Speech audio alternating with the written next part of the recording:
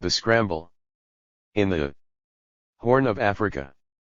History of Somalia, 1827 to 1977. Mohamed Osman Omar. 1. The British Somali Coast Protectorate extends from Lehadu, or more properly Loyada, on the west, situated about halfway between Zila and Djibouti, to Bandar Zayat on the east, that is, from 43 degrees 15 minutes to 49 degrees east longitude. Though the extent of the protectorate of the Somalian coast in terms of its inland spread has not been defined, it includes the territory usually occupied by tribes such as half of the Esa, Gadabursai, numerous Habro Wal tribes, Haberger Hajis, Haber Toljala and Warsangali. It is bound on the north by the sea, on the west by the artificial line of demarcation between the French and English protectorates, which runs from Loyada to Abaswane, Biokavoba, and Gild Essa. Its southern boundary is demarcated by Somali tribes under Harar and, roughly speaking, the 8 degrees of north latitude as far as 47 degrees east longitude, whence, treading northeast, the eastern boundary is defined by the extent of the Warsangali territory up to the 49 degrees east longitude. The maritime plain is of varying extent, on the east and as far west as between Karen and Berbera, longitude 45 degrees 30 minutes. The lofty mountains approach the sea. South of Berbera and Bulhar, the Golis range of mountains may be said to run parallel to the coast at a distance of about 40 to 50 miles. Parts of the southwest Habro Wal country and the Gadabursai country are mountainous. The Esa country is flat, gradually rising to Gild Essa where the mountains are entered. To the south of the main ranges, on the southwest lies the great waterless plateau called the Hadid, which, running southwest, loses itself in the Nogal Valley. The highest ranges appear to be on the east, where they approach 7,000 feet. The highest point of the Golis range is Tawahur feet. The general level of the Hadid is about 4,000 feet above sea level. There is not one real river in all this vast region. Broad, dry, sandy river beds with low banks are frequently met with, and these carry off the rainfall which falls at uncertain intervals and are, generally speaking, dry in a few hours, although very many of them hold a good supply of water below the surface. The country, on the whole, may be said to be a very rugged, arid one and unfit for cultivation, although there are large tracts which, had they a continuous rainfall for a few months of the year, would be covered with crops, for in these portions the soil is good. It cannot be said that the Somali Coast Protectorate is, as far as it has been explored, a well-wooded or a densely jungle-covered country. Some of the eastern range sand parts of the Golis Mountains are well covered with vegetation, and large trees are found in parts of these ranges. In other parts of the country there is often found dense thorn jungle, but the general aspect of the country is open with scattered bush mimosa trees. In places there are much aloe and the Hig or Sansevieria ehrenbergii. Along the banks of the dry river beds the tree growth is frequently fairly luxuriant. The local terms given to the maritime plain, Ghosts and high plateaus, are as follows: the maritime plain, Guban. 3. Above the Ghats, Ago. Between these two, Ago Gudan. The waterless plateau between the Ago and the Ogaden tribes below 8 degrees 30 minutes south latitude. The Hadid. South of that, the Ogaden. The area of the protectorate may be very roughly estimated at about 75,000 square miles. The protectorate is certainly a dry land, though heavy rain falls at times and especially far inland. There is no regular rainy season unless this may be said to exist in the Hadid. In the maritime plain rain may be expected in 2 or 3 heavy falls of a few inches between November and April. The higher ranges of mountains experience more frequent rain. About May and June fairly heavy rain may be expected in and about the Hadid. The following description of the seasons is taken from Captain Swain's reconnaissance report of 1891. 1 January to April the driest season, great heat. 2 May, June the heavier rains, little felt on the coast. 3 July, August, September the hot weather, the Kharif or southwest monsoon blows furiously. Cold above the Ghats, hot in Guban with sandstorms. 4 Dare October, November, December the lighter rains heavy on the coast. 5 Jalal is a season of great heat just before Gu called Khalil. The climate of the country may be briefly described as very pleasant, though with a hot sun, or for 6 months of the year, very hot in the plains for 3 or 4 months, especially when the strong Kharif wind is blowing with clouds of dust and sand, and generally very healthy. 4. During the cold season the range of temperature is great and the cold on the higher lands trying at night.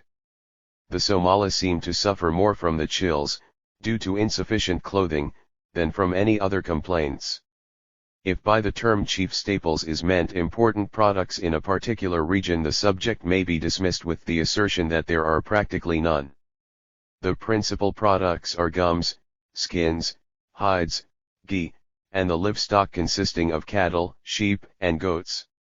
Coffee, waras, bastard saffron, ivory, and pass through the protectorate from remoter districts but are not really products of the country.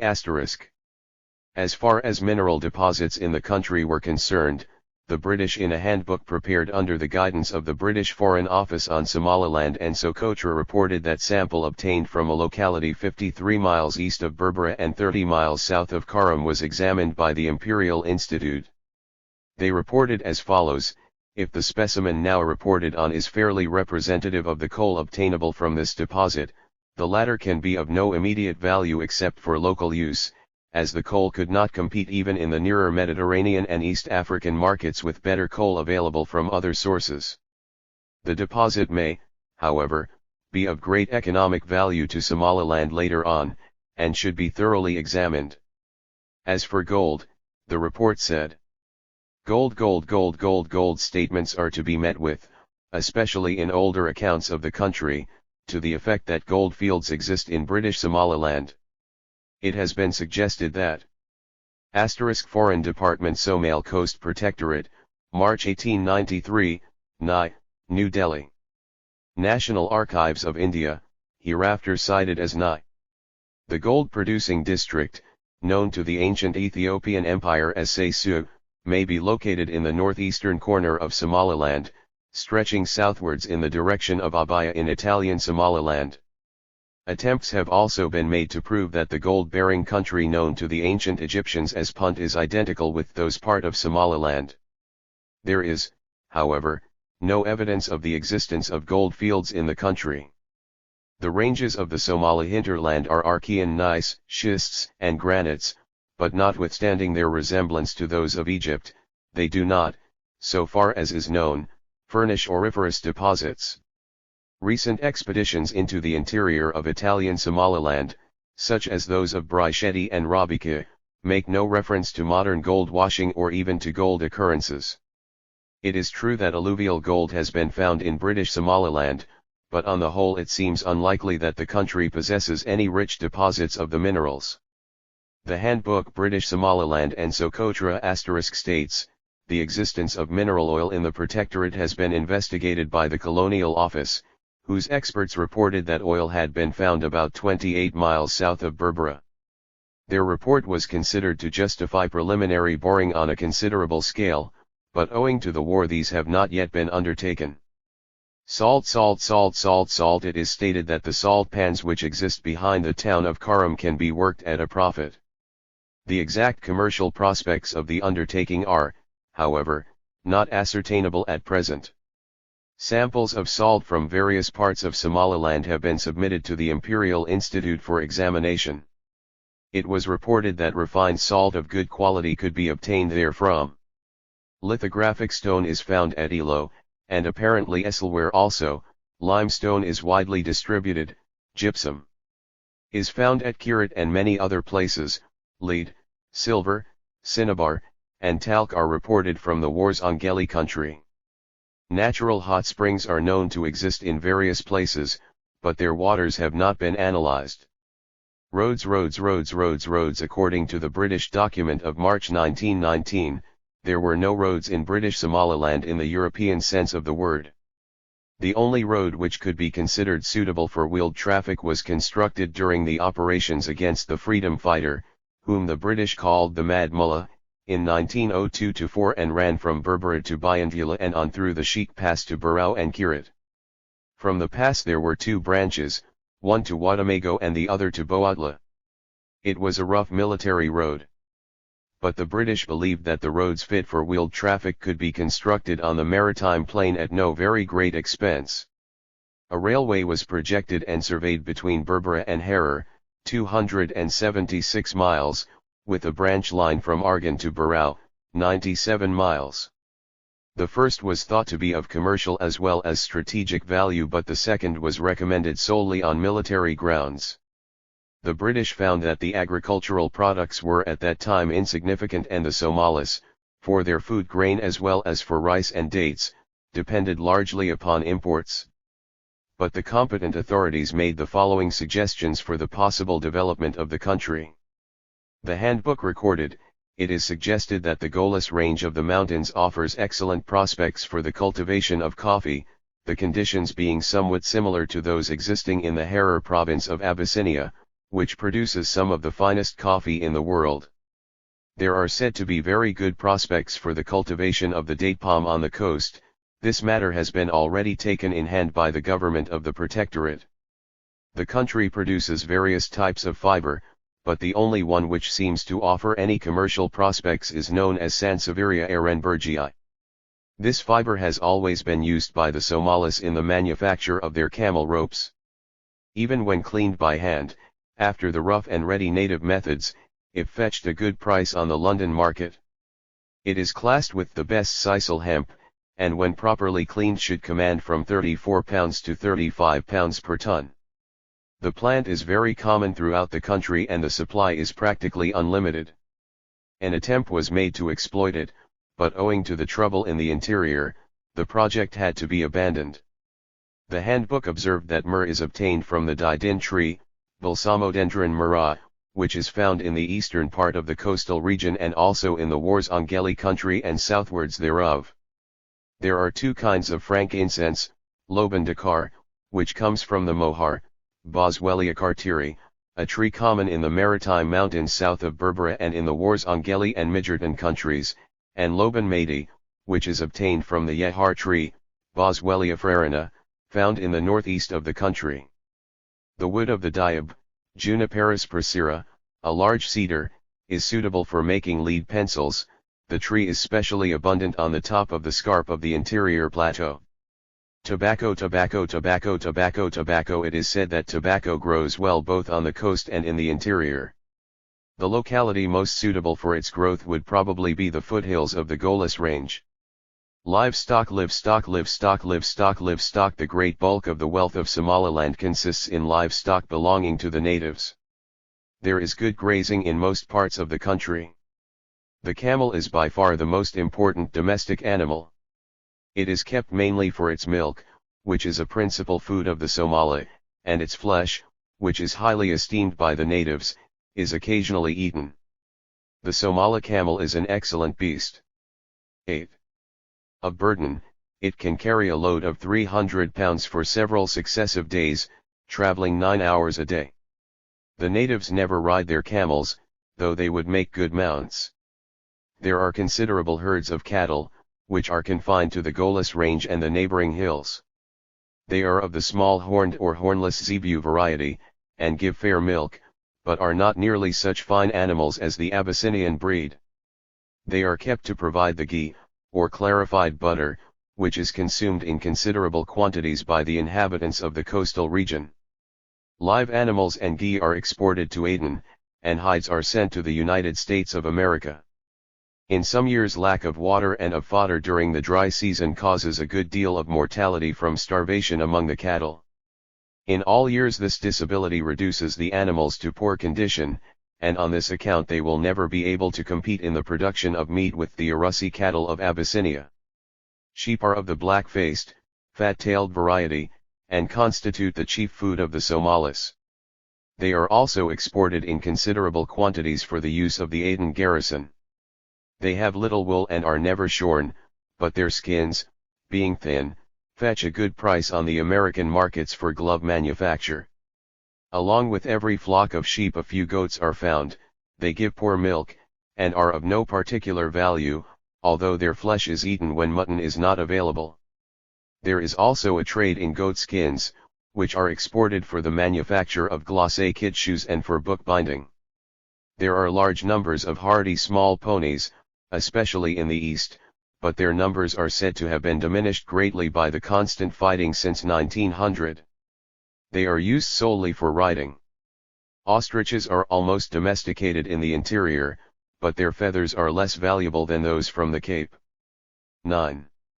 Irrigation agriculture. Irrigation is usually said to offer poor prospects owing to the scantiness of the water supply. It may, however, be pointed out that the country is by no means waterless. Numerous permanent springs exist, especially in the more mountainous parts, but as the water is only required for domestic needs, it is commonly allowed to flow away and disappear beneath the surface. At Dubar in the Maritime Hills, hot springs exist, and the water from these, before it was required for the town of Berbera 8 miles away, disappeared into the sand emerged from the rocks. Today the water is collected in tanks and is carried on to Berbera in pipes, where it supplies the entire population. In the same way the springs at Bayandila, Armali, Daraz, Shamaheli, Upper Sheikh, and Harawa in the Gudabursi country, to mention only a few, might easily be utilized, and at no very great cost. In localities less favored, dams could be made, especially in stock-raising areas such as the Aurora and Toyo Plains, and the Great Plains in the west and the Nogal Valley. It is possible that with careful preservation and regulation of the existing water supply, agriculture production, now virtually negligible, might attain considerable dimensions. The Somali language was only spoken and not written. However, in 1885 the British authorities issued order in accordance with which passing in the Somali language was made obligatory for the officers of the Aden Residency who had to work also in Somalia. In 1889 the authorities proposed a reward of 360 rupees to be given to military officers for passing a colloquial examination in Somali. In 1898 the political department of the British authorities in Bombay received a letter from Father Evangelist. 10. De Largis of Berbera together with 8 copies of a dictionary and grammar of the Somali language. The Aden Residency said the dictionary and grammar would form a valuable addition to our knowledge of the Somali language. Therefore, the government authorized to spend 1,000 rupees for the purchase of copies of the dictionary and grammar. In 1905 the British authorities decided to conduct a written test in the Somali language as it was necessary for the officers in the Somali coast to learn the Somali language. According to First Assistant Resident, Aden, the examination was mainly colloquial, i.e. the candidate was required to converse on general subjects with the Somali. But the candidate was given 2 papers containing 10 simple sentences each for translating English sentences into Somali, and Somali into English, the Roman characters being employed in writing Somali.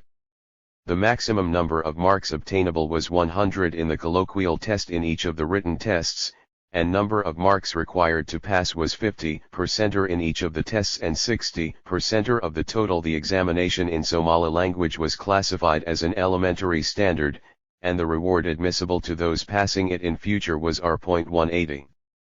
2. A brief history. He chapter is not a chronological account or analysis of the history of Somaliland. It tries to illuminate the history of the Somali people by highlighting a few historical landmarks through documentary evidence. One can find the names of some of the towns on the coast of Somalia mentioned in the records of ancient texts. The origin of Zila, formerly called Ivalites and subsequently Adal, is lost in the fogs of Phoenician fable. But it appears to have been the capital of a large kingdom ruled by emirs of Abyssinia. Tradition states that the town was originally built on present-day island of Satyudin. Approximately, at around 1500 AD, the Turks took over Zila. In July 1516 the town was seized and burnt by the Portuguese. Subsequently, it became subject to the Prince of Sana'a. And after the decay of the authority of that kingdom, Zila passed under the authority of the Sheriff of Mocha. In 1840 the British entered into a commercial treaty with the governor of Xyla in which the latter also bound himself not to enter into any treaty or bond with any other European nation or person without bringing the same to the notice of the British government and c. 12. In 1848 Xyla was farmed out to Hashirmark by the Turkish governor of Mocha and Hodeidah. In July 1875 Xyla was ceded to Egypt by the Porte. When the evacuation of Harar by the Egyptians became necessary, Xyla was occupied on August 18, 1884 by a small British force of half a camel battery, 50 sabres of the Aden troop, and 150 rank and file of the 4th Bombay Rifles. Lieutenant Peyton was appointed vice-consul. Major Hunter, first assistant resident, was deputed to Harar with Lieutenant Fullerton in February 1884 to report on the garrison and general condition of the town. They returned in April. In November Major Hunter submitted his proposal for the future government of Harar. On his recommendation, Abdillahi, a son of the last reigning Amir, was chosen as its ruler. On April 3, 1885, Major Hunter, the then British consul for the Somali coast, sent to the British Consul General in Egypt, Major Sir E. Baring, the following agreement made by the Emir of Harar with these 9 tribes: 1. Nano, 2. Noli, 3. Abado, 4. Meta, 5. Fiddish, 6. Bubasat, 7. Babile, 8. Jarso Jerry, 9. Monoteo. The agreement was as follows. Whereas it has been decided that the province of Harar should be evacuated by the Egyptian government, and that the surrounding Gala and Somali tribes should return to their former autonomy and independence, Harar reverting to the rule of the descendant of its former emir, we, the undersigned akils of the tribe, bind ourselves and successors to observe the following conditions, and to retain the relations herein set forth with the emir of Harar and his successors. 1. We promise and agree to keep open the trade routes passing through our territory, and that all kafilas and individuals using such routes shall be free from molestation of any kind. Any loss 13. Accruing to such kafilas or individuals while in our country shall be made good by us. 2. We promise to respect the independence and property of our neighboring tribes, and to prevent our people from raiding, looting, or with injurious intent entering their territory. 3. We bind ourselves to maintain a firm friendship with Abdillahi, Emir of Harar, and his successors, and recognizing the benefit we receive from the city of Harar as the market for our products and source of many of our supplies, we promise never in any way to attempt to molest, injure, or disturb the peace of the said city or its environs. We agree to pay to the said Abdillahi and his successors the small yearly tribute comprised under the terms Zekah and Arafah, which tribute was always paid by us to the former emirs before the Egyptian occupation. It being agreed that on our bringing in and presenting such tribute we shall receive from the Emir of Harar such recognition of our having preserved the conditions of this treaty in all its terms as will be commensurate with our faithfulness in doing so, and proportionate to the value of yearly tribute collected and paid by us. Signed at Harar this 21st day of March 1885. Signatures of the akils of the tribes mentioned in letter of the April 3, 1885, from Her Majesty's Consul for Somali Coast to Her Majesty's Consul General at Cairo. Following is the letter from Haj Abdullahi, son of the late Emir Muhammad bin Ali bin Nasrabd Shakur, to Major Hunter, Her Majesty's Consul for the Somali Coast, dated 5 Jamadai 2, 1302, March 22, 1885. After compliments. After inquiring about your health, we hope that you are perfectly well. We have received your letter and understood its contents. We are thankful to the great British government for the assistance they afforded in restoring to us. 14. The right of our late father, which God decreed to be done by the hand of your government. We hope in God to pacify our part, and to lead it on the right way.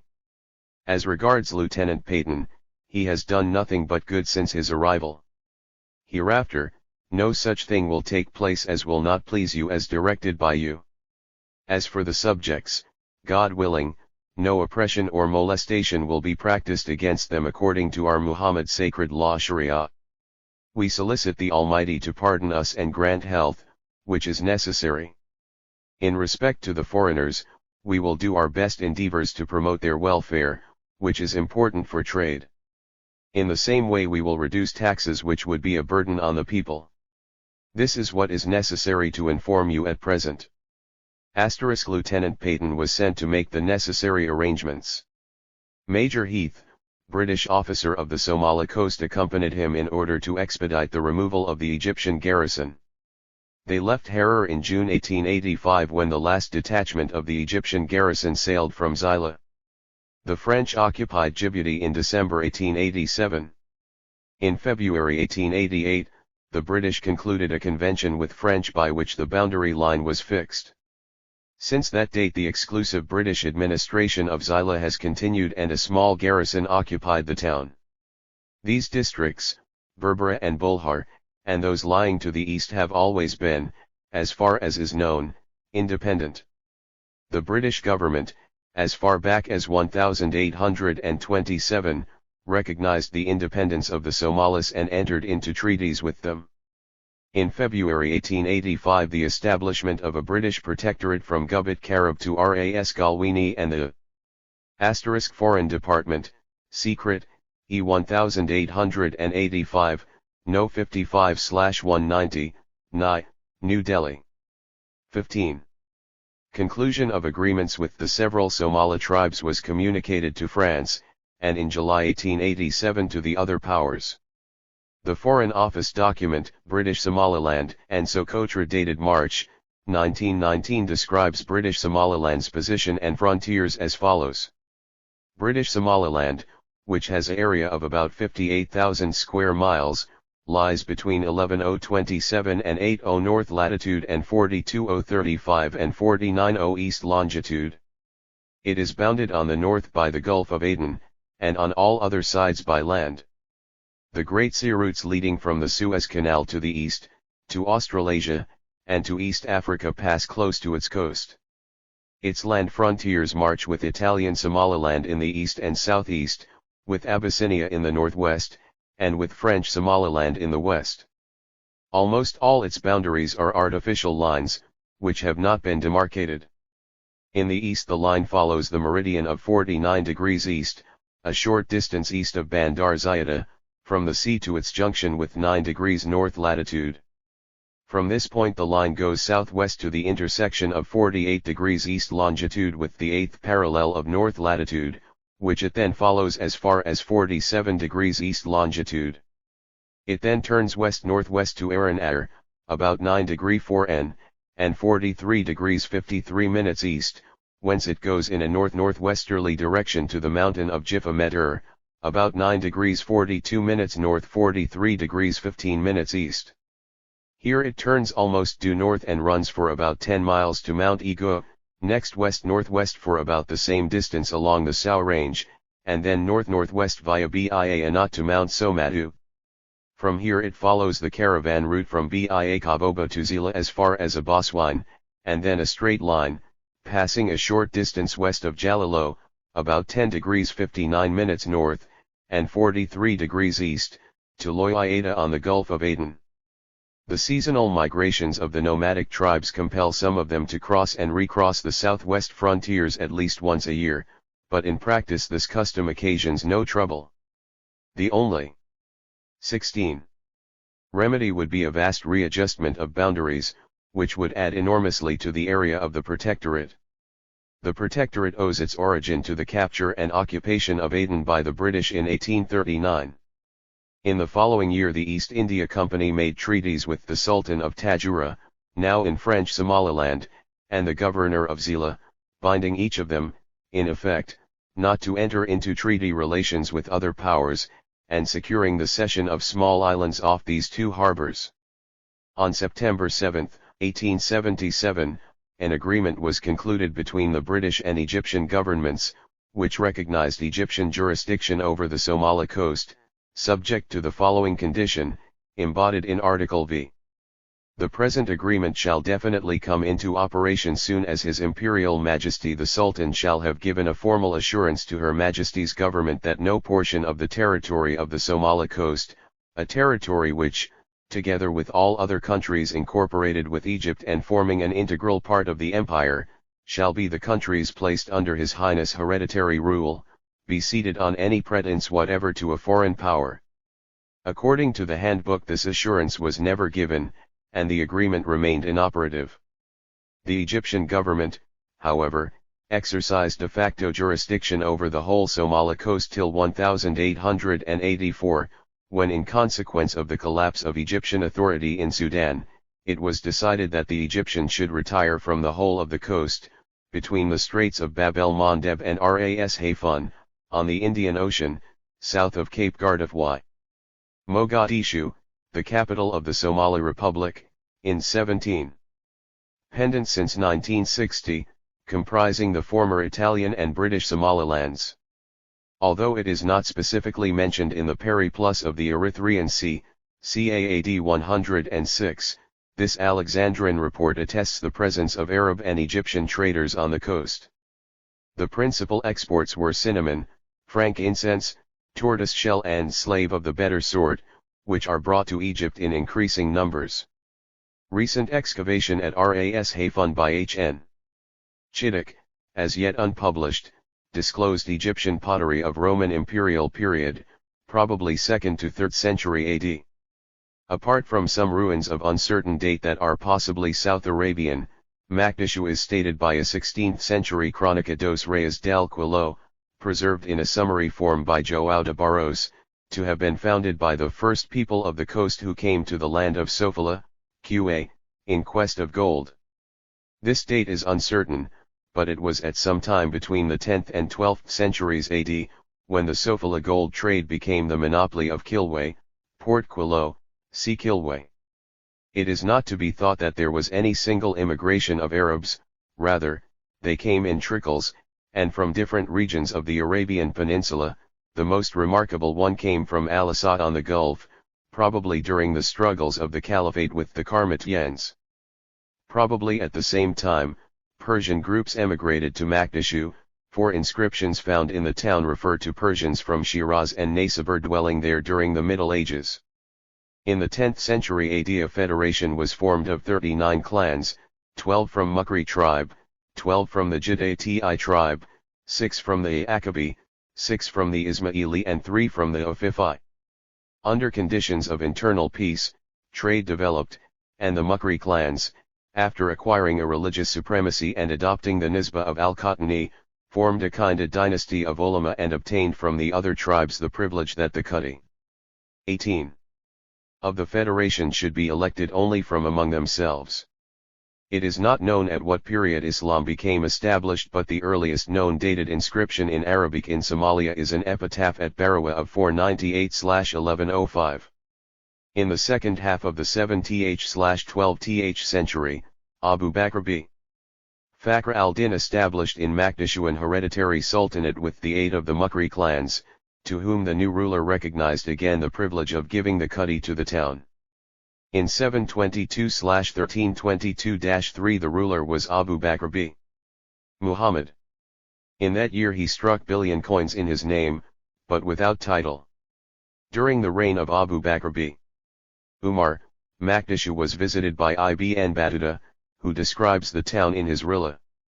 The relationship of the Sultan with his predecessors is not known, but he was probably from the family of Abu Bakr b. Fakhr al-Din, and under this dynasty Makdishu reached, in the 8th/14th and 9th/15th centuries, the highest degree of prosperity. Its name is mentioned in the Mashafa Milad, a work by the Ethiopian ruler Zaraya Yaqub, who refers to a battle fought against him at Gomet, or Gomet, Dawaro by the Muslims on December 25, 1445. In the 10th/16th century, the Fakhr al-Din dynasty was succeeded by that of Muzaffar. It is possible that one copper issue refers to a ruler of this dynasty. In the region of the Webi Shabela, the true commercial hinterland of Makdishu, the Ajuran, Somali, who had continued there another sultanate which was friendly with and allied to Makdishu, were defeated by the nomadic Ha'aya, who thus conquered the territory. In this way, Makdishu was separated by the nomads from the interior, and began to decline from its prosperity, a process which was hastened by Portuguese colonial enterprise in the Indian Ocean and later by the Italian and the British. When Vasco da Gama returned from his first voyage to India in 1499, he attacked Makdishu but without success. Similarly, in 1507 da Cunha failed to occupy it. 19. In 1532 Estevao da Gama, son of Vasco, came there to buy a ship. In 1585 Makdishu surrendered to the Ottoman Amir Ali Bey, who came down the coast in that year with 2 galleys as far as Mombasa. All along the coast, the suzerainty of the Ottoman Sultan was recognized. In 1587, however, the Portuguese reasserted their authority with a strong fleet, but no attempt was made to attack Makdishu. Their wrath fell on Feza, where large number of people were slaughtered and 10,000 palm trees destroyed. Ali Bey returned with 5 ships in 1589, but although the coast again declared for the Ottomans, he was himself defeated and captured in Mombasa harbor, from where he was deported to Lisbon. Although this was the end of Ottoman attacks on the eastern African coast, at Makdishu new copper coins were issued by no less than 11 rulers. In 1700 a British squadron of men of war halted before Makdishu for several days but did not land. After the Omani Arabs had taken Mombasa from the Portuguese in 1698, Makdishu and other towns on the Somali coast were occupied at uncertain dates, but after a while their troops were ordered to withdraw to Oman. The Sultanate of Makdishu continued to decline and civil wars divided the town into 2 quarters, Hamarwen and Shangani. Little by little the nomads penetrated into the ancient Arabian town, and clans of Makdishu changed their Arabic names for Somali appellatives. The Akabi became Rayar Sheikh, the Jadati the Shanshaya, the Ofifi the Gudmana, and even the Mukri, Khatani, changed their name to Rayar Fakid. In the 12th/18th century the Darandala nomads, excited by exaggerated traditions of urban wealth, attacked and conquered the town. The Darandala chief, who had the title of Imam, set himself up in the Shangani quarter. In 1823 Sayyid Said of Oman attempted to assert his authority over Makdishu and arrested 2 of its notables. 20. It was not until 1843 that he was able to appoint a governor. He chose a Somali, but the new governor shortly retired inland to his own people. It was only at the end of the century, during the reign of Said's son Barghash, 1870–88, that Zanzibar authority was finally established over Makdishu, only to be ceded to Italy along with Barawa, Merka, and Warshik, for an annual rent of 160.00 rupees. In 1892 said Barghash died on March 27, 1888. The acting British consul in Zanzibar, Matthews, tried to help the 14-year-old son of the deceased sultan to succeed the father, but on the same day, said Khalifa, the brother of Barghash, supported by Arab forces, proclaimed himself as the Sultan of Zanzibar. Giuseppe Caniglia, in his book Genti di Somalia, 1921, The Peoples of Somalia, stated, "The population is divided in tribes with each one with its own chief and an organization, all special, which deserves careful examination. Following tribes are the inhabitants of the Shingani district: Jacob, Asaraf, Amudi, Bafadal, Rayersek, Setagadai, Mursola. Following tribes are the inhabitants of the Hamarwen district: Sciancia, Kamuskayua, Gudmani, Da Aryanat, Morsia, Iskasiat, Bidabo. The 2 tribes of Rayar Magno and Rayar Fachi inhabit part in one and part in the other sector. The date of arrival of Ibn Battuta at Mogadishu is most probably after mid-January 1330, 1328. Mgiyat, 2.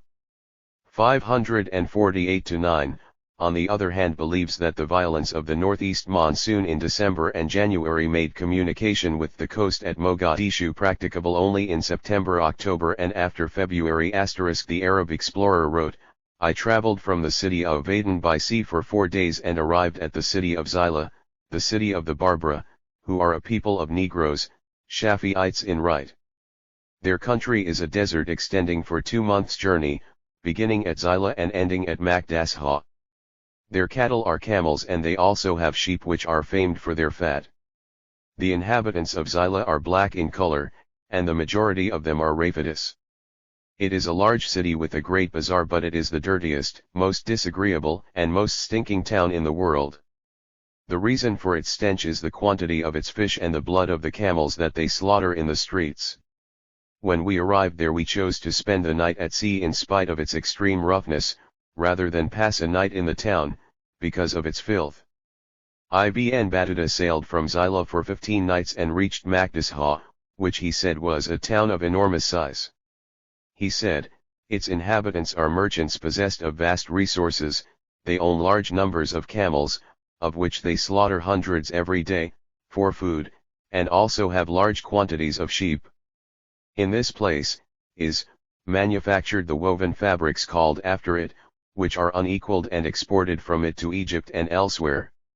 The continuing importance of the cotton industry at Mogadishu is confirmed by Ghiyah. Mogadishu was founded in the 10th century as a trading colony by Arabs from the Persian Gulf, the principal group being from Al-Hassa. The fidelity of Ibn 22. Battuta's account of this place is attested by Ghiyah*. The Arab geographer remarked, it is the custom of the people of this town that, when a vessel reaches the anchorage, the sumbuks, which are small boats, come out to it.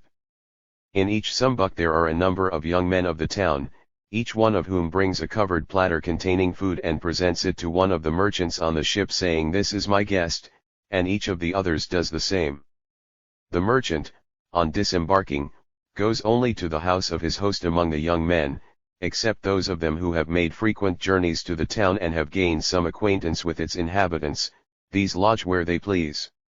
When he takes up residence with his host, the latter sells his goods for him and buys for him, and if anyone buys anything from him at too low price or sells to him in the absence of his host, that sale is held invalid by them.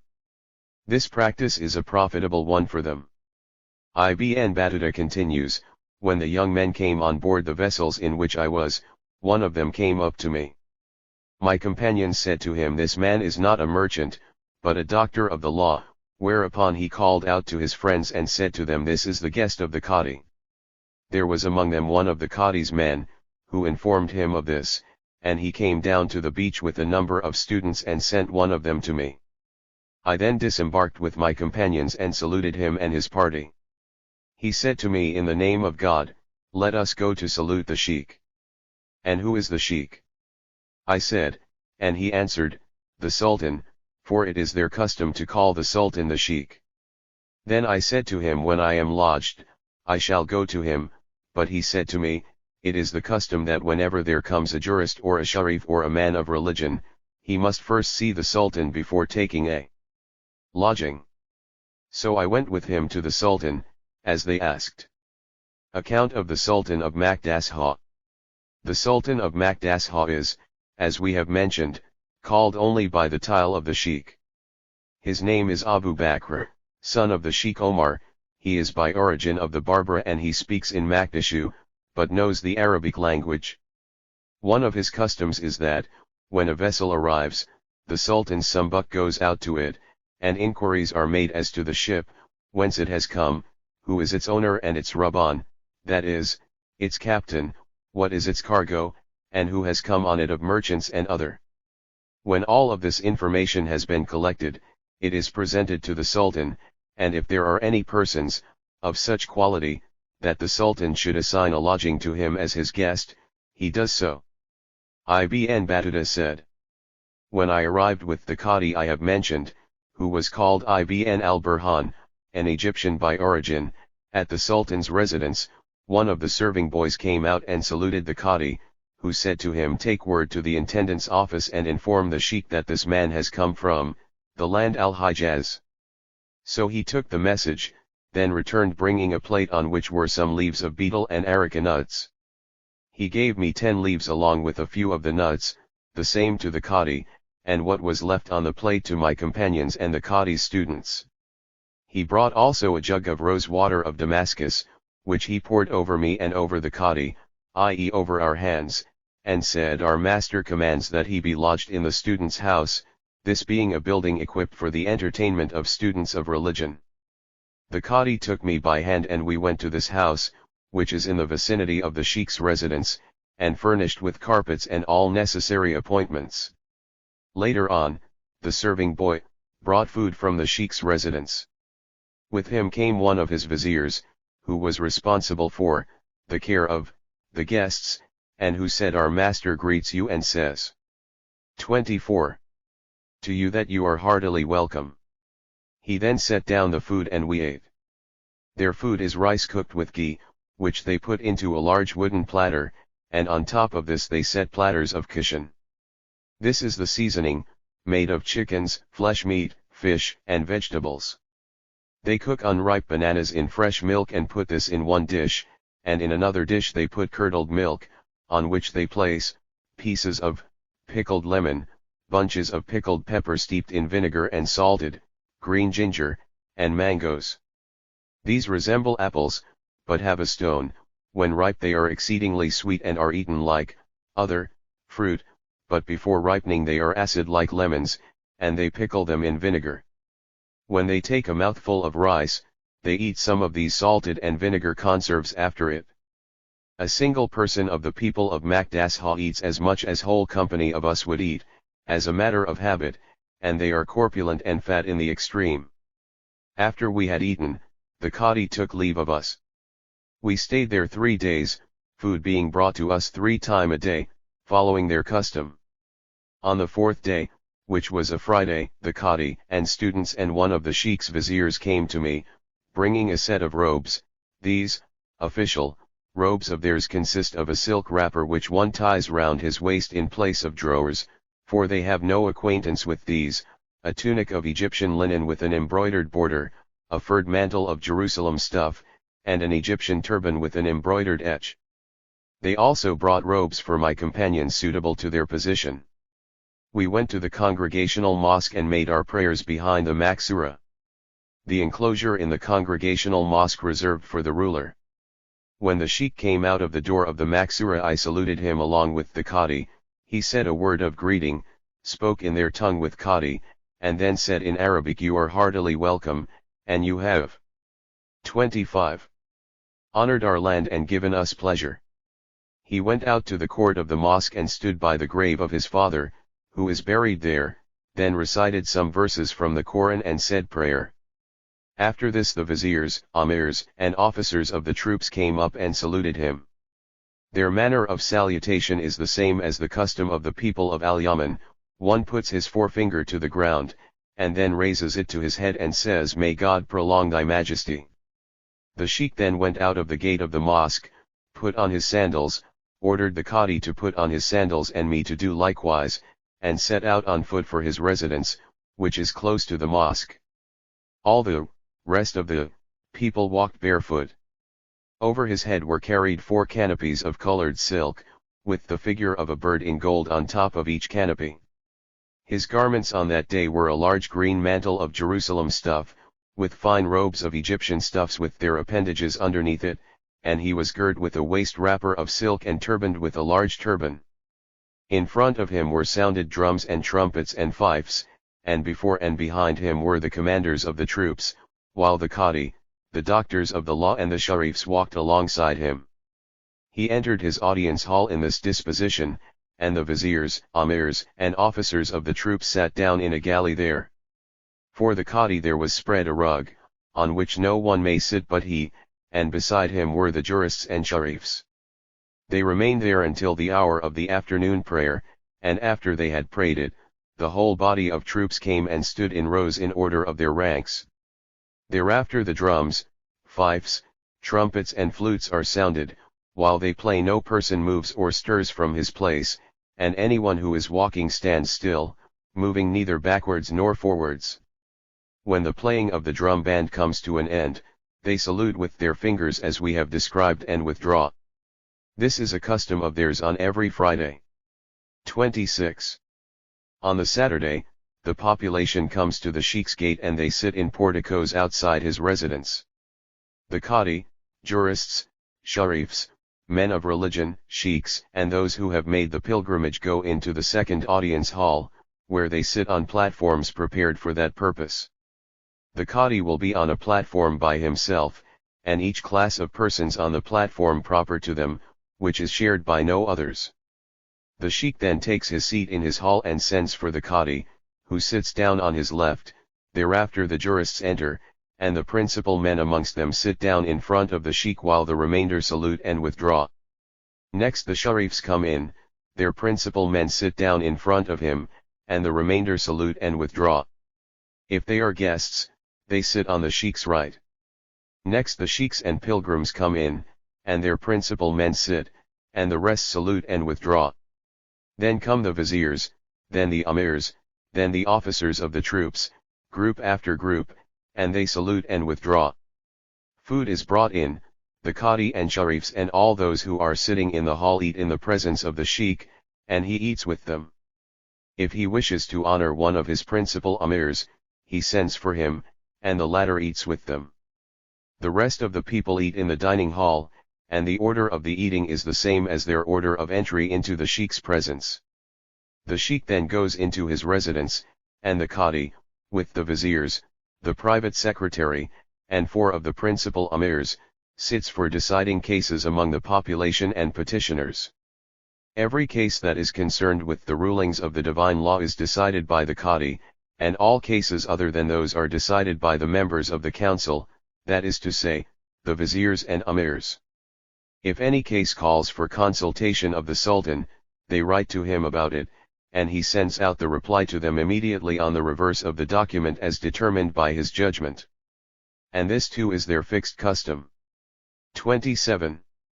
Concluding his journey to Somalia, the Arab traveler said, I then sailed from the city of Makdasha, making for the country of the Sawahil, coastlands, with the object of visiting the city of Kulwe in the land of the Zinjay people. 3. Turkey v. Britain. In 1517, Sultan Selim I annexed Egypt to the Ottoman Empire. 40 years later the Portuguese were driven out of the Red Sea. The Turks occupied Zila but not Berbera. Their garrison was however withdrawn in 1633 and Zila came under the rule of Imam of Sana'a in Arabia. Throughout this period, Berbera remained independent. In 1871, the Egyptians made an appearance at Berbera, and an Egyptian vessel had anchored at Bulhar in 1871. Reporting the incident, the British political resident at Aden wrote that the commander of the Egyptian vessel is stated to have given considerable presents to the chief men among the Somalis, sick. His assessment was that $1,000 had been given.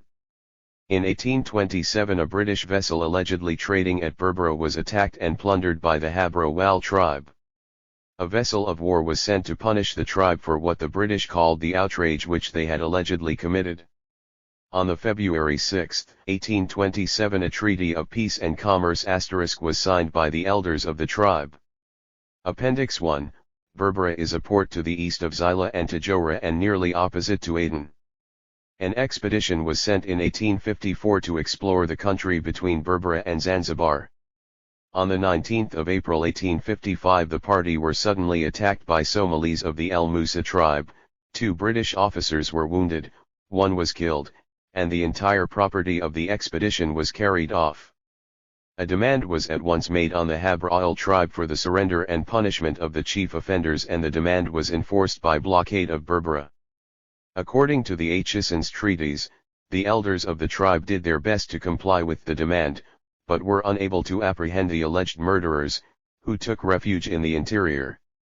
The British government at last consented to withdraw the blockade on the Somalis, binding themselves by a treaty to use their utmost endeavour to deliver up the murderers, to allow free trade with their territories, to abolish traffic in slaves, and to treat with respect any British agent who might be deputed to see that the conditions of the treaty were observed. Appendix 5. Berbera was the chief port and livestock was provided through it for the garrison as well as for the inhabitants of the settlement in Aden. According to the reports of the British officials, it was not a permanent town but a collection of huts which housed a large Somali population during the trading season. One of the reports stated, in its normal condition of Somali rule it owns no particular master, each member of the community assembled has a voice in the administration of affairs, hence broils are incessant. It further stated that, Berbera affords a safe and commodious harbour to shipping. The British described Bulhar not as a harbour, but an open roadstead, which afforded no shelter to ships being exposed to every breeze. As a rule it was only used as a 30. trading station when on account of intertribal disputes the roads to Berbera became dangerous to travellers. Tajura and Xyla were of interest to the British government, largely because in 1840 Her Majesty's government purchased the islands commanding the approaches to these two harbours. These islands had never been occupied and Tajura and Xyla have long been noted emporia for the purpose of the slave trade. As mentioned earlier, Xyla and Tajura were the principal outlets of trade of southern Abyssinia. The British had developed a special interest in these ports. In 1840, rumours about an expedition from Bordeaux, France, heading for the port of Xyla reached the Court of Directors. The court directed the British political agent at Aden to establish and ensure Great Britain's influence amongst the inhabitants of the African coastline near Aden, as the settlement of any other power on that coast would be highly detrimental to British interests. The court especially directed the political agent to purchase a station which would secure the command of the harbour of Tajura. 2 officers, Captain Moresby and Lieutenant Barker, were entrusted by the political agent with the task of ensuring that the Sultan of Tajura signed a treaty whereby he ceded the Musa Islands to the British. The treaty was signed on August 19, 1840. Appendix 2, the British formally took possession of these islands on August 31, 1840. The Treaty of 1840 had 2 important articles, according to which, Sultan Muhammad bin Muhammad of Tajura agreed not to enter into any treaty or bond with any other European nation without consulting the British authorities at Aden, Article 2. He also agreed not to acquiesce in any bond or treaty detrimental or injurious to British interests, Article 4. There was some doubt with regard to the right of the Sultan of Tajura to enter into treaty stipulations with foreign powers. Captain Moresby wrote, the Sultan of Tajura pays annually from 1,200 to 1,300 German crown, called head money, to the inhabitants of Xyla. When I mentioned that this showed they were tributary of Xyla, the Sultan and headman said no, it was a very old standing custom, and that they were perfectly independent of Xyla. At first, establishing the British influence at Xyla proved to be difficult. Captain Moresby reported that it was entirely dependent on Mocha, from where a governor and an armed force were sent for its protection, the inhabitants paying an annual sum of $500 for their services. There are, he wrote, no independent chiefs at Xyla or about it.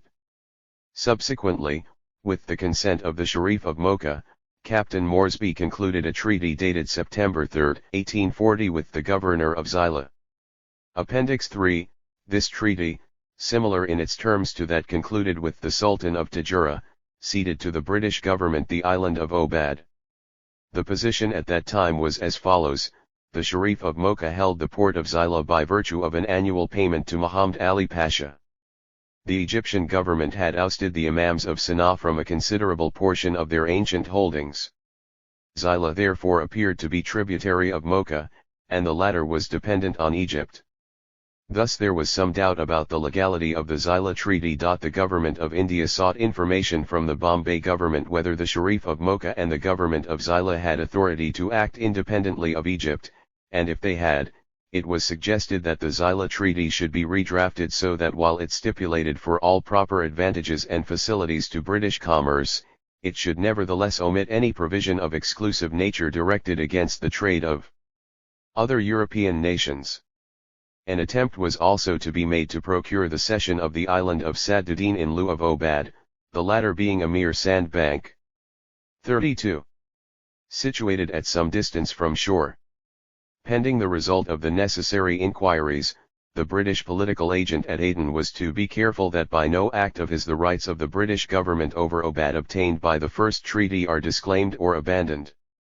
Hardly had these instructions been issued when the province of Yemen and its dependencies were thrown into a state of anarchy by an attempt by the Imam of Sana'a to regain possession of Mocha. Consequently, no change was made in the Zila Treaty. The question of the right of the governor of Zila to negotiate a treaty therefore still remained a matter of doubt. Captain Playfair in his History of Yemen is clear on this as well as on the Tajura Treaty. He wrote, "While these events, the purchase of the islands, occurred, the whole province of Yemen, to which this portion of the coast of Africa had formerly been, and has since become, a dependency, was in a state of anarchy. It had been evacuated by the Egyptians, the Imam of Sana'a had lost the Tahama, which was usurped by the Bani Asir and the Sharifs of Abu Arish, while they had not extended their arms to Africa." Towards the end of March 1852 an Aden Bugla flying British colours was attacked and pillaged off Berbera. The British blamed the squadron belonging to Sheikh Ali Sher Mark, governor of Zila, for the attack. The governor was asked to compensate the owner of the Bugla, and further to pay a fine of ₹500 for the insult offered to the British flag. Sher Mark asked for the fine to be excused. The assistant political agent at Aden, Lieutenant Cruttenden, expressed a fear that the Pasha of Yemen would resent the fine as Sher Mark was a Turkish subject. The political agent Captain Haynes observed that Sher Mark was no subject of Turkey, but a Somali by birth, and that the outrage was purely of his doing and without the knowledge of any other authority. On the other hand, Lieutenant Burton and Generals 33. Colin and Truman here were of the view that Zila and Tajura were not independent territories when the treaties were concluded. Lt. Burton was in command of the Somali expedition of 1854. In a report dated February 22, 1855, Burton stated that Sher Mark had rented Zila and its dependency Tajura from the port. He added that the chief was anxious to fly the British flag at both Zila and Tajura. General Colin, resident at Aden, in the same year, 1855, spoke still more strongly on the point. Having carefully studied the available correspondence on the subject in the Aden residency records, he wrote, "On the whole, it appears to me that Captains Haynes and Moresby were deceived by the ruler of Tajura, who was a mere farmer of his government, and who sold to the British what did not belong to him. Nevertheless our object, namely, to prevent the French purchasing the same places, was probably effected as well as if the sale had been valid." In 1855, Colin and the Haberger Hajis and the Haber Toljala tribes have signed a treaty prohibiting the exportation of slaves from any part under latter's authority. Appendix 4, General Truman here observed in a memorandum on the subject on July 13, 1874. Some doubt may be entertained regarding the validity of the sale of the islands of Masa, Obad, and Bab. Both Tajura and Zila were tributary to Mocha. The purchases were made in 1840, the year in which the Egyptian forces were entirely withdrawn from Yemen, and the whole country was thrown into a state of the utmost confusion. They, Tajura and Zila, now, I understand, both fly a Turkish flag. The possession of these islands might be given up in return for concessions on the part of the Egyptian government. Whilst on the subject of these treaties, it may well be 34. Mentioned that in 1873 Her Majesty's Consul General at Alexandria had a conversation with the Viceroy of Egypt in which the latter suggested that the British should resign the islands obtained by her in 1840 from the Sultan of Tajura and the Governor of Zila. The Viceroy responded that the French government had purchased from one Sheikh Ahmed some land near Zila, and had then represented to the Viceroy that no menace was intended towards Egypt, but that with reference to England's strong position in the Red Sea, it would be as well for Egypt to have a strong neighbor at hand in case of need. The Viceroy gave the Consul General to understand that he did not at all agree with the views of the French. He entirely denied, however, the right of Sheikh Ahmed to sell the land, and said that if England would consent to abandon the islands she had bought from the same sheikh, on the illegality of the purchase being represented to him, he would warn the French that their purchase was illegal, and ask them to withdraw from it in the same way he had successfully induced the Italian government to withdraw from a similar acquisition. But if England maintained her right of occupation and the legality of her title, he should be obliged to give way to both her as well as to France. Her Majesty's government presumed that Little Aden was the territory referred to by the Viceroy. The government of India therefore pointed out that the Musa Island and Obad, and not Little Aden, were the possessions alluded to, and that the legality of their purchase was unassailable for the reasons advanced by Captain Playfair in his History of Arabia Felix and Yemen, viz., the fact that at the time of the purchase the governments of Zila and Tajura were in the hands of their hereditary chiefs, who owned no subjection to any foreign power, and consequently were perfectly competent to cede any part of their territories. 35. The government of India also objected to any abandonment of the claim of Her Majesty's government to the islands on two grounds: first, that there was no certainty that the French would follow the example, and second, because of the importance of the islands consequent on the opening of the Suez Canal had increased.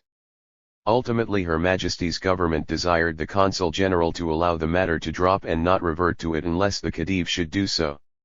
"We are not," said the government of India, "disposed to share the apprehensions expressed by the Viceroy of Egypt as to French designs in the Red Sea at present, but we cannot think that, in the event of the British government relinquishing the islands in question, there would be any certainty that the example would be followed by the French government."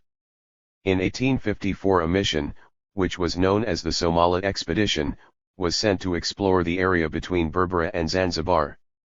Lieutenant Burton headed the expedition. In his dispatches to England, he had described the port of Berbera as having great value. On April 19, 1855 the mission was attacked and a Lieutenant Croyan was killed. In response the British blocked the port. They hoped that as a result of the blockade the chiefs would be forced to surrender those who were guilty of killing Lieutenant Croyan. The sheiks did not respond to the pressure tactics. After more than a year, the blockade was lifted. On November 7, 1856, a fresh treaty was concluded with the sheiks.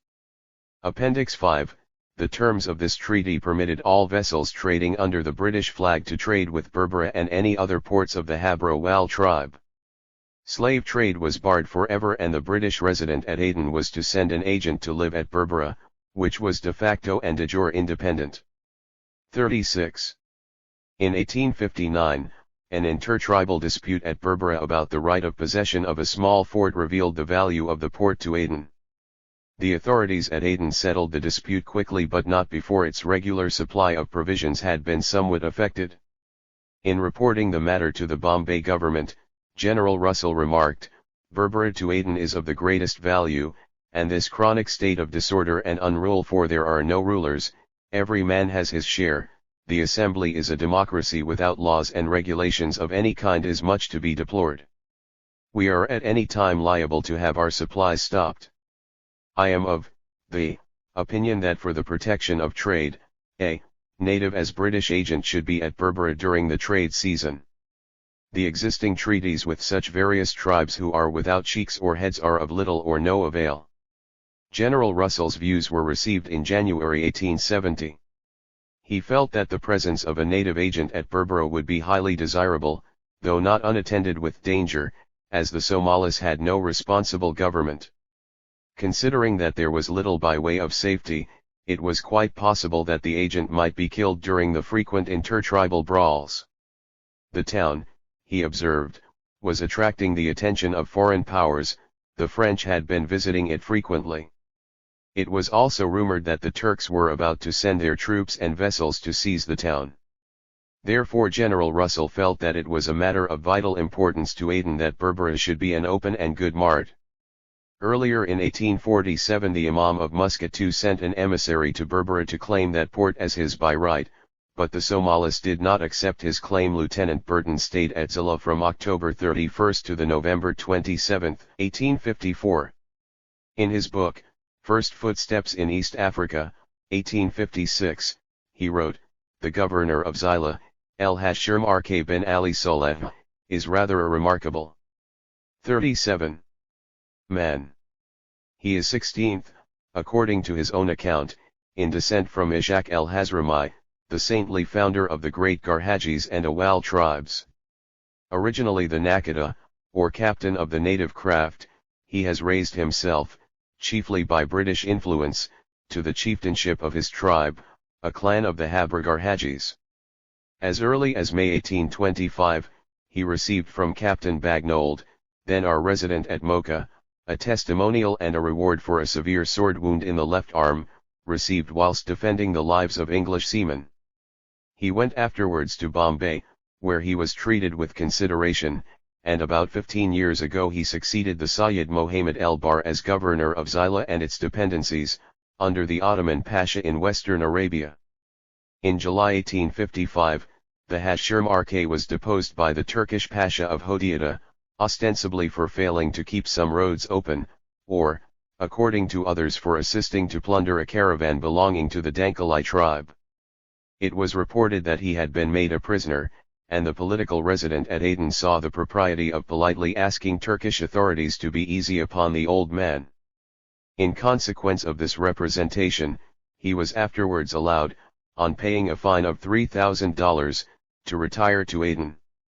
About Zila, Burton wrote, "This place called Adal or Azal by the Somalis, is a town about the size of Suez, built for 3,000 or 4,000 inhabitants, and containing a dozen large whitewashed stone houses, and upwards of 200 arish or thatched huts, each surrounded by a fence of wattle and matting.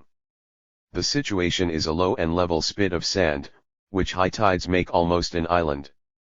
There is no harbour, a vessel of 250 tons cannot approach within a mile of the landing place, the open roadstead is exposed to the terrible north wind, and when gales blow from the west and south, it is almost unapproachable.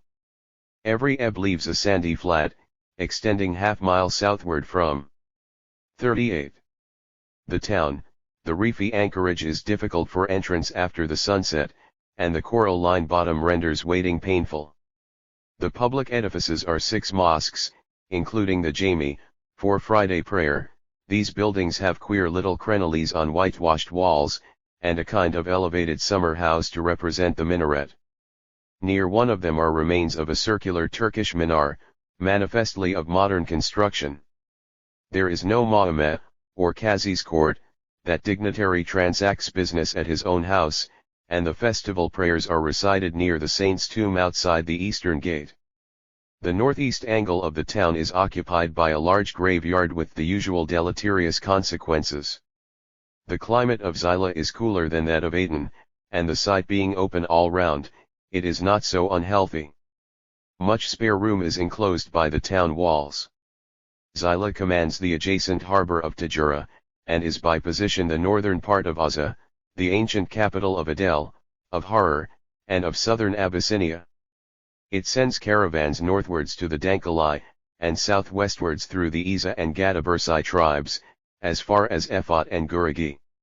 It is visited by kafilas from Abyssinia, and the different races of Bedouins extending from the hills to the seaboard. The exports are valuable slaves, ivory, hides, honey, clarified butter and gums. The coast abounds in sponge, coral, and small pearls, which Arab divers collect in the fair season.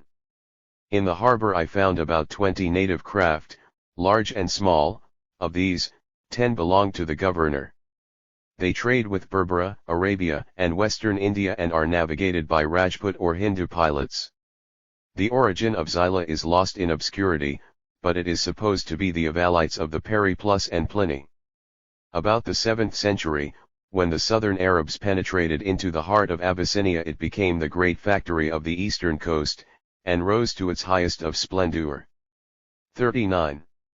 Taqi el-Din Makrazai includes under the name of Zila a territory of 43 days' march by 40, and divides it into 7 provinces, speaking about 50 languages, and ruled by emirs subject to the Hatsa of Abyssinia.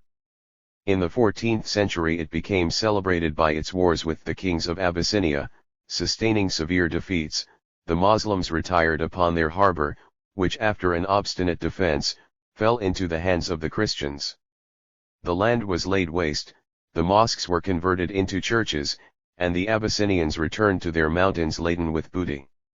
About AD 1400, Saud el-Din, the heroic prince of Zila, was besieged in his city by the Hatsa David II, till his son sought assistance from Ahmed bin el-Ashraf, Prince of Sana'a, who retrieved the cause of el-Islam. About 1500 AD the Turks conquered Yemen, and the lawless Janissaries drove the peaceable Arab merchants to the opposite shore. The Turks of Arabia, though they were blind to the cause, were sensible of the great influx of wealth into the opposite kingdoms. They took possession, therefore, of Zila, which they made a den of thieves, established their accustomed house, and, by means of that post and galley cruising in the narrow straits of Bab el-Mandab, they laid the Indian trade to Aden under heavy contribution that might indemnify them for the great desertion their violence and injustice had occasioned in Arabia.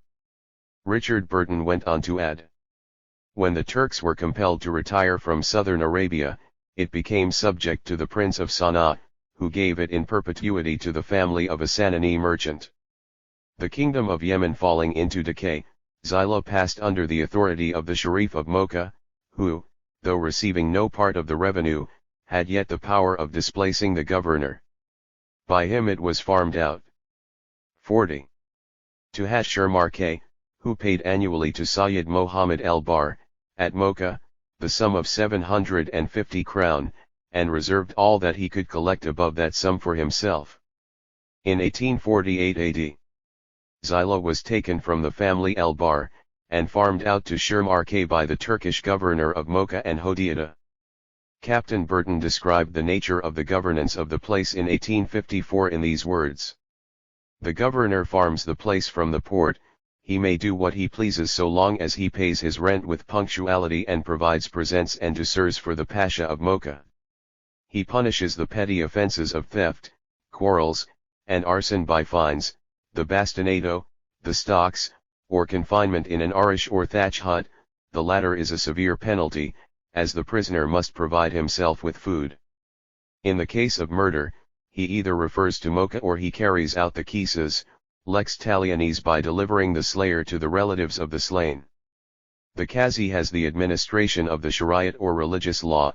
He cannot, however, pronounce sentence without the governor's permission, and generally his powers are confined to questions of divorce, alimony, manumission, release from slavery or servitude, the wound, mulet, punishment of a person by fine or forfeiture, and similar cases which come within Quranic jurisdiction.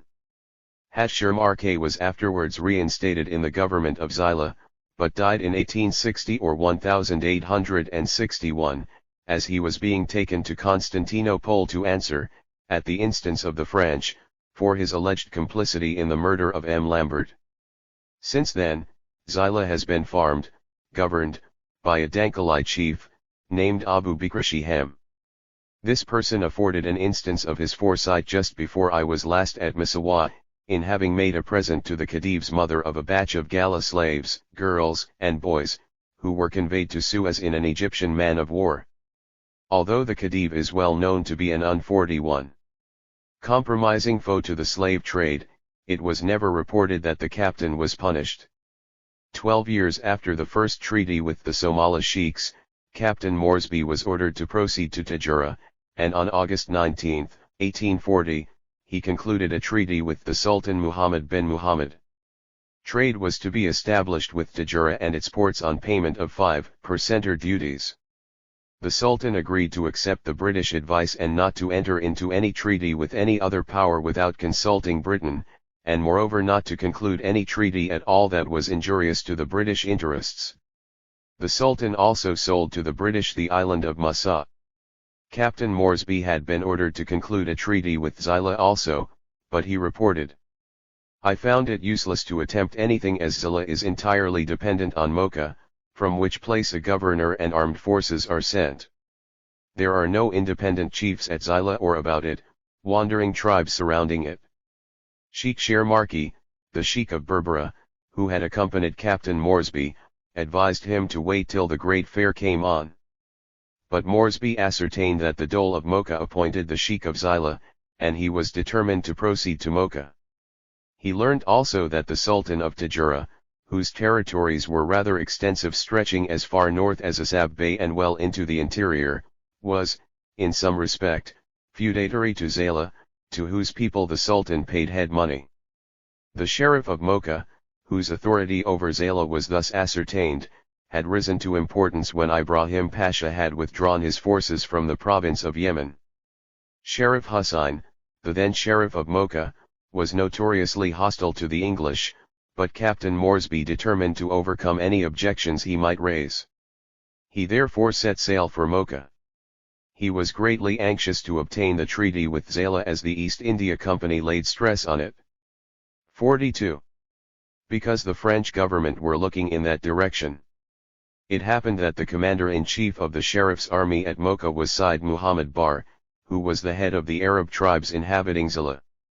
After conciliating the Sheriff, Captain Moresby entered into negotiations with this Arab chief, and on September 3, 1840 concluded a treaty with him which was not to be published until the Sheriff was out of the way. The treaty secured for the British the right to unfettered trade on payment of 5 rupees per cent duty. It was agreed, as in the case of Tajura, that no treaty should be concluded by the government of Zayla prejudicial to British interests without the previous knowledge of the British government of Aden. A small island of Ibat was also made over to the British. Captain Playfair observed in his History of Arabia Felix that by the year 1840, England had entered into direct agreement with the Sultan of Tajura, the chief of the Dankalai tribe, under which England acquired the island of Masara, as well as the island of Masa.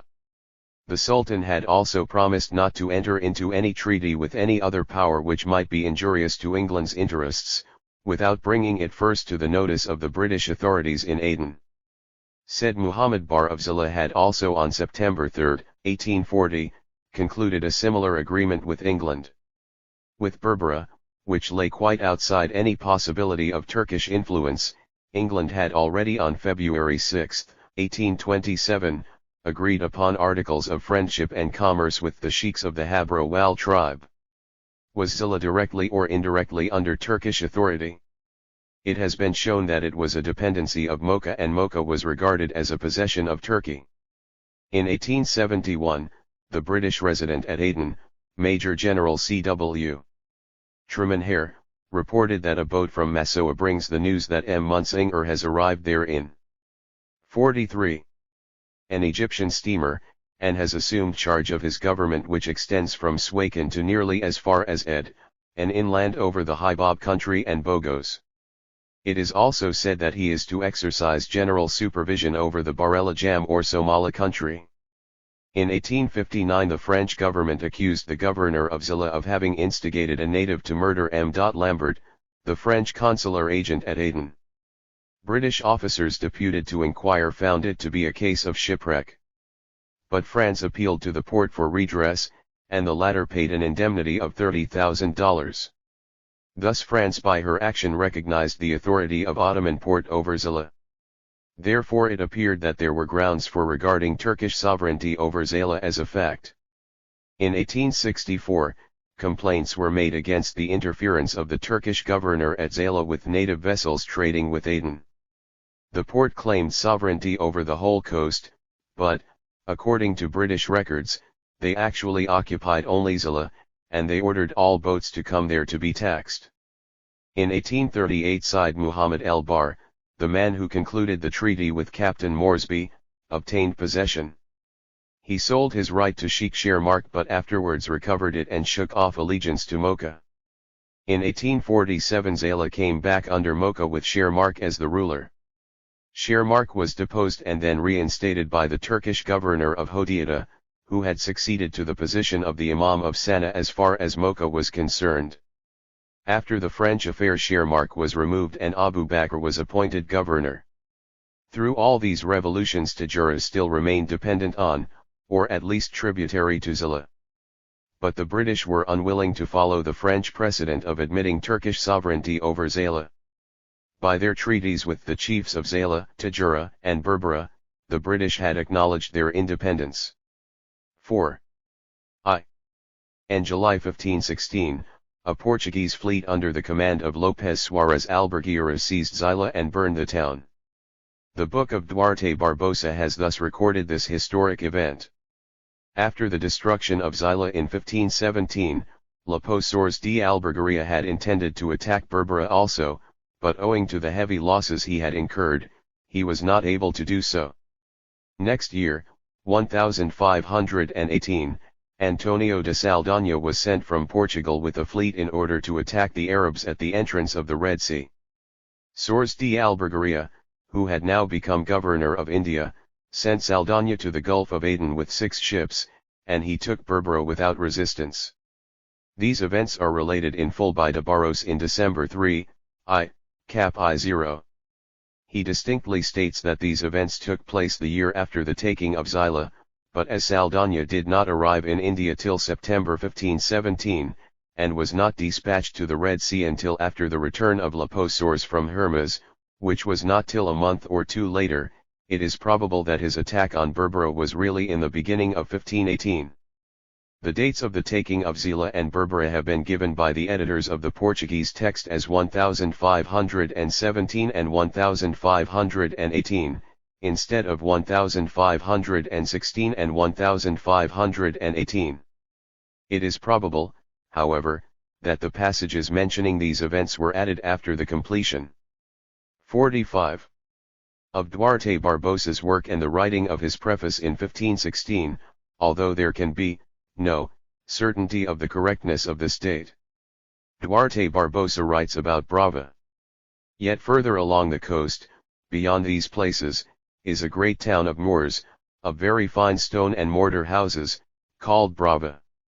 It has no king, but is ruled by elders, and ancients of the land, who are the persons held in the highest esteem, and who have the chief dealings in merchandise of divers, kinds. And this place was destroyed by the Portuguese, who slew many of its people and carried many into captivity, and took great spoil of gold and silver and goods. Thenceforth many of them fled away towards the inland country, forsaking the town, yet after it had been destroyed the Portuguese again settled and peopled it, so that now it is as prosperous as it was before. It was an important town when the Portuguese appeared on the scene. The attack on it mentioned by Barbosa was that of Tristão de Acunha, who proceeded thither after sacking Aja, and demanded payment of the tribute promised to Saldanha in 1503, by certain chief men of the town whom he had captured off Malindi. This contention was repudiated and payment was refused.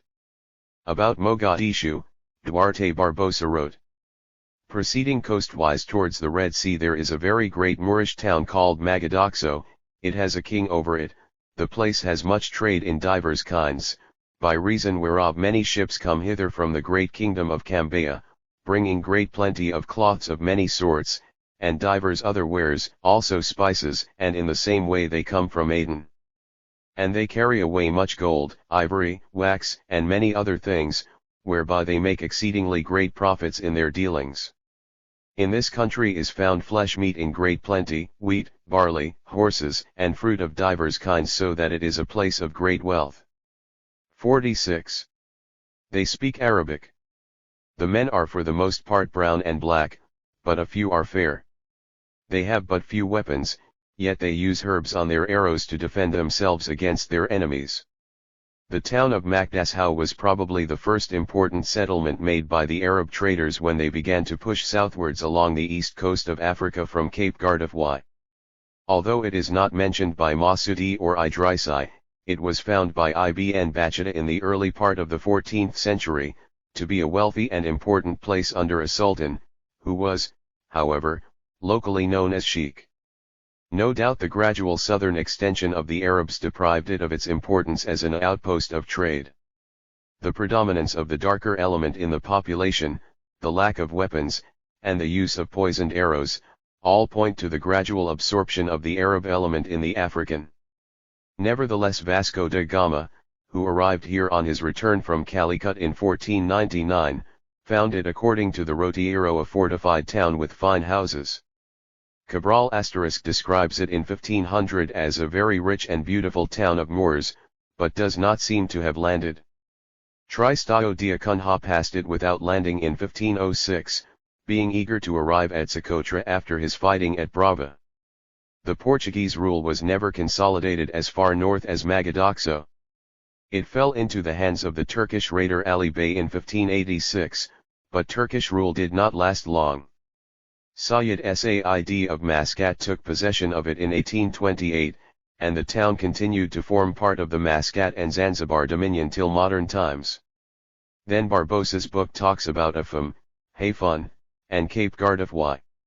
He describes Hafun as a small village having plenty of flesh meat and food.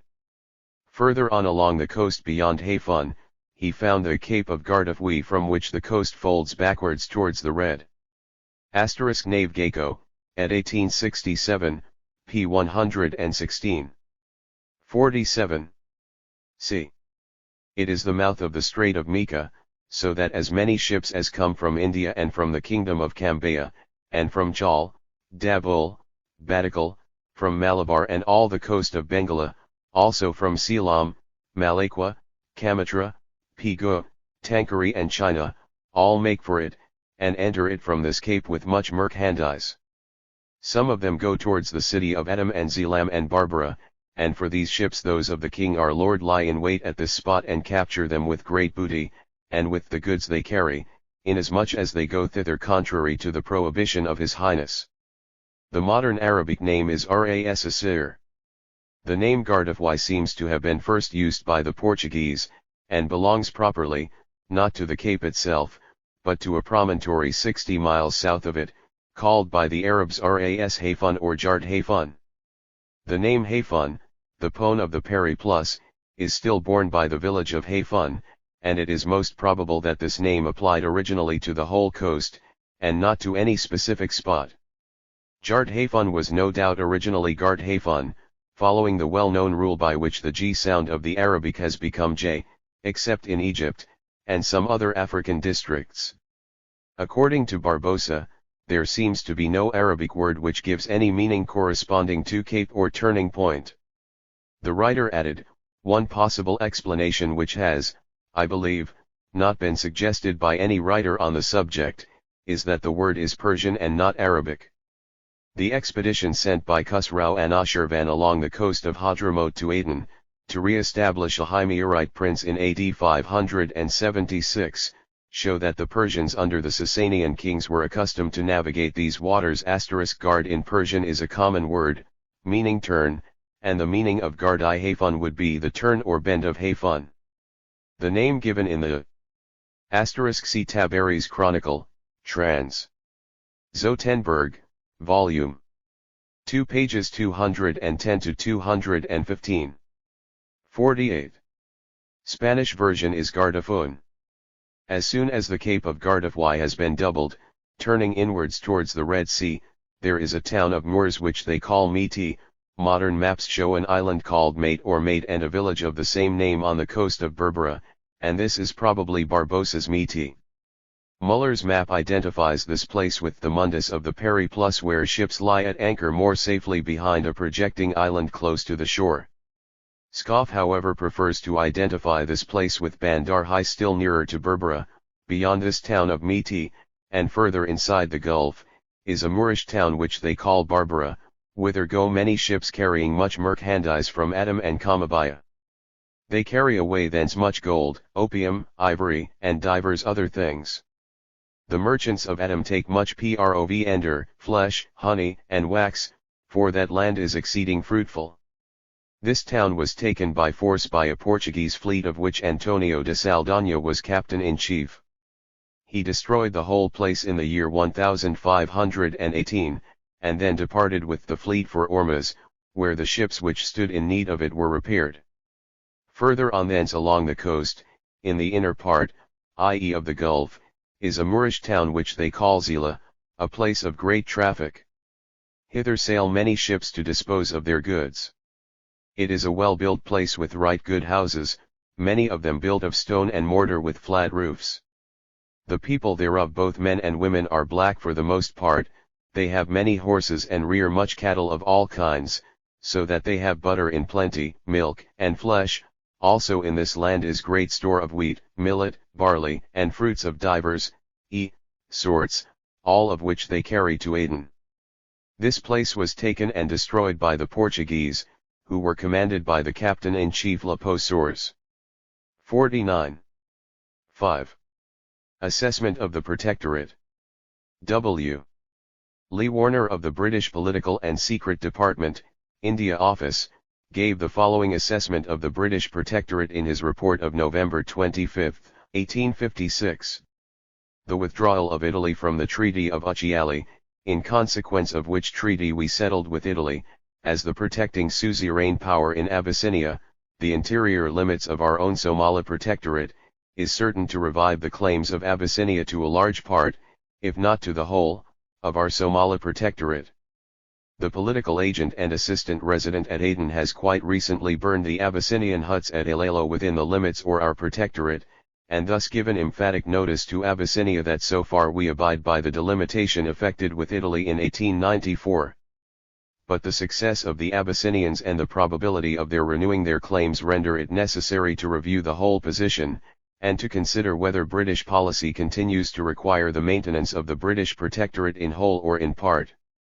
This review is divided into 6 sections which deal with 1st the extent of the British Protectorate, 2nd the value and dangers of its maintenance, 3rd the history of Somaliland up to 1884, 4th course of events between 1884 to 1886. Assessment of the Protectorate 51. 5th the effects of the Italian withdrawal, 6th the action proposed. Extent of the British Protectorate. From Lahadu, a point just east of Ras Djibouti, in about the 43rd parallel of Greenwich longitude, to Bandar Zayada on the 49th longitude, the coastline of the British Protectorate extends as settled with France in 1887. The limits in the interior were only highly sketched in the letter which M. Waddington wrote on the May 11, 1887 to Lord Salisbury, Le Gouvernement de la République Française reconnaît le Protectorat de l'Angleterre sur la côte à l'est du Djibouti jusqu'à Bandar Zayada, indiqué sur les habitants, les tribus, et les fractions de tribus, situées à l'est de la ligne ci déchets indiquées. When this agreement was arrived at, an assurance was given to the Sultan of Turkey that we would abstain from any interference with the just rights of the Sultan. It was also agreed with France that the caravan route from Zila to Harar, passing by Gild Essa, should be open throughout to the commerce of both nations. The further delimitation of the frontier in the interior was arranged 7 years later at Italy's request with that country. According to the protocol, dated Rome, May 5, 1894, the boundary, starting from Gild Essa, runs towards 80 north latitude, leaving Gild Essa and Mil on the right. It then follows the 80 parallel till it is intersected with 48 longitude, thence running to the intersection of 90 latitude with 49 longitude, which meridian it follows to the sea. Our neighbors therefore are the French on the northwest, Abyssinia and Harar on the west and southwest, and the Midjurtan Somalis on the east and southeast supposed to be under the protection of Italy.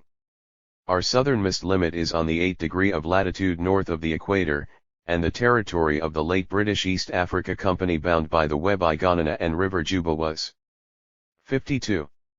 Not far removed from the point where the Somali Protectorate approached the Webi Shabali in its southwesternmost corner. The chief value of the Protectorate centers in the ports of Zila, Bulhar, and Berbera, for the country behind them is mostly a sandy plain up to the Golis Mountains with the waterless Hadid Plateau on the southwest behind them. But through Zila the Abyssinian market is tapped via Harar. The total area is some 75,000 square miles, and the nomad tribes which usually occupy it are half of the Isa, the Gadabursai, numerous Habrawal, Haberger Hajis, Haber Toljala, and Warsangli. Our earliest treaty was with the Habrawal made in 1827. A British ship trading to Berbera had been plundered and a man of war was sent to exact reprisals. The treaty then concluded secured an indemnity, peace, and commercial privileges. With Sheikh of Zila and Tajura we made treaties in 1840, and with the other tribes in 1884. The value and dangers of its maintenance. As stated above, British trade with Berbera existed before 1827. Since the establishment of the Protectorate this trade has increased so much that notwithstanding French competition at Djibouti the customs receipts pay the whole of our expenditure in Somaliland. The total volume of trade was of course much larger, At Xyla alone the total value of imports exceeded a value of 28,000,000 rupees. The export of livestock, over 73,000 animals in 1892-93, is considerable and benefits the Aden garrison. The chief imports are country grey shirting, American grey shirting, cotton piece goods, glassware, and rice and jowelry. The exports are ostrich feathers, ivory, hides and skins, shells, gum arabic, fiber, ghee, and livestock. Besides the extent of this trade, which may increase. Assessment of the Protectorate 53. To very large proportions when the interior gets settled, it is of no small value to commerce that shipping is protected by our control over tribes who in former days made profit of shipwrecks. It tends moreover to peace that the coast opposite Aden should be in the hands of British officers, and not be held by European powers who might be hostile to us. The prevention of the slave trade is also secured by our occupation. Under British protection the country attracts a number of sportsmen and explorers whose exploits have created a public sentiment in favor of maintaining our inexpensive protectorate, which is a point not beyond notice. Lastly, there is always a possibility of good ports like Berbera taking a high position in the future of Africa. As African distances go, the protectorate is not far from the limits fixed by the Anglo-German agreements of November 1, 1886, and July 1, 1890, for the British East African sphere, part of which lies on the river Juba.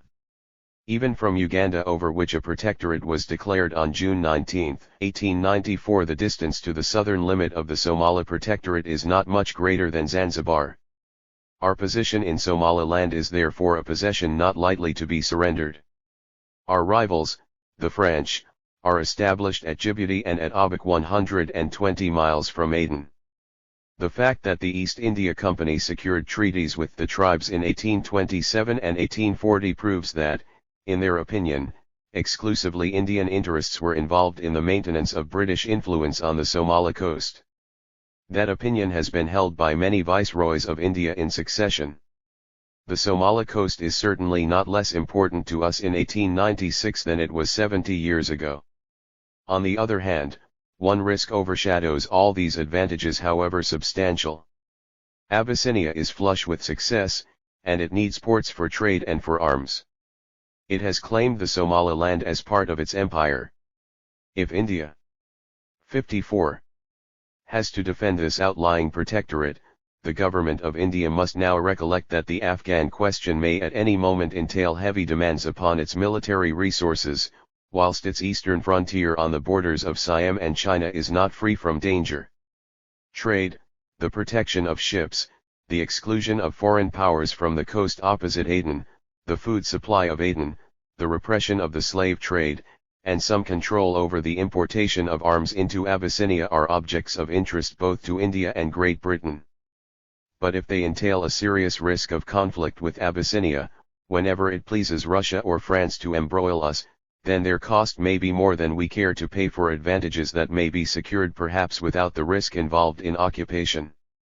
We are awaiting from India a definite reply to our question as to the value of the Somali coast to Aden and to India.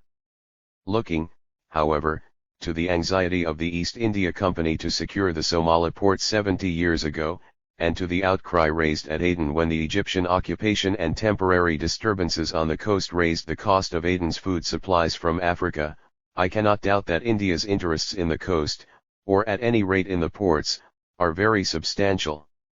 If the question of entire or partial withdrawal is to be considered, it becomes absolutely necessary to review the past history of British relations with Somaliland, otherwise the complicated questions of the rights, if any, of Turkey, Egypt, or Abyssinia cannot be dealt with. The period of Somali history which closed in 1884 naturally falls into two divisions: a. the period before 1877, b. the period after 1877. The period before 1877. During this period, not without hesitation and dissent, the British government acted upon the assumption. Assessment of the Protectorate 55. That the sovereignty of the Ottoman Porte and of Egypt did not extend to Berbera or even to Xyla.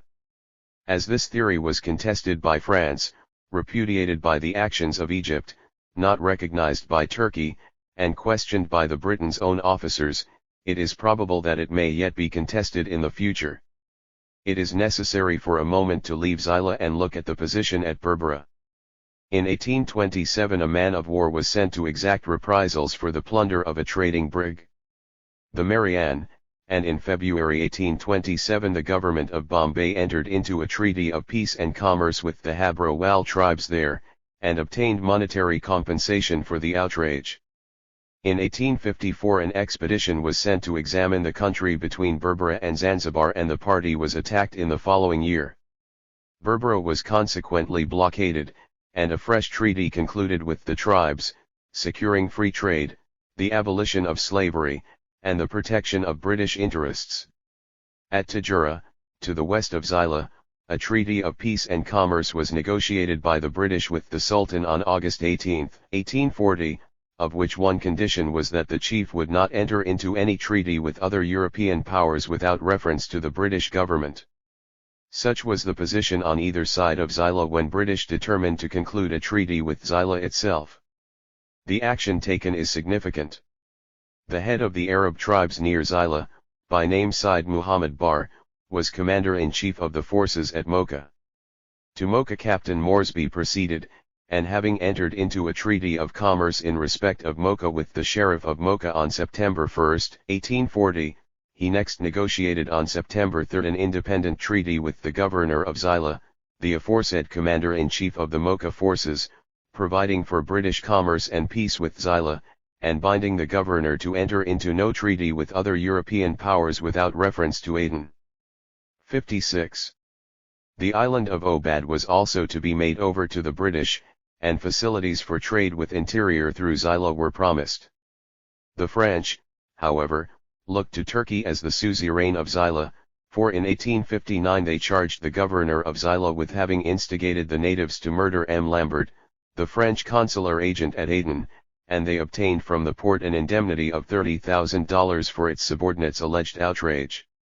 But the British continued to act upon the assumption that the chiefs of the tribes of Xyla, Tajura, and Berbera were independent, until other events occurred, which gradually culminated in the recognition of Egyptian control.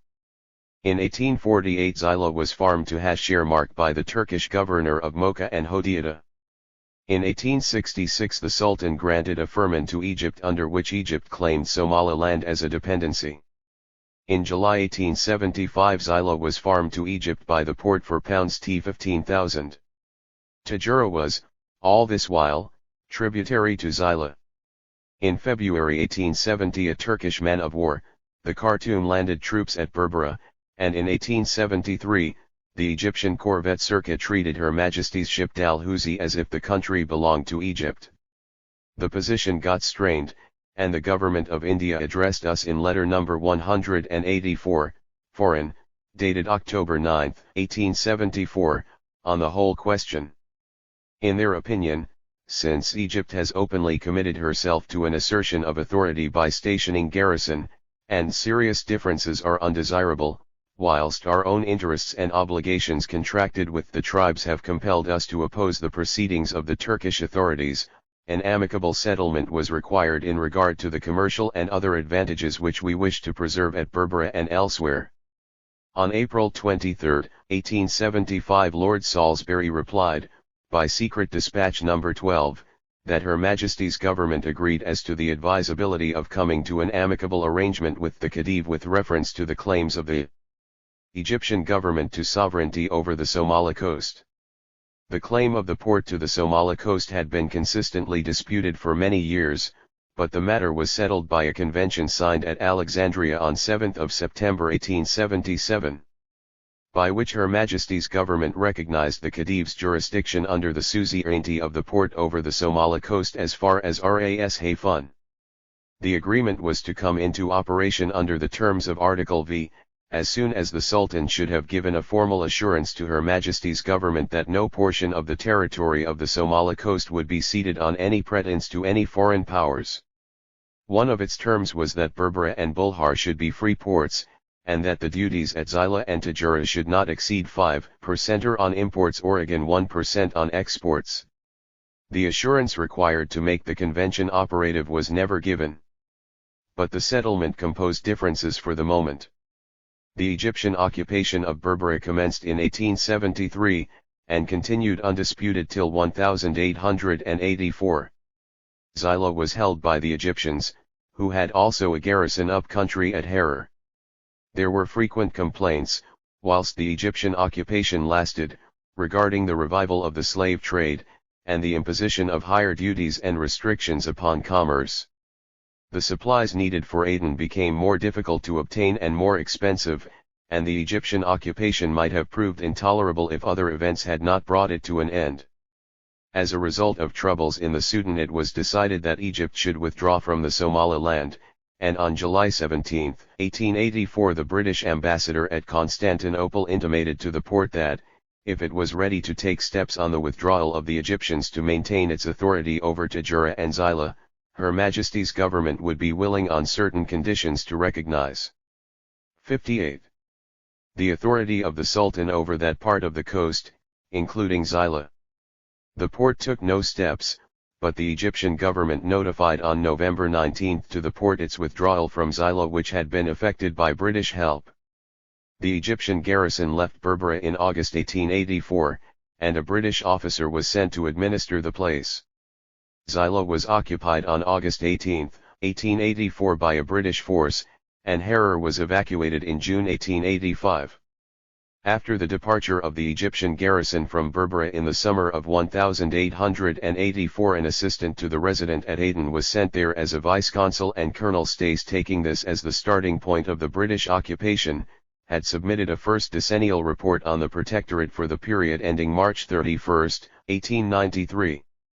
The first steps taken were to secure peace by providing armed police and a small garrison, and to obtain revenue by imposing customs duties at the ports. These were fixed at 1% ad valorem on all exports except cattle, sheep, and goats, and 5% on imports. At this time treaties had been entered into with the Habrawal, Haber Toljala, Esa and Gadabursai tribes, by which they bound themselves not to cede or sell their territory except to the British government, to give free permission to trade, to grant protection to British agents and subjects, and to abolish slavery. On June 18, 1884 the Secretary to the Government of India, Foreign Department, C. Grant, wrote to the Chief Secretary to the Government of Bombay informing him that Her Majesty's Government have sanctioned the deputation of Major Hunter to the Somali coast. The objects which the British government had specially in view were to facilitate arrangements for the withdrawal of Egyptian control from the Somali coast, and to anticipate the contingency of local disturbances or any attempt at foreign occupation by entering into direct agreements with the sheiks of the local tribes. According to the Secretary's letter, the part of the African coast, which was included within the scope of Major Hunter's mission, extended from the east of Xyla to the headland of Ras Hafun. The letter said, "It is the intention of Her Majesty's government to decline, as heretofore, to admit any Ottoman rights on the coastline from Xyla to Ras Hafun, and Major Hunter may at once proceed to secure the objects of his mission by entering into direct negotiations with the local tribes. The most important of these tribes appear to be the Habrawals, the Haberteljalis, the Wursungalis, Sikh, and the Mijardin Somalis. The chief ports are Bulhar, Berbera, Meet, Bandar Gassam, Bandar Keir, Bandar Maria, and Hafun. The object of Major Hunter's mission was, as the British Secretary, Mr. Grant, said, to endeavour, on the retirement of the Egyptians, to renew and supplement on the lines of the agreement made with the Sultan of Socotra in January 1876, the agreements which were concluded with the local sheiks in 1827 and 1856. In a memo dated Aden, September 27, 1884, on the situation at Berbera, Major F.M. Hunter said, "The Egyptian garrison will leave as soon as the Abyssinia can take them away. Mr. Walsh will then assume charge of the administration of the port on behalf of the Somalis. Customs dues will be levied at 5% except on livestock, ad valorem on imports, and 1% on exports, except on livestock. No other dues will be exacted. Mr. Walsh has at his disposal about 45 armed police, besides 10 unarmed constables. He has also 30 spare 60 carbines, and 3,360 rounds of spare ball ammunition, with which on an emergency he could arm all the employees under him. Mr. Walsh has ordered to consult the officer commanding Her Majesty's ship in any emergency. Major Hunter, who was the British consul for the Somali coast, sent the following instructions to Mr. L.P. Walsh, British agent and vice-consul at Berbera and Bulhar. After the departure of the Egyptian garrison from Berbera, you will be guided by the following observations in the performance of your duties there and Bulhar. 2. It has primarily to be borne in mind that both the above-mentioned ports are independent and owned by the Somalis. Your functions are those of an administrator in a native state. You will arrange for the collection of the customs, at Aden and on the spot. You will keep the peace of the ports, exercising the power of a first-class magistrate. You have no civil jurisdiction, except over British subjects, and in regard to the latter, you will perform the various services usually required of a vice-consul. 3. It must be well made known and understood that you will afford to the subjects of all foreign nations the same protection and privileges as you accord to British subjects, and in the case of crimes of violence committed by foreigners, other than Arabs or Somalis, you will only use sufficient force to preserve the peace until an opportunity offers of ascertaining the wishes of the defendant's consul at Aden. 4. Although you have the ample general powers of a first-class magistrate, you must avail yourself sparingly of the authority to punish by fine and imprisonment. Whipping should not be resorted to. Your sentences should be regulated by your means enforcing them, and special heed must be had to the avoidance of exciting any undue irritation. In fact, you must not punish unless compelled to do so. Quarrels should be stopped by the police, and the offenders warned that they will not be allowed to enter Berbera if they cannot behave quietly. 5. The whole of the public buildings, waterworks, and lighthouse, &c., are in your charge, and should be administered in reference to the special instructions you have received regarding each department. 6. Your salary, and that of all the subordinates under your control, should be drawn on abstracts in forms to be communicated to you. 7. In all cases of emergency, which you are unable to regulate with the force at your immediate disposal, you will consult the officer commanding whichever of Her Majesty's ships may be at hand, dispatching at once a special messenger by boat to Aden to the political resident, as well as to this consulate. 8. It is impossible to give instructions to meet each particular point, but your own good sense and judgment should so supplement the foregoing remarks as to render you competent to discharge the admitted difficult and trying duties of British agent and vice-consul at Berbera and Bulhar. In paragraph 2 of the above-mentioned instructions, to Mr. Walsh, Major Hunter described the ports of Berbera and Bulhar as independent, no allusion being made to the British protectorates. Mr. Walpole of the India Office in London reacted by saying, "In fact, protectorate has been established." In 1886 and 1887 civil administration received further impetus by a survey and map being made of a large part 62 of the Habro Wal country, by the institution of civil suits, and by the opening of a school at Berbera. In 1886 protectorate treaties were concluded with the Habro Wal, the Habra Toljala and the Habra Hajis. With the Warsingly tribe a treaty, both of protection and for the objects of the treaties of 1884, with the Warsingly tribe was also concluded. In 1888 a convention was made with the French, who had in the previous year occupied Djibouti, fixing the boundary between the British and French protectorates. As the line fell to the west of Zila, the French vice-consul who till then had resided there withdrew, and when later in the year the Egyptians also retired, the occupation of the port became from that time exclusively British. In the same year Berbera was burnt down, and the opportunity was taken to rebuild it on a systematic plan with broad straight streets. According to official documents, certain tribes had been giving trouble, and in some instances military operations had been necessary.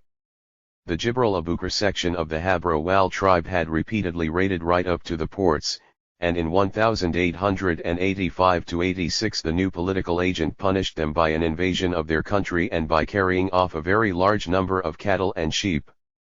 These were distributed among those who had suffered from the raiding. Again in 1888 the Isle Ahmed tribe, who had been expelled from Berbera for continued bad conduct, attempted to force their way into it. They were repulsed and submitted. In 1889 the Mamazan Esa tribe, who were at war with Habro Wal, suddenly attacked Bulhar in the night and massacred 67 people besides wounding many others. In consequence a small field force was landed at Zila and invaded the Mamazan Esa country. Only small encounters took place, but the Esa were driven from the country and sustained severe loss in flocks and herds. The sub-tribes subsequently submitted and agreed to the terms imposed, and later on the Esa and Habro Wal tribes swore to permanent peace. In 1890-91 a proclamation was made prohibiting all raiding within 10 miles of the ports. A small camel corps was organized in the same year, and regular weekly steam communication was established with Aden. In 1891-92 was a year of comparative quiet. Captain Swain, R.E., and his brother Lieutenant Swain continued the survey of the country and prepared very useful map. A building was erected for the school at Berbera and a hospital was opened at Zila in that year. For the year 1892-93 a separate annual report was submitted. The cholera epidemic which broke out in Harar and Abyssinia extended to Zila and Bulhar and was of a very lethal type. Bulhar had the further misfortune of being burnt down again, but advantage was taken of the disaster to lay out and rebuild the town on a better plan. The neighborhood of Bulhar was also ravaged by raids of the Aida Gali section of the Habrajar Hajis. The sub-tribe was effectively punished by military force and a fine levied. In these operations the Camel Corps proved themselves most useful. This expedition is said to have had a useful influence over other tribes, among whom, on the whole, peace was successfully maintained. The conduct of the Sher Ali Agadan, however, is reported to have been bad, and it is regrettable that the settlement effected between the Habr Yunus and the Ayil Yunus has not been fulfilled by Sultan Nur. There is a decrease in the number of criminal cases tried during the year and a satisfactory absence of serious crime. The total number was 597 in 1891-92 and 429 in the year under report. On the contrary, the number of civil suits, which showed a large falling off last year, has risen considerably. 64. And gives a total of 707 for the year. The fluctuations of trade were thus summed up by the political agent. The value of trade at Berbera has increased largely, that at Bulhar declined slightly, whilst at Zila there is a very large decrease. The net variation appears to be an increase in value of Rs 7,09,669, which is satisfactory. The decline at Bulhar is attributed to the cholera and fire mentioned above, and that at Zila to the cholera and the effects of the famine of the previous year. The revenue rose from Rs 1,84,606 in 1891 to 1892 to Rs 2,19,781 in the year under report, and the expenditure rose from Rs 2,67,295 to 2,91,208. This gives a considerable deficit of 71,427 rupees, a sum nearly equal to the total expenditure on public works during the year. But that expenditure includes large items for police quarters and Camel Corps lines, and residency buildings, and it may be expected that when the station has once supplied with necessary buildings for all such purposes, the annual expenditure may be somewhat less. 6. Britain's relations with other powers. In 1886 the French hoisted their flag at Dong Arida, halfway between Zila and Berbera, and the Zila police removed it. The French protested vigorously and claimed to have entered into engagements with the Jibril Abakra and other tribes, and a long correspondence ensued. The matter ended in the agreement of 1888 with France, by which, as already stated, the limits of the British protectorate were fixed. As compared to the French, the British protectorate on the west and on the coast stood on solid ground and was well defined. The British also established their position vis-a-vis other European powers by communicating to them their treaties with the following tribes concluded on the dates shown below. 1. Habrowal, July 14, 1884. Prohibition to cede or part with territory save to the British government, permission to British vessels to trade with all Habrowal ports, protection of British subjects in Habrowal territory, abolition of slave trade, appointment of British agents at Berbera or elsewhere in Habrowal territories. Appendix 9. 66. Habrowal, March 15, 1886. Protection by Her Majesty of Habrowal tribe and territories, prohibition of correspondence or treaty with foreign powers, Appendix 16, 2, Gadabursai, December 11, 1884. Prohibition to cede or part with territory, free permission to British vessels to trade, protection of British subjects, abolition of slave trade, appointment of British agents. Appendix 10, 3, Haber-Toljala, December 26, 1884. Prohibition to cede or part with territory, free permission to British vessels to trade, and protection of wrecks and crews of the same, protection of British subjects, abolition of slave trade, appointment of British agents. Appendix 11, Haber-Toljala, February 1, 1886. Protection by Her Majesty, prohibition of correspondence or treaty with foreign powers. Appendix 16, 4, ESA, December 31, 1884. Prohibition to cede or part with territory, free permission to British vessels to trade, protection of British subjects, abolition of slave trade, appointment of British agents. Appendix 13, 5, Habergar Hajis, January 13, 1885. Prohibition to cede or part with territory, free permission to British vessels to trade, protection of British subjects, abolition of slave trade, appointment of British agent. Appendix 12, Habergar Hajis, February 1, 1886. Protection by Her Majesty, prohibition of correspondence of treaty with foreign powers. Appendix 16, 6, Warnsingley, January 27, 1886. Protection by Her Majesty, prohibition of correspondence or treaty with foreign powers, assistance to wrecks and protection of crews of wrecked vessels, abolition of slave trade, appointment of British agents, assistance to British officers, and acceptance of their advice. Appendix 15, the existence of these treaties was communicated to France, Germany, Spain, Portugal, and Belgium on Britain's relations with other powers. 67.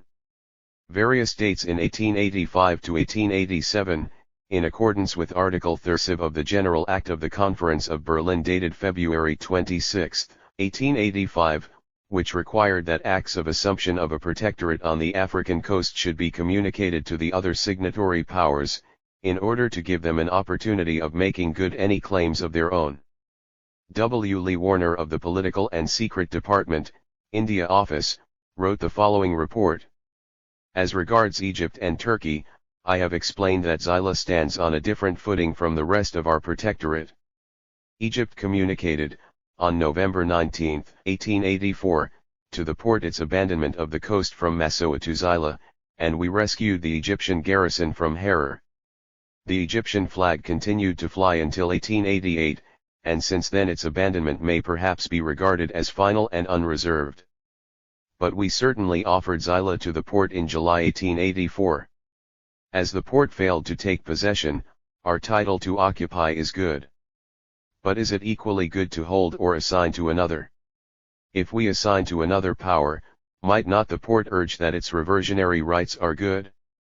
When the Porte claimed the annual payment of £15,000, we declined to recognize it, although our government hesitated, and the Foreign Office, November 22, 1888, wished to propose a payment to the Porte in commutation of the tribute. So late as October 25, 1889, the Treasury agreed to contribute £50,000, in consideration of India contributing a similar sum, to the port, in order to acquire a properly constituted title, if it was thought essential for the public interest, that the title of Xyla should be secured for this country. When the port claimed arrears of rent from Egypt, Egypt failed to pay. It seems then that the port might have something to say if Xyla were assigned, 468 instance, to Abyssinia, although it is true, as reported by India, letter January 31, 1888, that the sovereignty of Turkey over Xyla has never been formally admitted, and that a British occupation has actually been established, with ample notice to the port. But, if such occupation ceases, would not the position be altered? I need only add that, throughout the discussions on this point, the essential connection of Xyla with the rest of the protectorate, and its importance to Aden, were insisted upon by the Indian authorities. The Lee Warner report continued, "We have established civil and criminal courts on the coast, have rebuilt Berbera in 1888, fortified the ports, erected jails, and in many effective ways established ourselves. Our garrison consists of barely 200 men scattered about. The duties we levy are 1% ad valorem on exports and 5% on imports. We pay stipends to headmen of the tribes in the interior, and have punished the tribes with small expeditions from time to time. Karam is a port from which a small trade is carried on with Aden, where the duties are levied. Besides this there are other ports capable of development. The revenue of Somaliland has increased so as to pay all expenses." The British official said, "The main effect of the withdrawal of Italy is to leave our frontier in the interior exposed to attack by the Abyssinians, flushed with victory and irritated by our support of Italy, without any limit accepted by our neighbors. For many years we have declined direct negotiations with Makonan, and it must be confessed that the reed upon which we leaned for the external relations of the Protectorate has broken in our hands. We are at the same time firmly established on the coast, and have a nexus of agreements with the tribes. Britain's relations with other powers 69. Which we are bound to protect, with France our neighbor, and with the powers that signed Berlin Act. We have no force at Aden or on the coast which can resist Abyssinian incursions. If we remain, the settlement of our limits with Abyssinia seems an urgent and immediate necessity. If we retire, we had better do so in accordance with settled plan and without unnecessary appearance of compulsion. The failure of Italy to hold her African protectorate without collision with Abyssinia has its lessons. If we only want food supplies from the coast, we can still get them without asserting by force our right to the whole of the protectorate as delimited with Italy. 3 solutions are possible. Events will show which is the best of them. 1. We can abandon not merely Biokaboba actually held by Abyssinia, but also a considerable part of the hinterland, retaining the ports. 2. If that will not secure peaceful occupation, we can give Abyssinia one of our ports. 3. If events prove that we cannot remain on the coast without a strong military establishment there, we might retire altogether, making a treaty with Abyssinia that livestock shall be exported free, that imports and exports from Xyla and Berbera shall not be charged more than the present, and that the ports shall not be given to any European power without our leave. The action proposed there is plenty of room for concession, and the question now arises as to what action we should take at once in the direction of amicable settlement. I think that it should be our last, and not our first, step to send a mission to Harar as proposed by the Government of India. At present we should await events. 70. Allow Abyssinia's claims to formulate themselves and clear away difficulties that lie in the way of action. We want, for instance, to ascertain whether it is Makonan or Menelik with whom we have to reckon, and whether the surrender of Xyla to Abyssinia would call forth French or Turkish remonstrance. The first step, I think, is to prevent Colonel Ferris writing any letters whatsoever to Makonan without our knowledge or the resident's approval. This seems a trivial matter, but I submit it after 10 years' personal experience of Aden and Somali affairs. Every resident in that period has complained that, as he is not consul general, he cannot control the consul.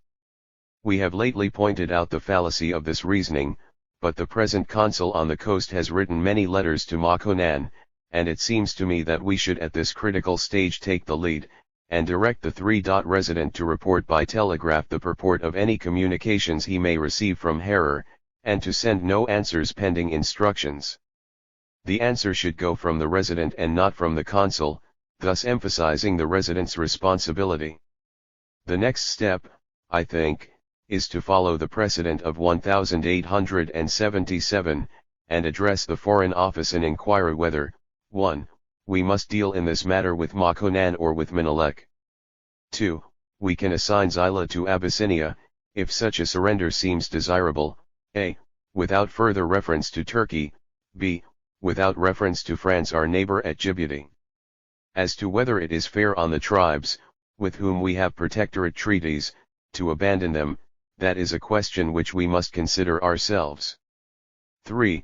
The third step will be to send a mission, and the name of Captain H.G.C. Swain, R.E., is suggested by Britain's Relations with Other Powers 71. The Government of India. It will disappoint the local officers, especially the consul, Colonel Ferris, if an outsider is sent. Captain Swain would in many ways be a good selection, I think, but much will depend on whether the mission goes to Makonan or Menelik. By the time these preliminary points are settled, we shall be able to instruct the agent sent as to what he is to agree to. Probably his presence will be needed here. The value which India really places on the retention of the coast will meanwhile be known to us, and until we get the expected letter it would be premature to formulate other proposals for action. In particular, it seems to me that, whether we retain Xyla or transfer it, the question of imperfect title must be settled for us by the Foreign Office. It will prepare the ground for a decision, which may have to be taken quickly, to get this matter discussed. I append in a note, of a minute recorded by the Political Committee in 1890 on this question. W. Lee Warner, Political and Secret Department, India Office, the November 25, 1896. 7. Turkey's activities in the Horn of Africa. In 1870 the Turkish authorities in Egypt occupied Berbera, and from that time claimed sovereignty over the coast outside the Straits of Bab el-Mandeb. The British never admitted the rights of Turkey to this part of the Somali coast. Major General Sir E. Russell, the British consul at Aden, believed that Aden's occupation by the French might not be detrimental to the country and the people, but the possible occupation of Berbera by the Turks should be viewed with concern, as the exacting character of their rule would soon reduce the place to a fishing village and drive away all the traders. The British government, however, did not take Russell's apprehension seriously. Soon enough General Russell reported that Turkish vessels had started for the Somali coast, and he intimated his intention confidentially to send an agent to Berbera and Bulhar, in order to, if possible, prevent the two ports from being purchased by the Turks. The Government of India approved Russell's proposal, directing him to state the reasons why he felt that the Turks would wish to possess Berbera. Russell was also asked about the best course of action in the event of such a purchase. He was also to state whether circumstances had become such so as to make the immediate establishment of an agency at Berbera desirable. On February 11, 1870 General Russell reported that the Turkish man-of-war Khartoum, commanded by Muhammad Jemal Pasha, had landed troops at Berbera. In his report he further stated that the Khartoum had re-embarked and proceeded to Bulhar on hearing that the seasonal fair was being held at Bulhar. The resident had no precise information of the action taken by the Turks on this occasion. Later, on March 4, he intimated that the Bey of the Egyptian government had returned to Berbera, that it was his intention to remain there and keep possession of the seacoast territory of Berbera and Bulhar. General Russell added that he was about to send Her Majesty's ships in to the spot to keep a watch on the happenings and to prevent, if possible, the tribe from committing their kingdom to Moslem rule. The Bombay government was instructed by the Government of India to ask the officers of the Sind to confine themselves simply to observing. They were not to interfere without authority. On February 25, 1870 General Russell reported that the Sind had returned to Aden.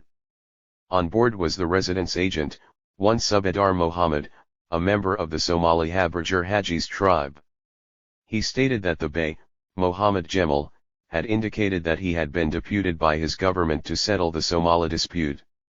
The Somalis, wrote Russell, seemed to be much taken by the display made by the Bey, who paraded his men with band playing. I now write to urge that a vessel of war be sent to present British interests. General Russell also expressed in forcible terms the detrimental effect on Aden should any foreign power obtain a footing on the Somali coast. 74. The government of India allowed for a British ship of war to cruise by occasionally, looking in at Berbera in an incidental way. It however felt that it would be both unnecessary and inexpedient to send an armed vessel to Berbera with the express purpose of countering the Turks. On March 8, 1870 the British resident at Aden once again sent Agent Mohammed on board the Sind to Berbera to watch the events, and to ensure that the Somalis continued to be friendly to the British. Mohammed was to tell the Somalis that we, the British, did not want their country, but that they had an agreement for friendly relations with us, which it was not desirable to disturb. The British agent Subedar Mohammed landed on the evening of the 9th, and all went well with him and his party until the morning of the 15th, when they were attacked by the Somalis, and several were severely wounded on both sides. One Somali was among those who were killed.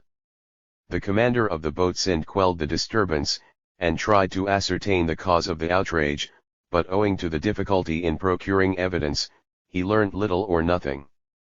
Two rumors purporting to account for the outrage were current: first, that the Turks had incited the attack to get rid of the English, saying that the British desired to seize Berbera, and second, that the Subedar Mohammed intended to set himself up as governor. On April 8, the resident forwarded the report of Subedar Mohammed. He had learnt that the tribes had no intention of surrendering their country, and had indeed professed their readiness to fight for their independence. The Turkish commander stated that he had no authority to purchase Berbera, or to take possession of it, but was merely there as Commodore of the Red Sea Squadron, and to look after Egyptian interests. He expressed himself as heartily sick of the Somalis, as they were continually quarreling, and had told him that they looked upon the Sultan and not the Viceroy of Egypt as the head of their religion. Both the British and Turks scrambled for Berbera, each one claiming that it belonged to them. The Bey distinctly stated that the country belonged to the Sultan, seeing that the Turkish flag flew over it. While General Russell informed the Bey in reply that he had no knowledge of Berbera being a Turkish possession. He pointed to the fact that the country was blockaded by the British in 1855–56, and that had the country belonged to the Sultan, the British government would not have made an independent treaty with the Somalis, and the Sultan would have taken some notice of the blockade of his ports. The resident requested the Bey to take no action at Berbera and Bulhar, until an understanding was arrived at between the British and Turkish governments. The British claimed that no Turks ever visited Berbera prior to the year 1866, that the Pasha who then visited the place gave a flag to an old man, who with a few other was there on guard, the tribes having gone into the interior. The British resident pointed out that the fact of a Somali, or even one of the tribes of the Somali, having taken the flag did not render the country under the rule of the Porte, nor did the Somalis so understand it. Russell suggested that the facts of the case should be laid before the Sultan's government by Her Majesty's government, who should protest against the country being taken under the rule of the Viceroy of Egypt. He also suggested the Subedar Mohammed should be stationed at Berbera with a small guard to watch British interests. Russell wrote in a letter, "The Subedar Mohammed belongs to the Somali Haberdasher Hajis tribe, and has for the last 20 years been confidentially employed in dealing with the Somalis at Berbera and Bulhar and the African coast. He is highly intelligent, and knows the people so well that I considered 76. He would be the best person to send, and I still think so." Describing the Somalis, the British official said in the same report, as before reported, "The difficulty in dealing with these Somalis is that each individual acts for himself and his family, and friends support him in a broil without thought or consideration. They have no control over themselves or each other." He went on to say, it has happened at Berbera that even child having been beaten, its cries have attracted notice, and the multitude rushed up, and the first action is a spear delivered, and then a general melee. In compliance with British Government Resolution No. 1113 of the April 7, 1870, General Russell sent what he called a confidential native agent to Berbera in the Bombay marine steamer Sindh, to watch the action of the Turks, and to frustrate, if possible, the cession of the ports of Berbera and Bulhar to them, as they were, from information on which I placed some reliance, about to take these ports under their Turkish rule. According to Russell's report the Pasha in his letter declares that the ports of Berbera and Bulhar, and surrounding districts, are under the government of the Sultan, and the people are his subjects, that there can be no cause for taking the country for the Turks, for the Turkish flag, it is known, is over the country, that he found the flag of the port with them, and, finally that he visited Berbera and Bulhar at the request of the Somalis to settle their disputes. By dispatch number 104, dated June 10, 1870, a summary of the facts of the case was sent to the British Secretary of State by the Aden resident with the following remarks. Whatever the intentions of the Turkish or Egyptian government may be, we are aware of no adequate grounds on which it can claim the Somali territory as part of its 77 dominions. We have had relations with the Somalis as an independent tribe ever since 1827, in which year we concluded a treaty of peace and friendship with them, under the terms of which any vessels bearing the English flag may enter and leave any of their ports for the purpose of trade without impediment, injury, or molestation. A similar treaty was concluded in 1856, and we have in the meantime intimated to the Bombay government our opinion that the rights and privileges which we have secured by these treaties cannot be affected by any arrangements which the Turkish or Egyptian authorities may make with the Somalis. Pending the instructions of Her Majesty's government, we have issued strict injunctions to the resident at Aden to refrain from any course of action which may tend to complicate affairs. We have desired that no direct correspondence with Turkish or Egyptian officials may be held in regard to this question, and we have thought it best for the present to withhold our sanction from the resident's proposal to depute Subedar Mohammed to Berbera. In 1870 it was rumored that the Viceroy of Egypt had appointed Momtaz Pasha governor of all the African coast from Suez to Cape Gardafui, including Bulhar and Berbera. In February 1871 the Egyptians again visited Berbera. In the following month the Egyptians visited Bulhar with a view to ingratiate themselves with the Somalis. They gave a number of presents to the chiefs. The British resident at Aden dispatched Subedar Mohammed to the spot to watch events and furnish reliable information. Towards the end of September 1873, the British resident at Aden dispatched Her Majesty's ship Dalhousie to Berbera having heard the Egyptians were again there. Captain Redwan Bey, of the Egyptian corvette Arka, offered the commander of the Dalhousie 78 assistance as if the territory belonged to the Egyptians. And it was about this time, October 22, 1873, a Reuters telegram stated that the Egyptian government had amicably arranged with the natives to build and occupy a fort at Berbera. The government of India on this occasion urged the Secretary of State to intimate the wishes of Her Majesty's government in respect to the policy to be adopted. There were no further instances during 1873 which showed the anxiety of the Porte to obtain a footing at Berbera. Redwan Bey himself informed the Aden political authorities that his government intended to establish a permanent garrison at Berbera, and he himself had done much to settle the constantly occurring tribal disputes. The Ayil Yunus of Bulhar having plundered the Ayil Ahmed of Berbera, Redwan Bey obtained restitution for the sufferers under threat that he would blockade Bulhar if the Ayil Yunus failed to give up their plunder. The blockade of a Somali port was a measure which had only hitherto been exercised by the British Government of India. By the end of the year 1873 the occupation of Berbera by the Egyptian was looked on as a fait accompli, and no secret was made of the intention of the Khedive to permanently locate troops there. An attempt was to be made by the Egyptian to supply Berbera with fresh water by the construction of an aqueduct from the Dubar Hill, 7 miles off. The Egyptians were anxious to induce merchants to settle at Berbera under protection, and a careful registry of all exports was being made, so that its capabilities as a trading port might be ascertained. In 1873–74 the British government took up the minor question of the Egyptian interference at Berbera and also the larger one into which it had gradually merged, viz., the Egyptian claim to sovereignty over the Somali coast from Suez to Cape Gardefwy. 79. On July 7, 1879, the British ambassador at Constantinople, Sir Henry Layard, reported to his government that the Minister for Foreign Affairs informed him that the port had telegraphed to Tufik Pasha to take possession of coast between Zila and Ras Al Hafun to hoist Ottoman flag, to constitute administration, to send functionaries, and not to permit any foreigners to settle there, and that arrangements as to the future government of coast will be made hereafter. Nearly a week later, on July 13, 1879, the ambassador again telegraphed from their Apia to his government that he received an answer on the Somali coast question. He wrote, "It states that port considers that authority of the Sultan should be established at once over that country, so as not to permit any foreign influence from taking advantage of present state of things. Consequently Tufik Pasha has been directed by telegraph to take possession of it in the name of the Sultan, and to prevent any foreign authority from being established in it on any pretext whatsoever.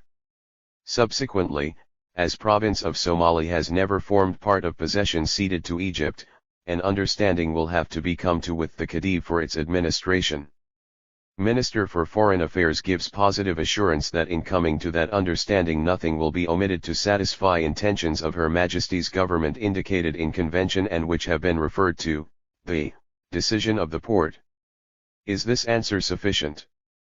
But only a day later the ambassador sent the following short telegram in which he reported, "Minister for Foreign Affairs says that note on Somali question, of which I telegraphed you yesterday, was sent, to, me by mistake, and has withdrawn it. **. 80.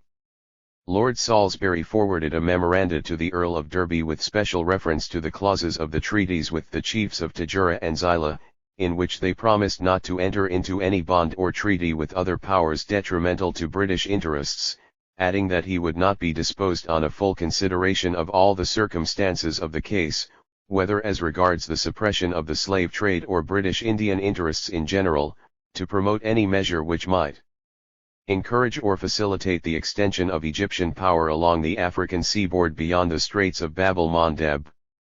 In the meantime the Government of India by Dispatch No. 184 dated October 9, 1874, had informed Lord Salisbury that it appears to us advisable that some amicable understanding should be come to with the Port or the Khedive in regards to the commercial and other advantages which we wish to preserve at Berbera and elsewhere, and that so long as these are maintained we should not oppose the extension of the Turkish or Egyptian power on the African coast. Indeed, if the establishment of other European powers on the African coast of the Gulf of Aden be deemed disadvantageous to our interests, there would, in our opinion, be less likelihood of such powers obtaining a footing on those coasts where the country is consolidated under the Egyptian rule, than while it remains parcelled out among a number of barbarous tribes. General Stanton, Her Majesty's Consul General, in Egypt, gave an opinion similar to that of the Government of India. On September 15, 1874 he submitted a report reviewing the situation of the case and setting forth the advantages which would accrue from an Egyptian occupation of Somaliland. He declared the Egyptian policy of the present to be an enlightened one, and that amongst the benefits to be derived from the Khedive's occupation of Berbera would be found the suppression of the Slavi trade and the exclusion of other powers from the Somali territories.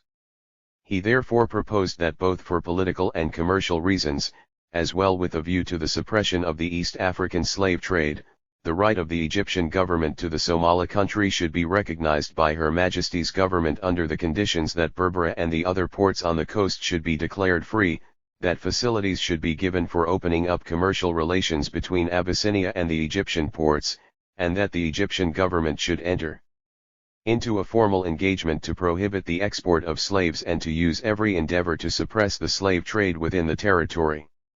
Captain F.M. Hunter arrived at Bulhar on November 17, 1874, and next day visited Berbera, where he found an Egyptian man of war lying there. The Egyptian flag was flying over little stone fort on shore.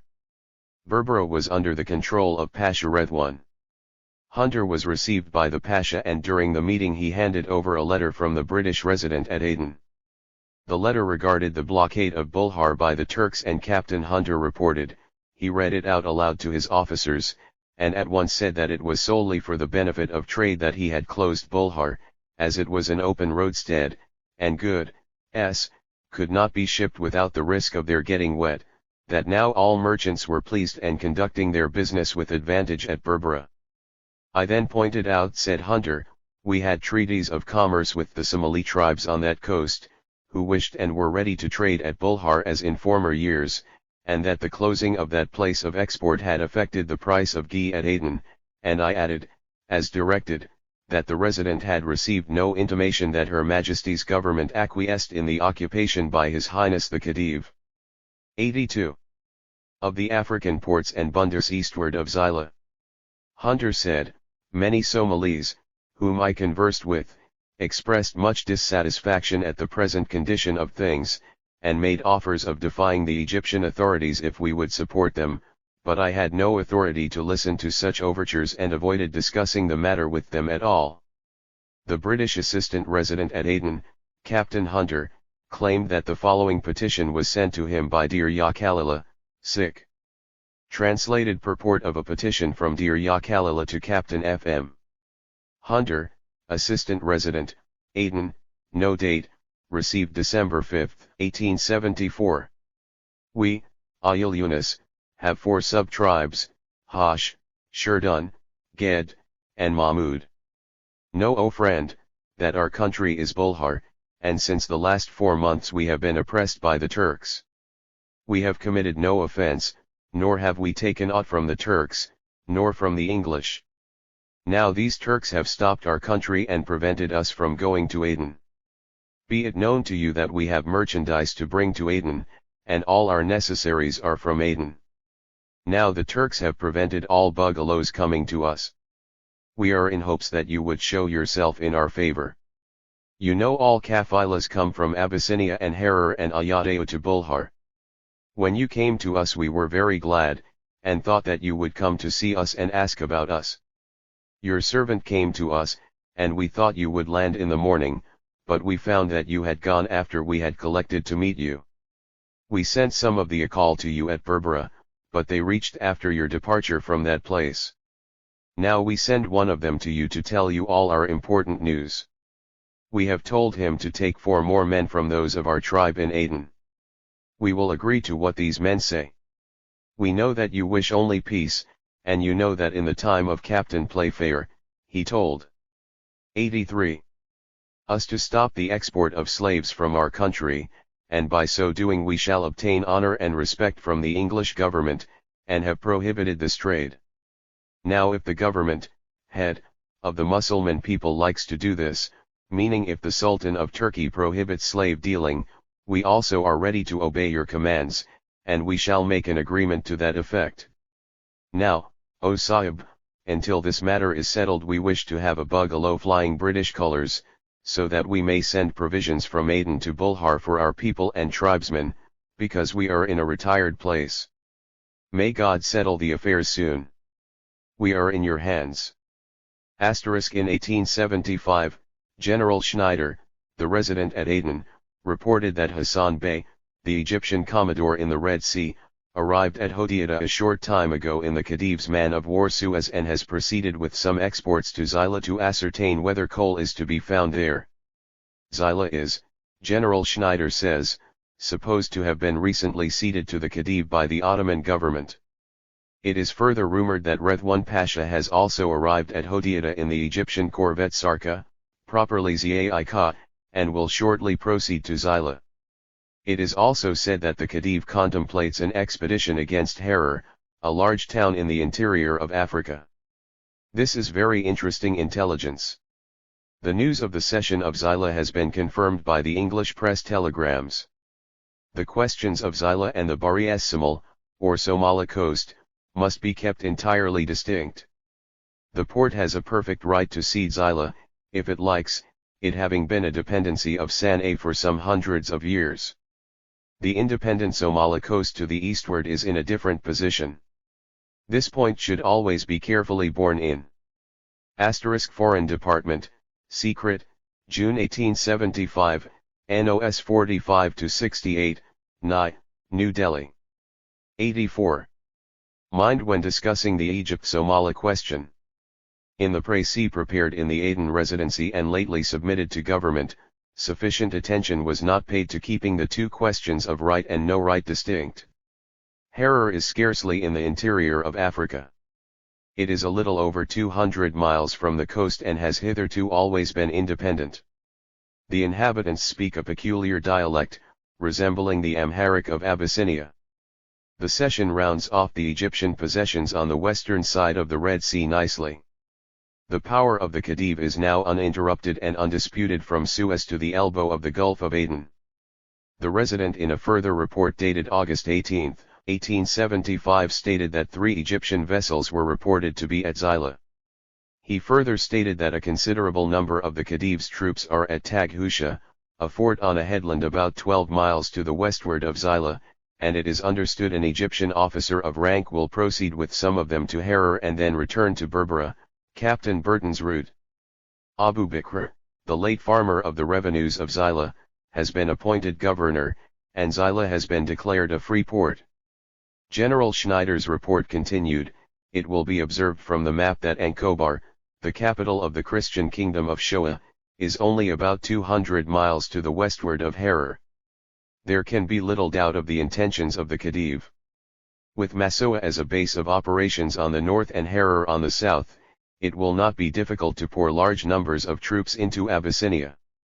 The strange spectacle will then be seen of a country, whose Christianity dates from a time when 4/5 of Europe were wrapped in a pagan darkness, being absorbed at the close of the 19th century by a Mohammedan power, whose chief object in gaining possession of this magnificent country is to replenish the 85 slave markets of Mecca and Cairo with male and female victims. In 1877, the British concluded a convention with the Turkish authorities in Egypt which conceded to Turkey jurisdiction as far as Ras Hafun, but the British secured the freedom of the ports of Berbera and Bulhar, and obtained fixed duties for Xyla and other ports. 8. Hunter's appointment. D. Direct British involvement in Somalia began in 1880 when the Secretary of State for Foreign Affairs, Earl Granville, sent a letter to E.B. Mallet, Hum's agent and consul general in Cairo, in which he said, "The Indian government, British authority, are anxious that one of the assistants attached to the British resident at Aden should be furnished with a consular commission, which would give him jurisdiction over the territory from Tajura inclusive to Ras Hafun, and enable him to visit the Somali coast at frequent intervals, thereby obviating the necessity of employing a native British agent at Berbera, a system which does not appear to have succeeded. I have expressed myself in favor of this proposal, but before sanctioning the issue of a commission to the officer who may be recommended for this duty by the British Government of India, I should be glad to learn your opinion as to whether such an arrangement will coincide with the views of the Turkish, Egyptian government." Mallet replied to the Secretary for Foreign Affairs, "I have spoken to Mustafa Pasha Fahmy, Minister for Hunter's appointment 87. Foreign Affairs, of Turkish authority in Egypt, on the subject, and His Excellency, after communicating with the Khedive and Riaz Pasha, has informed me that the Turkish, Egyptian government has no objection to make the proposed appointment, but that they are anxious that in the letter notifying it no mention should be made of the fact that the nominee is an assistant to the resident at Aden, and that they hope that the person appointed will technically be under my orders." The Secretary of State for Foreign Affairs Earl Granville agreed to the suggestion and told the Consul General that Captain F.M. Hunter, Bombay Staff Corps, second assistant to the resident at Aden, has been appointed consul for the east coast of Africa from Tajura to Ras Hafun. For the British, the appointment of someone who should work for their interests in Somalia, was very important as there were other powers which coveted the area. In fact, This was indicated in a letter sent by Major General Fae Locke, political resident at Aden, to the Chief Secretary to the British government at Bombay, Saigon. On February 8, 1881, Locke wrote, "I would suggest the necessity of Captain Hunter being invested with consular powers without any further delay, and that the British Home Government may be urged by wire, if necessary, to forward his exequatur by the first mail. This, in my opinion, is most necessary to enable us to keep up the prestige of Great Britain in those waters and in the Red Sea." By the year 1884, the British were planning to take over the Somali territories in case of withdrawal of the Turkish forces from the coast. The Honourable J.B. Ritchie, acting secretary to British Government of Bombay, wrote from Bombay Castle on July 4, 1884, in a letter marked confidential, to C. Grant, Secretary to the British Government of India, Foreign Department, that 88. Orders have been issued in accordance therewith for the deputation of Major Hunter to the Somali coast. At the time of his appointment as consul to the Somali coast, F.M. Hunter was a captain, and 3 years later he was promoted to the rank of major and became the architect of the British plan for the occupation of the Somali territories. Prior to the eventual withdrawal of the Egyptian, Turkish, garrisons from the Somali coast, Major Hunter, then officiating political resident at Aden, wrote to Her Majesty's Principal Secretary of State for India, India Office, London, in 1884, without date. "I have the honour to acknowledge the receipt of your Lordship's secret No. 2 of the May 23, 1884. It has fallen to me in the absence of the Resident to furnish the remarks and suggestions desired by your Lordship relative to the measures to be adopted in the event of the Egyptians being withdrawn from the Somali coast. The accompanying memorandum nevertheless contains, I have reason to believe, the opinions and views of General Blair, V.C., who is now in England. Our neglect to temporarily occupy Berbera and possibly other Somali ports on their evacuation by Egypt will render their falling into the hands of France and Italy more than probable. In conclusion, I have only to observe, as my name is especially mentioned in connection with the execution of treaties with the Somali, is, that from my knowledge of the race there will certainly be a difficulty, if not a total miscarriage, in the execution of our intentions, unless the inevitable be accepted in the form of a temporary occupation. In fact, a reversion to the position of affairs which existed before the Egyptian occupation is not possible, because circumstances are entirely altered, and there are several novel considerations to be taken into Hunter's appointment. 89. Account, especially the extension of French influence in Abyssinia. In the 1884 memorandum, Major Hunter pointed out, "What has to be considered is the fact that the port was actually in possession of Zala in 1873. If Egypt is to be considered the vassal of Turkey, it might be argued that we have acquiesced in the Ottoman claim of Zala. If however the Khedive holds his African possession as an independent power, the port has no more right to Zala than the Portuguese or any other casual conqueror. The difficulty in the matter is, that if Egypt evacuates, and Turkey does not step in, there is no local chief who has any claim to the port." Major Hunter wrote in his memorandum, "Zala, although situated in the Isa country, is virtually as much Dankali as Isa apart from the indirect interests of the Habro Wal and Gadabursai in the place. It is the port of southern Abyssinia, Shoa, Harar, the Gala country, and to some extent Agadan, Agadan. It possesses considerable commercial importance, although, owing to long periods of misgovernment, its popularity and usefulness have been sadly impaired. In 1883–84, the value of the trade of Aden with Zala and Tajura aggregated $100,000, the imports and exports being about equal. If the Turks go back to Zala, they will eventually go to Harar, and meanwhile they will make it impossible to develop trade. Egypt has had enough in this respect, but it is not possible to measure the evils which will result to general commerce from an Ottoman occupation," Major Hunter said in his memorandum. He added, "What therefore is to become of Zila? Her Majesty's government do not wish to occupy it, Turkey should not be allowed to return there. There is no local chief who could advantageously be put in. France and Italy are anchored hard by, waiting their opportunity.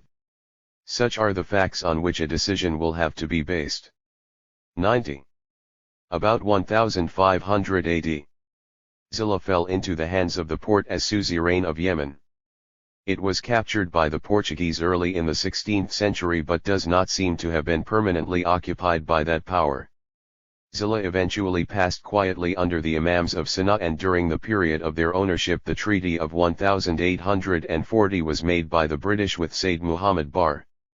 Tajura is differently situated, and if need be its independence could possibly be secured by treaty, but in this, as in other cases, we may have to pay for the privileges attached to an engagement such as that entered into with Socotra.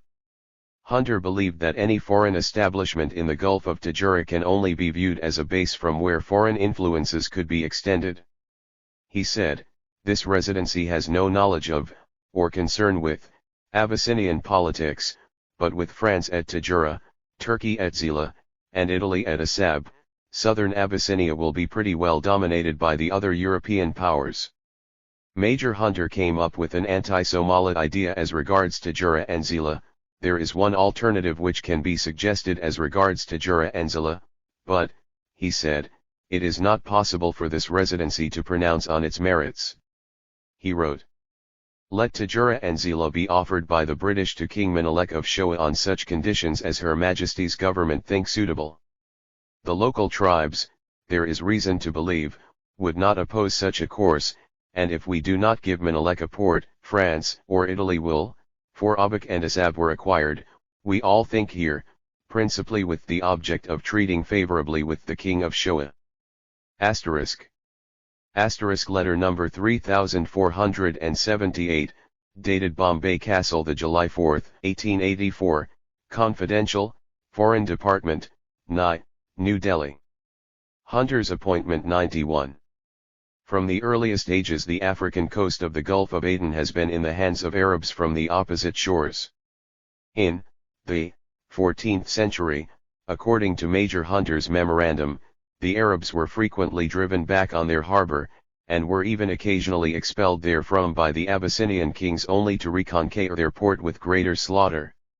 By this time the original Arab race had culminated in a half-African descendant. This type of race is noted for its endurance, courage, and religious fanaticism, and is only equaled, perhaps, by the Sudanes of the Red Sea, whose antecedents are similar. At Berbera the Egyptians have done much to improve the port. A lighthouse has been built, an excellent pier has been run out into the harbor, and water has been brought in from a distance of 8 miles, and is distributed all over, what may be called, a new settlement. 2 masjids, besides barracks, a hospital, storerooms and other public buildings have been constructed of a substantial nature, and would do credit to any administration. He reported to the government, when the Egyptian occupation of the African coast of the Gulf of Aden was impending, almost all the Somali tribes, and specially the Isle Ahmed, implored the British government to take them under its protection, and the Isle Yunus of Bulhar maintained a sort of half-independence long after the Isle Ahmed had been completely brought into subjection. Major Hunter warned that unless Her Majesty's government are prepared to give the Isle Ahmed and the Isle Yunus some substantial guarantee that they will protect Berbera against all comers, those tribes, if opportunity offered, might seek French or Italian support. Major Hunter sent the following telegram dated Aden, July 13, 1884, to the Secretary of State for India, through 92. The British governor in Bombay, in which he said among other things, Zila should be at once temporarily occupied by us with Khedive's consent to overawe Somalis and treaty made with latter. The Secretary of State for India replied to Major Hunter in a telegram on August 2, 1884. Before taking steps you recommend, we have thought it right to warn Port that, unless it take immediate measures for Turkish occupation of Zala, British troops will be sent. You are, however, authorized to make necessary preparations to reinforce Zala garrison from Aden as you suggest, and further to occupy it without reference home if you consider step cannot safely be deferred. 9. Treaties with the Somalis.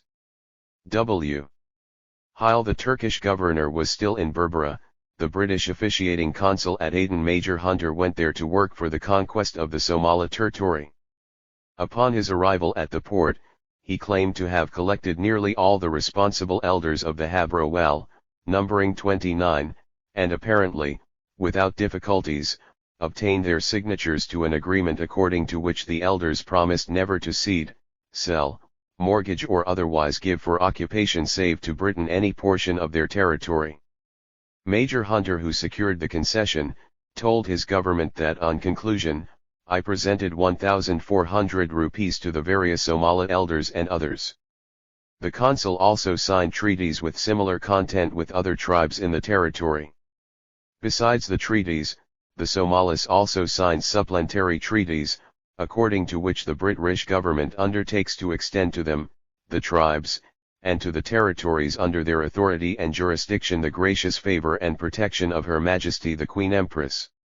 The treaties signed by the British government were ratified. The treaty with Habro Well was ratified on August 23, 1884, with Gadabozrasi on February 20, 1885, with Habr Toljala, Habr Garhajis, and with Essa and 94. Warsangli on February 25, 1885. The British also signed treaties with the Sultans of Tajura, with Syed Mohammad Bar, Governor of Zila, with Sultan Mahmud Yusuf, Chief of the Mujahideen, and the Sultan of Socotra. Appendices 7 and 8, the British official persuaded the Somalis to sign one-sided treaties. All the articles of the treaties favoured only Britain and gave nothing to the Somalis. The elders promised to do whatever British wanted.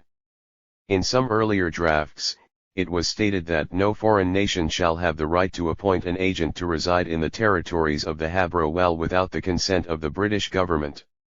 And as far as the revenues were concerned, the custom dues leviable at the ports of the Habro Well shall not exceed 5% ad valorem on imports, and 1% on exports.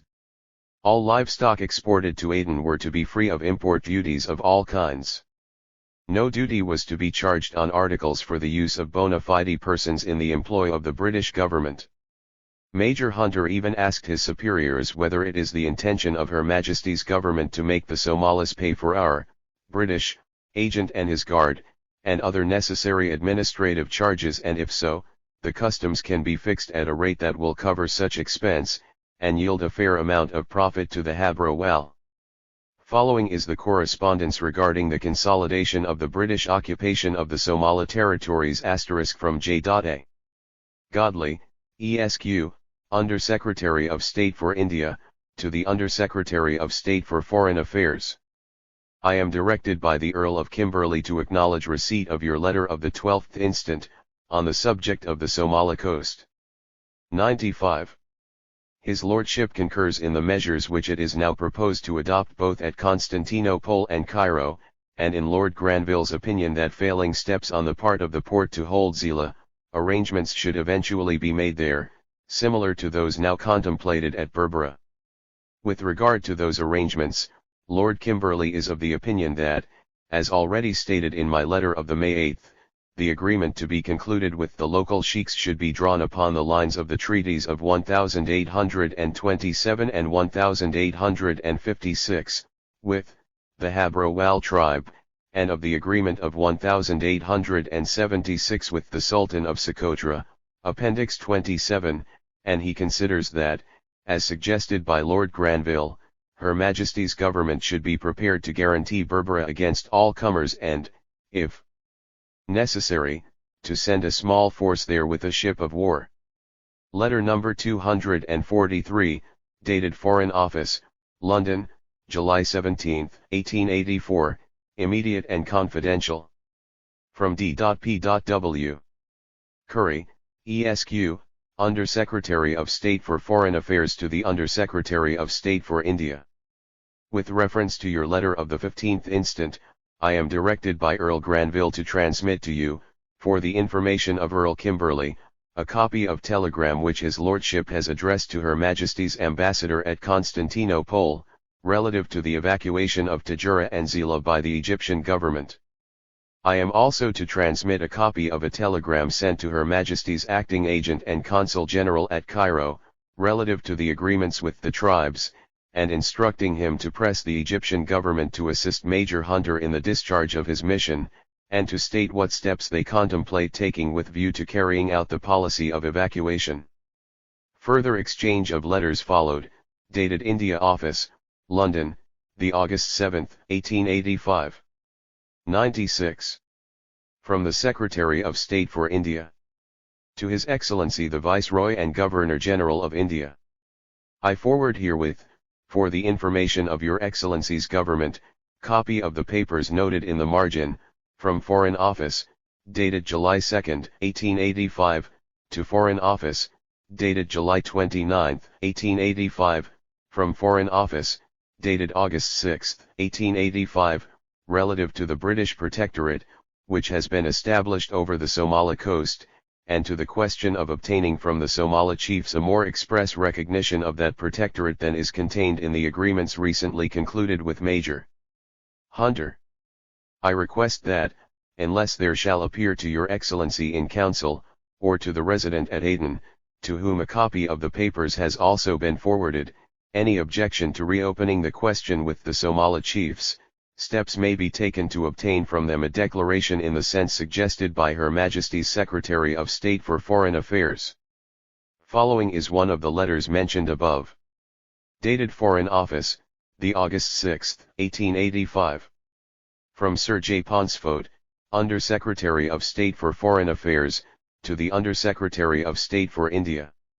With reference to your letter of the 20th ultimo, on the subject of the British Protectorate over the Somali coast, I am directed by the Marquis of Salisbury to state that His Lordship concurs in the suggestion that the communication to the other powers of the Protectorate over the regions in question should be deferred until steps have been taken to obtain from the Somali chiefs an express recognition of British protection in terms corresponding with those employed with recent treaties with West African chiefs, and am to request you to move Lord Randolph Churchill to cause the steps proposed in your 97. Letter above referred to be taken, to obtain from the chieftains supplementary agreements recognizing the fact of the British Protectorate over them.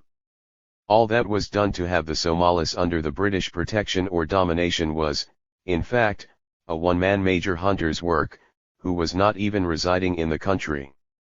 The Major was the British Consul General at Aden, Yemen, and non-resident consul for the Somali coast. He was under the control of the British Governor in Bombay, India. Major Hunter asked the Governor, "Do you think Her Majesty's government would object to a British officer residing at Berbera for a time with the title of agent? He could have a few policemen as his guard, and practically he would keep the peace until some arrangement could come to. If that would be acceptable, I do not see why troops should be required at all. Such would be in reality an occupation, in all but the name," he complained. "I have no one to help me, and do not care to take more people into my confidence than is absolutely necessary." As far as arrangements with the Somalis were concerned, Major Hunter believed that there were no difficulties in making any treaty with the Somalis, and in fact, he alone made them sign the treaties according to which the Somali elders placed their territories and people under the British protection. The British government named and appointed Major Frederick Mercer Hunter, political agent and consul for the Somali coast, to conclude the treaties. Major Hunter and the elders of the Warsangali have signed a treaty Appendix 15, on June 1, 1886.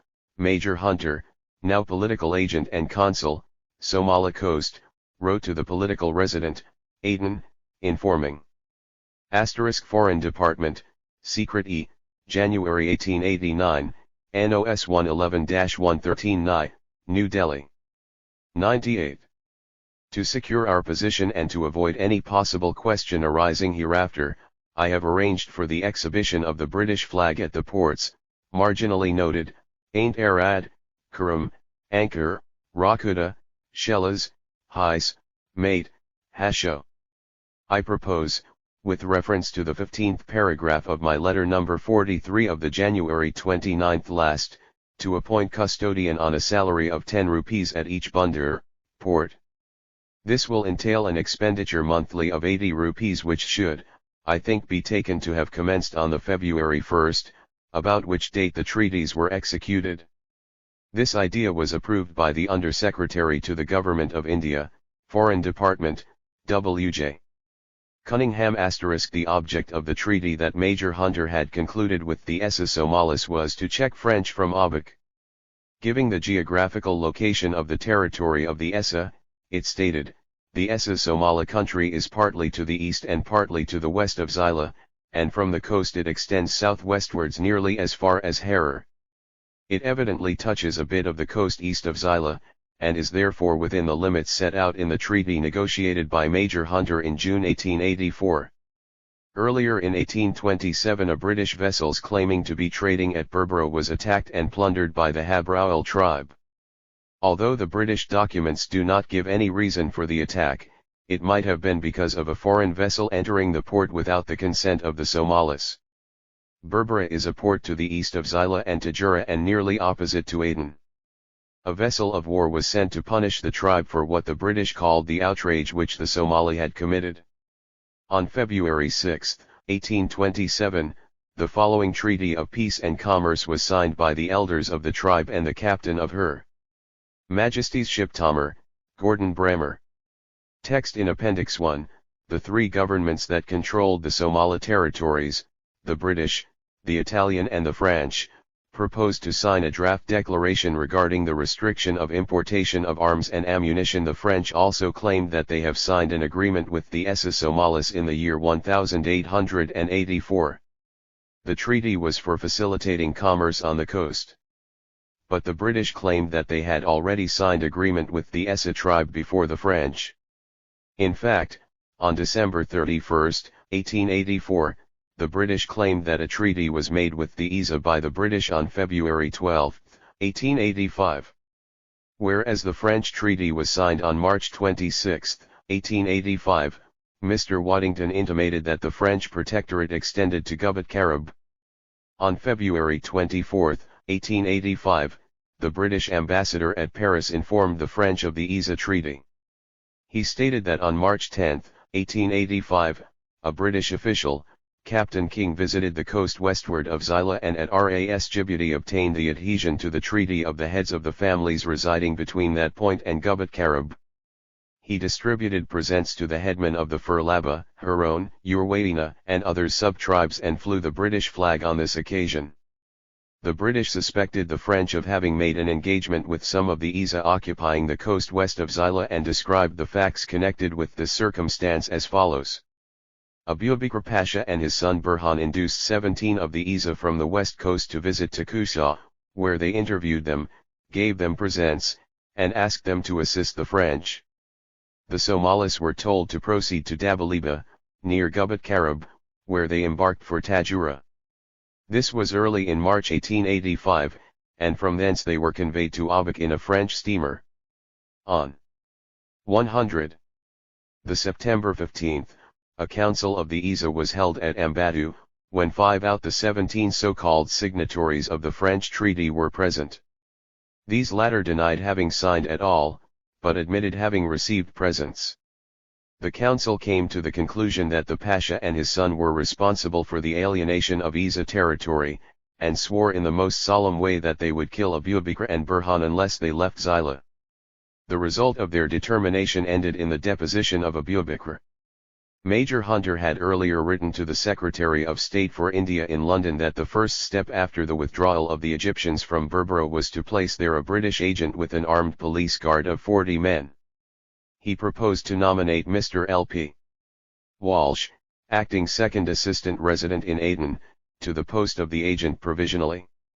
No troops need be landed at all now that the agreement has been satisfactorily concluded, he said in his letter, adding, and I am prepared to make similar arrangements at Zala, so as to further the withdrawal of the Egyptian garrison from Harar or to dispatch an officer there. I should like to have an escort of the Aden troop, but that body could be looked on as a personal guard. Major Hunter told his superiors that he presented Rs. Rupees, 1,400 to the various Somali elders and others.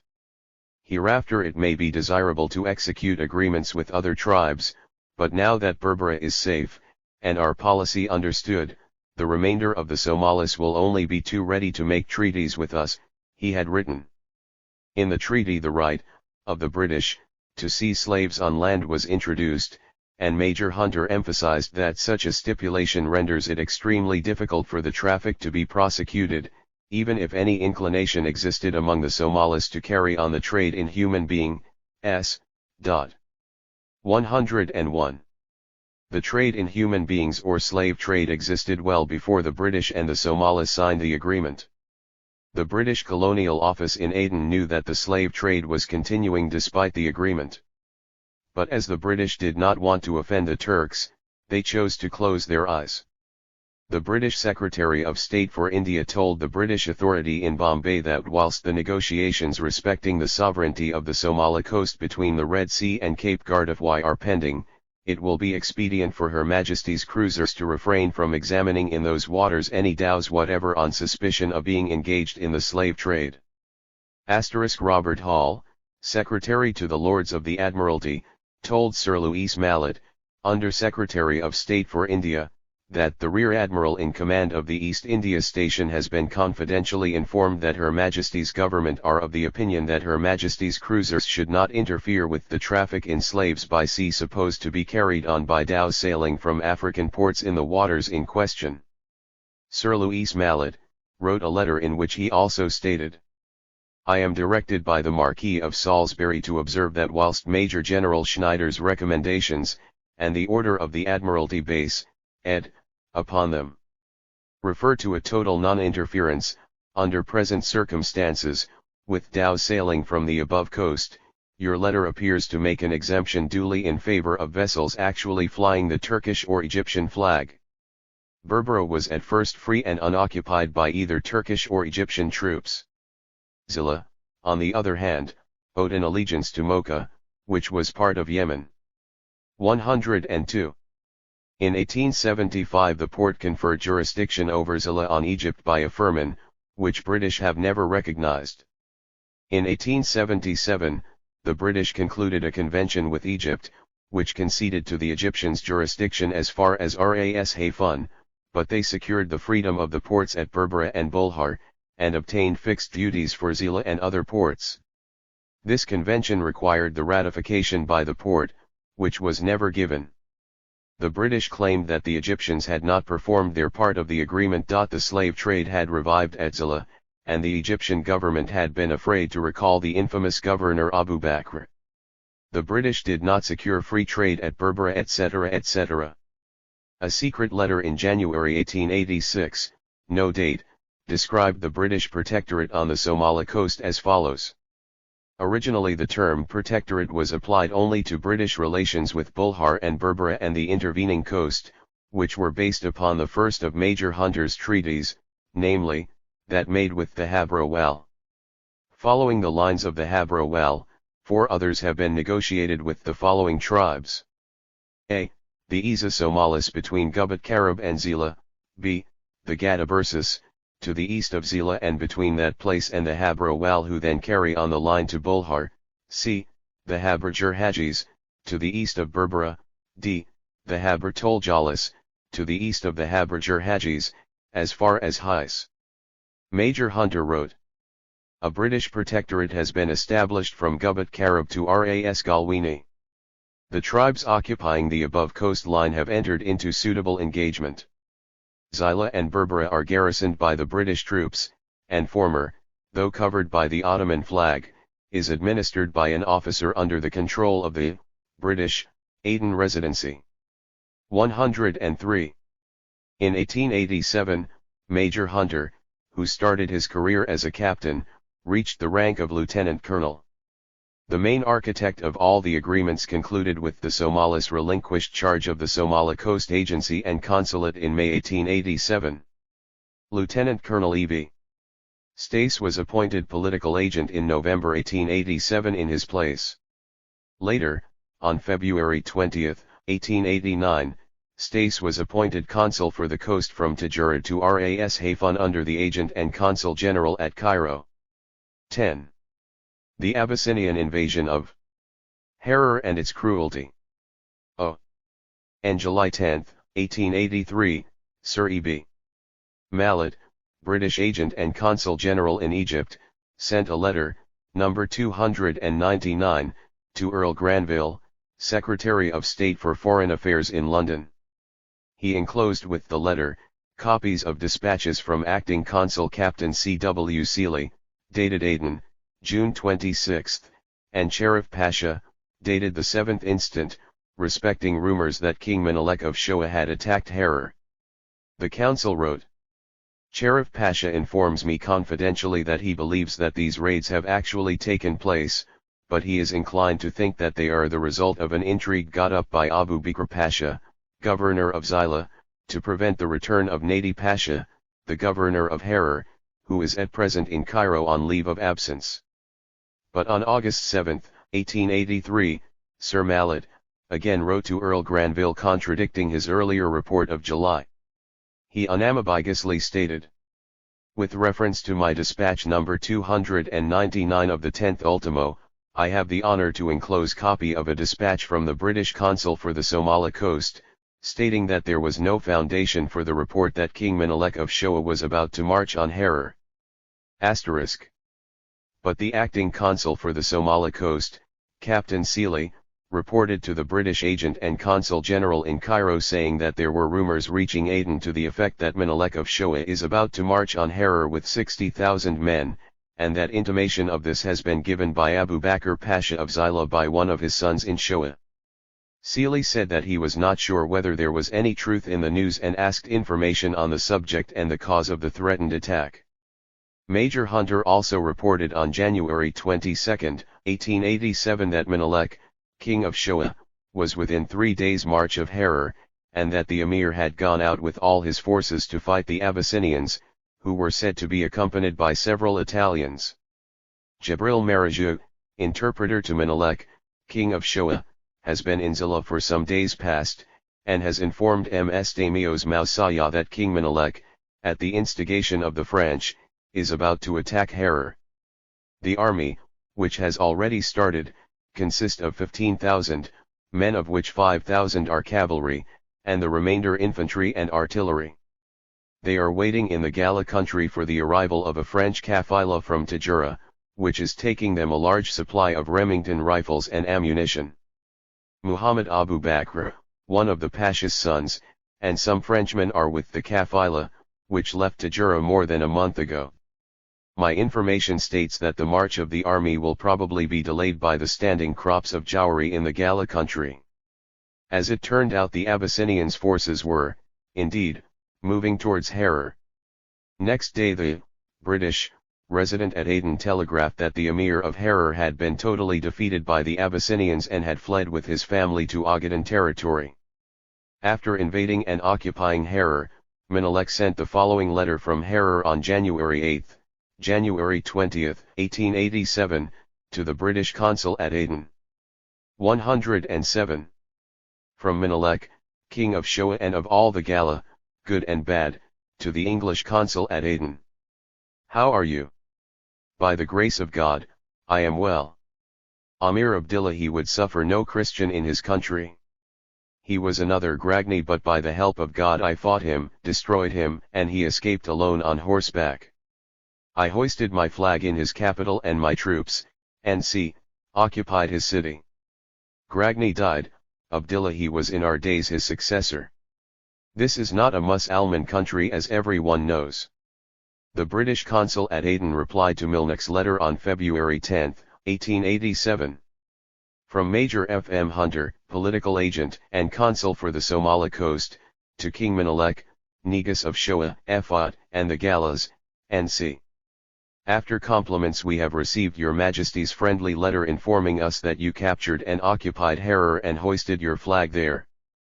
There can be no need to recall the terms of the treaty concluded with Her Majesty the Queen in 1841 by your Majesty's predecessor King Sahila Selassie, Negus of Shoa, Efat and Gala. Your Majesty may rest assured of the continued friendship of the British government, and we hope that under your Majesty's protection may revive and the trade route be safe.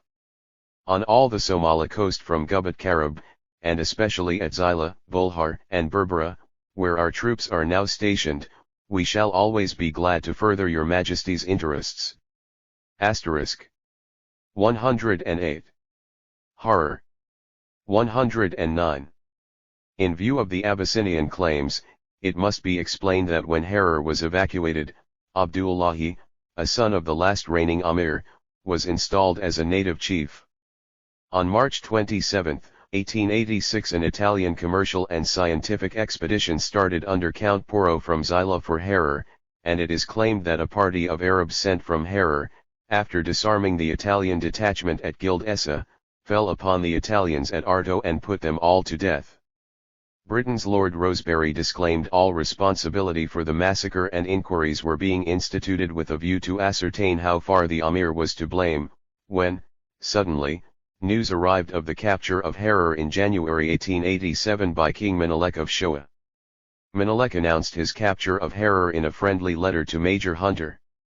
The London Foreign Office was cautious, as it considered it necessary to avoid any recognition of Menelik's independence which might offend King John of Abyssinia. Menelik withdrew in February, leaving Makonnen as his governor of Harar, and the latter opened friendly correspondence with the British. For several months after this, British officers constantly expected that the people of Harar would turn out the Abyssinians. The British authorities ruefully noted, but they have never done so, and the Abyssinians, having conquered Harar after our protectorate treaties, can hardly dispute our prior rights, although, being irritated at our recognition of the Italian protectorate, they have in recent years claimed Somaliland as part of their dominion. Since Makonnen's establishment at Harar, we have repeatedly treated his overtures with coldness, and given him to understand that our external relations in respect of Abyssinia were arranged with Italy. Despite, however, our delimitation with Italy, Biokavobo, on the Harar road inside our limits, was occupied in 1891–92 by the Abyssinians, who also have recently hoisted a flag still further inside our boundary at 110. Alelo. We have just destroyed the flag and some huts there. The withdrawal of the Egyptian troops from Harar took place in the first week of November 1884. Major Hunter reported from Zila on November 7, 1884, that the first detachment, consisting of 1,036 persons, 1 pasha, 12 civilians, 11 officers, 498 men, 277 women, 237 children, 3 guns, and 54 horses, reached the coast about November 12, 1884. Mr. Ruth, the assistant director of the Khedivial steamers, arranged with Major Hunter that the SS Mahala should be at Zila ready to embark this party. Within a month 3 detachments of the same strength left Harar. The Egyptian garrison left Zila on November 4, 1884 for Nargala via Aden on board Mahala. Following arrangements were made for the future administration of the place. The Pasha Abu Bakr was to remain as nominal civil governor on his previous salary, 700 rupees, so long as the Egyptian flag continued to fly. The real authority was vested in the British agent and vice-consul, at that time Kingsmill, Royal Navy, on 150 rupees per mensum deputation allowance.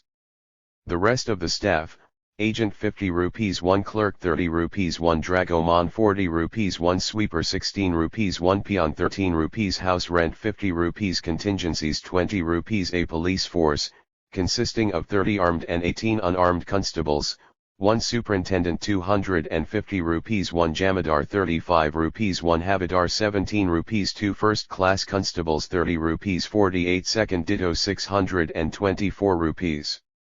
111. The Qazi was reappointed, and allowances for religious services and political pensions continued as set forth below. Qazi 50 rupees, Motsin 5 rupees, keeper of tomb 5 rupees, servant ditto 2 rupees, Sayyid Ala'i 4 rupees, Hossein Moonin 6 rupees. Richard F. Burton has provided a brief account of the history of Harar when its ruler had once dominated the region.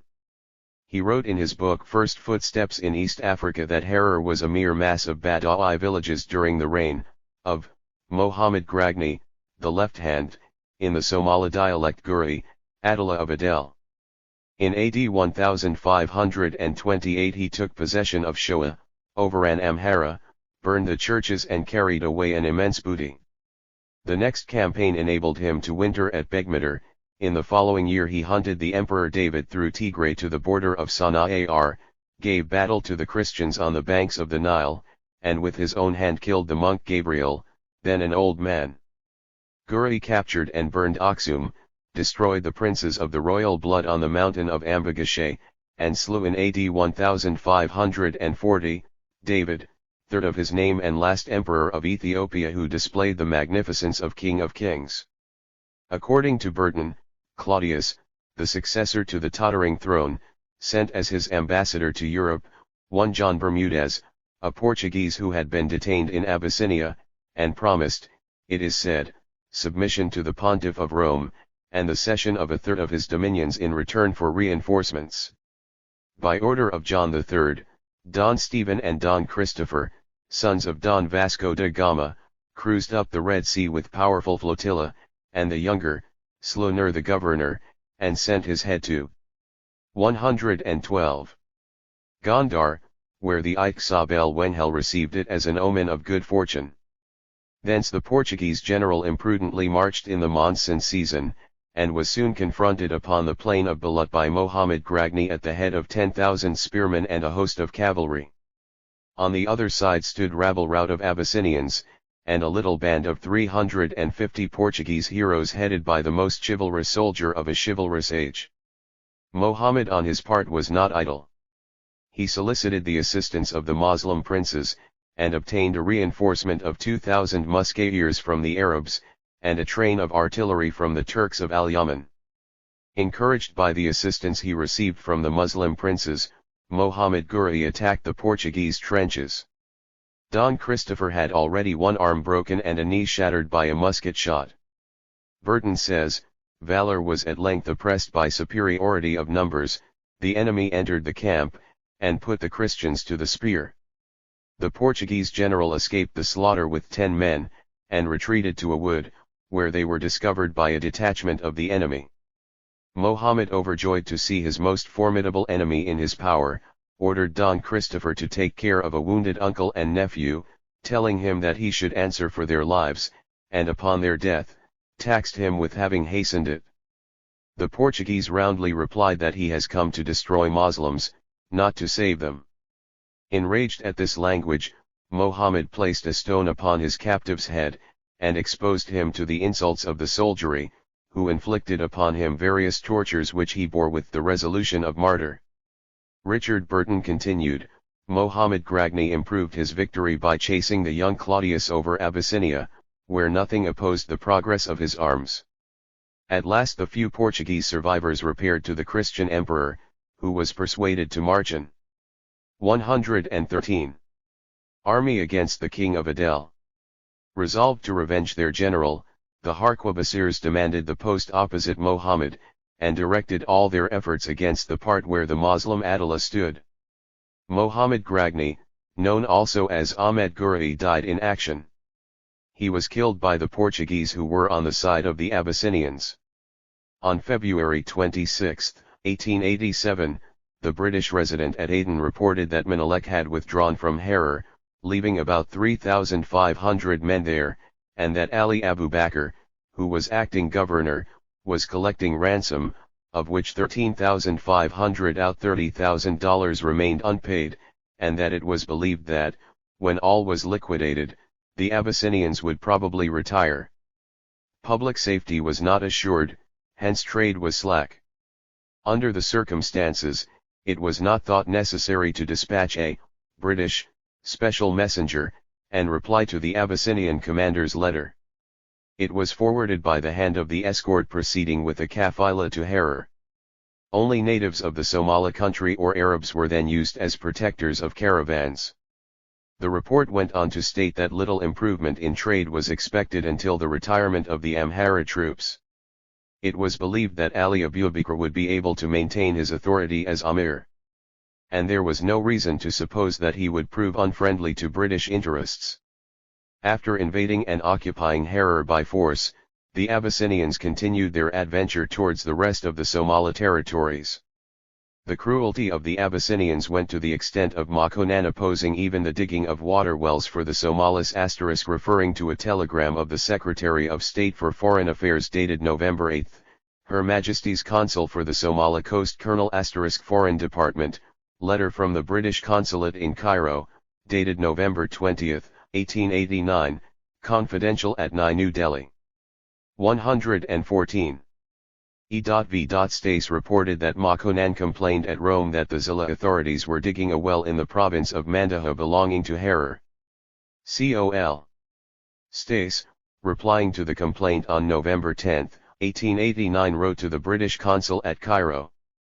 In reply to your telegram of yesterday's date, informing me that Makonnen had complained at Rome that the Zilla authorities were digging a well in the province of Mandaha, and that the Italian government asked for suspension of the work, I had the honor to reply by a telegram, of which a copy is attached.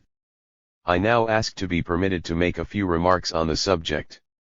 The place where a party is now engaged in boring for a well is situated about 25 miles from Zilla in the Mandaha Plain, near Dahab. Please see Protectorate map, route from Zilla to Harar. The work, which has received the sanction of the Government of India, was undertaken because there is no water between Hensa and Warabat, and, in the hot season, many men and animals have succumbed to thirst crossing the plain. The people of Zilla and all those interested in the caravan route are most anxious that the work should be completed. When Makonnen passed through Zilla recently on his way to Italy, he asked to be permitted to participate in the work, but I declined this as impracticable and likely to delay ad infinitum, whilst it is of much importance that it should be completed as soon as possible. At the same time, knowing Makonnen's ideas of gradually extending his rule, it would not have been polite to give him even this small pretext for future claims. There is no doubt whatever that had it not been for the present Abyssinian relations with the Italians, Makonnen would have never dreamt of asserting that the territory belonged to Harar. He thinks he now sees a good opportunity of a bold push forward, but he has not the remotest right to make the claim he now advances. 115.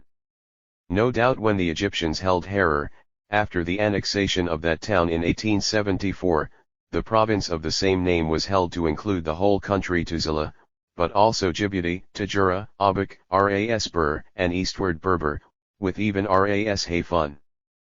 But, after the withdrawal of the Egyptians, Harar became independent, and the town was captured by King Menelik in January 1887. He never conquered more than the town itself, and no claims that I am aware of have even been advanced to the rest of the province, which was called Harar by the Egyptians.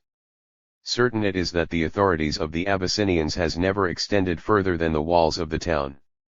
Even the Somali tribes, as the No and Jarsa, have deemed themselves independent, though Makonnen has made several efforts to reduce them to submission.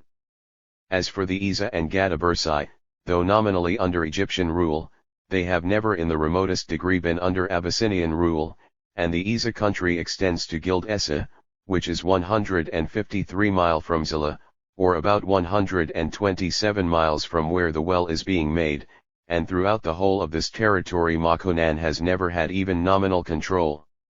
Under the Egyptians, the province of Harar proper was subdivided into 4 Mudiris, which lay within the circumference of a circle, of which the center is the city of Harar, and the radius a distance of about 10 miles. In the Convention of February 1888 between the English and French governments, the respective sphere of influence of the two governments were recognized as divided by the line from Laheta through Abasa and to Bingo Kabobo, Biokababa. The last named place is 62 miles nearer to Harar than the position of the well now being made. Finally, it must be remembered that in 1884 we concluded a treaty with the Isa tribe, by the first article of which they are bound not to cede, sell, mortgage, or 116. Otherwise give for occupation, save to the British government, any portion of the territory inhabited by them or under their control. This manifestly admitted their complete independence from Harar. Under the above circumstances, it is evident that, whatever the relations of the Abyssinians with Italy may be now or hereafter, the government of the latter country has no right to interfere with our present action regarding the well, or indeed in any part of the Isa country earlier, Colonel E.B. Stace, sent the following telegram dated, Aden, November 9, 1889, to the British consul in Cairo, Sir E. Baring. There is no province of Mandahah. Well being dug within 1 day's march of Zillah. Makonan never had a shadow of authority there, nominal or otherwise. The territory belongs to Isa. The people wish the well, and Makonan himself offered to contribute toward the work. The Italians have no reason to interfere, and it is of the utmost importance to resist this attempt. The resident approves this report. To substantiate his contention, Col. Stace cited the report prepared by the assistant resident of Zila, Lieutenant J.L. Harrington, who toured Isa and Gadabursai countries in May and June of 1896. In his long report on June 10, he stated, "Marched Araba to Hadai, Harawa Valley, 12 miles, accompanied by Ugaz Nur, Makil Dara and Furlaba elders. En route past skeletons of 3 elephants, which I was told had been killed by Somalis. Today also received news that Isa Nur, son of the Ugaz, has killed 6 elephants in the Taka Hills. After inquiry I ascertained that 3 was more like the correct number. About 1.5 miles from Araba, came to place called Elelo where a spring issues from a white 117 earthen bank. Where the water issues, it is so hot that one can do no more than dip one's hand in it, withdrawing it as rapidly as possible. The spring sends up clouds of steam at its mouth. Some distance from the source there is a grass shed covering a basin which has been scooped out to an extent sufficiently large for 2 men to recline full length in it. Shed and basin have been by the Abyssinians, who use the place somewhat as a health resort. Between the spring and bathing place on a high bank with naturally scarp sides, overlooking the stream, the Abyssinians have built about 6 grass huts, colonial in shape, surrounded by a thorn zariba, for their accommodation when they visit Elelo. On June 11, Harrington arrived at Hadai and camped near a Makil Darak area, where the Ugaz brought a sheep and a couple of goats as a present for the British official. But Harrington commented, "Knowing the insuperable objection the Somali have to parting with any of their property without receiving a substantial quid pro quo, I tried to avoid the acceptance of these animals from the Ugaz.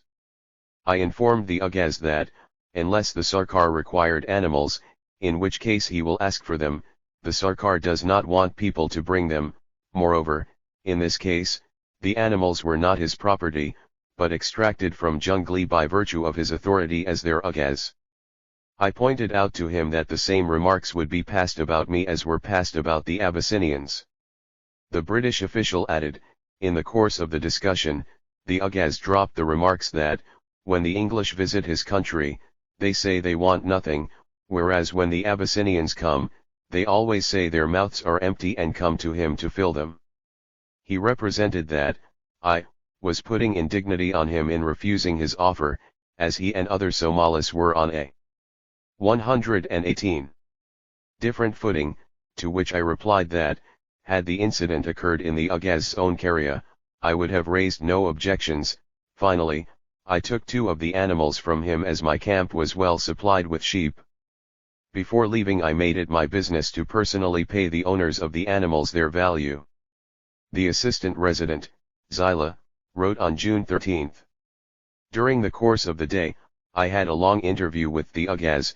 He asked about his sword, and remarked that it appeared to him that we were unwilling to give him one.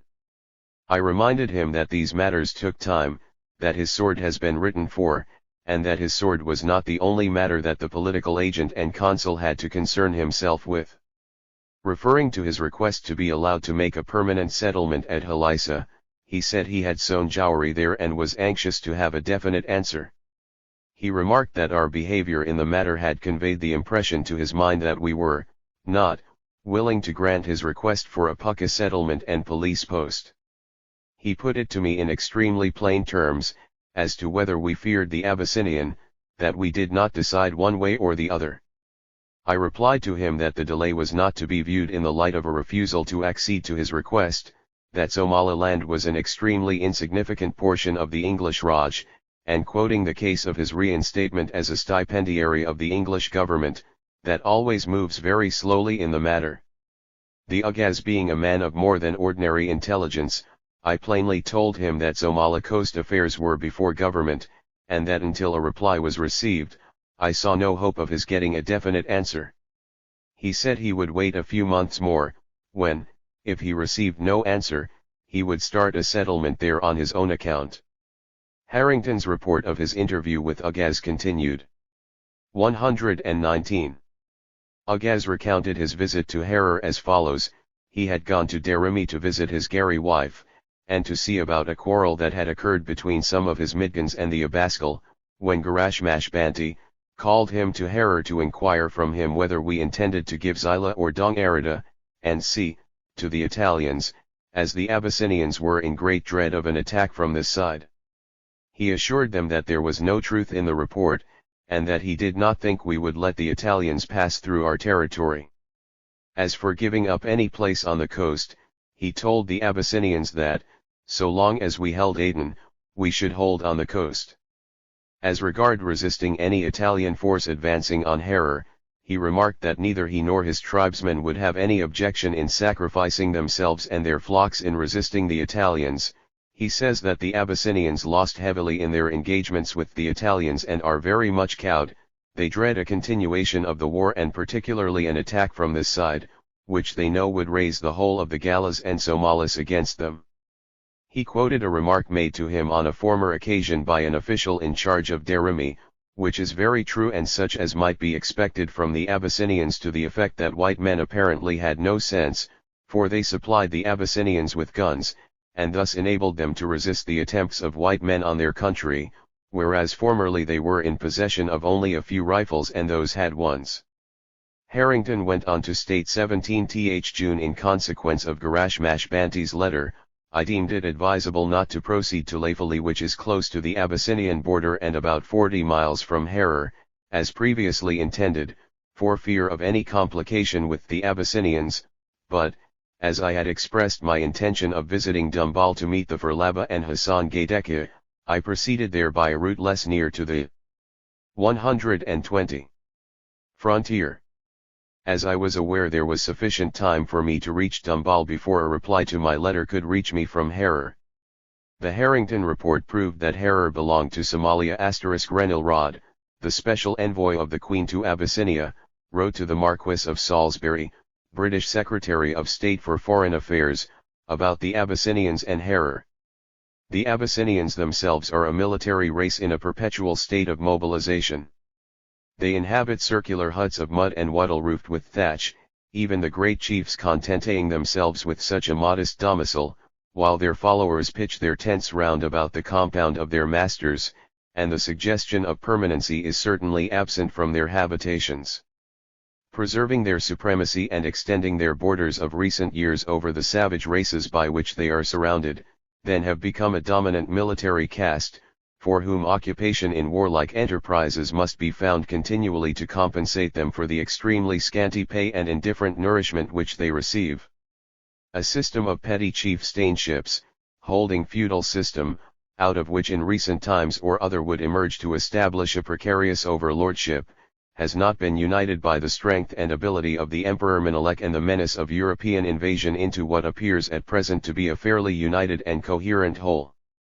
But the Abyssinian, although in many cases he develops considerable ability and enterprise as a petty trader, and can fairly be trusted to employ profitably small capital committed to him to speculate with as merchant, has none of the characteristics which go to make the citizen.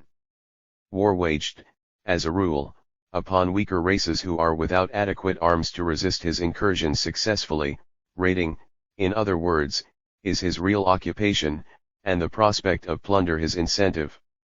Rod said, I have elsewhere alluded to a characteristic observation which was made to me to the effect that the Somalis were, since ancient days, the cattle keepers of the Ethiopians, who could not themselves live in the plains, and as such were bound to render due tribute of cattle to their masters. When they failed to appreciate this obligation, it became necessary to coerce them. This is the normal attitude of the Abyssinian towards the subject races, to the number of which he is perpetually adding, and it is to the continual exaction from these of the uttermost farthing in tribute and forced levies that the unprogressive character of his country, really rich in natural resources, is due. The British diplomat added, large districts inhabited by quiet, though semi-savage, races, who owned rich flocks and herds and prosperous plantations, have been devastated by the raids and incursions of their Christian conquerors in the ever-recurring expeditions necessitated by the institution of the military system in a race which, possessing neither arts nor crafts, looks on agriculture as rather the business of their vassals than themselves. Those who know the neighborhood of Harar in the days of the Egyptian occupation speak bitterly of the contrast which its present aspect affords. The invading Abyssinian even cut down the magnificent coffee plantations to burn with the same improvidence with which the forests of Shoa have been destroyed, Rod reported. He derisively wrote about the Abyssinians, to replant a tree never enters their heads. 122. Writing about the Abyssinian soldiers, Rod said, the soldier lives for the most part sparingly, and is satisfied with the rude sour bread manufactured in the country, which, seasoned with pepper and, more rarely, with meat, forms his only food. The desire of a better mode of existence appears to be entirely absent. At the same time, in order to secure the little that is necessary, as he does not work himself, it must be wrung from the subject races. According to Thesiger, the Amharas and Tigrenes, as opposed to the Gala and the other tribes they had incorporated into their empire, resembled no other race in appearance or character. They regarded themselves, however fallaciously, as light-skinned. In their paintings they were invariably shown full face and almost white, whereas their enemies were always depicted in profile and black, unless they were Europeans. The Abyssinians continued their invasion of Somali territories and inflicted heavy damages on the Somalis, and the British protectors kept looking at it as passive spectators. The British even directly facilitated the Abyssinians to perpetuate their cruelty against the Somalis, for whom they were responsible by the treaties of protection. As far as the Abyssinian incursion into the Somali territories were concerned, the British applied what they called a policy of complete abstention from interference. The Deputy Assistant Political Agent, Bulhar, David Morrison, reported to the Assistant Resident at Berbera on February 1, 1891 that he received the following information from a kafila that returned from Ogaden. About 25 days ago the Abyssinians came to the Ogaden country. The force was 7,000 strong. Their intention was to proceed to Merka and take possession of it. Merka, I am informed, is inhabited by the Jaberta people, Rare Jibalad and Jibel Madao, whose governor is named Suleiman, a nephew of the late Sayyid Barghash, of Zanzibar. The country is rich and well cultivated.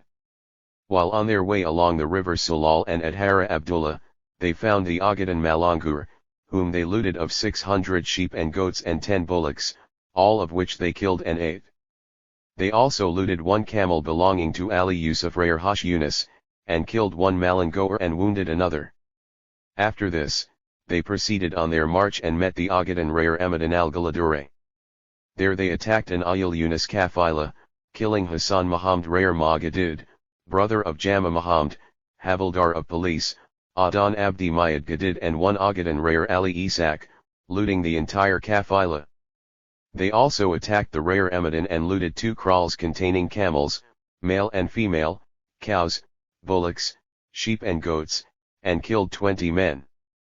After this they proceeded to Hamar and Merka. The Abyssinians said it was their intention to go to Merka and there make a settlement. The Ayil Yunus wished to know if any compensation will be given for the loss sustained in life and property. Hora Abdullah is 13 days from Bulhar and 4 from Harar in a southerly direction. Galadure is only 3 days from the Webai. Morrison wanted to know the reaction of the British government to the Abyssinian invasion. Major C.W.H. Seeley, acting political agent and 124. Consul, Somali Coast replied, With reference to the report number 39 dated February 1, 1891, from Mr. Morrison in regard to the action of the Abyssinians, the ILUNIS should be informed that it is not a matter in which we can interfere.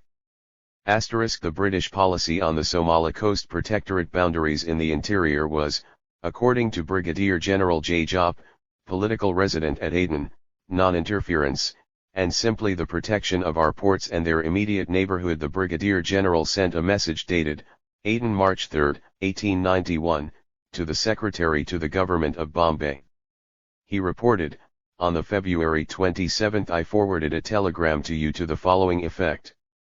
Perfect confidence restored to the ports and all quiet. No danger of complication. On the February 26 I received a telegram from the Secretary of State for India, London, to the following effect. Foreign Office ask if you have any information apprehending Abyssinian advance on Merka. To this I replied to the following effect. News as to the Abyssinian advance on Merka very conflicting. Some accounts declare they have been annihilated by Ogaden, while others show they are in the Rare Hamar district and still advancing towards Merka. They have almost certainly got as far as Fuf. On February 9, 1891, the assistant resident at Berbera, Lieutenant H. Mirwidher sent 3 reports to the political agent and consul, Somali Coast, about the attitude of the Abyssinians. The report stated I have further had several conversations with Sheikh Matter, who is still here and leaves tomorrow, and he tells me that the Abyssinians have got wind in their heads and think because the French and Italians have given them guns and rifles that they are irresistible. As regards the French, I have the honor to invite your attention to the last 2 lines of Mohamed Dosa's deposition, and I would with all deference submit that the present action of the Abyssinians in the Ogaden and elsewhere is a sure token of support afforded them from some quarter at present unknown though not difficult to be guessed. It must be noted that the information referred to in the last paragraph was volunteered and not elicited by any question. I have the honor to suggest that a slight increase in the garrisons of Berbera and Bulhar, with the addition of some guns of the Camel Battery, would not be out of place, and could be easily effected with the next relief expected here on the 20th instant. When the Bulhar news leaked out yesterday through arrivals from that part, the merchants were, I am told, in a great state of mind and were coming to me in a body had not Muhammad Hindi and 1 or 2 other men of influence and common sense dissuaded them. I have quieted them, but the measures I have suggested would, I think, inspire confidence. Sheikh Matter, who leaves tomorrow as already stated, has engaged to send spies towards Harar, and C, to keep me fully and punctually informed of all that is passing there. I have told him to come in here if he is in any danger.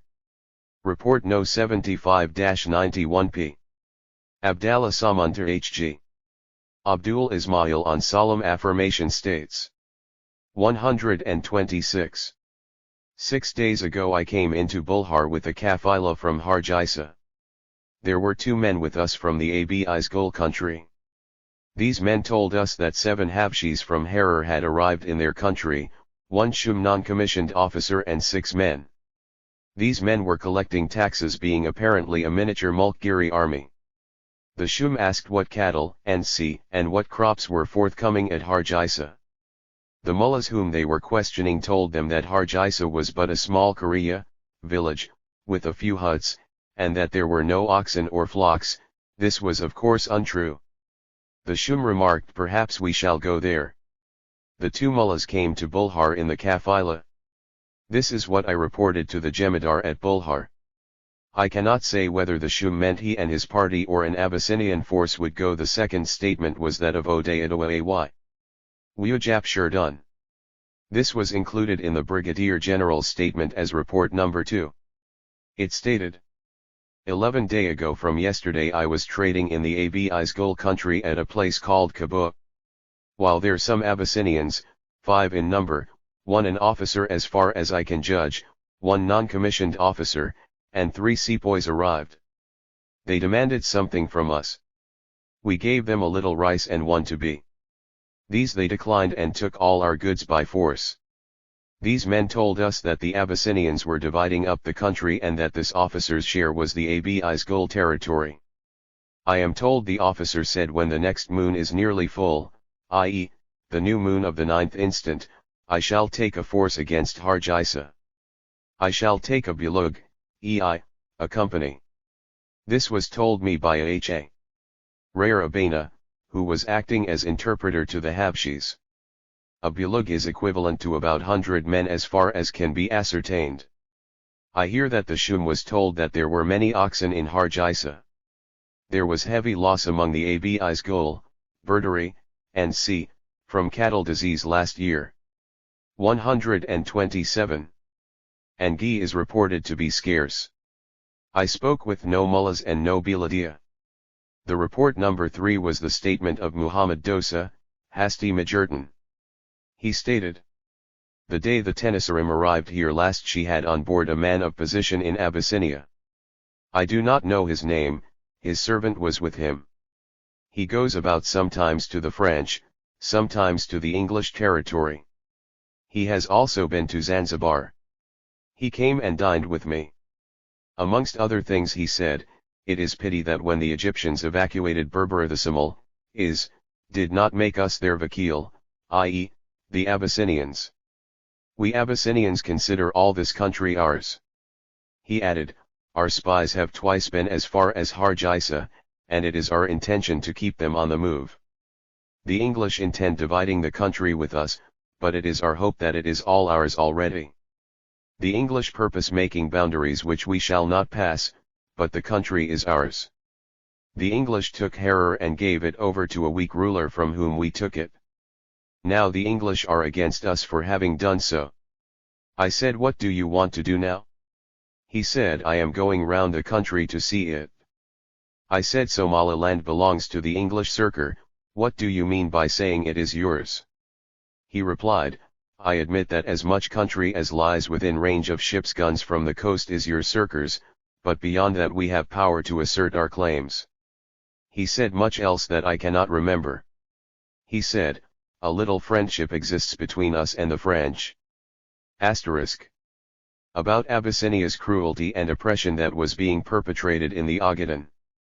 On November 28, 1894, the British acting political agent and consul, Somali Coast, Captain H.M. Abid sent a report to the political resident at Aden, in which he pointed out, in continuation of my letter N841, dated the August 29, 1894, reporting that Ras Makonan, governor of Harar, had informed me of his intention to dispatch an expedition to the Ogaden to punish the tribes for certain misdeeds, I have now the honor to report that it would seem that the expressed intention has been fulfilled, as constant representations are being made to the assistant resident at Berbera of the cruelty and oppression that is being exercised by the Abyssinians on the Ogaden.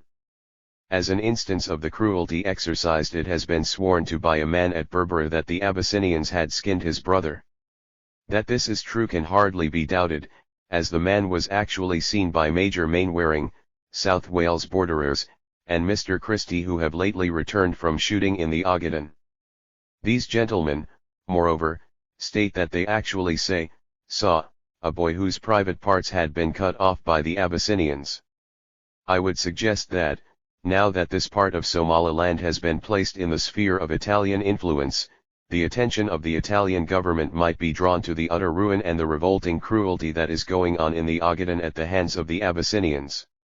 In a similar report on December 3, 1894, to the government of Bombay, Political Department, the British political resident at Aden, Brigadier General John Jopp stated this residency is now powerless to check those atrocities in the Ogaden. Before the Protocol of May 1894 was published, although Abyssinian raids were more or less constant, such revolting cruelty, though habitually practiced in Abyssinia proper, was almost unknown in this part. 129. British influence extended so far inland, and the knowledge that our officers on the coast would take measures, acted as a deterrent. Now all is changed. The Abyssinian government know the range of our authority is now limited, and the governor of Harar, who on 2 or 3 occasions being addressed in a friendly manner by the political agent and consul, Somali Coast, bringing to his notice the extortion committed by his people, has invariably replied that the country belongs to King Menelik, and more or less resents our interference. The Ogaden, by the new protocol, is now in Italian sphere of influence, but there is not an Italian official within hundreds of miles, not even I believe in Harar, who could intervene to induce the Abyssinian authorities to keep proper check over their soldiers who traverse the country. I attach notes of an interview that Captain Abid, assistant resident, had with Mr. Felter, a merchant residing in Harar, and who lately arrived in Aden, on the subject of affairs in Abyssinia. For what it is worth, he is actually an agent employed by the Italian government and is paid as such, and has the title of resident, though this is not publicly avowed. As touching the action of the Abyssinians in Ogaden, he stated that the expedition returned on the November 14th, and that his wife saw slaves tied to the horse's tail. It is well known that prisoners of war, natives, in Abyssinia are sold, although Abyssinia had signed the Brussels Act. On referring to the late case of skinning a man alive, he said that the Abyssinians did worse than that, and that every week Queen Taytan had 2 or 3 virgins killed and their entrails examined for omens. He said that the Abyssinians had got wind in their heads and openly stated that the whole of East Africa, 130, belonged to them, and he said that the Abyssinians were the French of Africa, boasting. The Abyssinians think the French the strongest of all European nations, and that all the world is concerned with Abyssinia, and that should one power want to go to war with, the other would prevent her. He said that lately the Abyssinians had heard of a country called Kaufur to the southeast of Odilo, and that in it there was a city built of stone, that on the December 22nd next Menelik with 50,000 rifles was to start to conquer it, and had already named the city Addis, Harar or New Harar in anticipation of their victory. He expressed an opinion that there was no other way of dealing with these people but by force of arms, as they listened to no remonstrance of any kind from anyone. Lieutenant Colonel C.W.H. Seeley, political agent and consul, Somali Coast, said in a memorandum, number 438, dated Aden, February 14, 1895, quoting Mr. Gillette, who returned to Aden from the Ogaden. He informed me that the Abyssinians were still carrying out their apparent object of subjugating the country on, and south of, the Webi Shabali. The procedure appears to be this: first, a somewhat small force goes and collects tributes from villages. If unsuccessful, they are backed up by a second and larger force behind them, and behind all is Menelik's own force. As far as I could learn from native sources at Berbera, while recently on the coast, it is not now the Ogaden who are suffering from the Abyssinians, but Gala tribes further south and southeast and southwest of the Webi Shabali. 4.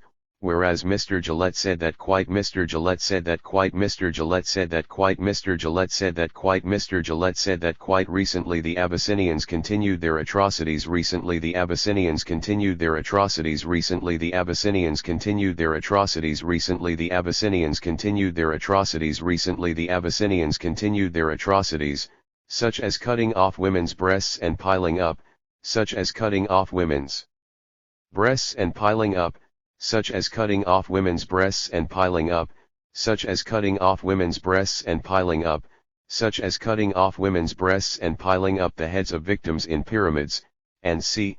the heads of victims in pyramids, and c. the heads of victims in pyramids, and c. the heads of victims in pyramids, and c. the heads of victims in pyramids, and c.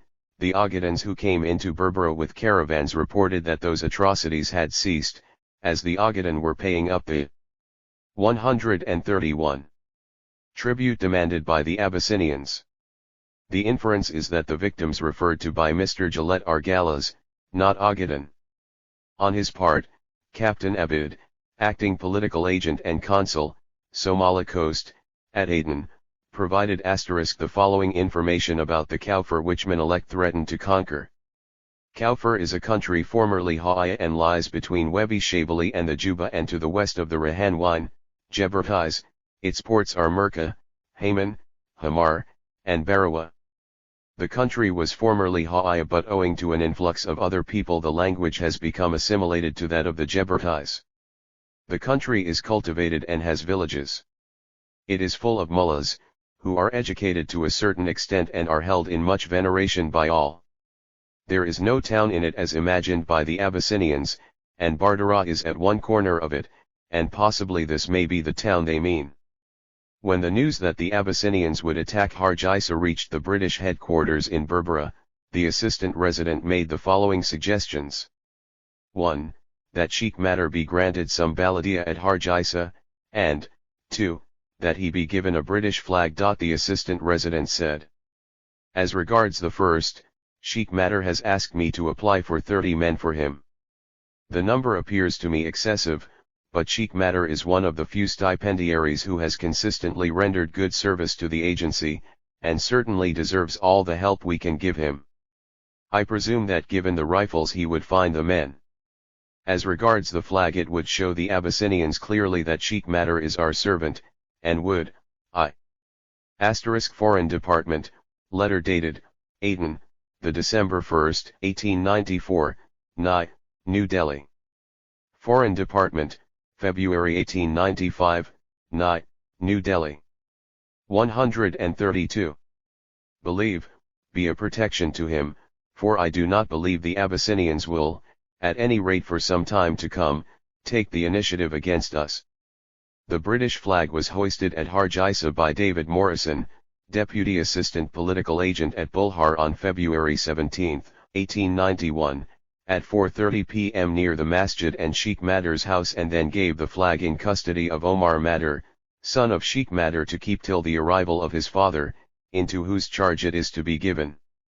But the acting political agent and consul, Somali Coast, reacted negatively about the hoisting of the British flag and wrote to the assistant resident at Berbera * that the earliest opportunity may be taken for hauling down the flag if hoisted, and it should only be hoisted when a hostile force is actually in the vicinity.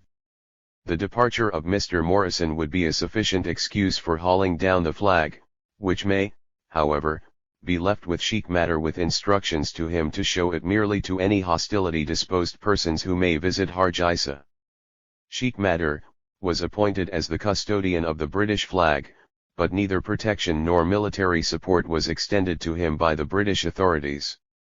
On the issue of granting him some security men for the protection of the interest and the prestige of the British Empire, Major C.W.H. Seeley told the resident at Berbera, "There is no objection to your granting Sheikh Madar. Madar and Madar both spelling have been used in the documents, 15 it as a temporary measure and at his own expense, but in the event of an overpowering force of Abyssinians marching on Hargeisa, it would be better for Sheikh Madar to retire to Berbera, as already suggested in the 7th paragraph of your number 135 of 9th instant. Besides, the assistant resident at Berbera, Lud. Nant H. Mirwidher, sent by a special messenger, via Bulhar, the following letter to Sheikh Madar. After compliments. These are the Sirkar's orders regarding you and your Korea. The flag which Mr. Morrison hoisted you will pull down and keep. Should any spies or single individual visit you to collect information for our enemies, show it to them. Should any large force come near you, rehoist it. Should any large force come against you, retire with all speed to Berbera. Do not fear, the Sirkar knows everything and is doing what is best for everybody. Regarding the Biladias, let me know if you are prepared to pay and feed so many yourself. May you be preserved. Asterisk. By denying Sheikh Madar to have maintenance support for 15 baladias, the local militias, to defend the country, which was at the time their own colony or protectorate, from Abyssinian attacks, and to advise him in case of Abyssinian invasion to retire, meaning to run, with all speed to Berbera, was really mean and a clear indication that the British valued more the meat they collected from the country for their Aden garrison, than the people and country. In fact, on April 1, 1891, the British political resident at Aden submitted a memo to the Secretary to Government, Political Department, Bombay, in which he said that the presentation of the British flag to Sheikh Madar, by the Deputy Assistant's political agent at Bulhar was an error of judgment, but to withdraw the flag at once, would have a bad effect. I will however endeavor to persuade Sheikh Matter to quietly return it unbeknown to his men on the plea that the purpose for which it was granted has now passed and there is no fear of the Abyssinian force, which has 134. Moved far away from his district, molesting him. And on July 29, 1891, the Secretary to the Government of Bombay, Political Department, W.L.E. Warner, quoting the political resident at Aden, reported to the Secretary to the Government of India, Foreign Department, that Lieutenant Mirwidher, assistant resident at Berbera, has privately recovered the British flag which was in the possession of Sheikh Matter at Hargeisa, and that it was necessary to act secretly in this matter, because if it became publicly known that the flag had been withdrawn, the effect upon the Somalis would have been bad. Well, nothing happened. Somalis did not know what was the meaning of the flag. It was already known that the chief raison d'etre of the British control over the Somali coast, was to provide Aden with meat supply and also to provide camel transport if necessary. And all the so-called treaties of protection were used just as instruments to keep the other powers away. Out of all the powers that have acquired Somali territories, for short or long period, i.e. Turkey, Oman, Britain, France, Italy, Britain was the only power that caused the worst damage to Somali nation, in the 19th century as well as in the 20th century. Not only it did not develop the country, but it has given away Somali territories to other countries. It gave Ogaden to Abyssinia in 1897, Northern Frontier District, NFD, to Kenya in 1963 and Socotra to Yemen in 1967. The commander of the Abyssinian forces at Jigjiga, Mang Asha, sent a letter through political agent and consul, Somali Coast, to Sheikh Matter of Hargeisa. The letter, dated the 3rd Al-Qa'dah, 1308, read as follows. After compliments we inform you that people came to us and told us Sheikh Matter had gone to Berbera and Aden to collect an English, Farangi, army and Muhammadan that they might fight you, us, and when we heard this we were on our guard, but we heard were present, sick, and the English commander's name with the army was Sabwell. When we heard we were astonished, and afterwards were intending to come to you when we heard of the state of affairs. But the precious letter arrived, and we read and understood it and believed it. But the government does not confuse the country, the government wishes peace, and on that account has destroyed all the road cutters, plunderers, of the Berdari on account of the travelers. But you and I, oh, Sheikh Matter, are allies in God, and before this affair I knew, intended, nothing bad and you similarly, but let us two meet and consult about everything in peace.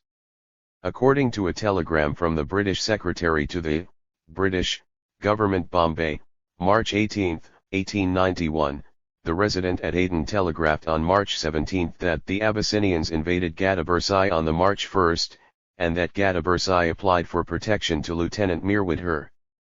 The British government notified the powers that the Gadabursai were under the British protection. Moreover, the agreement with France of February 1888 treated the Gadabursai as under the British protection, although it did not provide for protection. A Foreign Office official having initials WJC considered the British position so ambiguous that it could be interpreted either way. The official wrote on March 19, 1891. Our position with the Gadabursai is such that we can, if we like, assert our protection as against the Abyssinians or anyone else, and we can, if we like, leave the Gadabursai. 136. To their fate because our treaty does not provide for protection.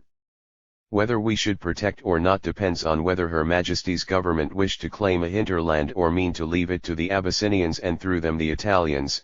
It depends also on whether Her Majesty's government are prepared to make good and effectual protection from inland aggression to a tribe the extent of whose territory we do not know. WJC. Added I think we may answer. Foreign. Secret. Your telegram, 18th Gadabursai. The Bombay government have telegraphed to Aden, begins. It is undesirable to notice threatening disturbances beyond the sphere of protective treaty, or, until you have clearer proof of the hostile invasion of Gadabursai country, to consider question protection treaty with the Gadabursai. Presuming Hargeisa and Harawat are beyond the sphere of protective agreements, hoisting flag appears undesirable. Our policy is to interfere only where protective treaty absolutely requires. Ends. I concur, and do not advise extending protectorate to Gadabursai whose inland limits are unknown and who have no coast unless Her Majesty's government have determined to claim hinterland extending past Harar on the east to British East African Company's territory. In a letter to the Under-Secretary of State for India, the Under-Secretary of State for Foreign Affairs in the Foreign Office, London, Sir P.W. Curry, mentioned a telegram dated March 17, 1891, from the British resident at Aden, respecting the movements of Abyssinian forces in the districts inhabited by the Gadabursai tribes. The British ambassador in Rome was instructed to state to the Italian government that King Menelik has attacked the Gadabursai who have treaty relations with Her Majesty's government, and to request them to call upon him to desist from such proceedings. British 137. Resident at Aden expressly stated that the Abyssinian force entered the Gadabursai country on March 1, 1891. The British Secretary of State in London sent the following telegram on March 18, 1891, to the Viceroy in Calcutta. Foreign. Secret. Resident at Aden telegraphed March 17, Abyssinians invaded Gadabursai March 1. Gadabursai applied protectorate. Mirwidher says that if not granted they will, probably, ask for help elsewhere and recommends hoisting flag Harawad. Zila instructed to take no action pending order. Gadabursai rely upon the word maintenance of independence in the Preamble Treaty, 1884, and press for a reply. Jop give no advice. What are your views? Please telegraph reply at once. The Political Secretary, Bombay sent the following telegram to Foreign Secretary, Calcutta on March 18, 1891. Following telegram received from resident at Aden last night, begins as follows. Following telegram sent now to Secretary of State. Following telegram received from Assistant Resident at Zila to Consul, Somali Coast, just received, telegram begins. Abyssinian force entered Gadabursai country on 1st. Gadabursai fled from mountains, no fighting. Abyssinians returned Gadai. Gadabursai apply for protectorate. If not granted, probably apply for help elsewhere. Recommend hoisting flag Harawad whilst yet time and Abyssinians out of country, await instructions. Second force left same date ostensibly against the Hargeisa. Telegram ends. Harawat is between the Hargeisa and Gild Essa in Gadabursai country. Zila instructed to take no action pending orders. Gadabursai rely on words. 138. Maintenance our independence in Preamble Treaty, 1884, and press for a reply. Bearing informed February 16 that our flag hoisted at Hargeisa. Aden telegram ends. I have telegraphed to resident at Aden, telegram begins. Your secret telegram of yesterday evening. Undesirable to notice threatening disturbance beyond the sphere of protective treaty or until you have clearer proof of the hostile invasion of Gadabursai country to consider question protective treaty with the Gadabursai, presuming Hargeisa and Harawat are beyond the sphere of protective agreements. Hoisting flag appears undesirable. Our policy is to interfere only where protective treaty absolutely requires. My telegram ends. We have no communication with Secretary of State, but should invasion extend protected territory we shall be glad to receive clear instructions.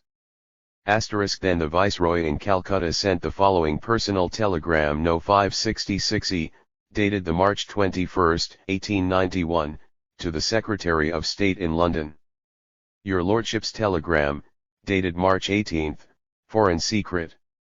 Decision as to the assistance to be given to Gadabursai must depend on policy which Her Majesty's government decide to adopt as to the Somali hinterland. See our secret dispatch number 123 of October 7, 1890. Until a conclusion upon this point has been arrived at, we shall be guided by your secret dispatch number 30 of October 31st.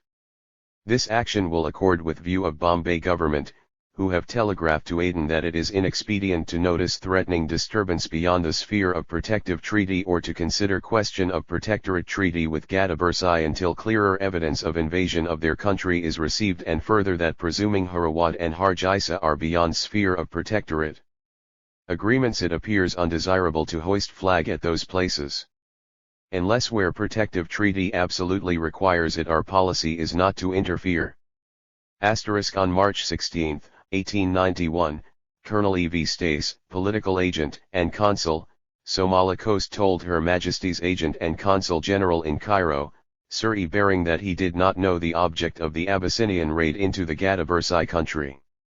However, he knew that there has been something going on between the Gadabursai, Agaz Nur Roble and Makunan of Harar for a considerable time, and the latter, as long ago as October last, tried to entrap the former into his power by inviting him to Harar.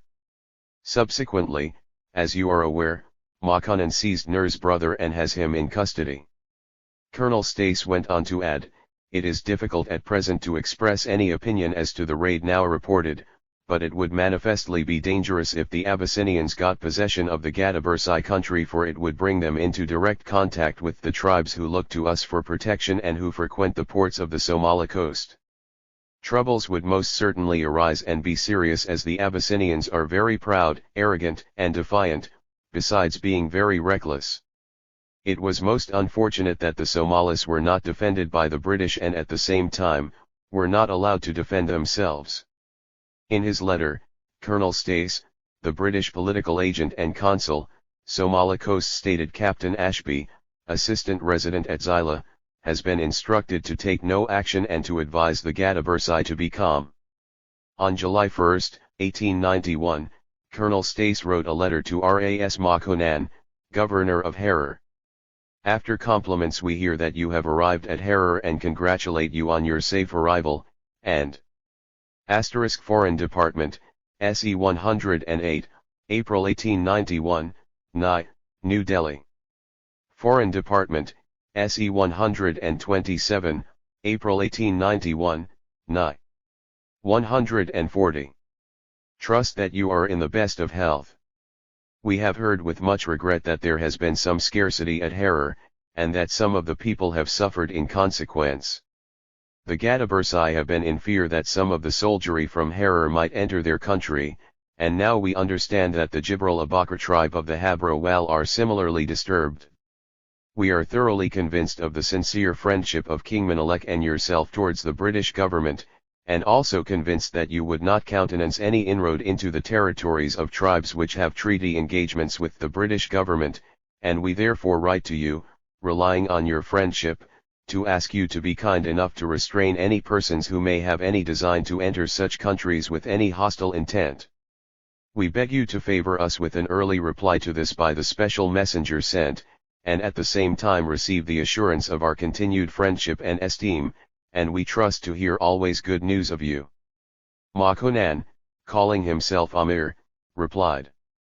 Dated the 5th Umli 1883 from Ras Makunan, Amir of Harar and its dependencies, to Colonel E.V. Stace, political agent and consul, Somali Coast.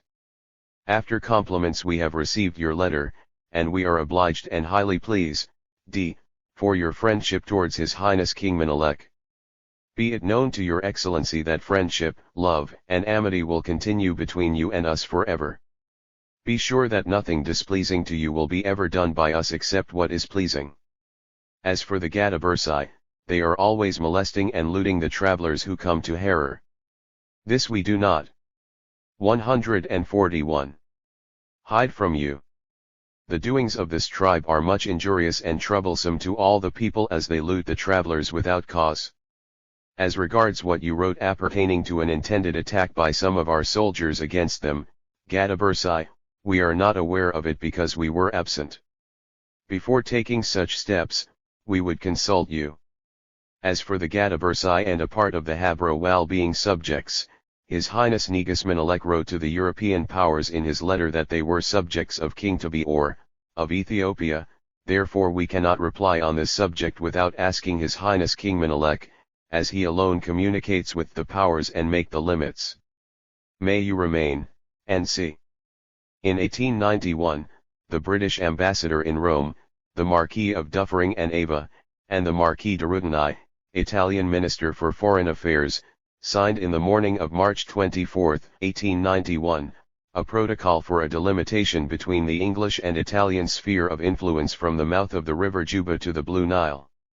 The town of Gishimayo with its adjoining territory on the right bank of the Juba was included, in, British jurisdiction. Appendix 23.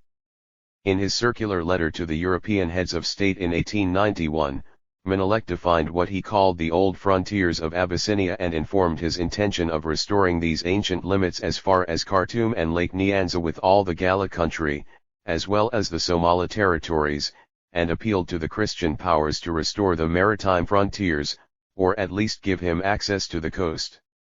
Besides the British Queen, Menelik sent his letter to the Tsar of Russia, the Emperor of Germany, the King of Italy and the President of the French Republic. Following is the text of the circular letter sent by Emperor Menelik to heads of European states in 1891. Being desirous to make known to our friends the powers, sovereigns, of Europe the boundaries of Ethiopia, we have addressed also to you, Your Majesty, the present letter. These are the boundaries of Ethiopia. Starting from the Italian boundary of Arafel, which is situated on the sea, the line goes westward over the plain, Meta, of Gigrid towards Mahayo, Hala, Digsa, and Gura up to Adabaro. From Adabaro to the junction of the rivers Marab and Aradid. From this point the line runs southward to the junction of the Atbara and Seti rivers, where is situated the town known as Tomat. From Tomat the frontier embraces the province of Gidaref up to Karkoj on the Blue Nile. From Karkoj the line passes to the junction of the Sobat River with the White Nile. From thence the frontier follows the river Sobat, including the country of the Arbari, Galas and reaches Lake Sambaru. Towards the east are included within the frontier the country of the Borana Galas and the Arusi country up to the limits of the Somalis, including also the province of Ogaden. To the northward the line of frontier includes the Habro Waz, Sik, the Gada Bursai, and the Esa Somalis, and reaches Ambos. Leaving Ambos the line includes Lake Assal, the province of our ancient vassal Mohammed Anfari, skirts the coast of the sea, and rejoins Arafel. While tracing today the actual boundaries of my empire, I shall endeavor, if God gives me life and strength, to re-establish the ancient frontiers, tributaries, of Ethiopia up to Khartoum, and as far as Lake Nyanza with all the Galas. 144. Ethiopia has been for 14 centuries a Christian island in a sea of pagans. If powers at a distance come forward to partition Africa between them, I do not intend to be an indifferent spectator. As the Almighty has protected Ethiopia up to this day, I have confidence He will continue to protect her, and increase her borders in the future. I am certain He will not suffer her to be divided among other powers. Formerly the boundary of Ethiopia was the sea. Having lacked strength sufficient, and having received no help from Christian powers, our frontier on the sea coast fell into the power of the Mussulman. At present we do not intend to regain our sea frontier by force, but we trust that the Christian powers, guided by our Savior, will restore to us our sea coast line, at any rate, certain points on the coast. Written at Addis Ababa, the 14th Mazire, 1883, April 10, 1891, translated direct from the Amharic. Addis Ababa, May 4, 1897. But the text sent to the British monarch, Queen Victoria, was in French, which read as follows. Traduction. Lion vainqueur de la tribu de Juda, Menelik II, élu du Seigneur, roi de rois d'Éthiopie. A notre ami sa mère Sainte la Reine Victoria, Reine de la Grande Bretagne et d'Irlande, protectrice de la foi, impératrice de Inns, Salad. Nous demandons particulièrement la nouvelle de votre précieuse santé. Javis address of Astra Majestan let dati do 25 mascarum, 1883, mas jene seis pa sil vu est parvenu. La grande puissance anglaise aidant. Asterisk Foreign Department, October 1897, No 18-102, Nye, New Delhi. 145. Jusquajert Huay el ami de el Empire Ethiopian, en connaissance de vos bons intentions pour elle, nous vous exprimons notre gratitude. Comme nous désirons faire connaître les limites de l'Ethiopie auxiliary puissances amies de l'Europe en leur écrivant, nous adressons également à votre majesté la présente lettre, et nous portons avec l'espérance que vous vous feriez prendre bivallement en considération ce qui sud, limites de l'Ethiopie. Partant de la limite italienne de Raffaele, qui est située sur les côtes de la mer, cette limite se dirige vers l'ouest sur la plaine de Gagramita, Pintades, et la limite arrive jusqu'à l'endroit oule marabit le fleuve d'Iratab se réunissant. Cette limite partant ensuite du dit endroit, se dirige vers le sud, et arrive jusqu'à l'endroit oule fleuve d'Atbara et le fleuve seti se rencontrant et ous trouve la ville connue sous le nom de Tomate. Partant de Tomate, la limite embrasse la province de Guadarif et arrive jusqu'à la ville de Karkog, sur les bords du Nil. De Karkog cette limite arrive jusqu'à l'endroit out le Nil Blanc et le fleuve de Sobat se rencontrant.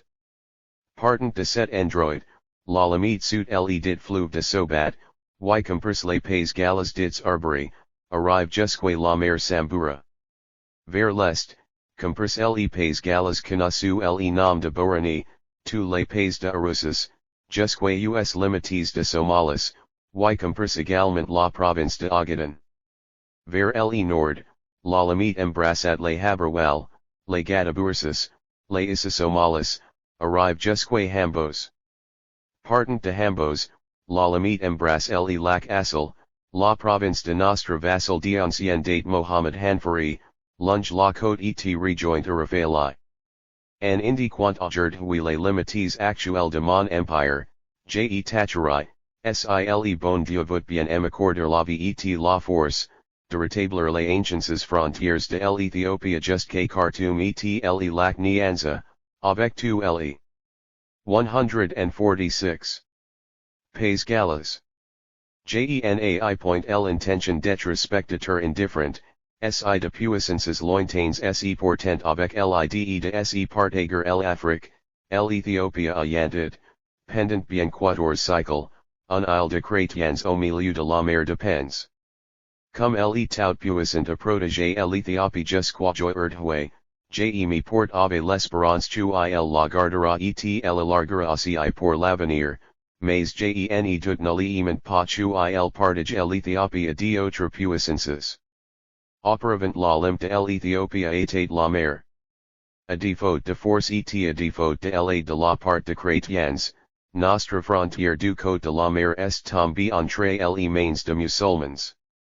Aujourd'hui nous ne pretendons pas de retrouver notre frontière de la mer par la force, mais nous espérons que les puissances chrétiennes, conseillées par notre Sauveur Jesus Christ, nous rendent les frontières de la mer, ouquelles nous donneront au moins quelques points sur la côte.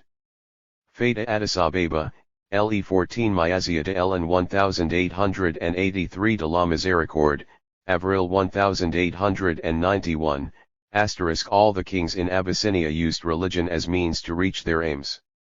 Before Menelik, King John of Abyssinia also sent a message to Queen Victoria of Britain in 1885.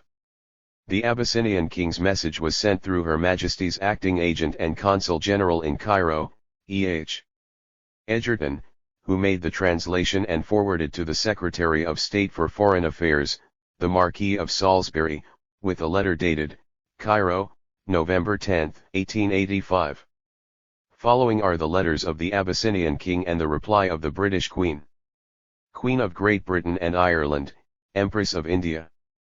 Since I last wrote to you, how has your health been? I am, thank God, quite well, as all my people, by the everlasting mercy of God.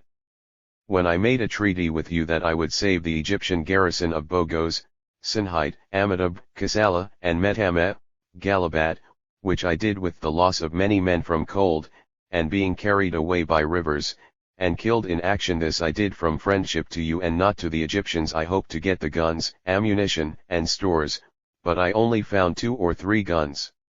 I saved the garrison and sent them to their country. I fed and clothed them, and gave them money. In the treaty nothing was said about feeding and clothing the released garrisons. This I did from, for, love of Queen Victoria. I wished to be faithful son of Queen Victoria forever, but before a year the treaty I made is broken. When the Egyptian left Massoa I thought Massoa would be mine, but now the Italians have taken Massoa, and more of my country besides. The kings of England before Queen Victoria, and the rest of the Christian kings of the world, were friendly with the Abyssinians, and waged war against the Muslims to convert to Christianity, but they never interfered with the Abyssinians because they were Christians. I have said this openly and frankly to you because we are Christians, and have confidence in each other. Now, all these soldiers of yours that have been killed in the battle of the Sudan, all the money you have spent, has not been caused by me, but by the Muhammadan dervishes, and my conduct towards you has been perfectly straightforward and loyal, but now the Italians have come and occupied Massoa, which I thought would belong to me, and they wish to take some country of mine. I do not know whether they come on their own res. 148. Possibility or by your command. If they come of their own accord, I am not afraid, I will remain in my country and oppose them, but if they come by your sanction I wish to remain friendly with you, and wish to know what you mean by sending them here? Recently an envoy came from Italians and wished to make a treaty with me like the English treaty, and I told him that he must first obtain from Queen Victoria a written document accrediting him to me. Without this I did not wish him to come to my country. When I said this the Italians were angry and stopped the import of guns into my country, and more than this, the Italians have taken possession of some sea coast which long ago belonged to the Abyssinians, and was then occupied by the Turks, but which, through your aid, you promised to me. I wish you to give me Massoa, and will hold it against any foreigners. On the seal, King of Kings, King John of Mahound, in Abyssinia. The cross has conquered the race of Ishmael. And the Queen sent the following reply, December 8, 1885. From Her Majesty Queen Victoria, to King John of Ethiopia. Victoria, by the grace of God, of the United Kingdom of Great Britain and Ireland, Queen, Defender of the Faith, Empress of India and Sea, to our friend the King of Kings of Ethiopia, Yohannes. We trust your Majesty is in good health. We are through the mercy of God quite well. We have received our letter, and have made inquiry on the various matters of which you write. As regards the relief of the garrisons, what you have done has been friendly, and has deserved our esteem and thanks. If you have not found so many guns and so much stores and ammunition as you expected, this is no doubt a misfortune and a disappointment. 149. But we are assured that the Egyptian government have supplied to you from Massoa as many guns and rifles as you required, and that they have also made to you other presents on account of what you have done for the garrisons, and are about to send you further acknowledgments. The sword also which we have wished to offer you on account of the rescue of the garrison of Galabat is being made, but it is not yet completed as we wished it to be made on purpose for you, and to be such as you would like to accept and wear. As soon as it is ready it shall be sent. As regards the treaty, we have faithfully observed every portion of it. It does not promise that Massoa should belong to Abyssinia when the Egyptians leave it, but that there shall be free transit for all goods to and from Abyssinia through that place. But if the Italians have stopped the import of guns, we will ask them again to permit it, as we have already done, and we feel sure that they will consent. We understand that the Italians desire to have friendship with you, and are sending a mission to your country, and we hope that you will be able to come to a friendly arrangement with them. And if we can in any way help in the accomplishment of this we will gladly do so. As regards the matter of the church at Jerusalem, about which you wrote to us in January last, We have made inquiries at Jerusalem, and we have also caused a communication to be made to the Coptic Patriarch at Cairo. The latter has promised to write to the bishop at Jerusalem, ordering him to treat all Abyssinians in every way as Copts and brothers, and to give them access to, and free use of all the Copt buildings at Jerusalem. We hope this will be satisfactory to you. And so, with our sincere wishes for your Majesty's health and happiness, and for the prosperity and welfare of your dominions, we recommend you to the protection of 150. The Almighty. Given at our court at Windsor Castle the 8th day of December, in the year of our Lord 1885, and in the 49th year of our reign. In any message to European powers or in all the treaties signed with them, the Abyssinian kings always used their anti-Muslim sentiment as the basis for their friendship with Christian European powers. On June 7, 1843, Sahle Selassie, grandfather of Menelik, signed a political and commercial treaty with the King of France, Louis Philippe. Religion and war against the Muslims were mentioned in the very first article of the treaty. Appendix 17, the Amir of Herer wrote to the British Commandant a letter. Dated the 12th Sani 1883. From Ras Makonan, Amir of Herer and its dependencies, to the British Commandant. After compliments we hear of some building being made in direction of Herer by the aid of some Europeans, in Somaliland. We do not know the reasons for the same. We feel confident in your sincere friendship, and that when such work is required by you for the benefit of both sides, you would inform us about it. Now we did not believe the news and write you this to inquire about your health, and to inform us whether the fact is true or not. If it is true, what is your intention in building in that place, because you know that the people of this country are ignorant and barbarians, and probably they will molest and harm the Europeans, without our knowledge, and thereby we will be annoyed with you for not informing us previously. We hope that you will please explain the facts to us. Whatever service you require which is good to both of us we will assist, so that no risk will occur in future and that peace may prevail in the country and on the road. May you remain protected, and we pray God to increase your respect, and that friendship may exist between us forever. And the British consul replied on July 7, 1891. From Colonel E.V. Stace, political agent and consul, Somali Coast to Ras Makonan, Governor of Herer. After compliments I have received your letter of 12th Sani 1883, which was sent to me by the Assistant Resident, Berbera, in which you ask about a fort or building being erected in Somaliland, and kindly express yourself in a friendly manner to the British government. I hasten to assure you that I have no knowledge whatever of any fort or building being erected anywhere in Somaliland by anyone. Certainly, none such is being erected by our knowledge or consent. You know the Somalis, they are not likely to build forts. As for the British government, its position is the same as it has been, it occupies the ports and has under its protection certain Somali tribes, no change has been made whatever. If you hear any more of this, please let me know. Certainly no measures unfriendly to you will be helped or approved by in any way. We feel much obliged for your friendly sentiments expressed towards the British government. We reciprocate them, and shall always be most glad to hear of your welfare and prosperity in all things. The Abyssinians, the black colonialists in the area, kept harassing the Somalis, in the presence of the British protectors. The British did not defend either physically, 152, or morally. The Somalis were not allowed even to act in self-defense. The British government received information that the Abyssinians were advancing to Samadan, which is about 80 miles from Zilla on the Herer Road, and also to Abasan, which is on the line dividing the British from French. According to Colonel Stace, the Isa tribe had interviewed the British assistant resident at Zilla on this matter and asked 3 questions. 1.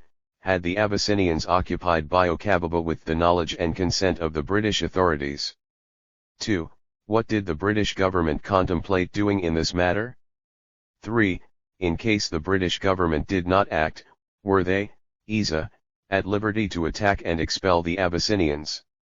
On the first question the Isa were, of course, assured that the British knew nothing of the intention of the Abyssinians, and that the occupation of Biokababa had not taken place with their consent.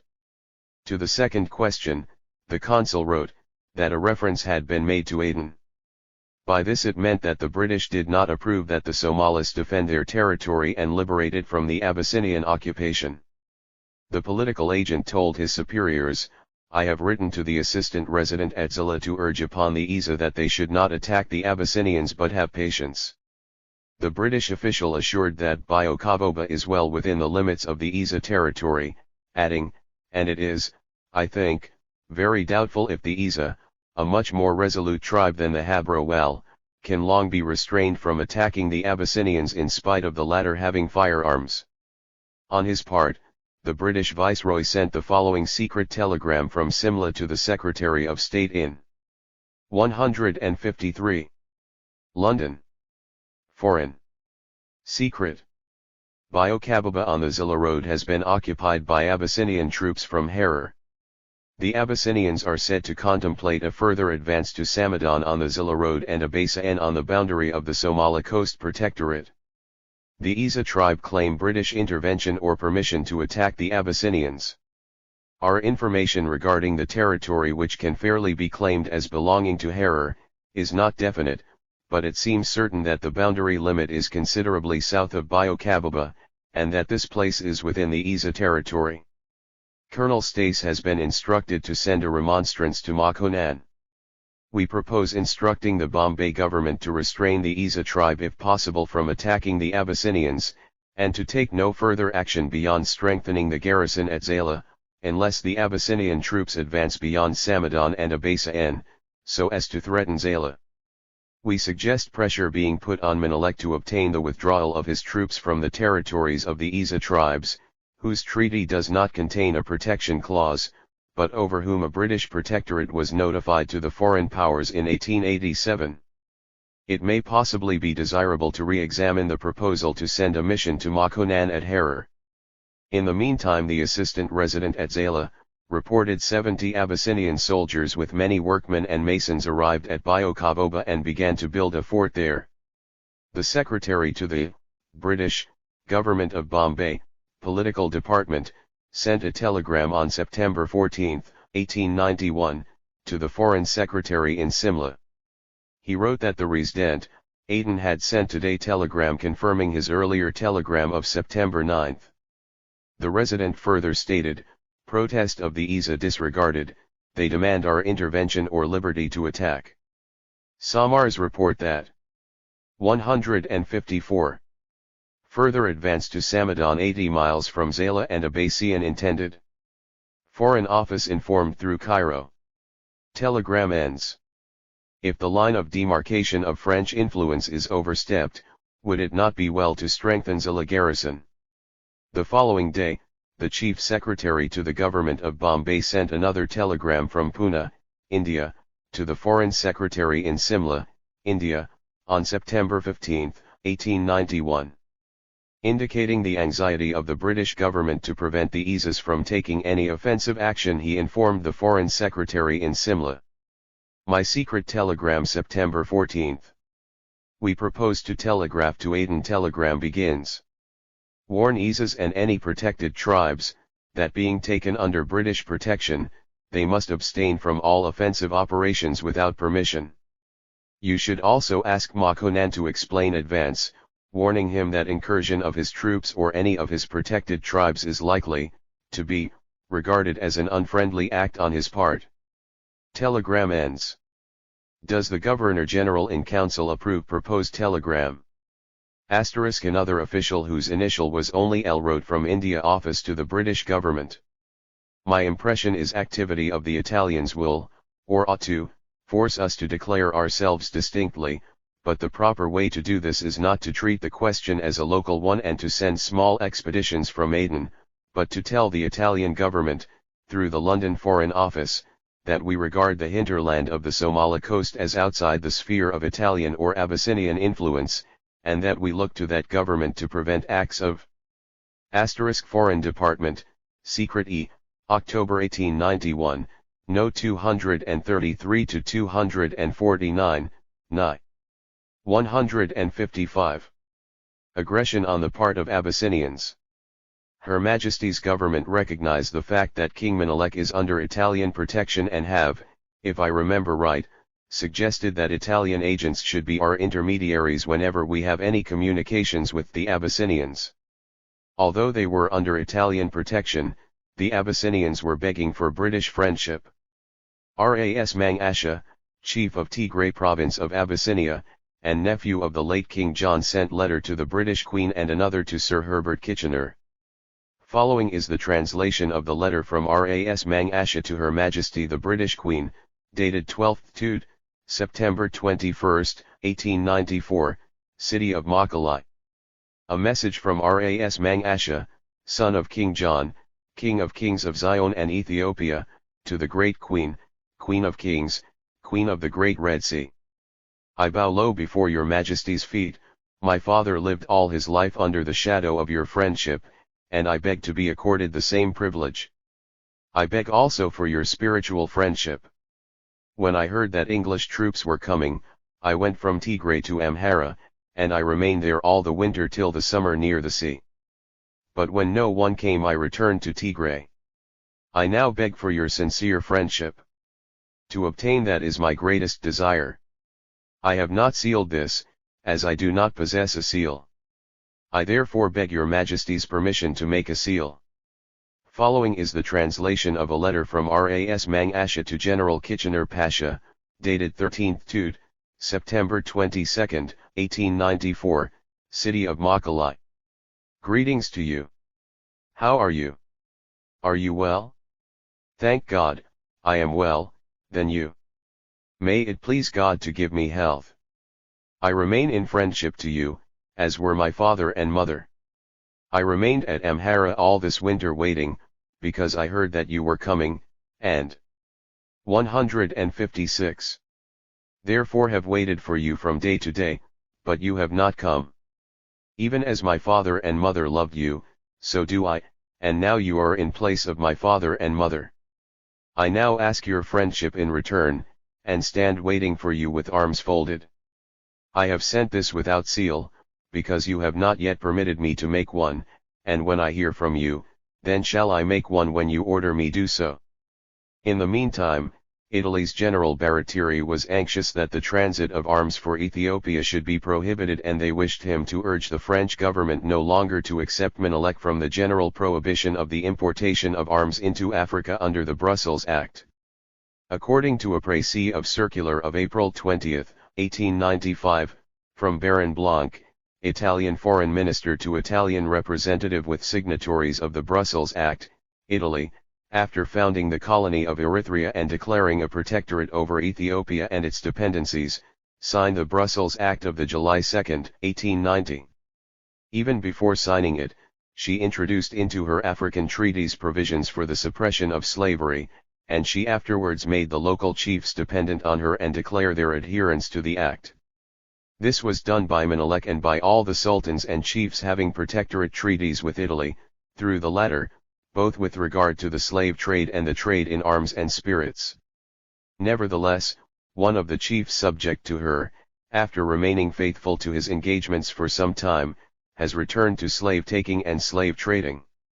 This is Menelik, who ought to have been the last to return to those evil courses, seeing that he is a Christian, and that he personally asked to be allowed to be represented at Brussels.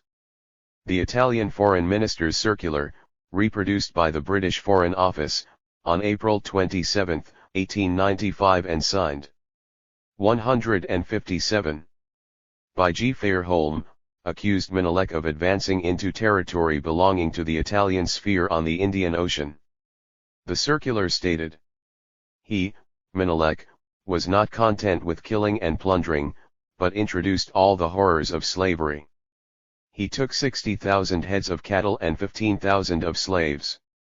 Apart from the slaves which he reserves for himself, he levies a tax of $1 on every slave captured by his soldiers on entering Shoa, or leaving it, sold.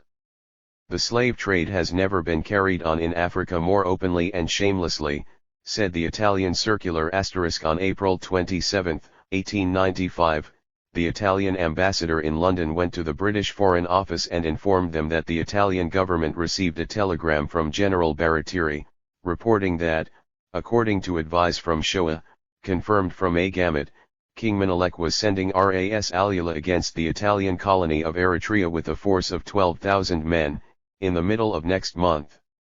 King Menelik was himself to follow with other forces, and would be joined by the followers of Ras Mang Asha. According to Lord Kimberley, Ras Mang Asha sent letters to the governments of Russia, France, and Switzerland against Italy. Lord Kimberley said that General Ferrero, of Italy, doubted whether Ras Alula could collect the force mentioned, and still more, whether he could bring it up to attack the Italian positions. But the report was of importance as showing that the attitude of King Menelik was one of open hostility.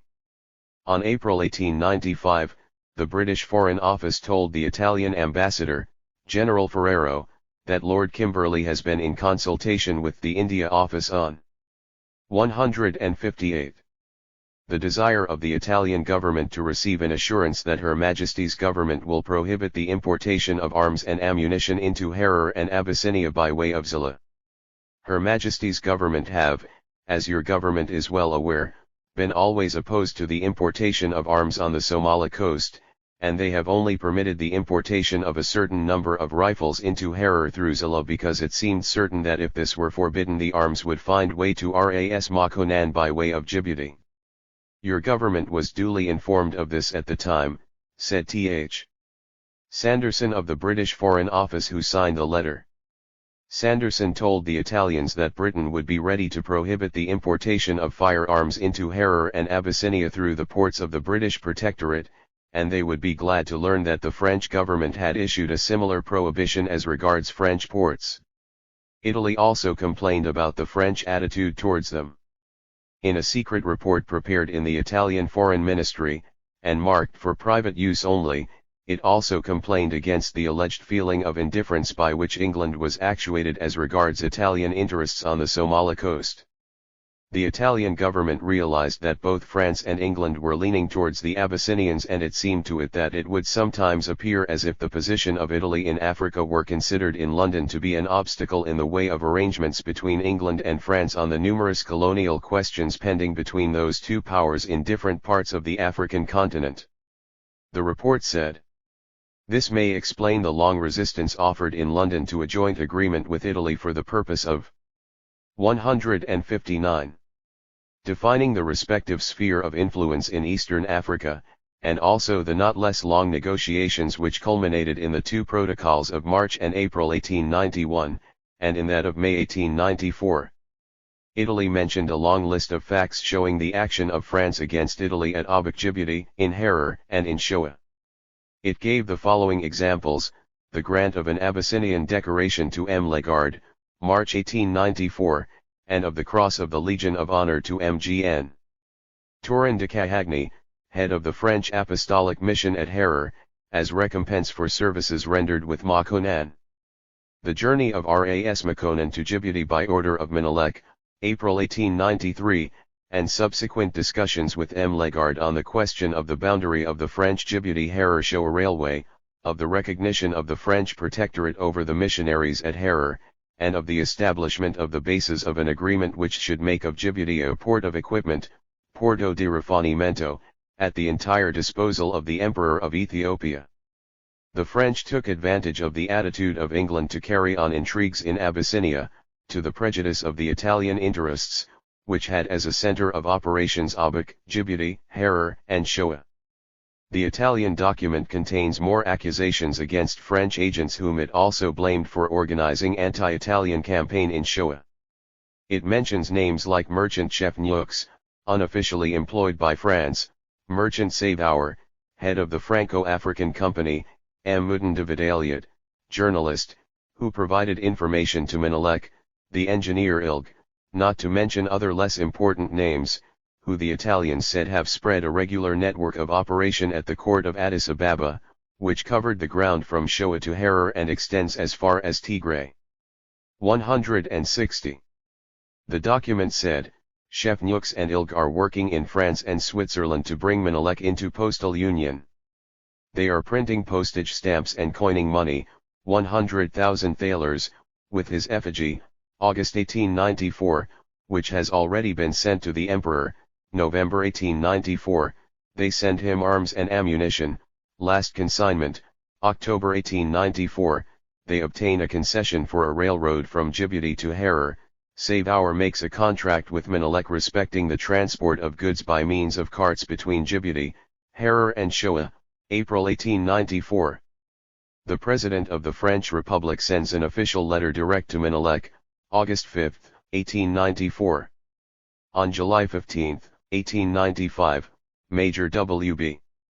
Ferris, British consul for the Somali coast, wrote a letter * to Her Majesty's Plenipotentiary and Consul General at Cairo in which he reproduced a letter, dated April 25, from General Ferrero to the Foreign Office, in which he communicated translation of a document dated 19th idem, from Baron Blanc to General Ferrero in which appears the following passage. I observed that the British government seemed to wish to let slip a good opportunity for establishing on the coast of the Gulf of Aden neighborly relations between France, Italy, and England, and for facilitating the pacification of Ethiopia, Abuk, and Djibouti.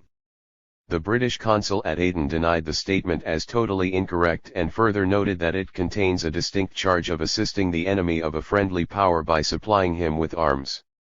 The British consul for the Somali coast gave a short resume of the communications that had taken place between the British consulate at Aden and Ras Makonnen, governor of Harar, on the subject of importation of arms. He noted that in June 1893 Ras Makonnen asked to be allowed to import some arms to Harar through Zila. After correspondence between Home, England, and British, Indian government permission was accorded in September 1893. In a telegram dated 25th idem, the government of Bombay asked to be informed whenever the permission was acted upon.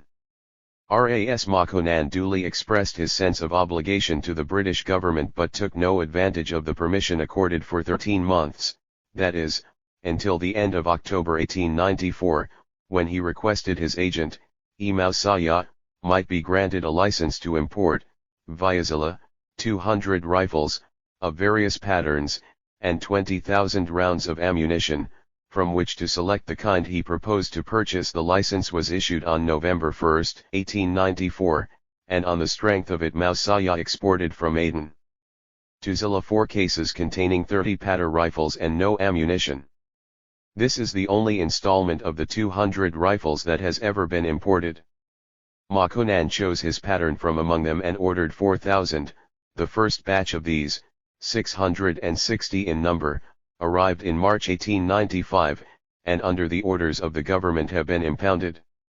On the November 30, 1894, that is 1 month later than the dispatch by Mausaya of the 30 pattern rifles, a letter was received from the Italian vice-consul at Aden requesting that the arms etc.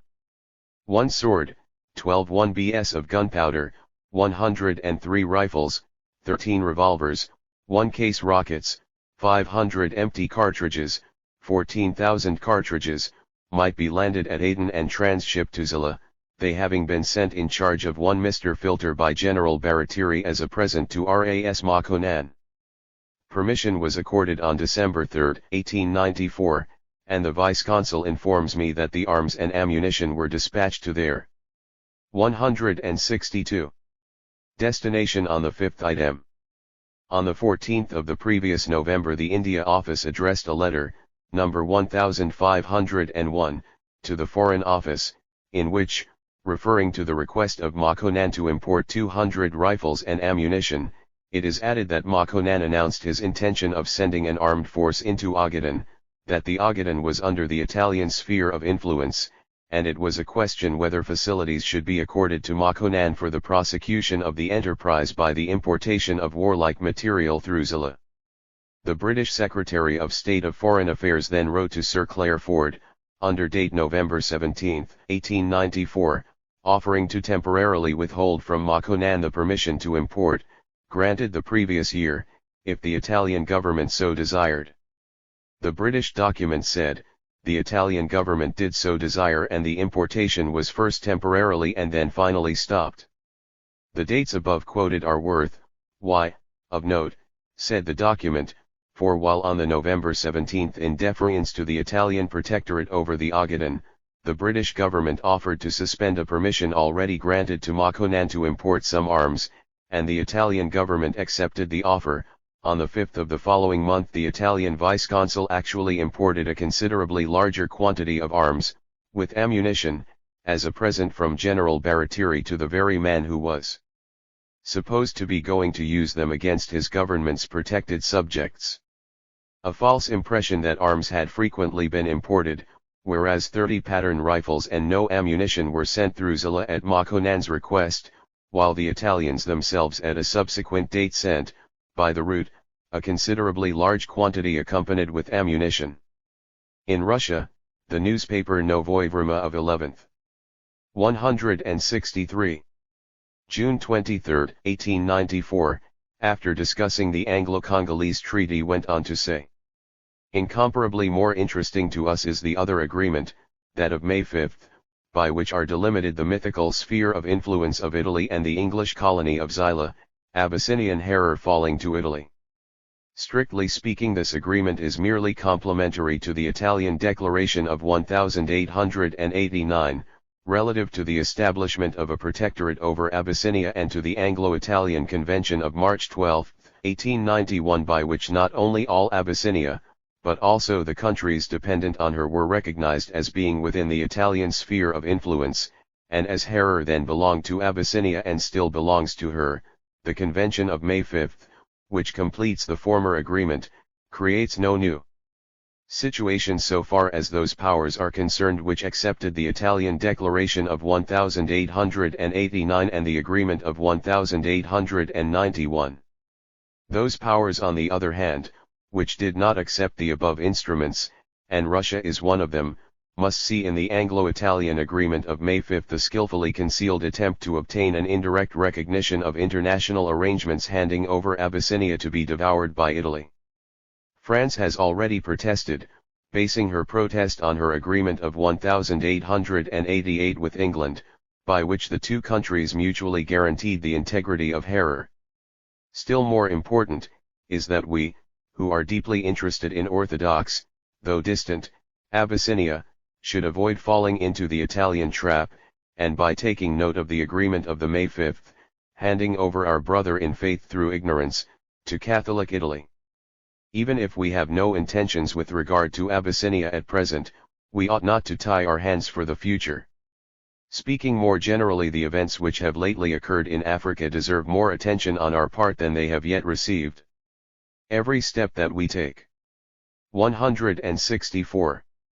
In Asia causes a tumult, outcries, indignation, etc., and the practical Englishmen never miss an opportunity of demanding adequate compensation from us in such cases. And in the end, in order to secure one thing, which we desire, we are obliged to give up something else not less desirable. Suppose we should ever want something not on the Asiatic frontier, but in Africa or in the Pacific, the islands I mean, what compensation could we give, or to speak plainly, what could we cede? Shall we give up Kamchatka, signaling, or Crimea? Would it not be better to take part now in international colonial life, so that no important event could take place in those regions without an expression of opinion on our part, without our consent or refusal to consent? A simple stroke of the pen on our part would suffice, and in return for it we could claim proper compensation. It is more profitable to obtain something for your consent than to pay for it, better for Russia to have a provision in store and the power to cede something distant and of little value to us, but previous to others, so that we may receive in exchange for it something near and vital to us. Current event on the Gulf of Aden, on the Congo, and in Morocco afford us an excellent opportunity for such a policy. The Moscow Gazette, commenting on the Anglo-Italian agreement, wrote, "We are deeply interested in this. The country of Abyssinia is not strange to us, it is almost orthodox, and consequently a country which professes the same faith as Russia. Beyond the confines of Russia all her friends regard her as the some and powerful bulwark of the true faith. Can we therefore abandon our fellow believers of Abyssinia to be devoured by Jesuits and Catholicos? This consideration is all the more important, in view of the circumstance that Western European freethinkers indulge in such freethinking only at home, while in the colonies and foreign countries the Jesuits are their best friends. While struggling with the Pope, Italy will contribute all the necessary means for facilitating the propaganda of Catholicism in Abyssinia if the Anglo-Italian Convention be realized. Can and ought we to allow this? On December 5, 1897, the British consul in Mombasa, Basil F. Cave, reported that French mail steamer which arrived at Zanzibar on November 28 brought several members of the Russian mission to Abyssinia as far as Djibouti and landed there on November 24. Amongst the members were General V. Lasso, late governor of Khorasan, envoy extraordinary and minister plenipotentiary to King Menelik, Colonel Artemanov, late governor of Maro, Prince Orlov, and 10 other officers, some of them belonging to the personal staff of His Imperial Majesty the Tsar. The mission, which had an escort of about 20 Cossacks, took with it a very large quantity of baggage, consisting chiefly of presents, and of a considerable amount estimated at 200,000 rounds of ammunition. Russia sent 5 doctors to found a medical school in Abyssinia in 1898. The British Consul General at Odessa reported that the Russian mission to Abyssinia under the leadership of M. Leontiev, accompanied by M. Ado Joseph, secretary to the Negus, with a bodyguard of Cossacks and Negro servants, en route for the Equatorial Province, where M. Leontiev will enter on his duties as Governor-General of that province. Political and Secret Department, November 1894, N64, New Delhi. Red Sea and Somali Coast, December 27, 1897 New Delhi. 166. The object M. Leontiev has chiefly in view is the establishment of commercial relations with Abyssinia.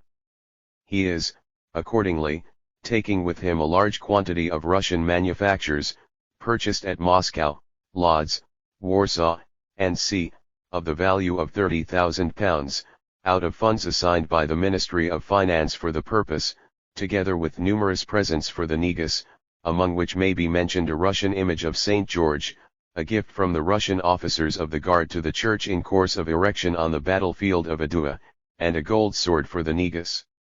In a letter dated Bombay Castle, September 5, 1895, the Honorable G.W. Vidal, ICS, Acting Chief Secretary to Government, Bombay, forwarded to the Secretary to the Government of India, Foreign Department, a memorandum from the political resident, Aden, number 281, dated the 14th ultimo, and of its accompaniments, relative to a complaint by Ras Makonnen, Governor of Harar, regarding the alleged action of certain Englishmen in building a house in error in the territory of the Negus of Ethiopia.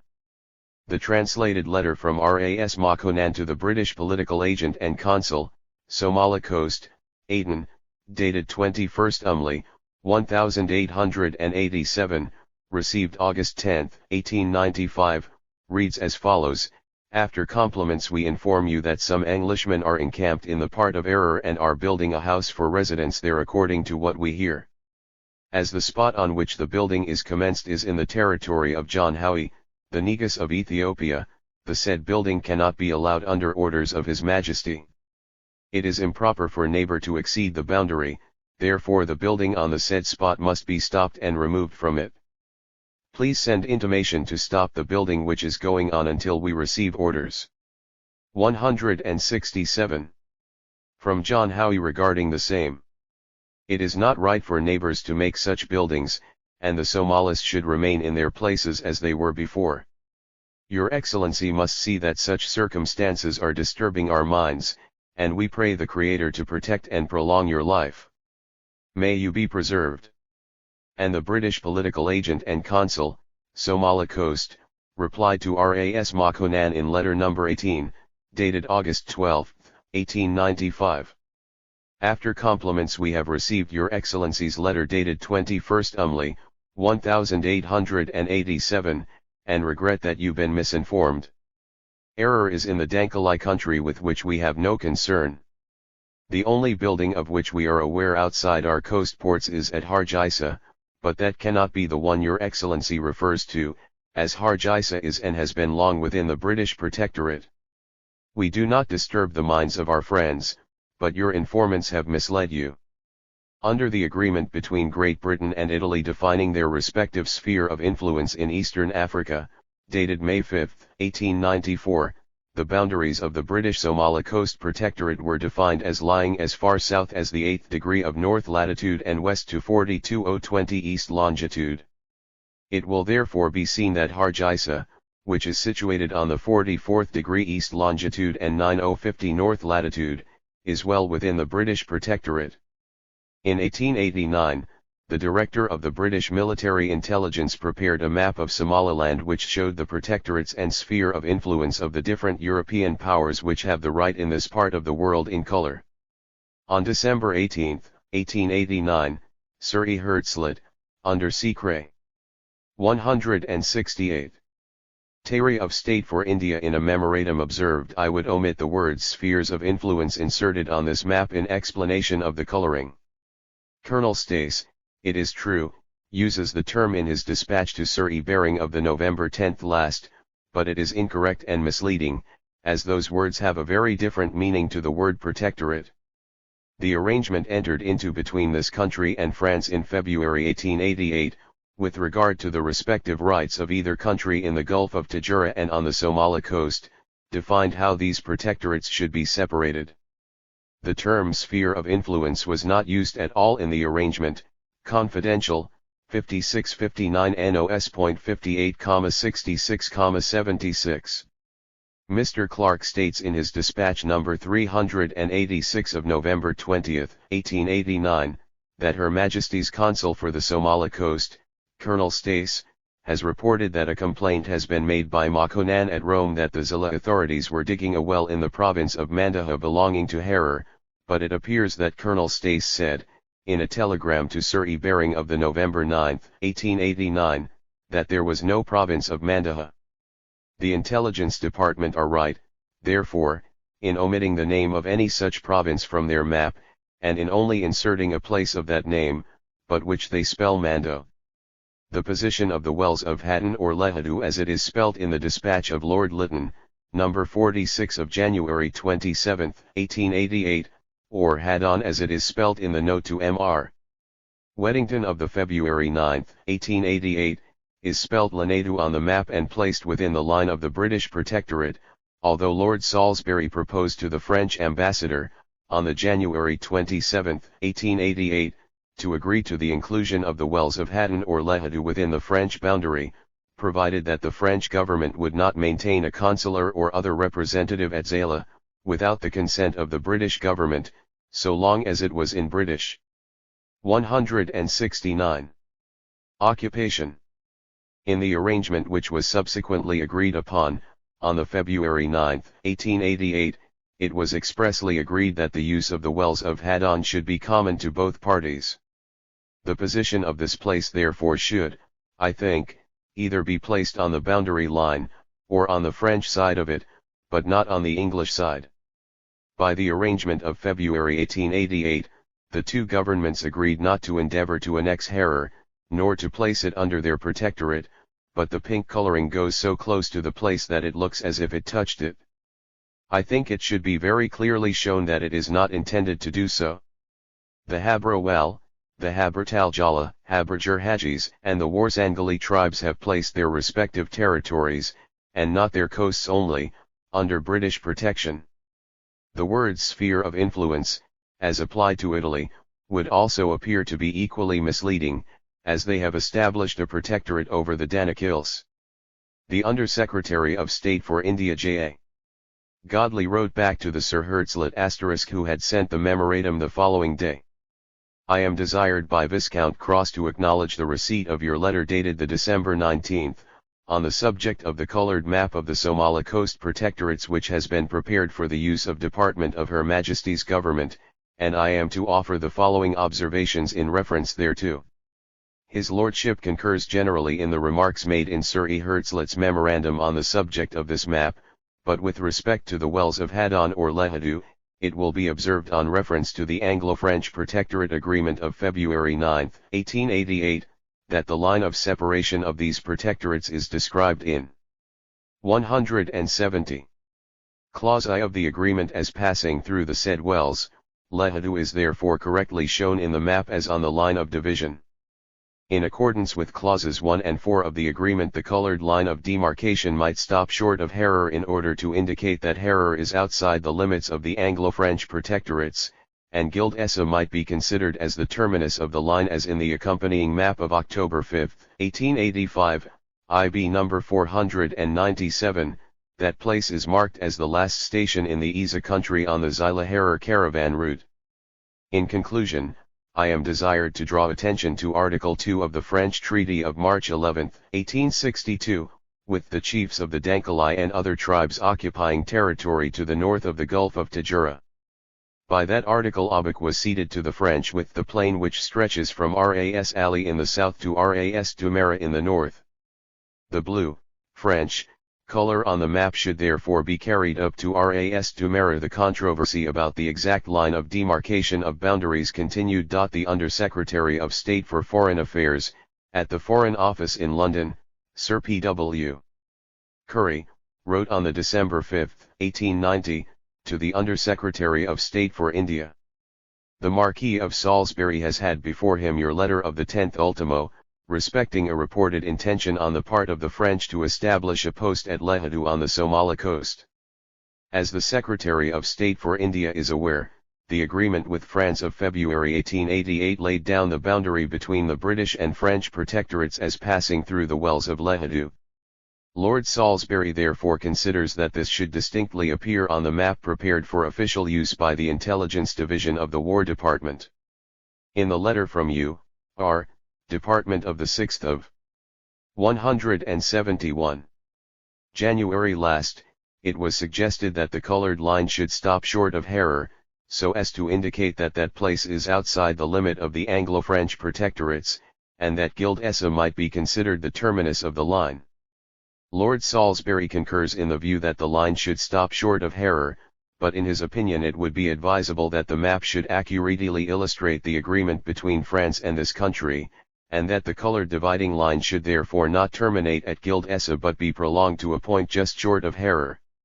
Your letter of January 6, 1890 also suggested that the map should be so colored as to give the whole coastline of the Dankalai and other tribes occupying territory to the north of the Gulf of Tajura to France from Ras Ali to Ras Dumera, in virtue of Article 2 of the treaty between France and the Danakils of the 11th of March 1862. On this point I am to observe that the treaty referred to has never been officially communicated to Her Majesty's government. Her Majesty's agent and Consul General at Cairo procured a copy of this treaty from the Egyptian government in February 1884, but he was warned at the time by Tigrain Pasha that the translation from the Arabic was not certified document, and that the Egyptian government had never seen the original convention, the only document in their possession being the copy handed by the French consul at Aden to the governor of Harar. In the absence of precise and authentic information it would, in Lord Salisbury's opinion, be better to abstain from defining by colors or otherwise the supposed boundaries between the French and Italian protectorates. It will, his lordship considers, be sufficient to denote by a red and blue line the boundary between the French and British protectorates from the coast to a point just 172 short of Harar as stated above, and to color red the coast which we have declared our protection. I am to request that, in submitting the above observations to the Secretary of State for India, you will inform his lordship that a copy of this letter will be forwarded to the Intelligence Division. All the agreements signed by the Somalis with Great Britain for the protection of their territories, properties, and lives from attacks or occupation by other powers and particularly by Abyssinia, remained just on paper. While Abyssinia enjoyed all the support of the European colonial powers against the Somalis, it availed itself of the preferential treatment accorded her under the Brussels Act of 1890. Britain denied arms to the Somalis because of its adherence to the act, but it allowed the Abyssinians to import arms through the Somali port of Zila. The British Viceroy in India informed the Foreign Office in a secret telegram on November 12, 1894, that RAS Makonan requests 200 rifles and ammunition, may be now imported through Xyla. When Makonan received the message of approval for the arms to be imported through Xyla, he sent the following letter to the British political agent and consul at Aden, dated the 4th Tasas 1887. We have received yours, dated October 16, and in reply we inform you that the permission accorded by you for our arms brought through Mr. Mausaya is highly considered by us as a token of your friendship, and have observed the exact facts of your love and friendship. We are obliged and thankful to you for this permission. Many thanks to you.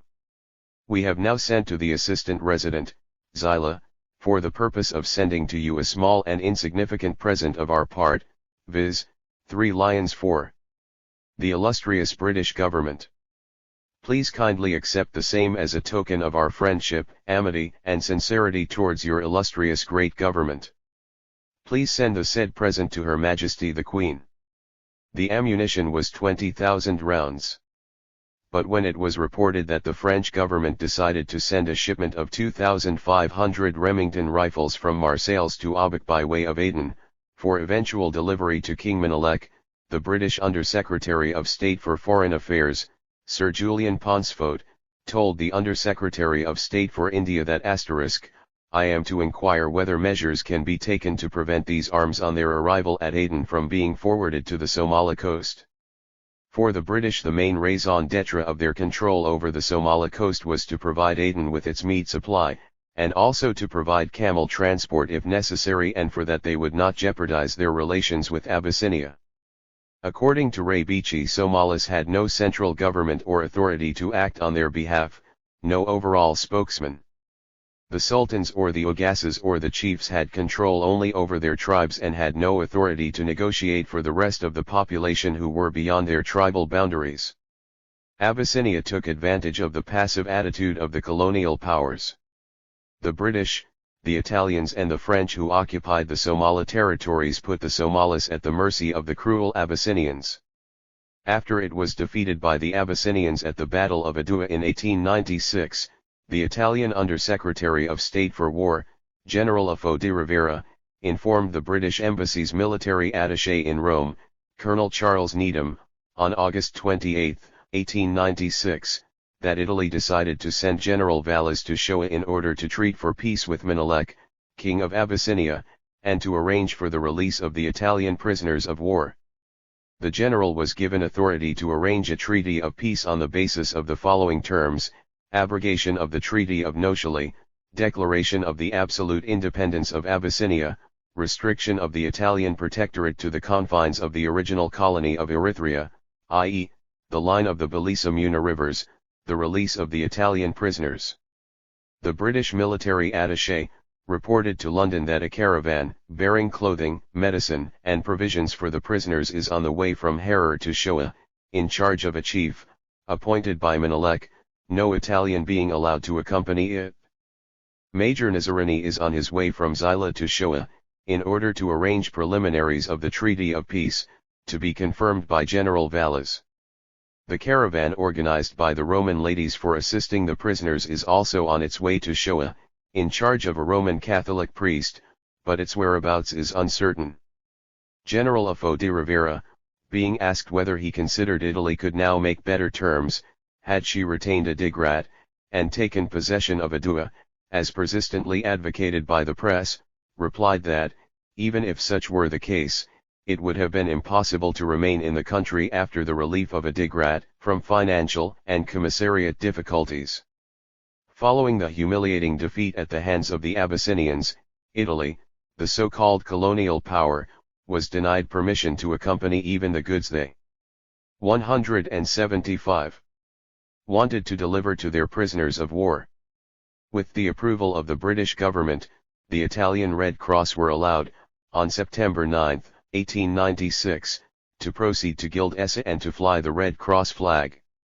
Encouraged by the victory over the Italians and the support, both material and moral, of the European colonial powers in the area, the Abyssinians, instead of helping other Africans, like the Somalis and the Sudanese, attacked the neighboring Somali territories. It became more aggressive than the European colonialists who occupied the Somali territories. The problem was that the British signed agreements to protect the Somali territories, but in fact, it just closed its eyes in the face of the Abyssinian aggression against the Somali people who were, by agreements, their subjects, i.e. British subjects. When Abyssinia threatened to attack Hargeisa in 1891, British action was limited to mere protest to the Italian Consulate General at Aden and sending of Kingfisher to Berbera for, as the British, Bombay, government claimed, to give confidence. And when Mr. Morrison was deputed to Hargeisa to hoist the British flag, it was considered a mistake and the order was countermanded. But the British political agent at Aden has allowed a stipendiary, named Sheikh Madar, to take 15 policemen to Hargeisa and to keep the British flag and to be hoisted when circumstances so require. Mr. Ni Elias wrote to the Deputy Secretary on March 3, 1891 that it is satisfactory that instructions were issued to the Deputy Assistant Political Agent to avoid hoisting the flag, but it seems very doubtful whether a flag should be left in the hand of a native agent with order that it should only be hoisted when hostile force is actually in the vicinity and that he should show it merely to any hostilely disposed persons who may visit Hargeisa. It 176 might be better to leave all responsibility for using the flag with British officers. As all is now quiet, the opportunity would be a good one to withdraw the native agent, the 15 policemen, and the flag. Although they had taken the tribes in the interior under their protection, the British government wished to confine their policy to one of non-intervention. The British policy of non-intervention enormously encouraged the Abyssinians to be more and more cruel. On September 1, 1896, the political agent and consul, Somali Coast at Aden, informed Her Majesty's Acting Consul General in Cairo, in a cipher telegraphic dispatch, that Ras Makonnen, the Abyssinian governor of Harar, has hoisted the Abyssinian flag at a place called Alato, Alelo, in the Gadabursai country within the British Protectorate. The political agent at Aden also sent a letter in which he gave more detailed information on the sequence of events. He said that in the month of May last, Lieutenant Harrington, assistant resident and vice-consul at Zila, made a tour into the Isa and Gadabursai country in order to arrange a peace between some of the tribes under the British Protectorate. At a place called Alelo he came across some hot springs, at which huts had been built by the Abyssinians who had apparently come there to use the water medicinally. He describes this place as undoubtedly well within our sphere of influence.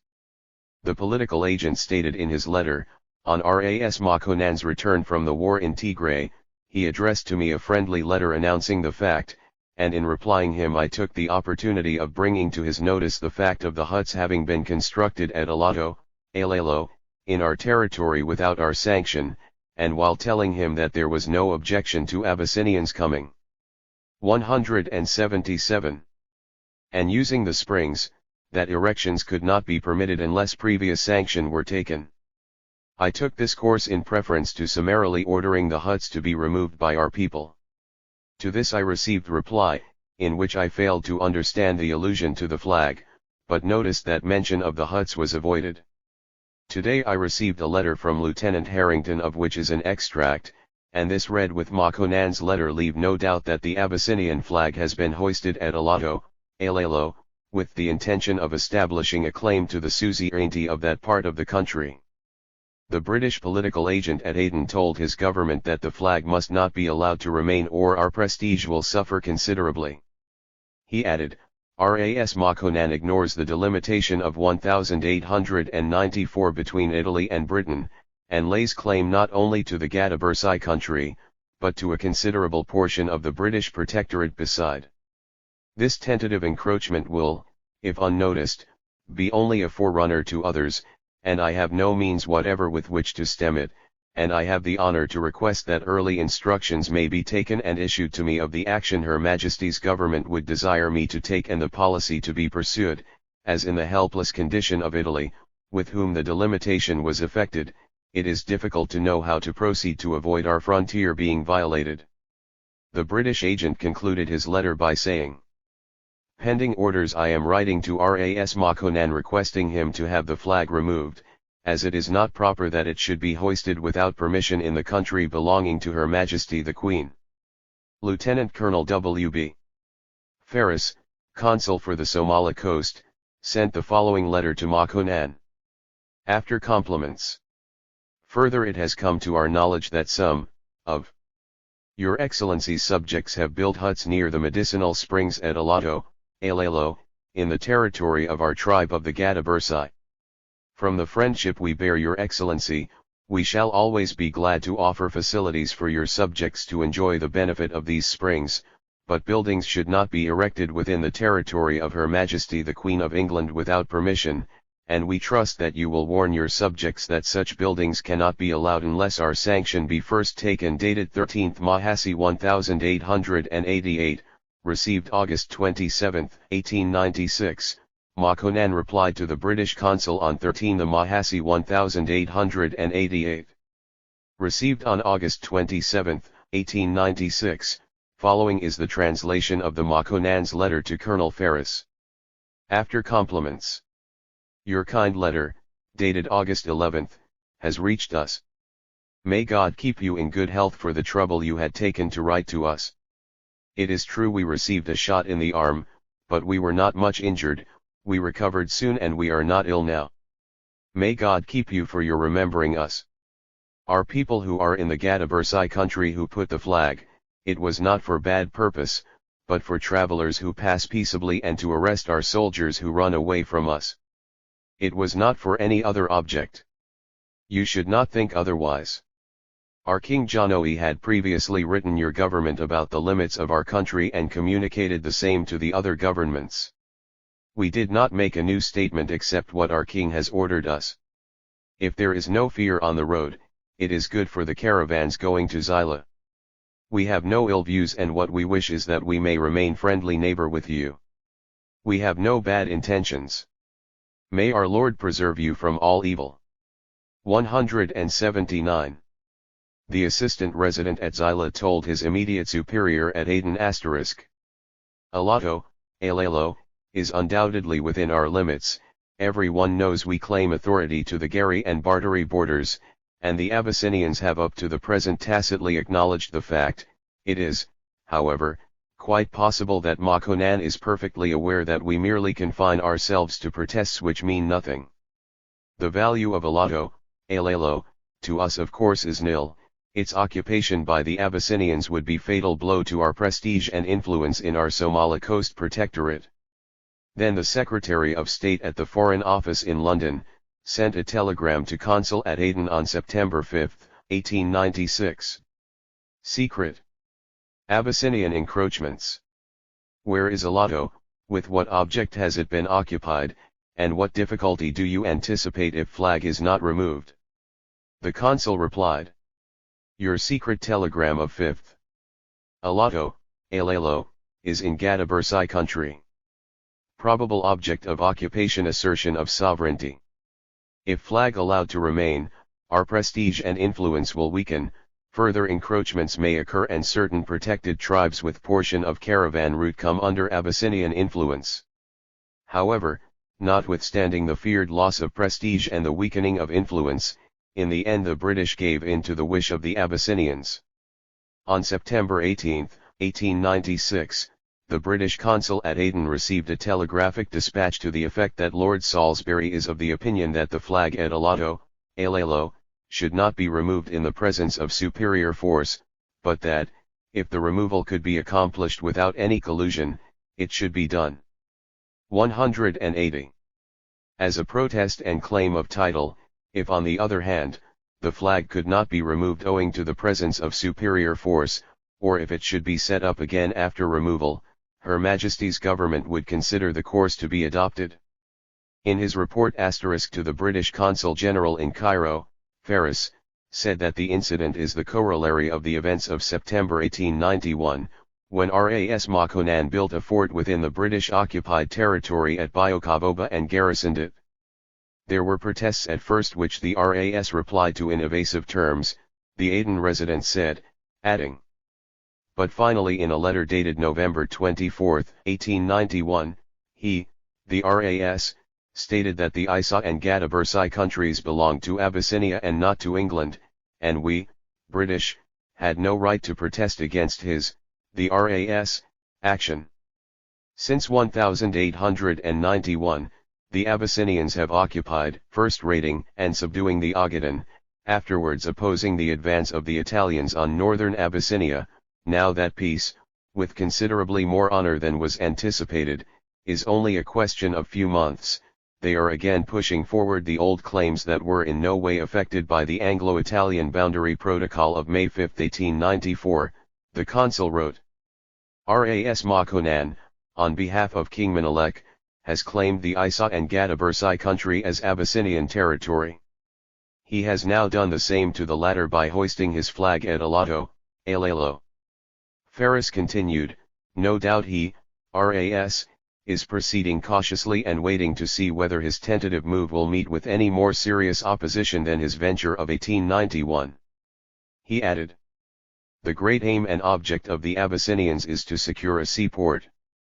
Ferris reported, some further light is thrown on Abyssinian ambitions by the fact that in August of last year, Ras Makonnen wrote to the Habro-Wal tribes around Harj Isa claiming them as Abyssinian subjects, and calling upon them to destroy a small zareba built there by Lord Delamere which he said was in Abyssinian territory. The matter reported at the time to the Bombay government, and the letter is in my possession. Ras Makonnen was asked why he wrote to British subjects. 181. And tried to seduce them from their allegiance, but failed to reply. All trade routes from southern Abyssinia and the Gala country to Berbera and Bulhar converge upon Harj Isa. 11. The sellout. He British Queen appointed Renilrod as her special envoy to King Menelik of Abyssinia on February 24, 1897 and the following officers were attached to his mission: Lieutenant Colonel Wingate, C.B., Captain H.G.C. Swain, R.E., Captain Count Gleason, Grenadier Guards, Captain the Honourable Cecil Bingham, 1st Life Guards, Lieutenant Lord Edward Cecil, Grenadier Guards, Dr. Pynchon, and Captain T.C.S. Speedy, Interpreter. The Marquis of Salisbury, Secretary of State for Foreign Affairs, told Rod, I have to instruct you to proceed at once upon your mission, accompanied by the officers who have been attached to you. It will be your duty to assure King Menelik of the friendly feelings entertained towards him by Her Majesty's government, and of their desire to maintain with him the most cordial relations. You will explain to him further, that the operations which the Egyptian government have undertaken against the Khalifa are solely for the purpose of regaining provinces which were formerly under Egyptian rule, and that there is no intention whatever of taking any steps which could be considered hostile to Abyssinia, or which would involve any encroachment on Abyssinian territory. It should not be difficult to make it clear to the king that the establishment of a civilized government, desirous of developing peaceful intercourse and commerce in the countries immediately adjacent to his dominions, will be far more advantageous than the continuance of the state of disorder and depredation which characterized the rule of the Khalifa. In case, as may be expected, King Menelik should ask for some recognition of a definite frontier of his dominions towards the valley of the Nile, you are authorized to enter into a discussion on the subject, in which you will be assisted by the advice of Major Wingate. Broadly speaking, Her Majesty's government see no objection to recognize an Abyssinian frontier between the 10th and 15th parallels of north latitude which would not exceed the sphere of influence assigned to Italy by the Protocol of the April 15, 1891. They would, indeed, be ready to agree to a further extension of the frontier as far as that portion of the Blue Nile which lies between Karkoj and Fameka, if it should be necessary for the purpose of securing King Menelik's alliance and cooperation against the dervishes. But the matter is one which largely concerns Egyptian interests, and you should be guided in your negotiations on this point by the information and advice you will receive from Lord Cromer before leaving Cairo. It must also carefully be borne in mind that Her Majesty's government cannot pronounce upon any claims which the Italian government may wish to advance to districts lying within the sphere of influence assigned to Italy by the Protocol of the March 24 and the April 15, 1891, and of the May 5, 1894. Her Majesty's government have no exact information as to the intentions of the Italian government in this respect, and in view of the fact the negotiations for the delimitation of frontier between Abyssinia and Italy, provided for in the Treaty of the October 25, 1896, are still pending, it will be necessary that any arrangement which you may make in regard to the recognition of Abyssinian territorial claims should contain an explicit statement that recognition is made only so far as British Egyptian rights are concerned.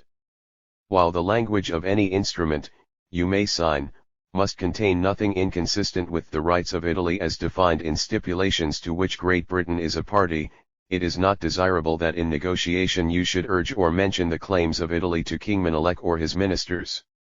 To do so would probably be to open an unnecessary controversy. The question of the frontiers of Abyssinia to the southwest and south is one which may be more properly left for discussion between King Menelik and the government of Italy, within whose sphere of influence, as recognized by Great Britain in the Protocol of the March 24, 1891, those frontiers would seem to lie. You are not, however, precluded from listening to any statements which may be made to you of Abyssinian claims in this direction, though it would be desirable to avoid placing them on record in any written agreement.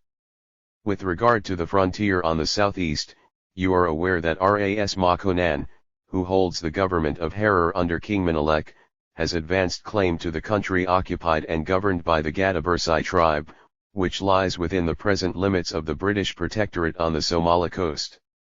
The views of the Government of India as regards the conditions which may be agreed to in the settlement of the frontier between Abyssinia and the British Protectorate are stated in the letter from the India Office of the January 25 last, of which a copy is enclosed herewith for your information and guidance.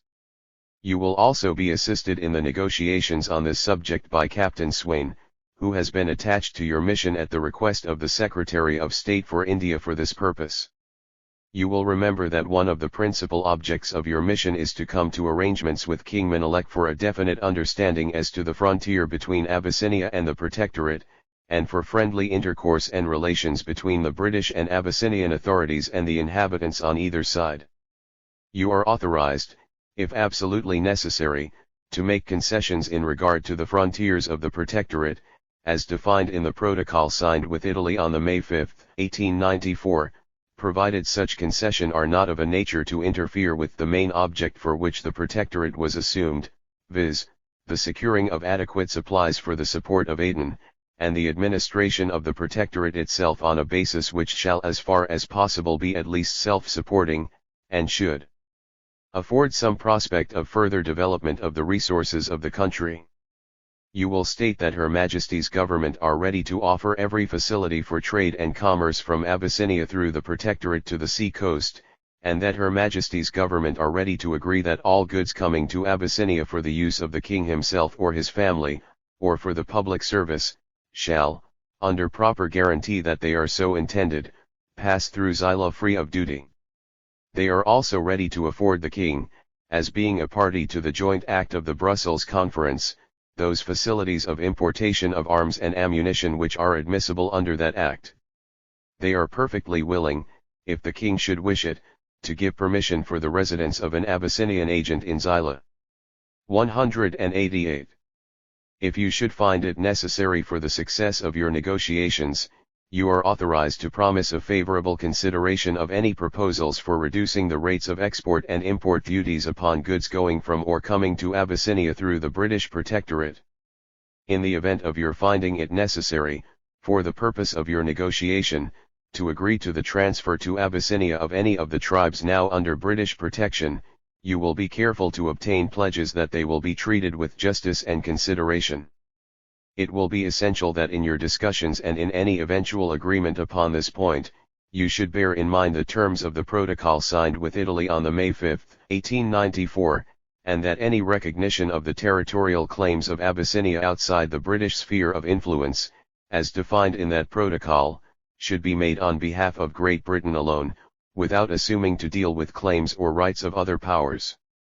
You will equally bear in mind that the protocol in question precludes Her Majesty's government from attempting to include under British administration any country lying outside the British sphere of influence, as defined in it.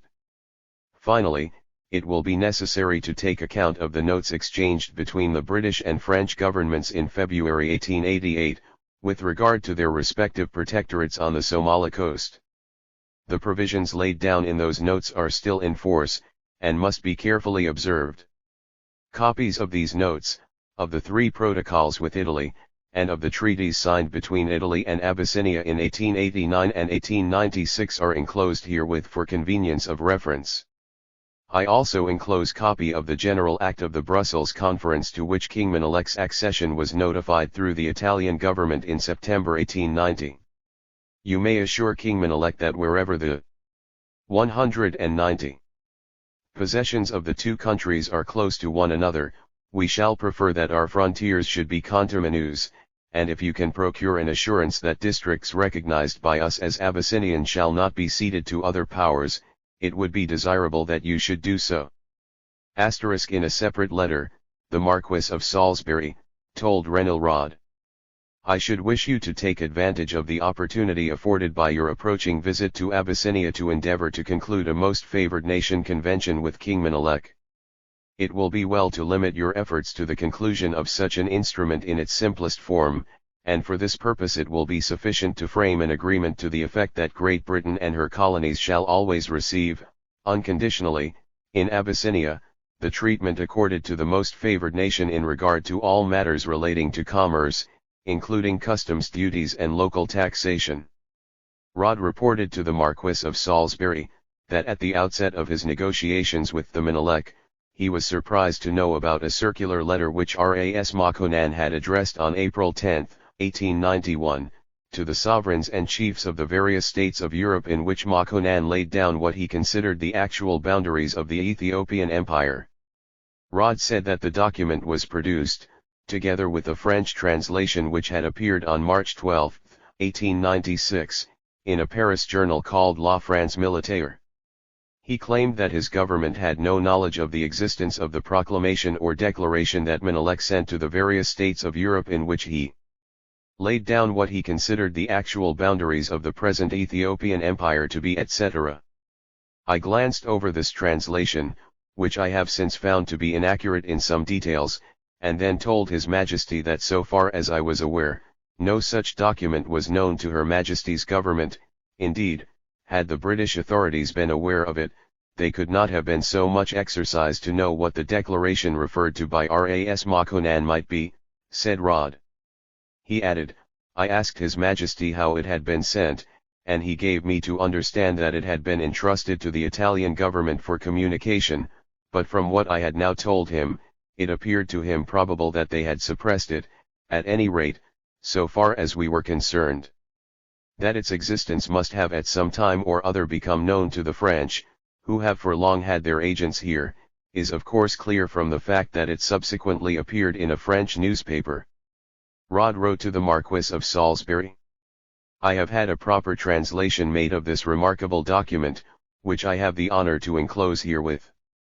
Your lordship will perceive that the line actually laid down by King Menelek cuts off the greater portion of the British protectorate of Somaliland, leaving a narrow strip along the sea, while on the western side of Ethiopia as far larger area than my instructions had contemplated the possible cession of, extending actually to the White Nile itself, while a theoretic claim is advanced even to the Victoria, Nyanza, and Khartoum.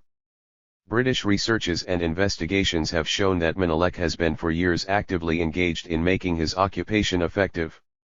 With standing army of 80,000 men, and at least 200,000 modern rifles imported through Massawa and Djibouti, he had engendered a formidable fact to reckon with. Of course, religion played an important role in the 193 colonization policy, particularly in this part of Africa. Claiming to be a Christian island in a sea of pagans, Abyssinia won all the sympathies and support of the European colonialists. Renil Rod reported, It will be enough here to state that it has become sufficiently effective to make it an extremely difficult task to negotiate with a king, who, fully confident that his pretensions had been made publicly known and had remained undisputed, confident, moreover, that, as a Christian African power, his claims to a sphere of influence were better founded than those of powers whose seat of government is in another continent, flattered and encouraged by a small number of irresponsible journalists and foreign agents, who have assured him of the support of those powers whose own interests are not menaced, has already tightened his grasp over districts to which we have indeed established claims, but in which no visible trace of our occupation can be found, and where no obstacle to his advance has ever been raised. The British envoy, Renil Rod, was received in ceremonial audience by Menelik, on May 1, 1897, for the purpose of handing over to him, the presents of the Queen. Menelik made no pretense of concealing the satisfaction and surprise, which he repeatedly expressed. He was especially struck with the silver plate, saying that nothing of the kind had been seen in the country before, and he admired particularly the tiger and polar bear skins with their heads set up to represent life. The gifts that Rod brought from the Queen to Menelik also included for the text of the letter that Menelik addressed to Queen Victoria and other European heads of state in 1891, see pages 141 and 142. 194. Gold-mounted express rifles, a silk Persian carpet from Cairo, and a copy of the Abyssinian history of Alexander the Great. At Menelik's court there were a number of high-ranking Europeans and Abyssinian races, governors, as well as high-ranking military officers. But he did not trust his own people when he was dealing with representatives of foreign countries.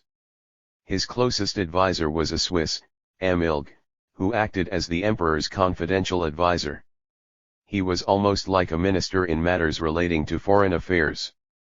The Neue Zürcher Zeitung *, a very influential Swiss newspaper, published a series of letters by C. Keller, professor of natural history and ethnography and a traveler in Somaliland and Madagascar, on the great position and influence attained at the court of the Emperor of Abyssinia by Amilg, a native of Zurich, whom he described as virtually His Majesty's Prime Minister. But, of course, he was not there to render services in charity. In fact, Menelik granted Amilg permission to form a company entitled La Compagnie Impériale de Chemins de Fer Ethiopiens, to construct and work a railway in 3 sections from Djibouti to Harar, from Harar to Entato, and from Entato to the White Nile. The agreement by which Menelik granted the permission to Ilg stated in Article 3 that the concession extended beyond 1899, during which time no other railway company was to be allowed to construct competing lines either from the shores of the Indian Ocean or of the Red Sea into Ethiopia, or from Ethiopia into the White Nile. Further articles were as follows. Article 4 stipulated that the concession would be annulled if the works did not commence within 2 years. Article 6 provided that the company should construct a telegraphic line wherever the railway reached. Foreign Department, Secret E, October 1897, Ni. 195. Article 9 authorized the company to levy customs duty of 10% on all goods entering Oregon leaving the country.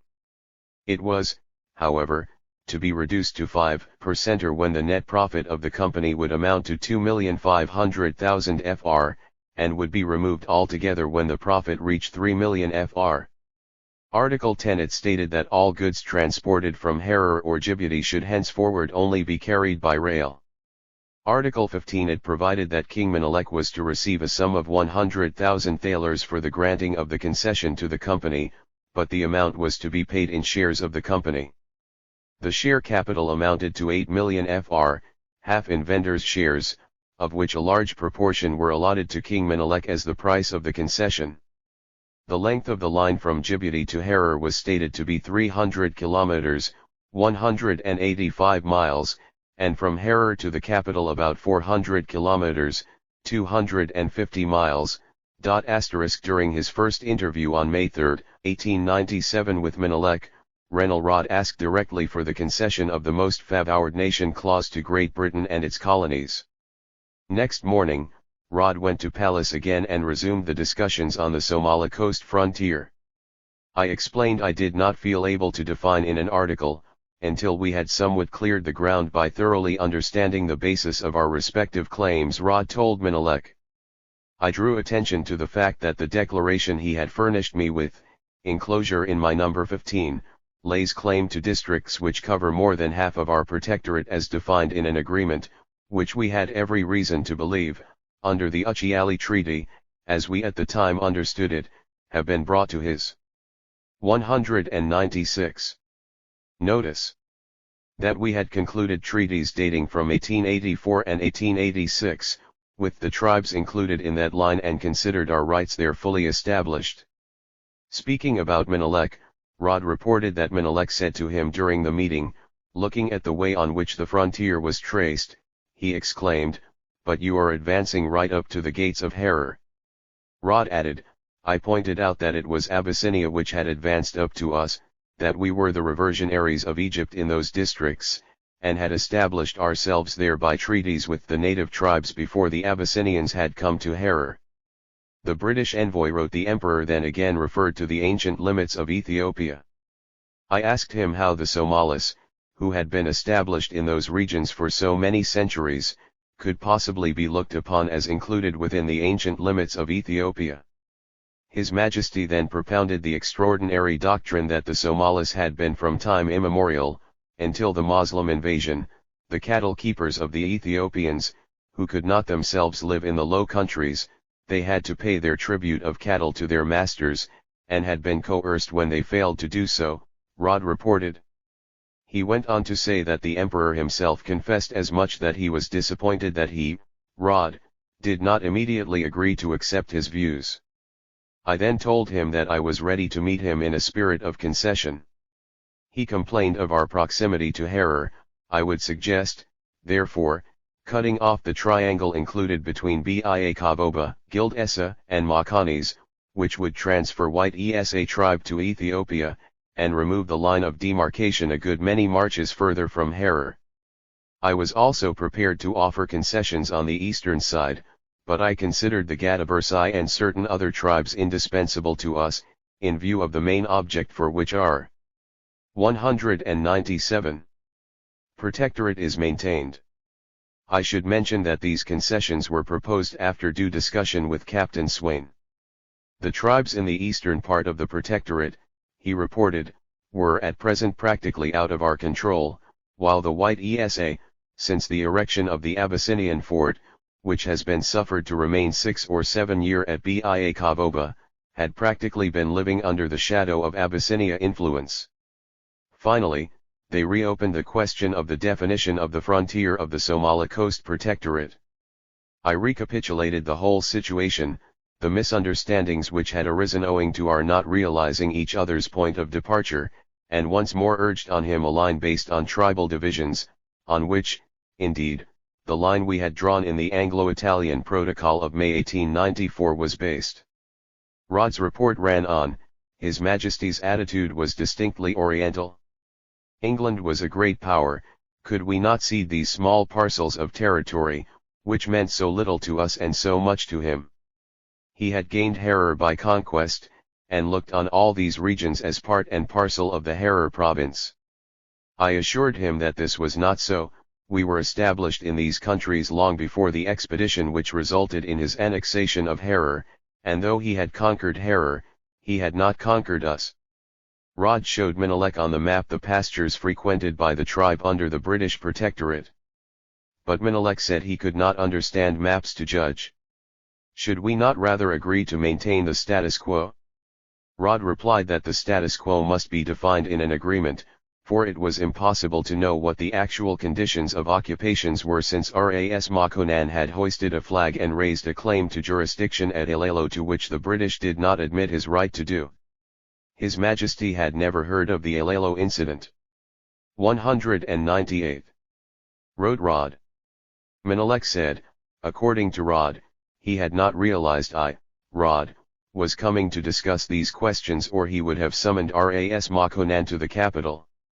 Despite the long discussions that took place between Menelik and Rod, during which it seemed that British envoy defended the Somalis under their protection, although he was given full authority by the Foreign Office to make concessions in regard to the frontier of the Protectorate, he gave in to the demands of the Abyssinians for the subjugation of the Somali territories.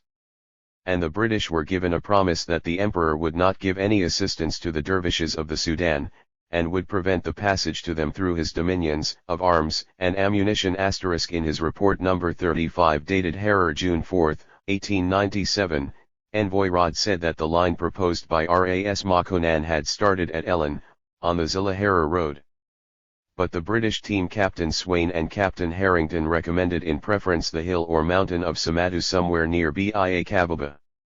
The line was then drawn to about halfway between the 9th and 10th parallel, and the RAS had hoped, when it came to defining it, I afterwards discovered, to be able to deflect it towards Harj Isa.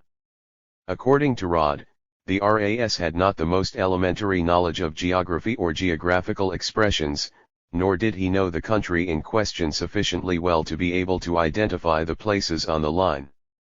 He had collected a few merchants and Somalis who frequent those parts to advise him, but owing to the difference of pronunciation, many of the names on the maps, which are only locally known, could not be identified, and again the same names, or names very similar, repeatedly occur in different parts of the country. 199. Again, Rod said, owing to recurrence of a somewhat similar names, he gained the impression that I had consented to give him Harj Isa, the chief object of his ambitions, and things proceeded smoothly until he was disabused of this idea. He fought desperately for Harj Isa, and once more said that if I would not give it up, he must refer the whole matter to the Emperor and close the negotiations. Now, Harj Isa, or Sheikh Mutta, is in a way the sacred city of the Somalis who come to Berbera, and to hand it over to the Abyssinians would mean to lose all influence and prestige with many of the tribes of great importance to us in view of the Aden food supply, which my instructions specially directed me to safeguard, whatever else might be abandoned. I therefore met him with a simple non-possumus, and over this point ventured to use language somewhat stronger than I should have been warranted in doing had I not felt that he would give way before a firm attitude, reported Rod to his superiors at the Foreign Office in London. Anyhow, at the end of all these so-called negotiations or discussions between the British mission, led by the Queen's special envoy, and the Menelik, the conclusion was that Britain handed over the Somali territories to the cruel Abyssinians. In any case, Rod wrote to the Marquis of Salisbury, I trust that your lordship will agree that the advantage of a definite settlement, which after all reserved to us the greater part of the sphere we had claimed, and only abandons a sparsely populated and barren region, will well outweigh any local difficulties which may 200 arise, but for which a solution can easily be found locally. It is scarcely possible to provide for all contingencies in a document which, in order to be understood by savage or semi-savage people, must be couched in the simplest possible terms. Emphasis added. Renil Rod's mission, indeed, was just to hand over Somali territories to the Abyssinians so that they could be friends with Britain. It took less than a week to produce an agreement that placed the Somali territories under a black colonial list, without even consulting the Somalis. As the mission came to Abyssinia with a ready-made cake only to be delivered in a little more than 2 weeks of the so-called negotiations, an agreement was concluded between the two sides, the outgoing British colony and the incoming Abyssinian colony. Difficulty arose over the language in which the agreement should be written. The Emperor told the British delegation that he had no English interpreter and his Swiss advisor had little knowledge of English. So they agreed to use Amharic, French, and English. Of course, having said yes to whatever the Abyssinians wanted from them, the British said yes also to the Abyssinian proposal that the articles of the treaty be translated in French and used in case of misunderstanding in the interpretation of its articles. The British envoy said, I agree, on behalf of my government, to the proposal of your Majesty, that, in case a divergence of opinion should arise hereafter as to the correct interpretation to be given either to the English or Amharic text, the French translation, which has been agreed to on both sides as adequate, should be accepted as furnishing a solution of the matter under dispute. Appendix 24, after the treaty with Abyssinia was approved and ratified, Renelrod wrote to Menelik II from Cairo on 201. August 30, 1987, informing him that the treaty had been approved and ratified. He wrote, "Peace be unto your majesty, I have the honor to announce that the Queen, my gracious sovereign, has been pleased to approve and ratify the treaty which I had the honor to sign with your majesty on the May 14th last. Her majesty has also been pleased to approve of the arrangement which, in accordance with the terms of Article 2 of the treaty, was agreed upon between Ras Makonnen, as representative of your majesty, and myself by exchange of notes relative to the frontier of the British Protectorate in the Somali coast, and it is presumed by Her Majesty's government that your majesty has also approved of it, as they have received no notification to the contrary. The notes exchanged have accordingly been annexed to the treaty which has received ratification, signifying Her Majesty's approval of all these documents. I have now the honor to return here with the copy of the treaty intrusted to me by your majesty, with its ratification in due form.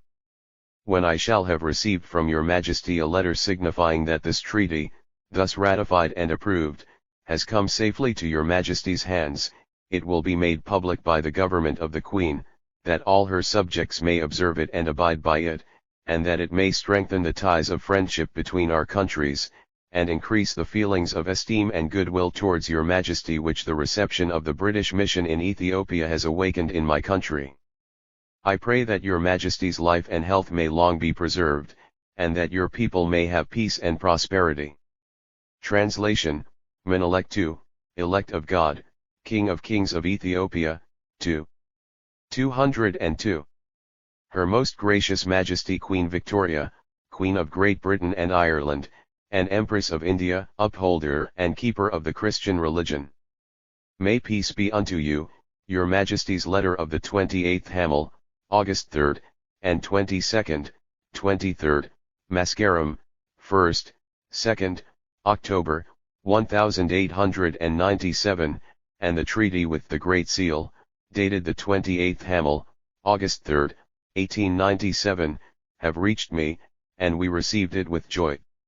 The treaty of peace which is now between you, our government and our government, we hope it will ever increase in firmness and last forever. We pray to God to give your majesty health, and to your kingdom quietness and peace. Written at Addis Ababa, the December 8, 1897, AD. Seal of His Majesty the Emperor Menelik II. * Rod telegraphed from Aden on June 12, 1897 to the Foreign Office, Somali frontier delimitation completed today. Have started for coast. The notification issued by political agent Sadler summed up the content of the treaty very well. Be it known to you that by the treaty between Great Britain and Ethiopia signed at Addis Ababa on the May 14, 1897, by the Emperor Menelik II and Her Majesty's envoy, and which was ratified in December last, the frontiers of the British Protectorate on the Somali coast have been recognized as follows.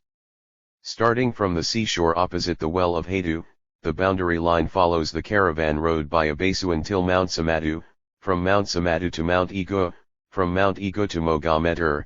Starting from Mogameter it goes in a direct line to Alintakado and Aran Air on 44O east of Greenwich and 90 north, and again in 203. A direct line until 47O east and 80 north, thence along 80 north to 48O east, thence in a straight line to the intersection of 90 north with 48O east, and thence along 49O east to the sea. In the event of the occupation by Ethiopia of territories inhabited by tribes who accepted and enjoyed British protection in the districts excluded by the present boundary line from the limits of the British Protectorate, the Emperor Menelik II has engaged that such tribes shall be well treated and have orderly government. The subjects of both governments are at liberty to cross the frontier and graze their cattle, but these people, in every place where they go, will be subject to the jurisdiction of the government in whose limits they may for the time be. The wells which are in the neighborhood of the boundary line will remain open to both sides. The subjects of, or persons protected by, each government shall have full liberty to come and go and engage in commerce in the territories of the other, enjoying the protection of the government within whose jurisdiction they are, but it is forbidden for armed bands of either side to cross the frontier of the other on any pretext whatever without previous authorization from the competent authorities. The caravan route between Zilla and Harar by way of Gild Essa shall remain open throughout its whole extent to the commerce of both nations. Signed, J. Hayes Sadler, Political Agent and Consul, Somali Coast. Somali Coast Political Agency and Consulate, Aden, March 12, 1898 *. As for the Somalis, who were not even consulted, received the news of their territories' transfer to Abyssinia, through verbal communication by Sadler, the British consul, at Aden, during a short tour he made in the area in March 1898. At Zilla the Akils listened in silence till I had completed my communication, in which I dwelt particularly on the fact that the wells and grazing grounds in the vicinity of the boundary will remain open to both sides, that the subjects and protected persons of each government have full liberty to come and go across the border and engage in trade, under the protection of the government within whose limits they may for the time be, but that under no circumstances would raids or counter-raids be allowed on the border line, Sadler said in his report to his government. At Berbera he repeated the same announcement he made at Zilla. The consul informed the Akils of the so-called assurance given by the Emperor Menelik II, that in the event of his occupying the territories inhabited by tribes who enjoyed British protection in the districts excluded by the present boundary from the limits of the British Protectorate, such tribes would be well treated and be given orderly government. The British consul reported. Here, again, there was an absence of any excitement, and my announcement was received with less interest than I had anticipated, when we consider that several sections of the Habro Well, with whom we effected a protectorate treaty in 1886, pass either wholly or in part from our protection, and that their relations with the Ogaden tribes beyond the new boundary are more those of war than peace. According to Sadler the Akils listened attentively, and he said and when I had concluded they agreed to accept the boundary and abide by the conditions they had heard, saying that all would be well if the Abyssinians treated those who went over properly. * 205. Professor Ray Beachy has observed that there was no attempt to consult Somali tribal elders in the matter. Even the doughty Swain, despite his grave doubts as to the morality of it all, did not speak up on behalf of the Somalis.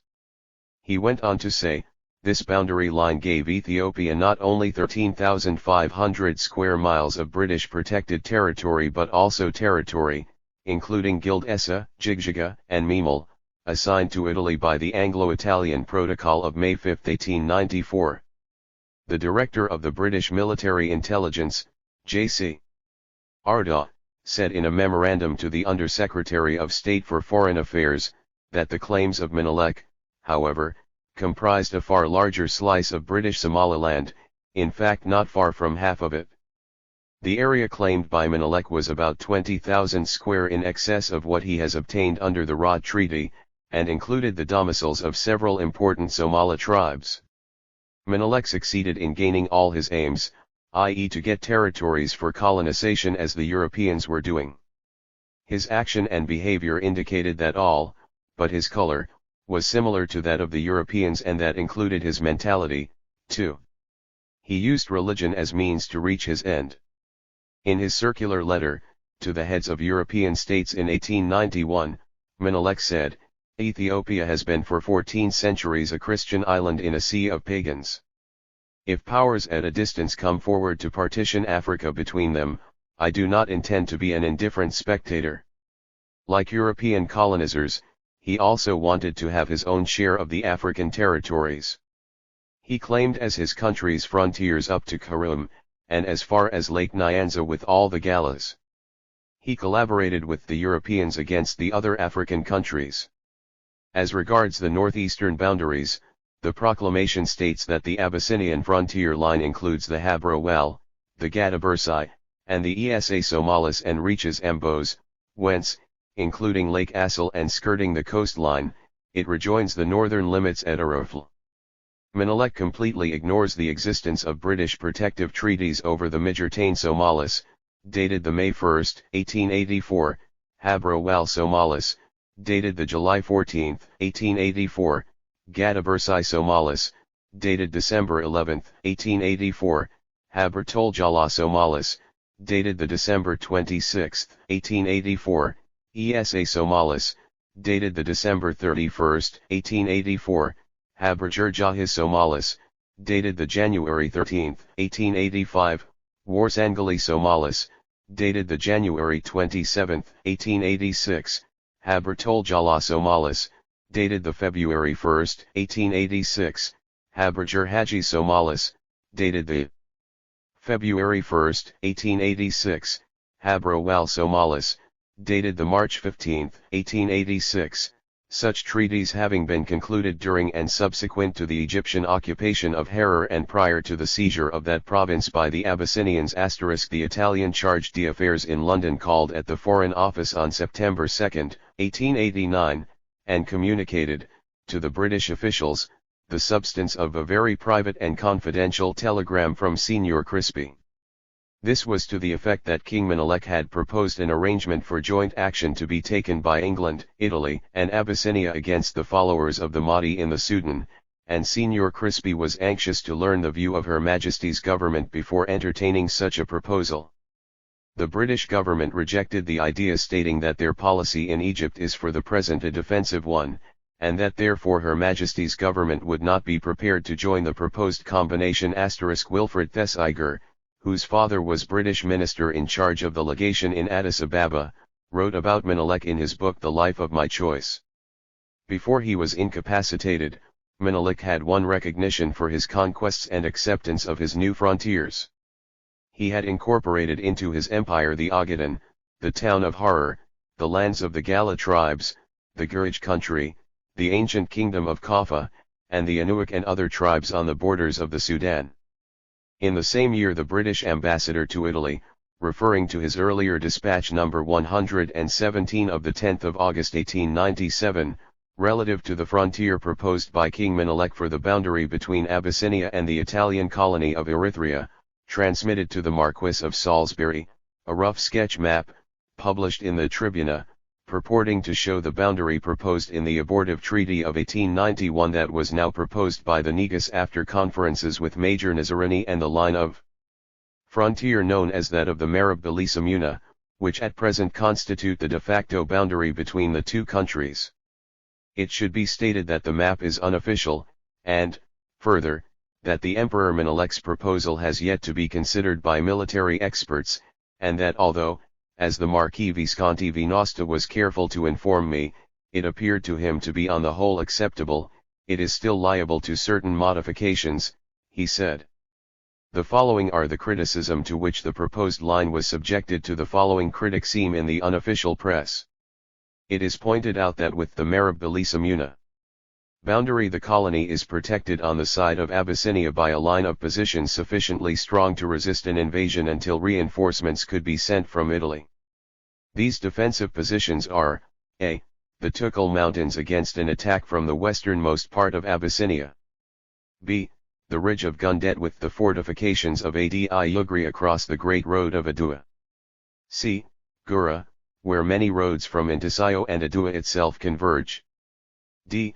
Adi Kaja and Senev, commanding to a certain extent the high road to Adigrat, and protecting the valleys of Komelo and Hadas leading to Masoa.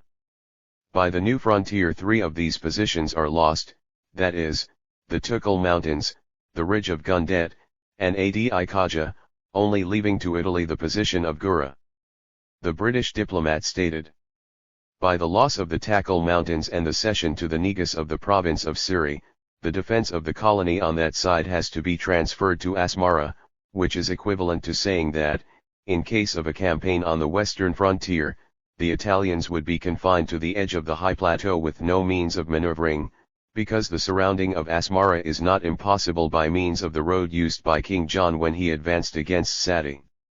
Gura, without the provinces of Siri and Akulkusai, loses much of its importance, and could be scarcely sufficient to protect Asmara, as the enemy would hold all the best roads leading from the south and west to the basin of Gura.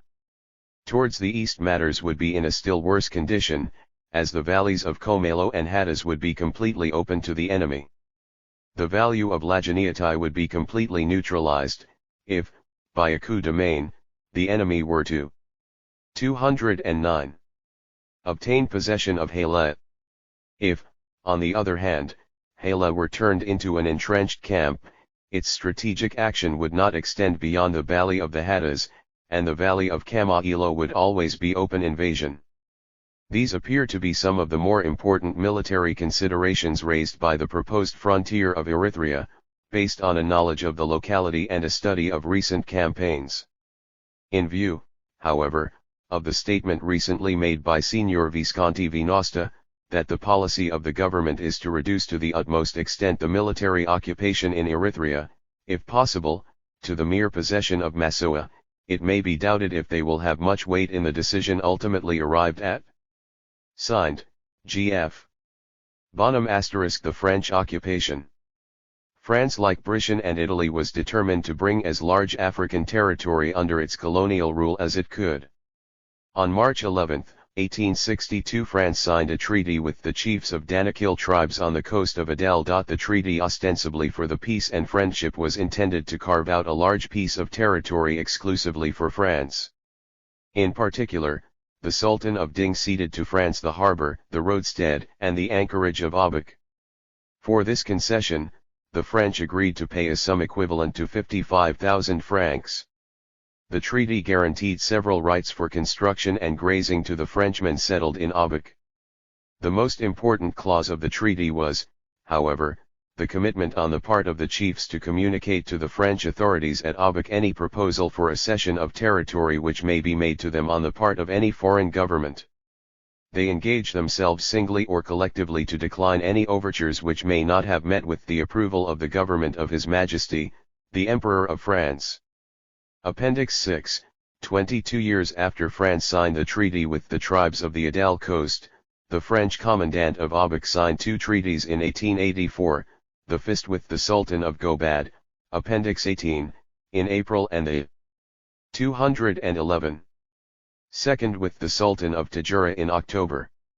Appendix 19, the treaty with the Sultan of Gobad conferred on the French several rights for carrying on commercial activities and the rights of construction in the Gobad territory. It again provided for an undertaking by the Sultan that he would conclude no convention and sign no treaty without the assent of the chief of the colony of Abuk. The treaty signed with the Sultan of Tajura was even more astounding. The Article 2 of the treaty stated that Sultan Hamd gives his country to France in order that the latter may protect him against every foreign power. Article 5 promised not to sign any treaty with any foreign nations without the assent of the Commandant of Abuk. For the surrender of this sovereign right the Sultan was paid a monthly subsidy of $100 and his vizier monthly subsidy of $80. On August 1, 1885, a bill was laid before the French Chamber of Deputies to open a credit of 624,720 Fr. 24,980/L, for the Minister of Marine and Colonies, on account of the organization of the colony of Abuk, and of the French protectorate over Tajura and the neighboring territories up to Gubit Karib. The bill was passed by the Chamber by a majority of 223 against 54. And the Senate also similarly voted by a huge majority of 226 to 4 on August 5. Following is an extract from the Journal Officiel of August 14, 1885, which was sent by Sir J. Walshon of the British Embassy in Paris to the Marquis of Salisbury, Secretary of State for Foreign Affairs, on August 17, 1885, opening to the Minister of the Navy and Colonies, for the financial year 1885, with a credit of 624,720 Fr. For the organization of the colony of Abuk and the protection turret of France on Tajura and neighboring territories until Gubit Karib. The Senate and the Chamber of Deputies adopted. The President of the Republic promulgates the law which 212. The content follows. Article 1. It is open to the Minister of the Navy and of the Colonies, for the financial year 1885, extra credits ordinary amounts amounting to 624,720 francs, to meet the expenses necessary for the organization of the colony of Abuk, as well as for the establishment of the Protectorate French on Tat-Jura. These credits are linked as follows to the different chapters of the budget of the Minister of the Navy and Colonies.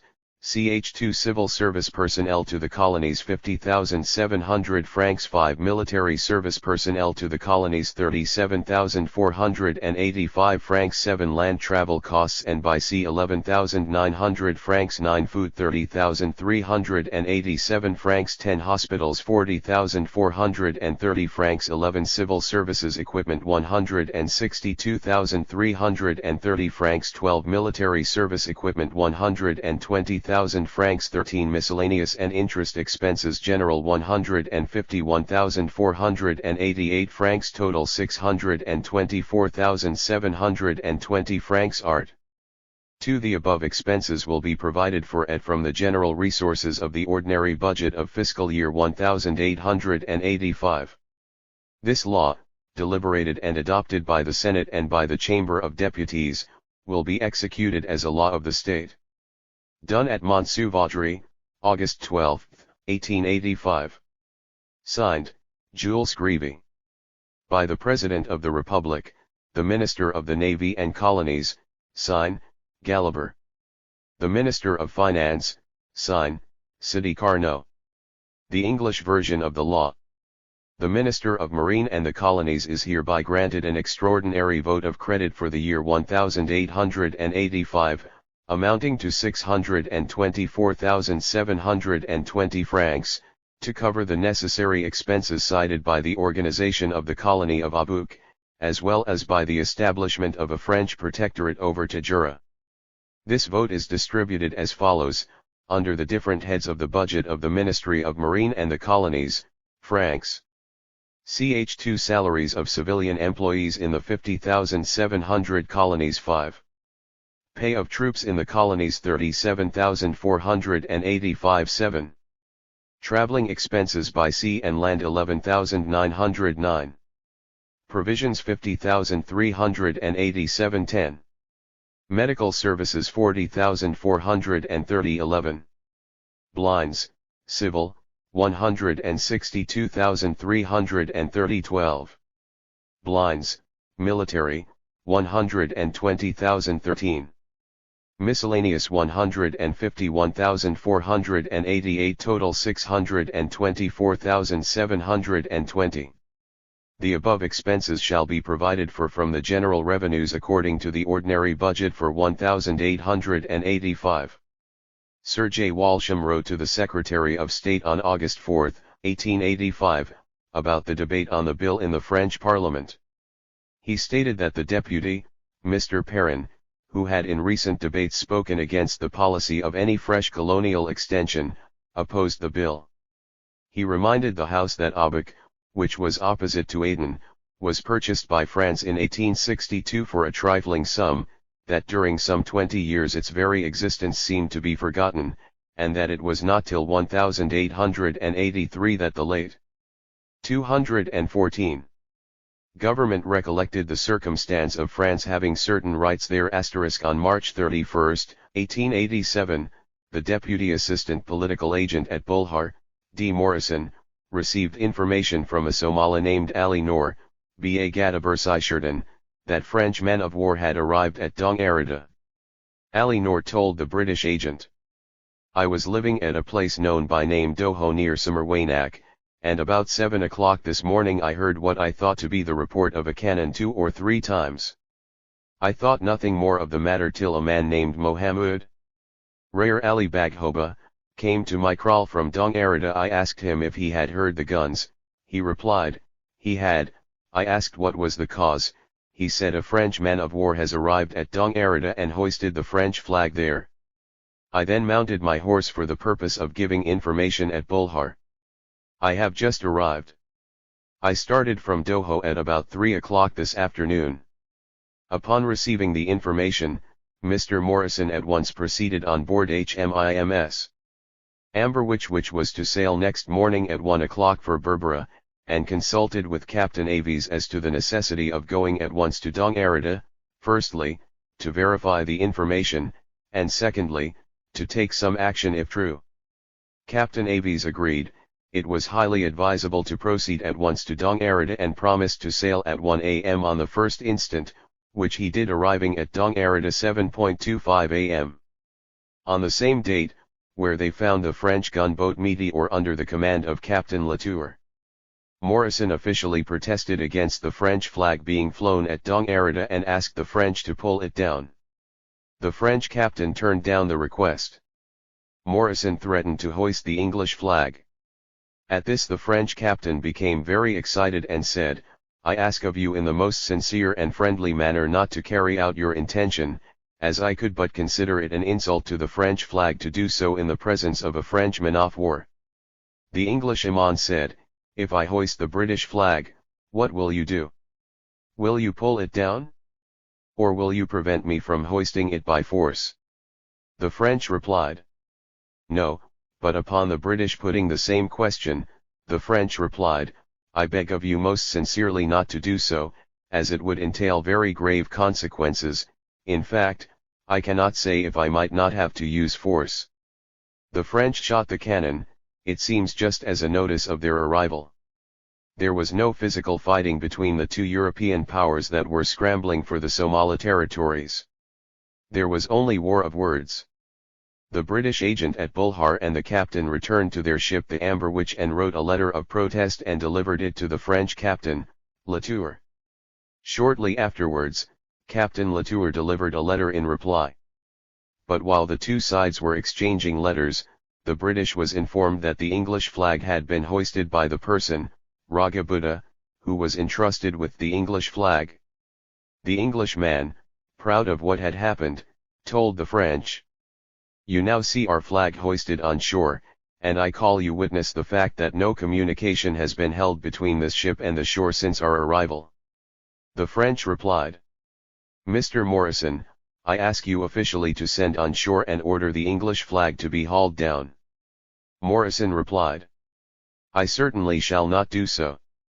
The French captain said, "I will go on board my ship and write you a protest." 216. Against the English flag being hoisted at Dongarida.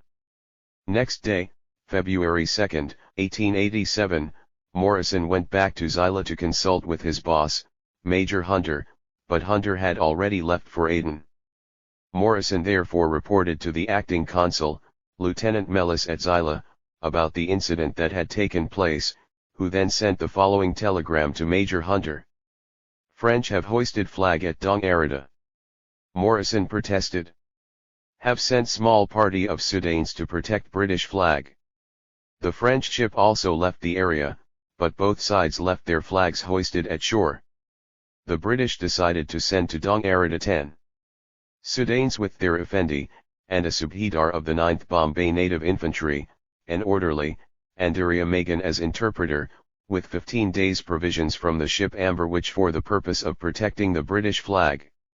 Although they considered advisable to send this detachment, the British were uncertain as to whether the Sudanese troops, owing to their being Egyptian, could be taken to represent the British interest. The British thought it necessary to send a Subhedar of the 9th Bombay Native Infantry for that purpose, giving him a letter to that effect with the following instructions. 1. In the event of a European armed force landing at Dongarida, he was to approach them in full uniform and present the letter referred to above for the purpose of their reading it for information only. 2. That this letter was not to be given up.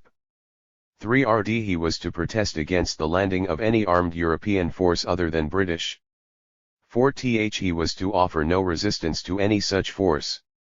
5. If such force ignored his protest and proceeded towards our flag, the British flag, for the purpose of pulling it down, he was to again protest against any such proceeding, not to use force to prevent him, but immediately to communicate by messenger with either Bulhar, Zila, or both. Further, that the Sudanese troops were placed there simply for his protection against the natives. Instructions were also given to the Effendi to this effect. Following is the letter given to the officer who was ordered to protect the British interest. Dated Zila, February 2, 1887. To all whom it may concern. We hereby declare that Subhedar Misir, 9th Regiment, native infantry, an officer of Her Britannic Majesty's Army, has been specially sent to represent and uphold the British Protectorate proclaimed at Dong Arida on the December 26, 1886. SD, C.J. Mellis, Lieutenant, Commanding Edzela. SD, David Morrison, Deputy. Ast. Pold. Agent, Berbera and Bulhar. The British also claimed that their flag was hoisted at Dong Arida in 1885. Major Hunter, the British consul, sent Walsh to hoist British flag at Dong Arida in March 1885. He did hoist the flag at a place some miles from the position where the French also hoisted their flag. British also claimed that it exercised actual jurisdiction over the coast between Zilla and Berbera since 1854.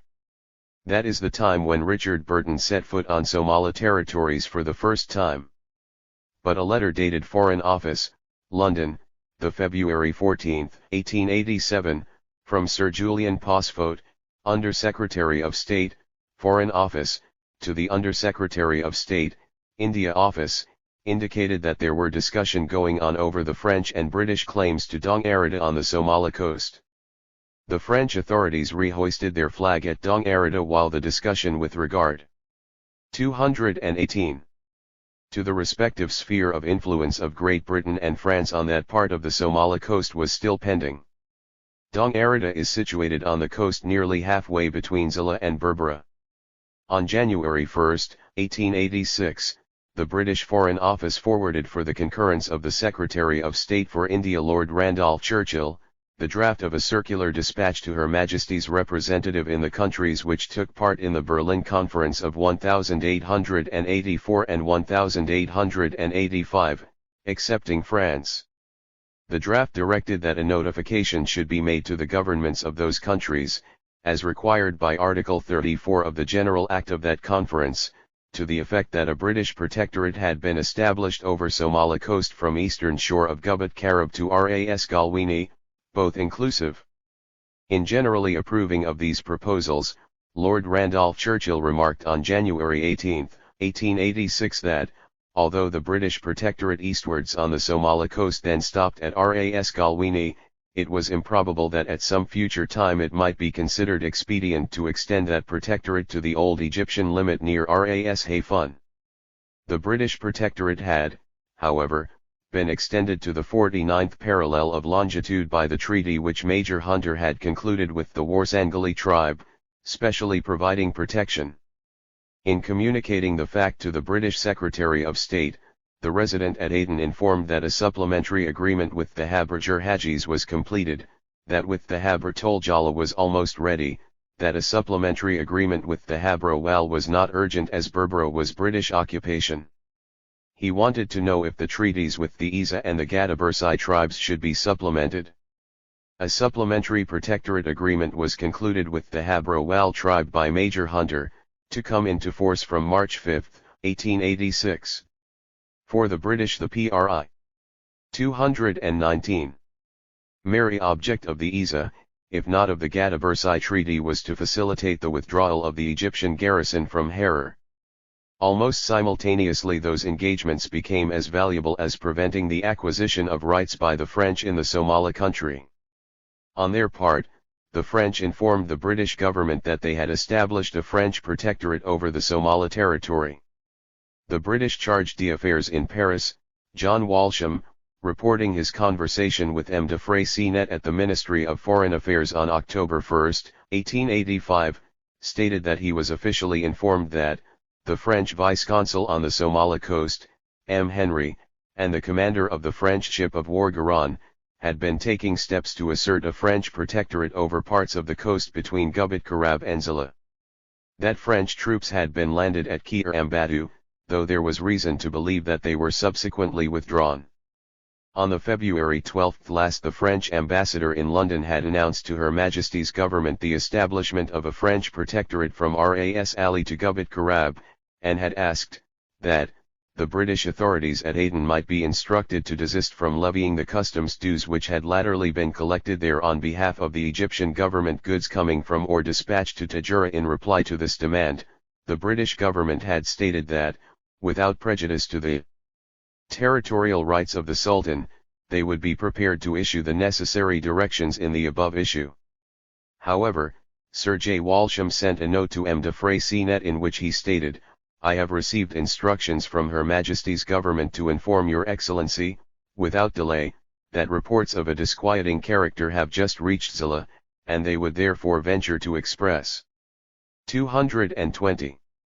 The earnest hope that, in view of the urgency of the case, distinct and immediate orders may be sent to the French naval commander in those waters to abstain from any act which might be calculated to produce a collision." The French based their claim on the following documents: 1.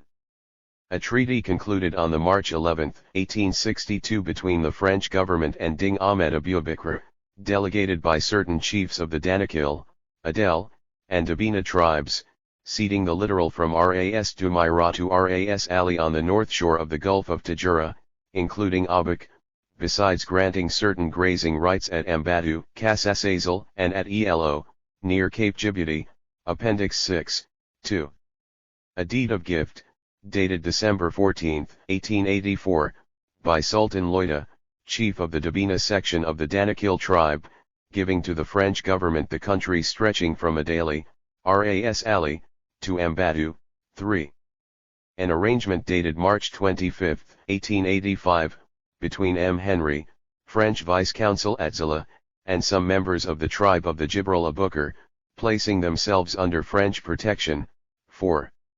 A letter dated March 25, 1885, purporting to be written by Nur Roble and certain others said to represent the Gadabursai tribe, to M. Henry, offering to place under French protection the country from places named Aravard to Hello, Elo, and Sabah Le to Kulangarat, and 5.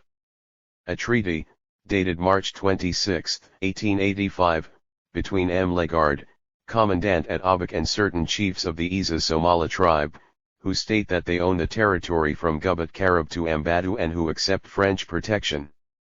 Appendix 14, the British Under-Secretary of State for India, J.A. Godley, challenged the French claims and said, "In considering these documents, it should be borne in mind that, according to trustworthy information in the possession of Her Majesty's Government, the Danakil 221 tribe inhabit the littoral from the Straits of Bab el Mandeb to the western extremity of the Gulf of Tajura, that the Isa Somali, who are known to be inveterate enemies of the Danakil, possess the coast extending from Gubat Karab along the southern shore of the Tajura Gulf and onwards to a point called Dakunkal, a coastline which included both Ambadu, Djibouti, and Dong Arada, and that the Habro Wal tribe, of which Jibril Abukar are known to be a subsection, occupy the littoral from Dakunkal eastwards, having for their chief towns Bulhar and Berbera. These facts render the examination of the French case more simple than it might otherwise be. It is evident, in the first instance, that the French government, in endeavoring to establish their claim to Ambadu and Ras Djibouti, place considerable reliance on the Treaty of the March 11, 1862 with the Danakil chiefs. By Article 7 of that instrument the French subjects settled at Abak were at liberty to pasture their flocks at Ambadu near Tajura, at Kassasazel, and at Elo, near Cape Djiboutil or Djibouti, without this right giving rise to any claim for compensation, but, on the other hand, the actual cession of land provided by Article 2 of the treaty was strictly confined to the tract extending from Ras Dumaira on the north of Abak to Ras Ali on the south of it. This latter point, being outside the limits of Tajura, neither included that port and district nor the Bay of Gubat Karab, nor Ambadu, nor Ras Djibouti. With regard to the deed of gift of the December 14, 1884, by which Sultan Loida of the Danakil tribe affected to cede to the French the coastline from Ras Ali to Ambadu, which last mentioned place, as just said, is situated in the territory of the Isa Somalis, it is only necessary to state that whilst the French said that they had previously acquired the rights claimed under the Treaty of 1862, the gift was at the same time illegal, the said Loida having no right whatever to cede territory. 222. Beyond Gubat Karab belonging to the Isa Somalis, who are not only completely independent of him but the bitter enemies of his tribe. For this reason, so far as this coast is concerned, Lord Cross attaches no more importance to this document than to the previous treaty of 1862. Challenging the French claim, Walsham argued further.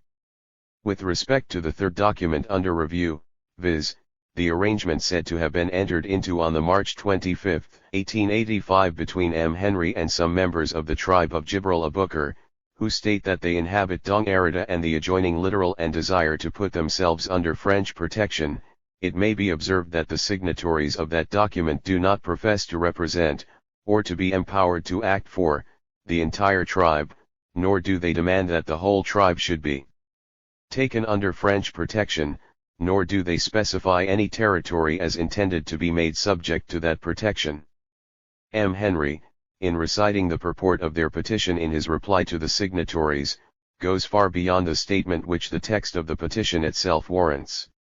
It may also be remarked that Major Hunter, in his letter of the March 8, 1886 to the resident at Aden, Somali Coast, number 169, proves by a genealogical table that the Jibril-a-Bukr are merely a section of the Habro-Wal, which as an independent tribe came into political relations with the British government in July 1884.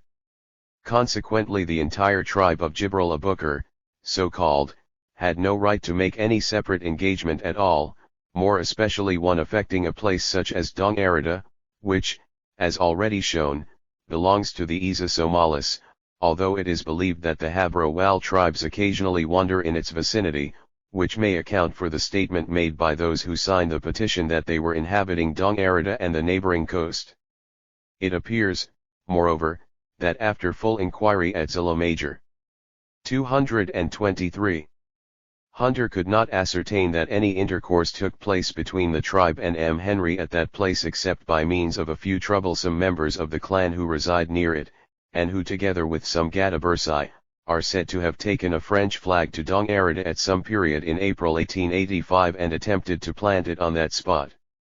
With reference to the fourth document under review, viz., a letter dated March 25, 1885, addressed to M. Henry by Nur Roble and certain other persons who purport to represent the Gadabursai tribe, expressing a desire for French protection over a tract of country stretching from places designated as Aravra, Hello, and Sabaeli to Kulangarat inclusive, I am to remark that this paper on which the French government found a claim to sovereignty over the Gadabursai tribe was disavowed by Nur Roble himself some months afterwards, on the ground of his never having heard of it before, of his never having signed, sealed, or authorized anyone to seal for him.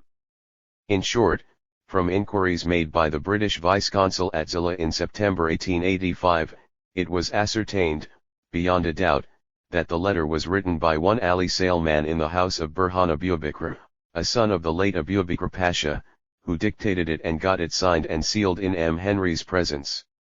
Moreover, according to the latest information received at the India Office, the Gadabursai have for many years past possessed no coast at all and had no right therefore to cede any place on that littoral to the French.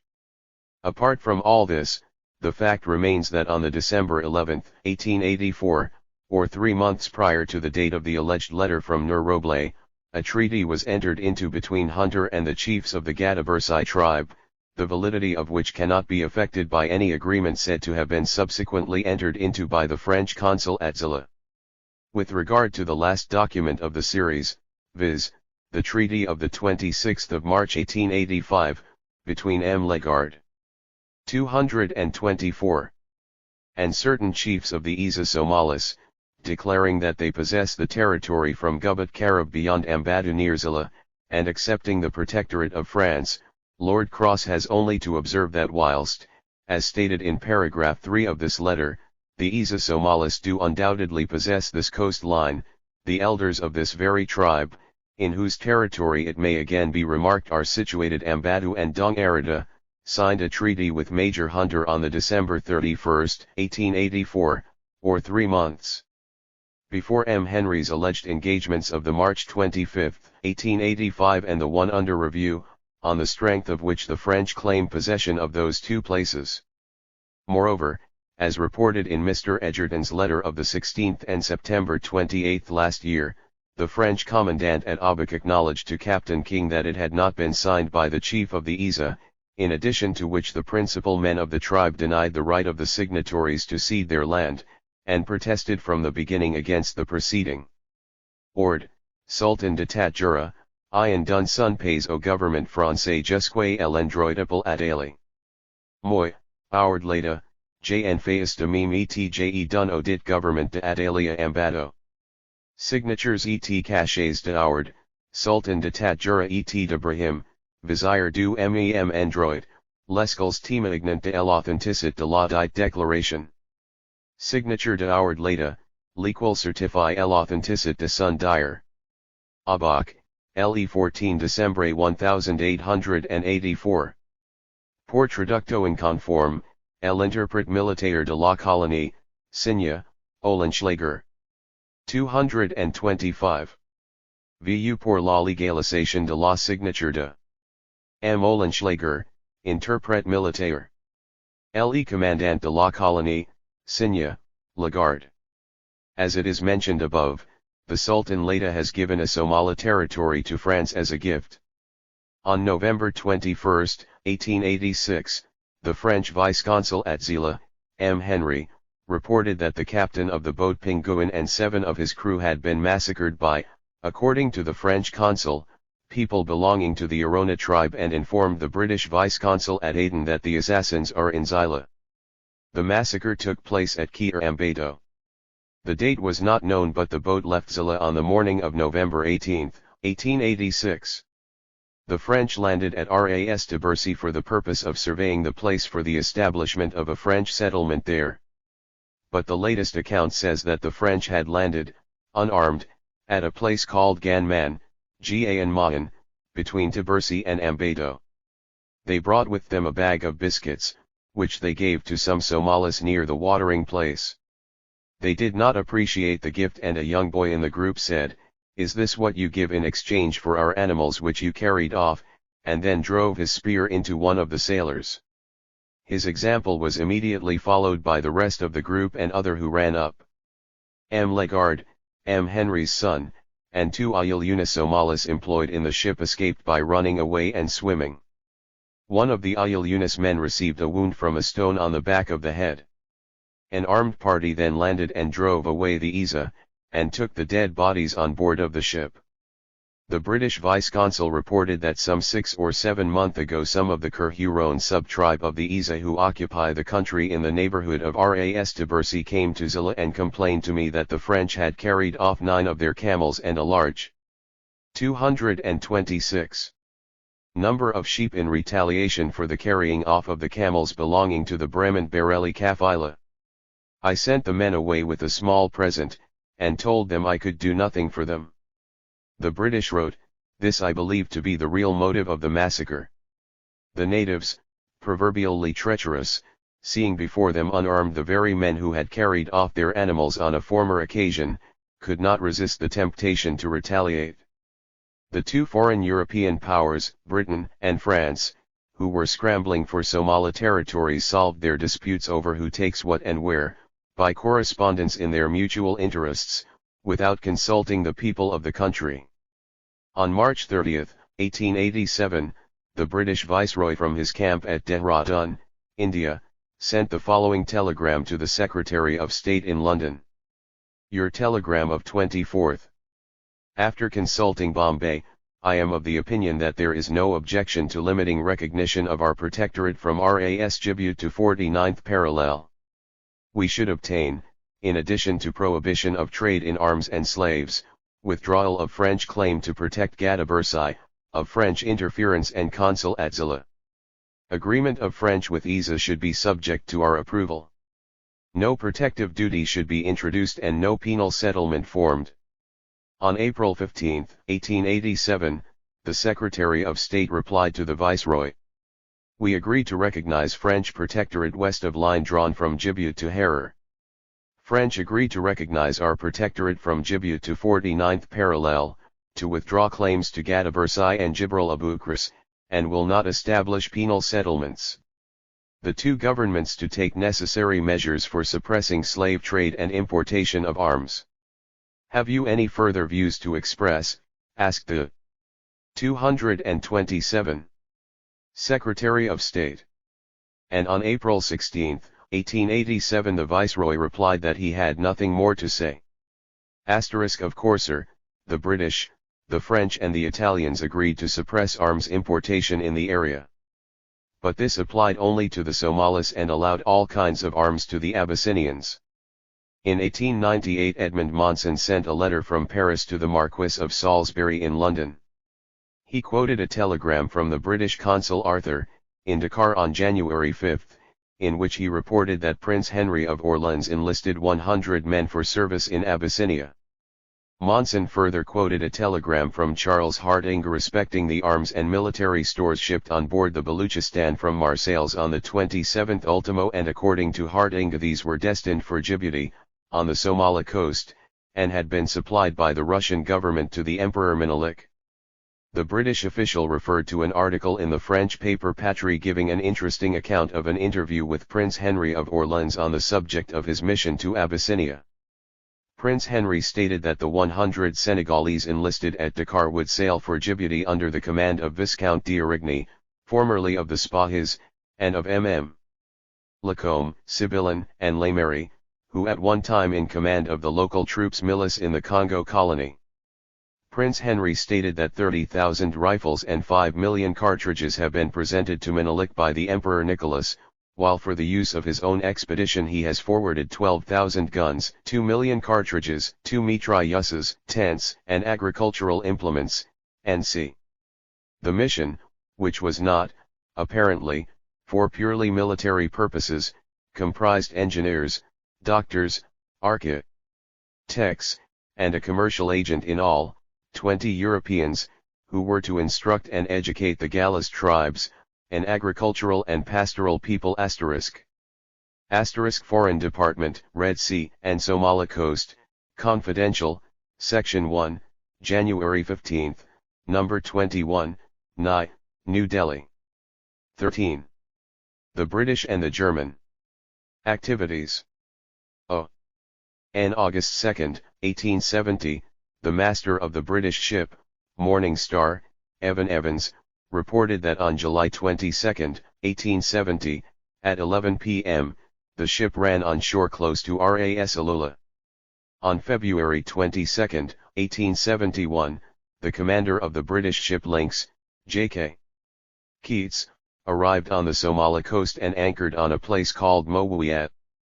He wanted to meet either the Sultan or the chiefs, but was told that they were some 100 miles inland in the direction of Ras Hafun.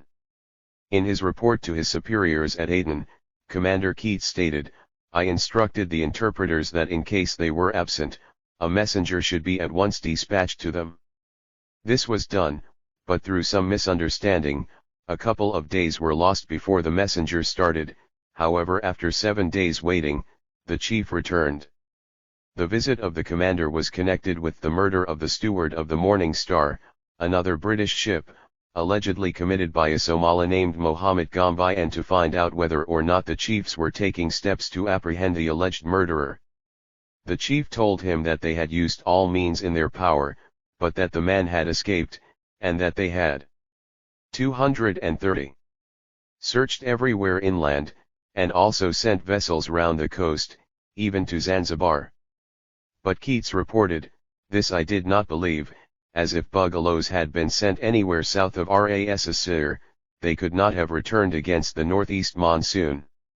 They evidently thought from the absence of any English vessel that the matter had been forgotten. Then the British commander left a letter from the resident at Aden and told them that British authorities should not be satisfied unless and until they surrender the alleged murderer. And in the meantime, he posted a proclamation affecting the blockade of about 30 to 35 miles of the coast. He told his superiors at Aden, that to effectually blockade this extent of the coast certainly 2 vessels are required, if not 3, one at Alula, one at Hapau, and one off Muria. The chiefs, accompanied by one person from Alula, went on board of the vessel and reported what they had told him before, that the man had escaped, and that he had gone towards the coast of Zanzibar, but that they were willing to deliver up any number of men he liked to be executed with the father and brother of the alleged culprit. The English informed in his report to the resident at Aden, these proposals I of course declined, and told them that it was quite inconsistent with our notion of justice to execute one man for another, and I again pressed upon them the absolute necessity of apprehending the murderer. But in the meantime, they were executing the whole nation, by blockading their ports, by denying them to receive any vessel, including those carrying food and other vital cargo. On the morning of February 28, 1871, the British commander Keats reported that 2 dhows were observed attempting to run the blockade. He sent all the boats manned and armed in charge of the first lieutenant with order to seize the bungalows and before the ship boats. The British and the German activities 231 could overtake them. They managed to get close to the shore, and began to land some of the packages.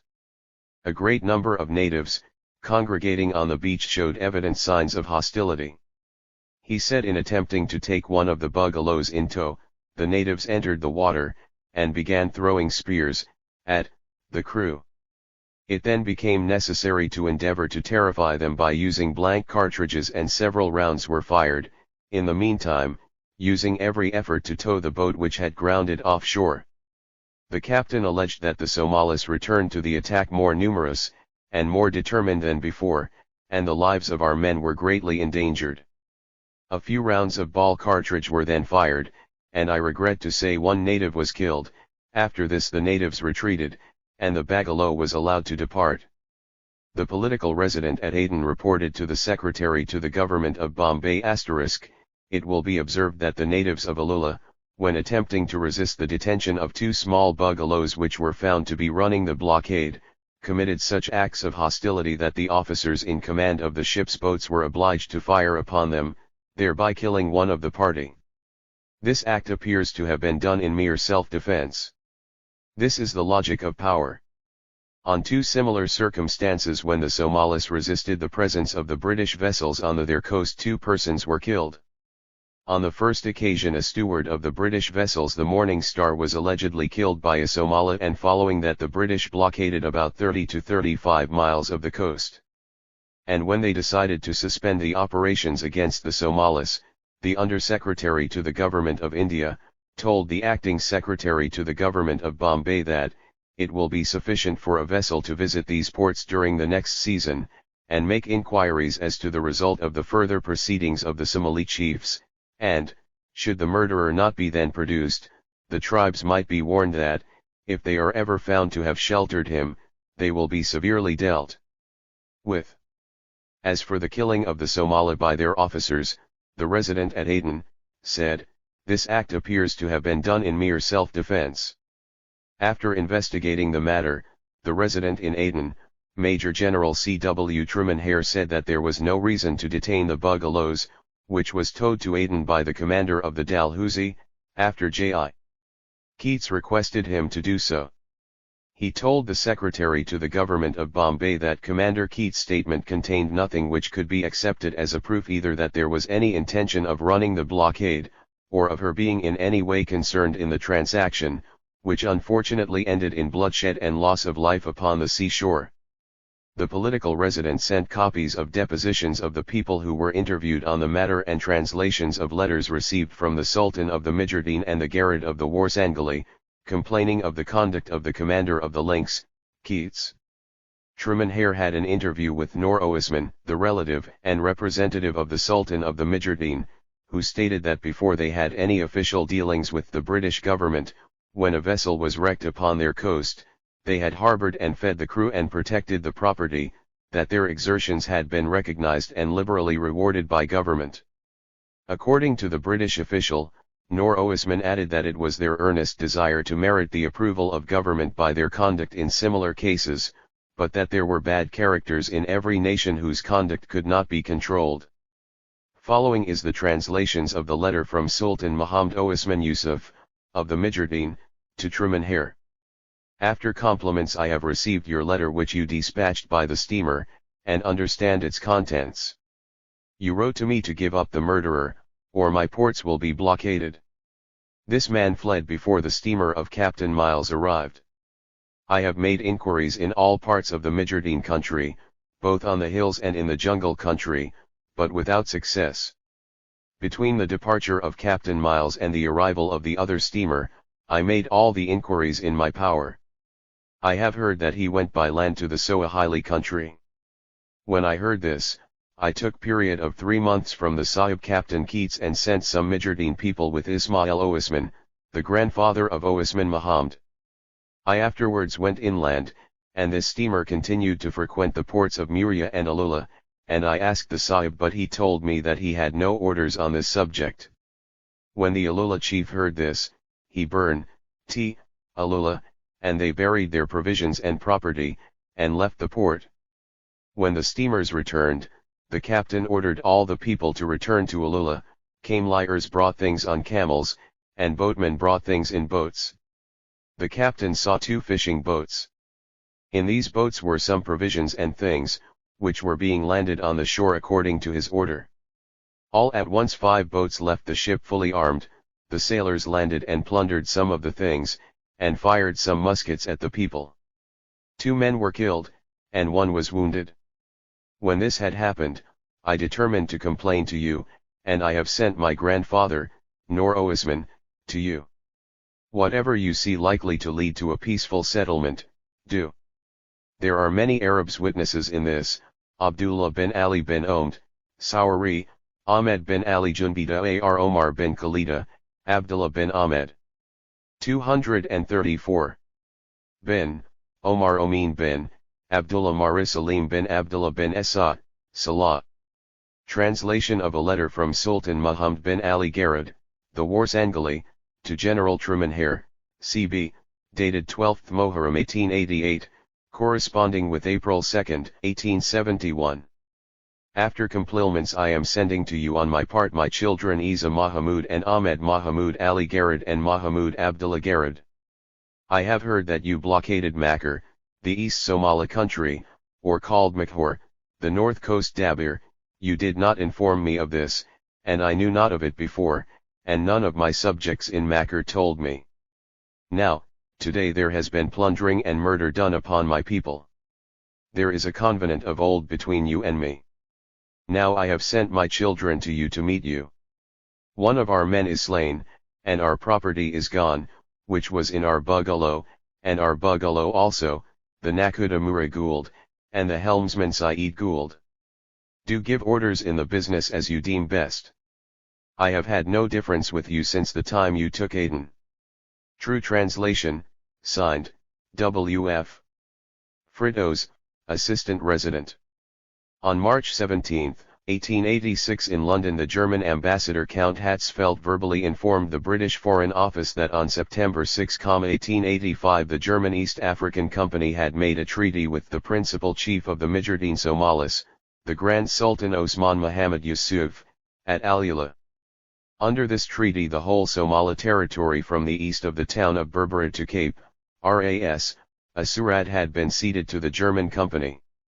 The representative of the company had also made a treaty with the ruler of the Somali town. The British and the German activities 235. Abaya, the Sultan Yusuf Ali Yusuf, whereby the company had acquired, with all sovereign rights, the entire territory between Abaya and the town of Warsheech, belonging to the Sultan of Zanzibar, on the one side, and between the Indian Ocean and the Gala frontier, about 25 days' journey inland, on the other. Count Hatzfeldt informed that on the strength of these treaties, the German East African Company had asked the German government to undertake the protectorate over the Somali coast, and had made all due reservations with regard to any encroachment on their rights on the part of England. Appendix 20 and 21, the ambassador was quoted by Sir J. Ponsford of the British Foreign Office as saying, the German company had received intelligence that an English gunboat had appeared at Lascari, within the limits of the Warsangali territory belonging to the Grand Sultan Osman, and that Major Hunter, the British consul at Aden, had hoisted the English flag. Count Hatzfeldt went on to remark that by the Anglo-Egyptian Convention of September 7, 1877, the British government had recognized the jurisdiction of the Khedive over the Somali coast as far as Ras Hafan under the suzerainty of the Porte, but the Khedive had bound himself not to cede any part of the district so incorporated into Egyptian territory to any foreign power whatsoever. Exception being made of that part of the Somali coast, viz., between Berbera and Ras Haifa. No foreign power had, the German ambassador said, so far the German government were aware, raised claims to sovereignty over the rest of the Somali coast, namely, from Ras Haifa, southwards to Warsheich. The German ambassador inquired whether his government were correct in their view so far as the 236 knowledge of Her Majesty's government went.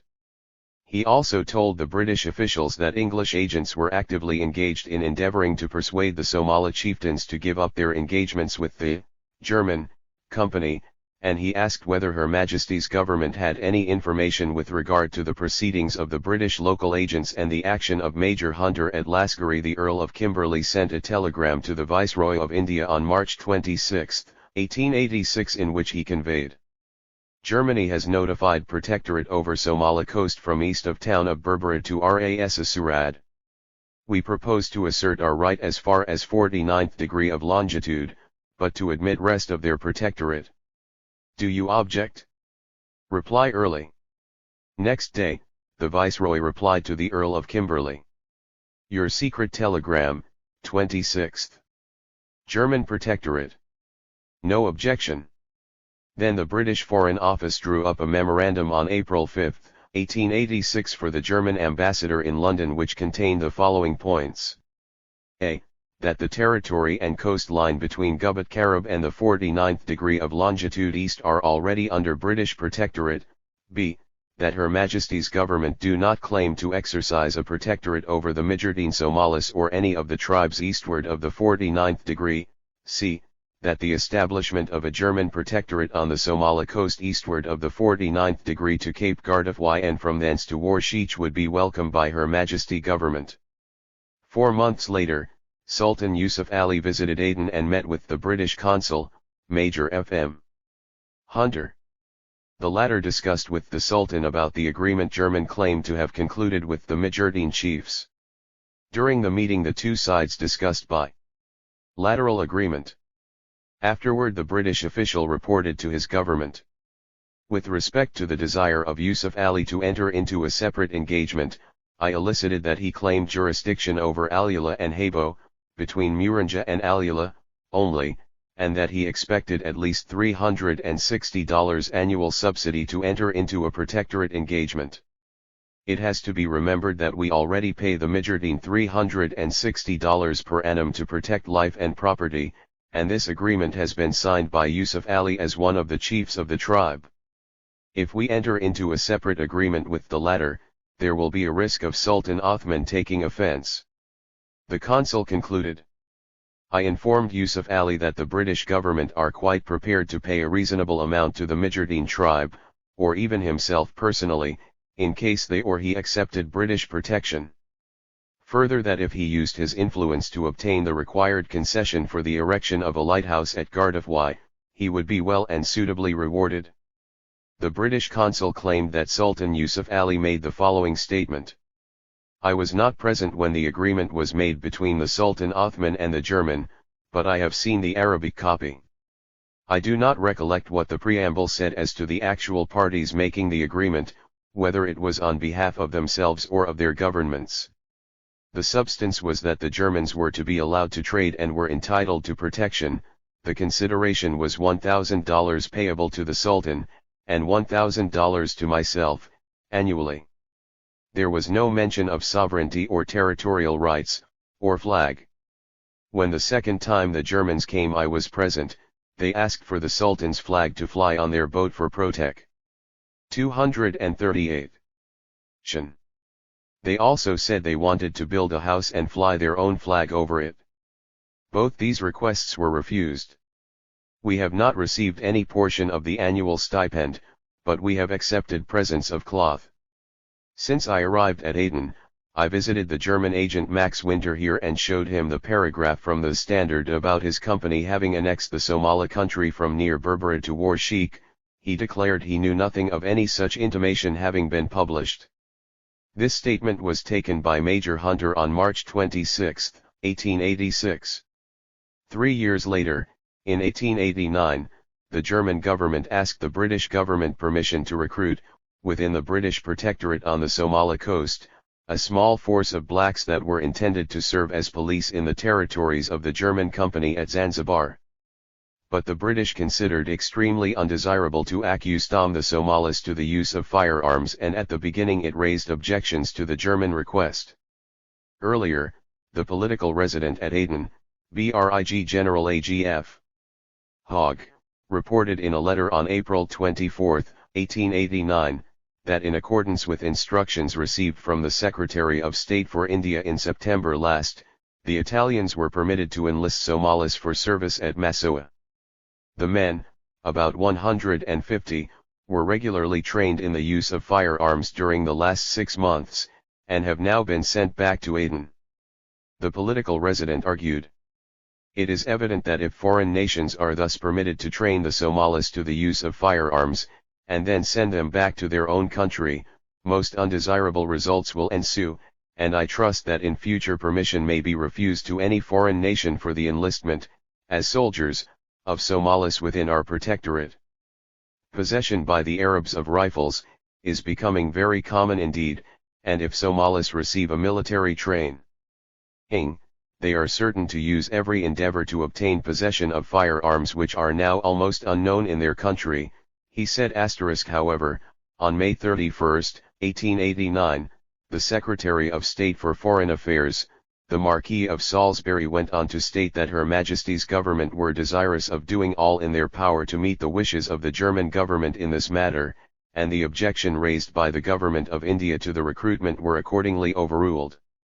The British policy has always been to keep firearms out of the hands of the Somalis as much as possible, and, for the British, the recruitment for foreign service would introduce into the protectorate a considerable number of men trained to the use of firearms and consequently more than ever anxious to obtain possession of such weapons. As for the British themselves, they had already established contact with the chiefs of the Mujahideen. They had signed agreement with the chief of Alula in March 1879. In October 1880, acting political resident, Aden, Major Gr. Goodfellow, was sent to Alula to deliver the ratified copy of the agreement to Sultan Yusuf Ali. But the Sultan was out of town. In a letter to Segan, Chief Secretary to Government of Bombay, dated Aden Residency, October 15, 1880, Major Goodfellow said, I regret to say that in consequence of the Sultan's absence from Maria, in the interior, his representative there would not receive the treaty, or amount of subsidy due, from Commander Bile, R.N. A local copy of the Foreign Department Secret E. July 1889, NOS 119-121, Nye, New Delhi. 240. Convention was delivered to Yusuf Ali, who accepted it. A sum of $180 was expended in presents, for which the sanction of government is solicited. On January 16, 1883, Brigadier General J. Blair, V.C., British political resident at Aden, wrote the following letter to the Sultan, Othman Mahmud.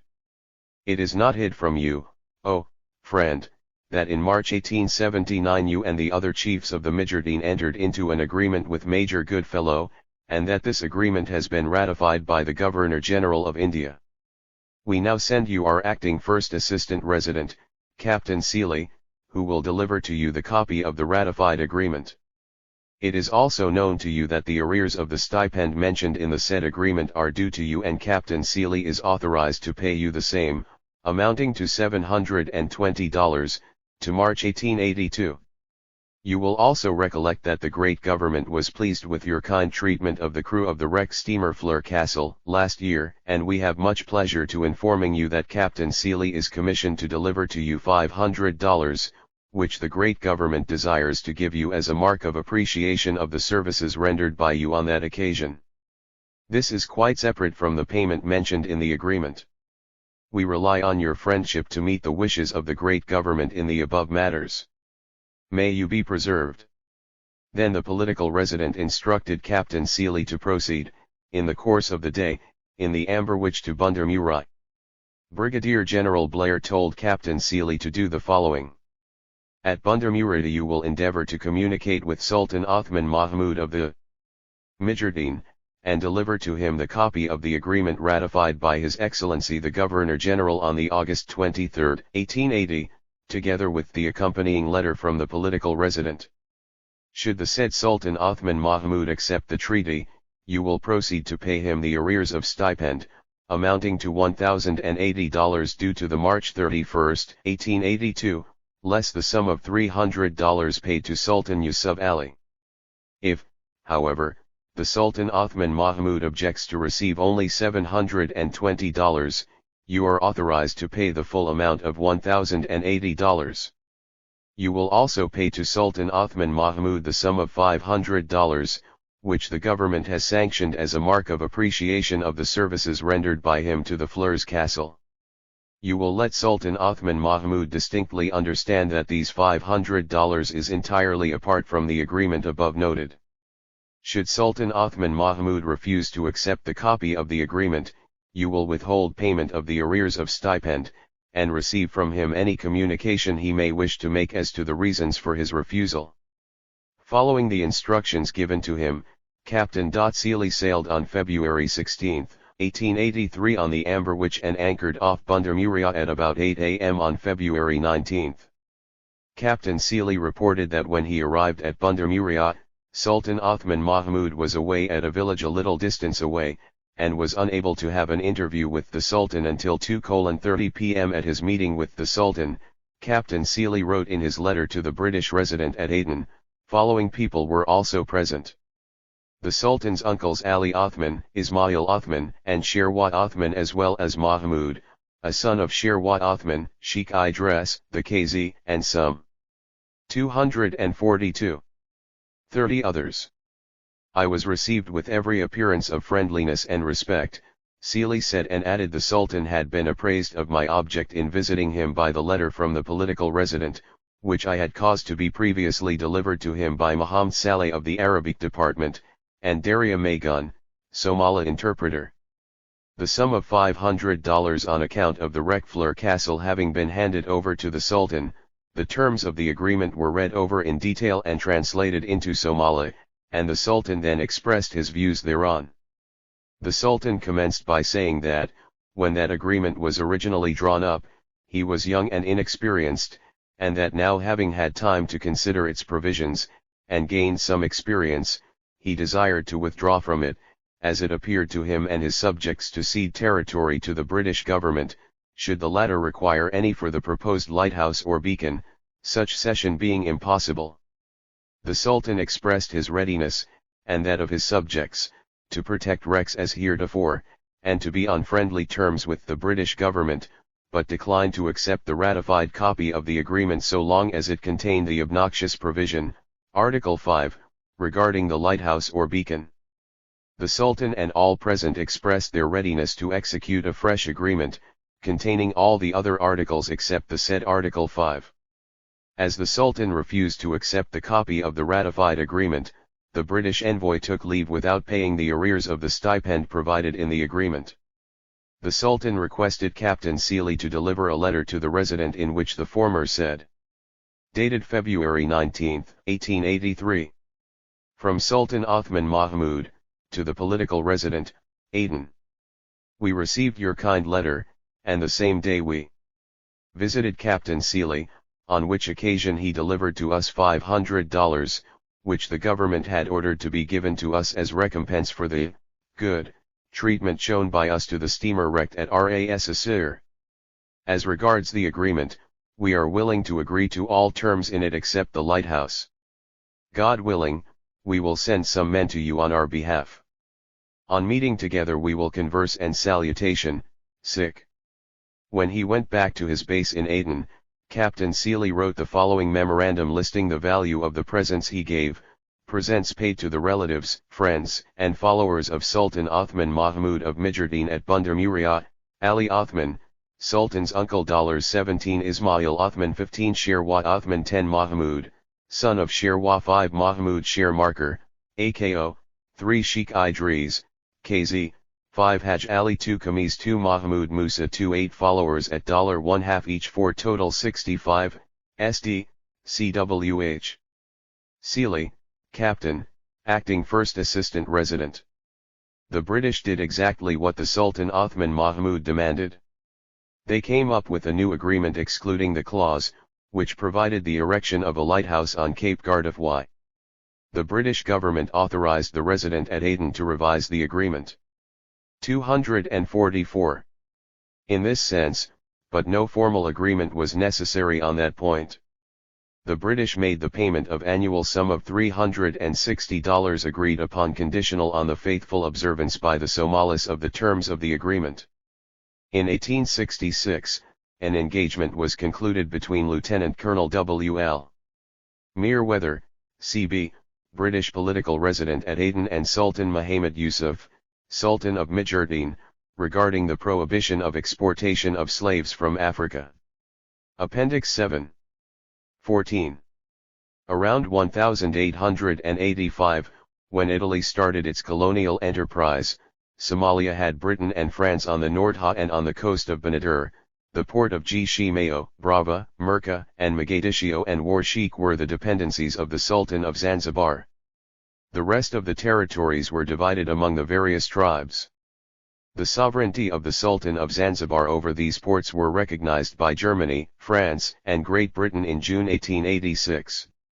The Italian intervention started with the Commercial Treaty of May 28, 1885, precisely few weeks after the Italian occupation of Massawa on February 5, 1885, when the ship Barbarigo was sent to Zanzibar for the purpose of visiting the coastal territories which were under the Sultan and to explore the outlet of Juba River. It is evident that the colonial powers consulted each other before taking over a territory for colonization. No consideration was ever given to the agreement of the population concerned for the occupation of a territory. Only these colonial powers decided among themselves which power takes what. In the case of the Somali territories, the Italian government asked the British government if they had any objection to the Italian occupation of Somali territories.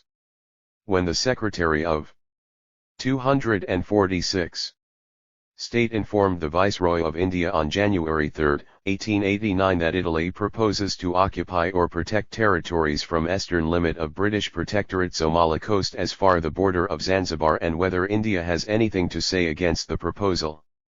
The Viceroy promptly replied on January 5 that they had no objection. As the scramble in the Horn of Africa and particularly for the Somali territories by the European powers continued, Italy too started moving towards it. Unlike the British and the French, who occupied the territories through treaties signed with the Somali chiefs, the Italian Empire came through the Sultanate of Zanzibar, with whom it signed a convention on August 12, 1892 for concession of the coastal region of Benadir. The Italo-Zanzibar Convention was presented to the Italian Parliament by the Minister of Foreign Affairs, Citani, on June 1, 1896 and approved with Law No. 373 of August 11, 1896.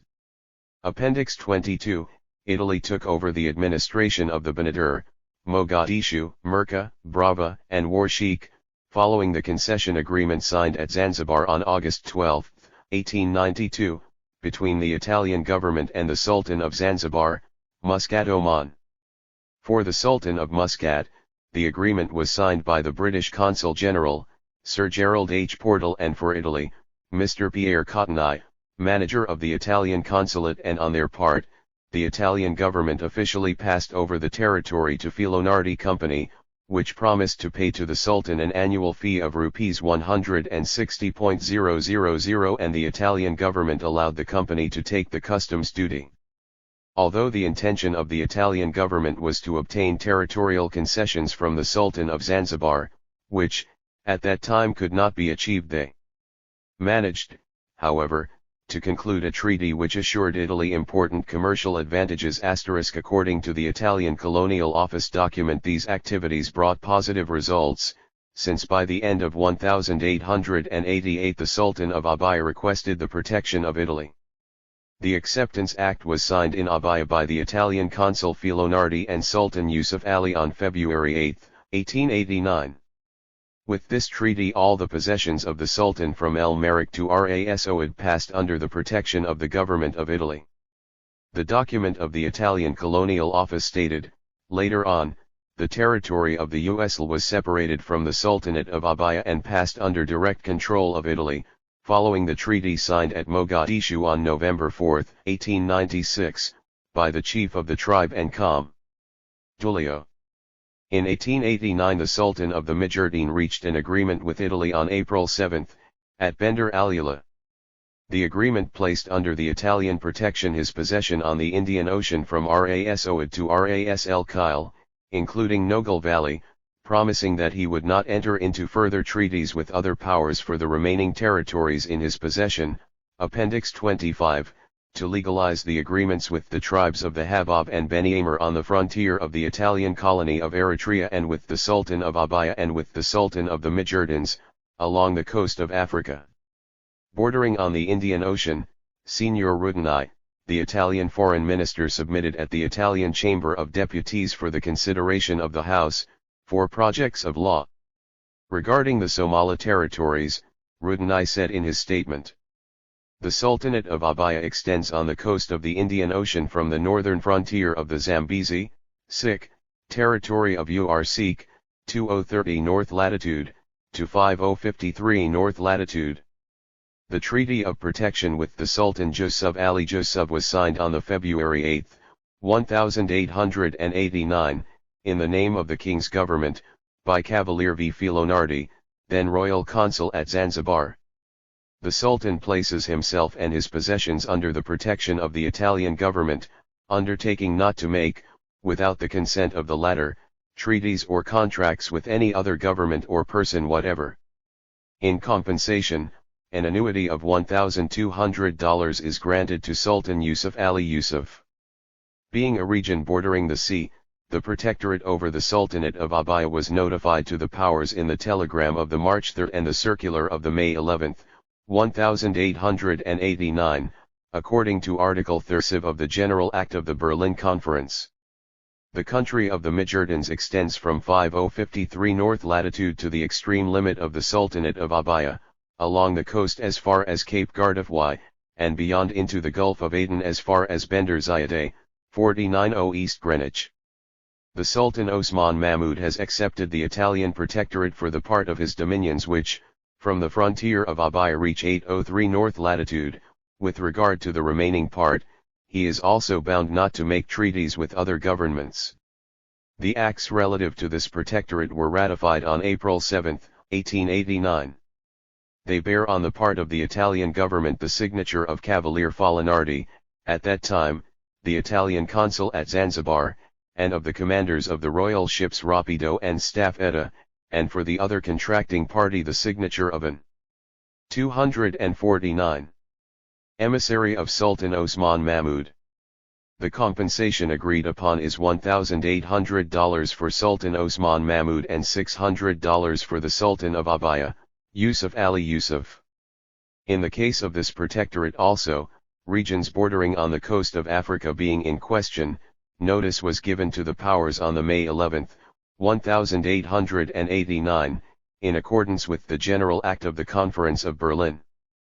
Besides the above protectorates, other analogous agreements have been made by order of my honorable predecessor, both with chiefs on the African coast, north of Kismayu, or that portion of the coast between the Zanzibar stations of Brava, Merka, Mogadishu, and Sikh, and with several tribes in the neighborhood of Eritrea on the western side, the Haydendo, the Ad Omar, Sabdarat, Hamram Bays, Baria, Az Saraf, Maria Neri, Maria Rossi, Mensabet Abrahi, Mensabetsik, Beguine, Bet Mala, Ad Ect, and the Halanga. However, these agreements are not yet complete, and I will in due time present them to you either for your information or your approval, according as they may or may not affect the finance. Projects of Law. Projects of Law. Projects of Law. Projects of Law. Projects of Law 1. The act annexed to this with regard to the protectorate of the royal government over the Habab tribe is approved. 2. The acts annexed with regard to the protectorate of the royal government over the Beni Amr tribe are approved. 3. The annexed acts with regard to the protectorate of the royal government over the Sultanate of Abaya are approved. 4. The annexed acts with regard to the protectorate of the royal government over the Migrantins are approved. Asterisk Foreign Department, Secret, June 1891, N 234-314, Nye, New Delhi. 250. On October 10, 1892, the Sultan of Abaya, Yusuf Ali Yusuf wrote a letter from Abaya to the Italian consul Vincenzo Filonardi. Our dear friend, Sig. Vincenzo Filonardi, may God preserve you. We hope that all of you are in good health. We inform you that this year we have been abandoned and there was no steamboat that has come to us, as it was the habit. Nobody has brought to us the woods and we have neither food nor cartridges. There was a serious war this year. The inhabitants of the desert have rebelled against us and there was a fighting in which some of ours have been killed. After the departure of the steamboat Esfida we hoped someone would come from your side, but until now nobody came. On the date of this letter, Abu Bakr bin Oud has arrived bringing to us the payment of the year 1891. We hope that you will help us with food and the supply of war material, because we are under your protection and your flag. We would not think that you have abandoned us. Now we wish your arrival together with what we have requested. Abu Bakr bin Oud will give full information. We hope that you come soon, this year to negotiate together. Now we have two countries, Abaya and Filher, sick, and we have many soldiers different than before. Those of our friends killed are 11. Our Saya, boat, has broken down this year at Abaya with some of our properties on board. We need money and we are without boat. You are our friend and we do not know other Christians besides you, and we defend your flag. 251. From your friend, Sultan Yusuf Ali Yusuf, Sultan of Abaya. On October 19, 1892, 27 Rabi el-Awwal, 1310, the Sultan of the Majertan, Sultan Osman Mohamed Yusuf, wrote the following letter from Alula, to Signor Vincenzo Filonardi, Consul of Italy, in which he said. Translation from Italian, to our most respected friend Signor Vincenzo Filonardi, the Consul of Italy. May God preserve you. How are you? We hope that you, your brothers and your friends are all in good health. We with all our friends and our tribes are well. Since long we have not seen you and we have a great desire to see you. You are our friend and we do not know why you have abandoned us. The steamboat Esfida has arrived this year, but without you. Now we hope to have the pleasure of seeing you, because friendship and affection exist between us. Kindly bring to us the rifles and the cartridges of which we have spoken about with you last year, because the rebellion has increased around us. We expect assistance from you because you are our friend and you will do it. On the date of this letter, Abu Bakr has arrived here bringing to us the salary of the year. We have recommended him to give you detailed information. When you come we will understand each other. We want barut for the afayat, the seats and the other furniture. We wish to construct a stone house in your name. For you we wish to work and we shall agree at which site the house will be built. From Sultan Osman Mohamed Yusuf, the Sultan of Migartini, asterisk. Asterisk from the archives of Filonardi 1892, Isiao, Rome. 252. The British ambassador in Rome, the Marquis of Dufferin and Ava, informed his government that he and the Marquis de Rutini, Minister for Foreign Affairs of Italy, have signed on the morning of March 24, 1891, a protocol for delimitation between the English and Italian sphere of influence from the mouth of the river Juba to the Blue Nile and the town of Kismayo with its adjoining territory on the right bank of the Juba included within British jurisdiction. See Appendix 23. Then the Italian protectorate has been extended to all the Majertine territory with a convention dated August 18, 1901. See Appendix 25, on August 6, 1892, Mr. B. Brin of the Italian Foreign Ministry wrote a letter to Signor Filonardi informing him about the agreement reached for the Somali coast of Benadir and that Italy would pay rupees 40,000 at the occupation and then 40,000 rupees each quarter of a year. At the expiry of 25 years the agreement was to be renewed. The minister offered Filonardi, who already had the experience in dealing with the Somali territories, as the first choice to take over the administration of the ports of Benadir. The Filonardi Company, whose motto was Italia, took over its new duties on November 10, 1893. Usually, Filonardi wrote about his activities in Somalia in the form of private letters to his brother Angelo. In one of them, on August 26, 1894, document No. 33, Filonardi complained to his brother about the Italian government's lack of interest in colonizing a province of Africa. In disgust he wrote, "I will leave so that the great governing men could take exact cognition of what it means to govern a province in Africa," adding, "I cut my head if they are good to keep Benadir with the expenditure of 2 million each year." In his words, "Lasero così che I grandi uomini governativi possono prendere più sita cognizione di cio the significa governare una provincia in Africa mi faccio tagliare la testa se sono boni a tenere il Benadir con la spesa di 2 milioni all'anno." He continued, "Besides minor robberies on the caravans routes, the country, for the time being is quiet. I am happy of these poor people, the only satisfaction I had, comes from them." Filonardi further informed his brother how happy he was to be in Somalia as the colonial administrator. Describing the feast annually held in Mogadishu by the inhabitants, Filonardi wrote, "The 16th of August is the beginning of the Somali year. In this day, it is the custom of the male folks to come out in different tribal groups, well armed, and make feint against each other.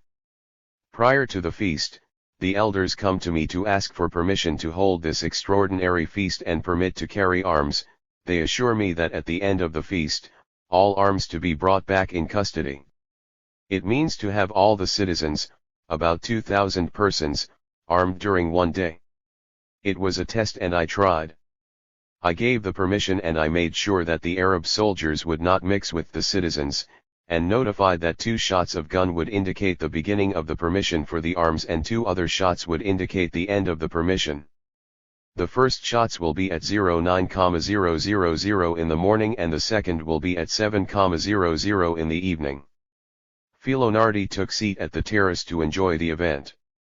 He wrote in his letter, "The 4 tribes of Singani quarter, strong, of about 200 young people, dressed like warriors, the elders walking in the front of their respective tribes.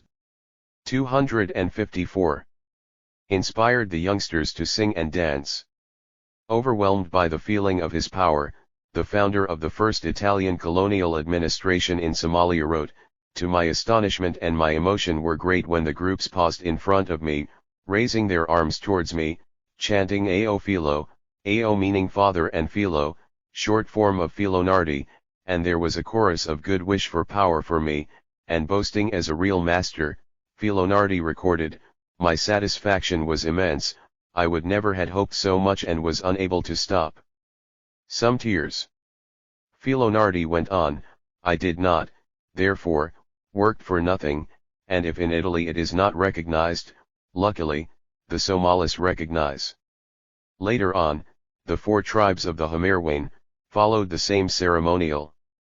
Being the most populated and richer quarter, the various groups were greater in number and were better equipped. It was a splendid show. On October 24, 1893 Filonardi issued a notification announcing that his company has taken over the administration of the Somali territories of Benadir. Following is the original version of the notification issued by Filonardi. Notificazione 24 Ottobre 1893 del Regio Console Filonardi e del Comandante Incoronato della Regia Nave Staffetta per la presa di possesso del Benadir da parte della Compagnia v. Filonardi E.C. In nome di S.M. Umberto I Re d'Italia, Noiv. Filonardi, Console della Prefetta Maista Sua in Zanzibar, Enoi Eduardo Incoronato, Capitano di Frigata, Comandanti la Regia Nave Italiana Staff Etta. Notificiamo the il territorio sottoposto al protettorato italiano sulla costa somale, dal foci del Giuba al territorio di Mirag, confinancio il sultanato di Abaya, fu dal regio governo italiano concesso in amministrazione alla Compagnia Italiana per la Somalia, v. Filonardi e Mogadiscio, 24 October 1893. Il Arconsole, v. Filonardi. Il Capitano di Frigata, Incoronato. In a letter dated London, March 2, 1889, the Italian government notified the British government through their minister at the Italian embassy in London, Mons. T. Catalani, that the Sultan of Abaya, on the east coast of Africa has, through a special mission, formally requested the protectorate of His Majesty of King of Italy. According to the provisions of Article 34 of the General Act of the Berlin Conference for the Congo, the colonial powers had to inform each other whenever one of them occupied a territory. The Italian minister's letter also indicated the limits of the Sultanate of Abaya in the British map, as follows. On the north Ras Awad 503 north latitude, on the south, the village El Merrick 3040 north latitude. Abaya, the chief city, although placed in many maps more towards the north, is really in latitude 5022. The Italian diplomat told the British Secretary of State for Foreign Affairs, the Marquis of Salisbury, that having ascertained on the spot that neither a foreign power, nor any private company depending on a foreign power, had taken possession or established any protectorate, or any foreign influence on the above-mentioned territory, an Italian man of war, by order of His Majesty's government hoisted on February 8, last the national flag and declared the protectorate, by means of regular treaty with the Sultan, who had stipulated in his own name and 256. On behalf of his successors and of the chiefs under his sway. When the matter was raised at the Italian Chamber of Deputies, the British ambassador in Rome, the Marquis of Dufferin and Ava, reported to his government that, in reply to interpellation by Messrs. De Valle and de Routenay as to the establishment by the Italian government of a protectorate over the country of the Sultan of Abaya near Zanzibar, Signor Crispi, in reply, recapitulated the circumstances under which the protectorate had been established, viz., that on July 12, 1888 the chiefs of that country applied to the Italian consul on behalf of their sultan to be placed under the protectorate of Italy. According to the Italian documents, in the year 1888, the Sultan of Abaya requested the protection of Italy, and in 1889 a treaty was signed between Sultan Yusuf Ali and the head of the Italian company, Filonardi at Abaya on February 8, 1889. Like the British did, sending only one person, during their occupation of the Somali territories, Italy too, appointed V. Filonardi as consul to deal with the Somalis on behalf of Italy. In the same year, 1889, the Sultan of Mijurdian signed a treaty on April 7 at Bender Aliula, placing his territories under the Italian protection and promising not to sign further treaties in respect of the remaining territories in his possession with other powers. In November 1889, Italy notified the powers that it had assumed the protection of the above territories. The Anglo-Italian protocols of March 24 and April 15, 1891 express the desire of the two sides for the demarcation of their sphere of influence. The need for the demarcation was emphasized when in August 1892 Italy extended its claims southward to the Juba, and the Sultan of Zanzibar gave on lease to Italy for the period of 25 years and, after its expiry, renewable for the same period and conditions, for the annual payment of Rs 160.000, lire 268.800, the ports of Brava, Merka, Mogadishu, and Warsheik. According to Art. 8, the Italians pledged to pay to the Sultan of Zanzibar the sum of 40.000 rupees as initial payment when the Italian administration would take over the ports, the cities and territories in the agreement and subsequently 40.000 rupees at the expiry of each quarter of the European year. As Zanzibar itself was under the British Protectorate, the agreement was signed at Zanzibar by Sir Gerald H. Portal, diplomatic agent and General Consul of Her Britannic Majesty, and M. Pierre Cottenay, Consul of H.M. the King of Italy on August 12, 1892. Mogadishu became the capital of the Italian colony, although the founder of the colony, Captain Filonardi, landed at the village of Adel, Itala, on February 1891 and on March 14 took possession on behalf of his government. In 1893, the Italian Filonardi Company issued a banknote for the denomination of 5 rupees. It was printed in Rome, but the place of issue is Itala, Somalia.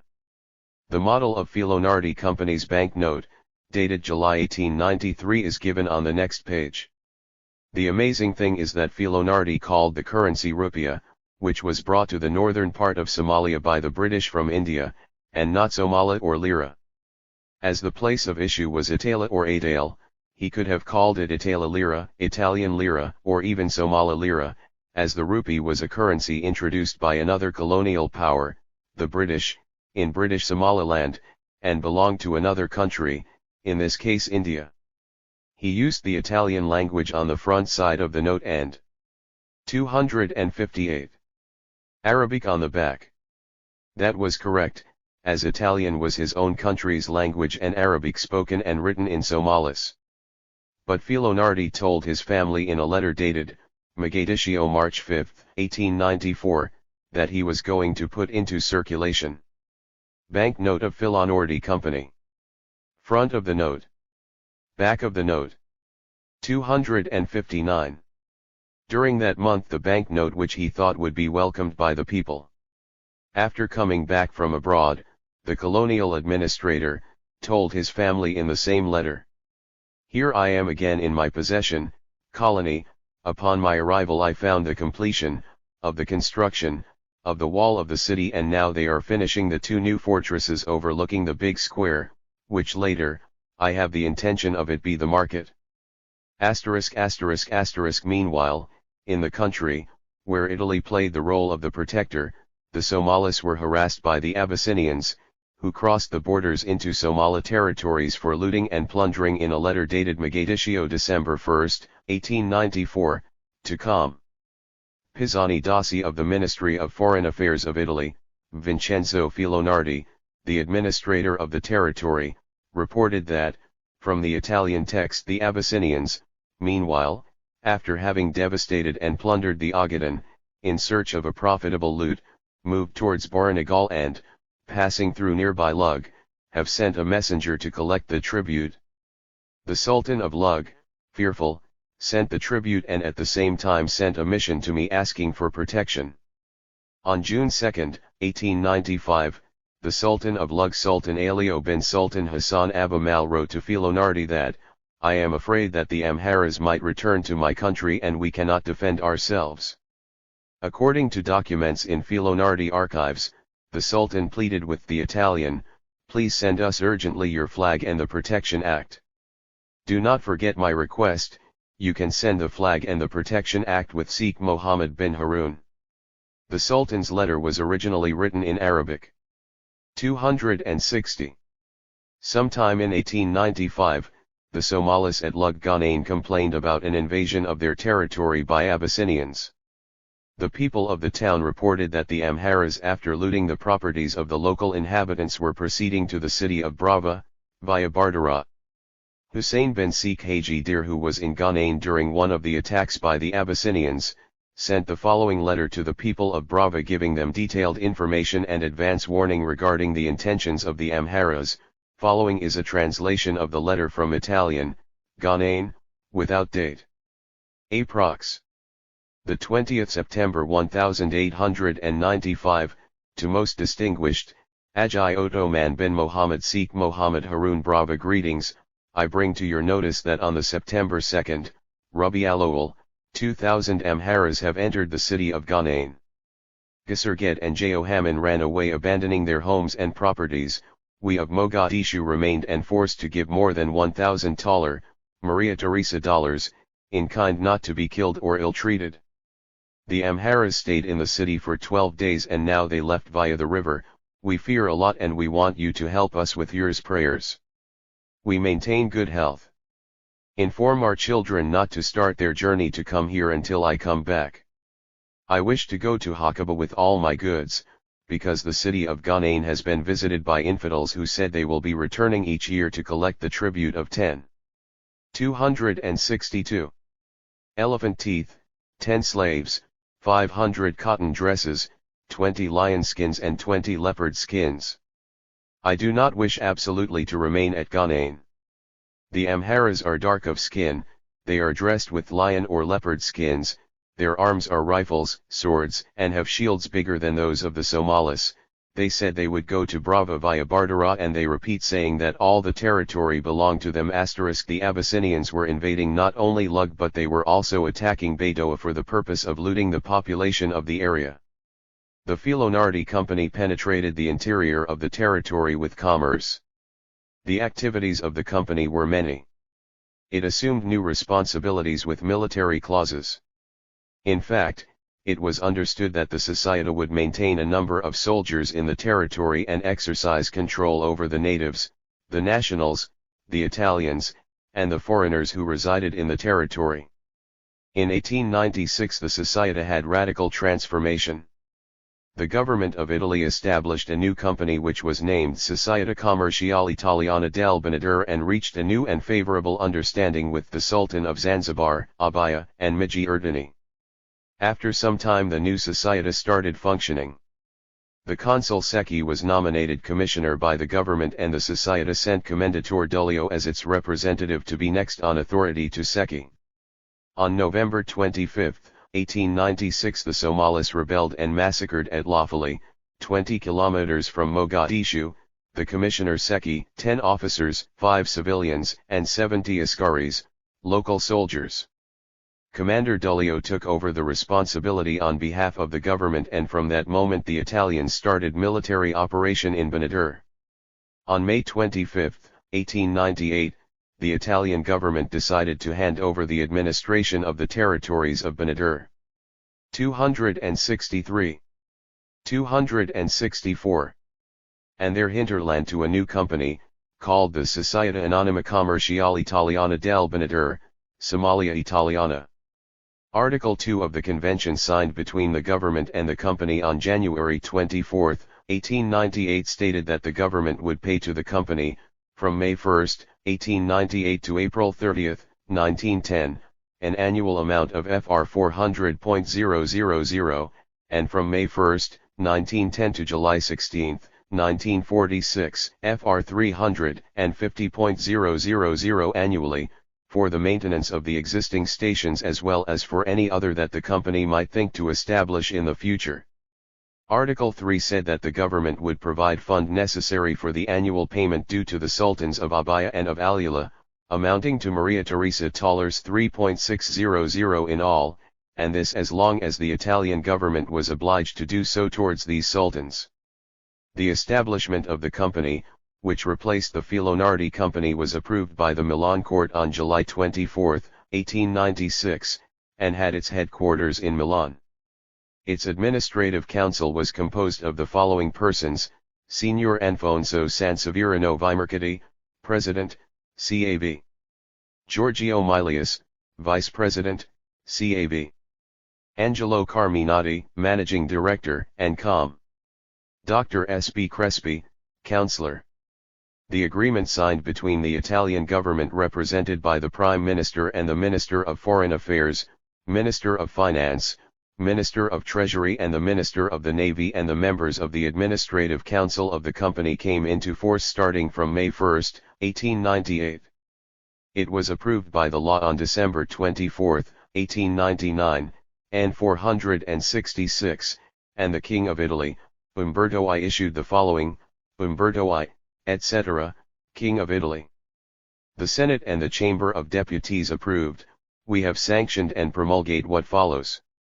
Single article: it is approved, with effect from May 1, 1898, the convention signed in Rome on May 25, 1898, relating to the concession by the region government to Benadir Italian Commercial Anonymous Company, Italian Somalia, of the cities and territories of Benadir and their respective hinterland. 2. We order the present one, bearing the seal of the state, is included in the official collection of laws and regulations decrees of the Kingdom of Italy, sending whoever is responsible to observe it and have it observed as state law. Given in Rome, December 24, 1899. Umberto Visconti Vinosta Pello, Baselli Carmine Bedolo. See the Keeper of the Seals, A. Bonaci. In 1898 the government administration came to an end and the colony was temporarily handed over to the Benadir Company, Societe Benadir, which effectively took the management in January 1900 with the appointment of Commendatore Dullio as the governor. He held the office until May 1901. There were popular uprisings in the interior of Benadir which culminated in the revolt of the Bimel. There were many clashes between the tribes and the Askaris of the company, and the most serious battles were those of Merka, Bonzali, Adade, Jelib, and of Melid. The most important for the Italians was that of Danane, which temporarily cut off the aggressiveness of those whom they called the rebels. Due to the continued armed struggle of the Somalis, the Italian government directly assumed the government of the colony by a decree of March 19, 1905. In January of the same year, Italy acquired outright possession of the Benadir port, for which it agreed to pay £144,000 to the Sultan of Zanzibar. To facilitate 267. Communication with the Benadir country, Britain leased to Italy land near Kismayo in 1905. In 1908, by a royal decree, the country between the Juba and the southern Midjordan was placed under an Italian civil governor. In the same year Italy and Abyssinia signed a convention on their colonial frontiers. Appendix 32, the British ambassador in Rome, Renal Rod, reported a long conversation he had with Senator De Martino, the governor of Benadir, and Italian Somaliland. In the course of the conversation De Martino explained to him his various schemes and ideas, and referred to the new arrangements made for Italian Somaliland. Rod informed that the Italian told him, "I should explain in the first place that it is not strictly correct to speak of the Benadir coast of Somaliland. The Benadir coast and its hinterland is here regarded as a colony, whereas Italian Somaliland, which lies to the north, is only a protectorate." Martino further explained that, both the colony and the protectorate were under his supreme direction, but the Somali protectorate had a commissioner acting under his orders. The Italian consul at Aden acted as commissioner. But this disposition has been modified and a separate commissioner had been appointed in the person of Signor Ferrando, Sic, who had much African experience. He was to reside at Abaya in Somaliland. Ambassador Rod said in his report, under the commissioner there would be 2 assistant commissioners. One of these would also reside at Abaya, the other was to be posted in the Midjurtine country somewhere near Cape Gardefwy. As both the Sultan of Abaya and the Midjurtines were enemies of the Mullah, Senator De Martino said it was important to keep them under observation and well disposed, and he apprehended that this policy on the part of Italy would be in conformity with our interests also. In 1898, the influence of the Sayyid Muhammad Abdul 268 Hassan was felt as far away as the province of British East Africa. To counter the Somali movement, the British had in the province of Jubaland, the following force. The sub-commissioner at Kismayu, ACW. Jenner, left Turkey Hill on the April 18, 1898, accompanied by Major Quinton, 3 officers of the Bombay Rifles, Captain Maddox, and 150 men, not including followers and drivers, but they were delayed at Yant owing, as he described, to false reports which I got from more than one quarter, that the lake was dry, and that water was only to be found in pools at Kirkirmay and Malhadaka, and at 1 or 2 other place of which we had no certain knowledge. He reported, whether these reports, which deceived experienced travelers of the Afmada road like Adam Musa and Dula, were purposely and maliciously set afoot I do not know, but I am inclined to think that they arose, in the first place, from the fact that the bays and indentations of the lake which are both nearest to the road, are the usual drinking places of the cattle, were indeed dry, and that in consequence water was actually being drawn out of small water holes dug in the dried bed of Mackinaw Bay for instance. And that perhaps this was repeated and exaggerated by some of the Herdis, who from fear of the Ogadans raiding their cattle, or from other motives, are disposed to put obstacles in our way. The British expedition was further delayed by the discovery that many of their leather water carries brought for the use of the Indian troops leaked so badly as to be useless, and this necessitated sending back to Turkey Hill for more. On arrival at a place of Heelshid Bay, which is quite dry, and situated on the bank of the lake, they found the latter containing plenty of water. We then marched to Kirkirmay and from the latter place reached Handarof, following the dry beach of the lake which has receded from 269. Its bank in some place to the distance of 100 yards. We thus got in sight of Makatika, which is nearly the extreme northwestern end of the lake. He said, we found the report that the Ogadans were waiting for us in force at Kirkirmay, and that they had had a large quantity of cattle there recently to be false. In fact we saw nobody but a few Herdi women and one small herd of cattle in the distance, which was probably the property of the Herdi. We then, our provisions being finished, returned. The Indian troops marched well and worked extremely hard and cheerfully, making bomas, but seemed to require a good deal of water, the sub-commissioner, at Kismayo said. He added, the mere fact of our marching out seems to have cleared the district, for the present, of the marauding bands of Ogadans, and this effect may be enhanced by the fact that the Herdi police had a successful skirmish with a small party of Ogadan raiders at Giroli, near Koyama, during our absence. The sub-commissioner then suggested what kind of action was necessary to counter the Somalis. As for the steps to be taken to punish the Ogadans, he said, I propose that after the establishment of a station on the lake, which ought to be effective in keeping off Ogadan roving bands, we should make a march on Afmadu, carrying explosives for the purpose of destroying a few of their wells as a lesson. He added, I do not think one such expedition will be enough, but if we go there soon when there is water on the road, and then on our return to the lake visit Dirib, a place about the same distance as Afmadu from the lake but more to the west, and then again to Afmadu later, when perhaps the rain will have ceased, and they will be forced to draw nearer to the permanent water supplies, I hope the Ogadans will begin to realize that we are masters of their country, and that they must either make terms with us or evacuate it.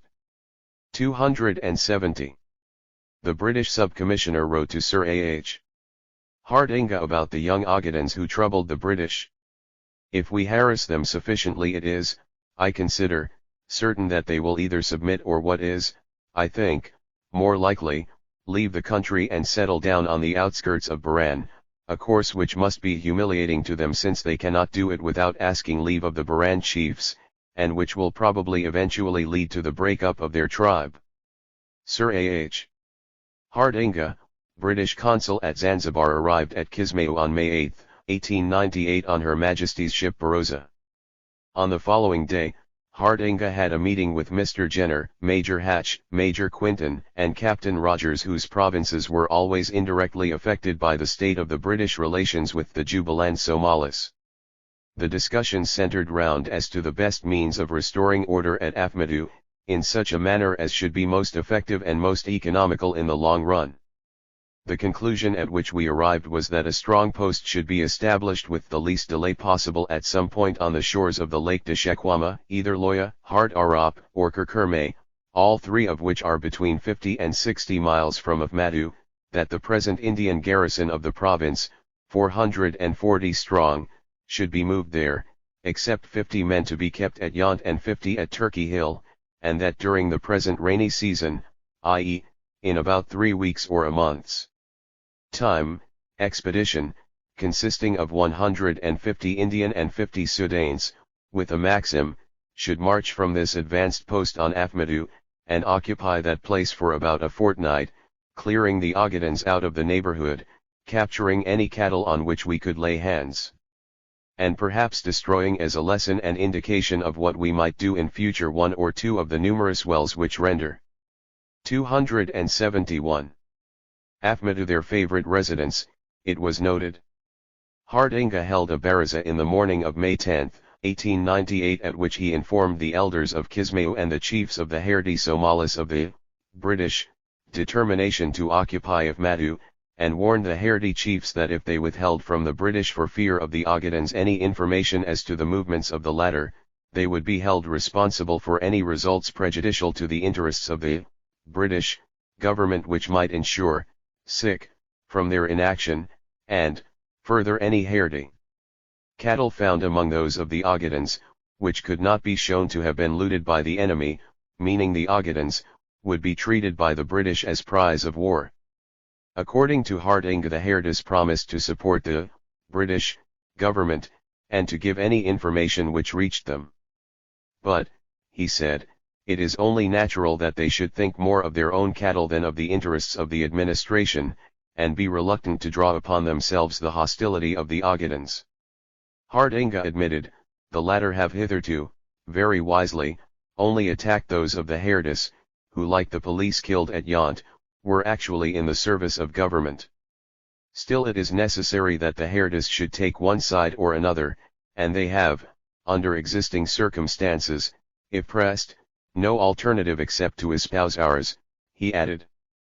To suppress the Somali movement that resisted the foreign occupation, the British authority had in the province of Jubaland the following force: 440 Indians, of whom 310, 4th Bombay Rifles, and 130, 27th Baluchistan Regiment, distributed between Turkey Hill and Yant, 240 African troops, of whom half at Kismayu, and the other half in Gosha. Sir A.H. Hardinga said, we have thus 680 men of all arms for dealing with Afmadu, and pacifying the Ogaden. 272. Fascist Colonial Arch in Mogadishu District. Hardinga sent a telegram from Mombasa to Foreign Office, London, in which he informed. Regret to report that 26 men and one native officer of the party of 40, 4th Bombay Rifles, were killed in an ambush laid by Somalis near Lake Wama on June 22, largely owing to carelessness of native officer, groups evidently omitted, to march without swords fixed. Remainder retreated in good order, inflicting some loss on enemy. Officer commanding, 4th Bombay Rifles, asks for 400 more men to enable him to dislodge Somalis from Lake, which in view of present drought, it is hoped will ensure their submission without occupation of Afmadu. Hatch and Crawford think so large increase of force. Foreign Department, letter N.141, dated Kismayu, the 10th May 1898, East Africa Confidential, New Delhi. 273. Unnecessary, but in view of difficulty of protecting communication and transport, I am sending as authorized by your lordship 4 Indian companies Uganda Rifles to occupy base in Jubaland and thus relieve whole force now in province for offensive operations.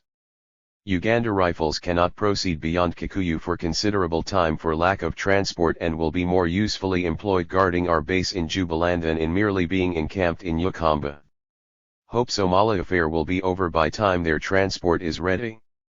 On July 15, 1924 a final treaty was signed according to which Britain ceded to Italy the territory of Jubaland, which took the name of Olter Juba, beyond Juba, in accordance with the decree June 11, 1925. At the end of the World War II, British took over the Somali territory, which was under Italian domination. In 1950, when former Italian Somaliland was placed under the United Nations trusteeship for 10 years, Italy was nominated as the administering authority. An important event in the history of the Italian Somaliland was the visit of the King of Italy from 3 to 16 November 1934. The King, accompanied by his Minister of Colonies Signor de Bono, arrived at Mogadishu on November 3, 1934 on board of the Royal Yacht Savoia, escorted by 2 destroyers Gharizia and Niobe. During the 2 weeks of his stay in Somalia, the King extensively toured the country. In Mogadishu, he drove by car to the governor's palace where a triumphal arch had been built for the occasion of the visit, and attended a service at the cathedral. In the morning of November 4, the king reviewed the troops of the colony and took salute as the assembled troops marched past. There were said to have been 25,000 troops on parade, including a large number of native tribes under their own chiefs. Afterwards the king visited the Mosque of Guyama. He also inaugurated a new gymnasium, started a new electrical installation and visited the plant which supplies Mogadishu with water. On November 5, the king visited the village Duca de Gliabrazi and there laid a wreath on the tomb of the prince and inspected the work of the Italo-Somaliland Agricultural Company, SAIS. He went on to Afgoy where typical Somali dances were performed in his honor, and returned to Mogadishu the same evening. On November 6, the king left with a caravan of 50 cars for Beledweyne, stopping over at Bilo Berdi where he had lunch. The king and his party concluded the day with a Somali dance, performed by the Askaris by torchlight. Next day, the king motored on to Mustahil on the bank of the Webi Shabeli, and only a short distance from the frontier with Abyssinia, he went to Morogovi where he spent the night. On November 9, the king was presented with 1,000 head of livestock and a large quantity of dura by the Otter tribe. He caused these to be distributed to poorer tribes. Before leaving Morogovi he witnessed a native dance by this tribe. He went next to Lug, stopping at Wedget on the way and reviewing the troops there, including a camel battery. From Lug, the king went to Baidoa, which he left on November 12 for Merka, passing through Burhakaba and Audigal on the way. From Merka the king's caravan proceeded to Brava on November 13, and on the way made a stop over at Vittorio di Africa, Shalambat, where the king reviewed some fascist militia, ex-servicemen, and colonialists. The king also visited on the way the Colorado 276 Neolization scheme at Genal. He arrived at Brava in the evening.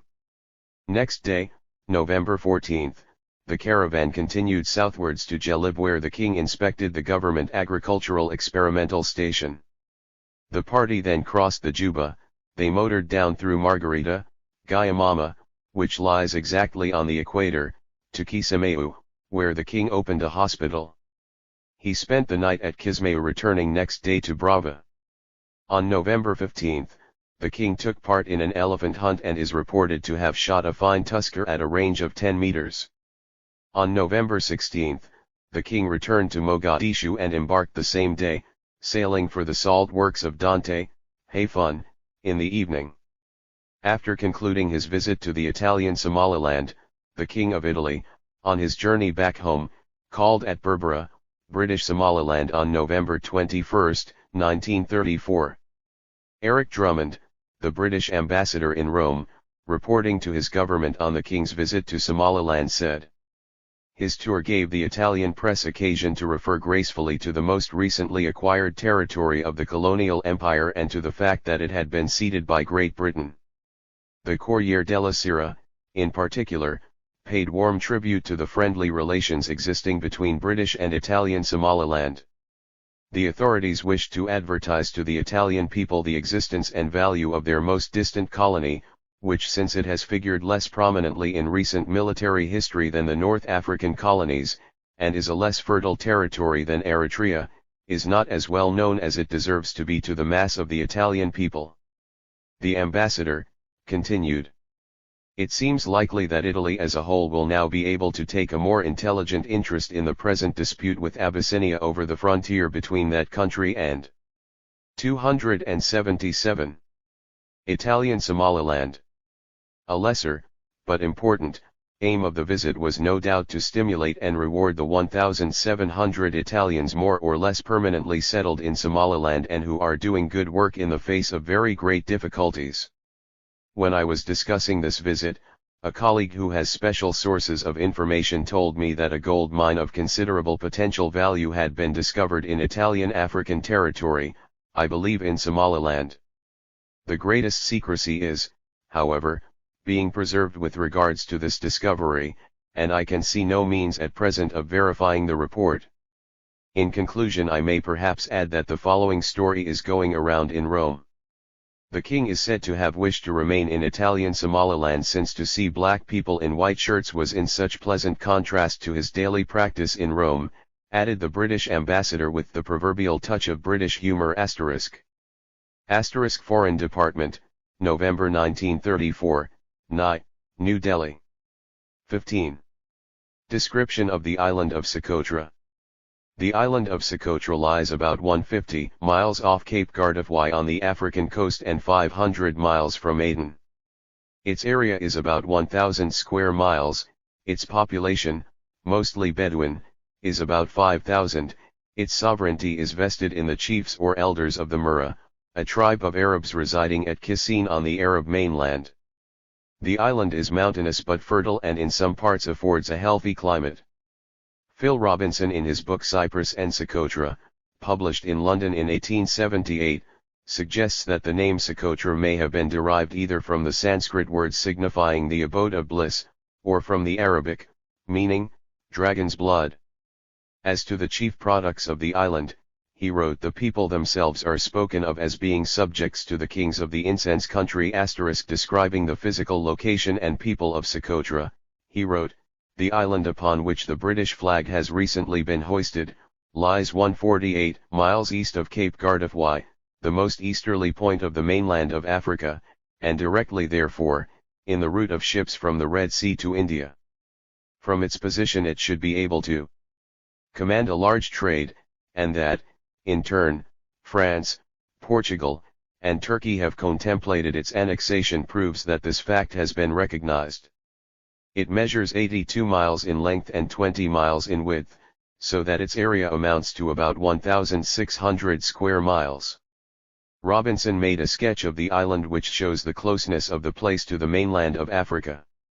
A handbook prepared under the direction of the historical section of the Foreign Office * describes the geographical position of the island as follows: Socotra is the most easterly, and by far the largest of a group of 4 islands under British protection which lie in the Indian Ocean to the east-northeast of Cape Gardefwy. These islands command the ocean trade route from the Suez Canal to the east and to Australasia. Of the other 3 islands off Cape Gardefwy, Abd el Khoury, the most westerly, is about 20 miles long and 3.5 miles wide at its widest part, while the other 2, known as the Brothers, Darzi and Samna, are respectively 3 miles and 6.5 miles in length and 1 mile and 3 miles in width. Writing about the inhabitants, Robinson says, Beni, to the east of Tamarida, is the headquarters of a large population of Arabs and Bedouins, and former are the mixed offspring of Arabs, Hindus, Tanis, Somali Africans, and Portuguese half-castes, but preserve a certain common resemblance by speaking the same language, wearing the same dress, and professing the same debased form of Mohammedanism. The Bedouins, on the other hand, possess all the characteristics of a well-defined and separate community, and may be considered the aborigines of the island. They are divided into families, each occupying a defined area, and presided over by an elder. Foreign Office, British Somaliland and Socotra, London, March 1919, page 12. 280. With whom nominally judicial authority rests.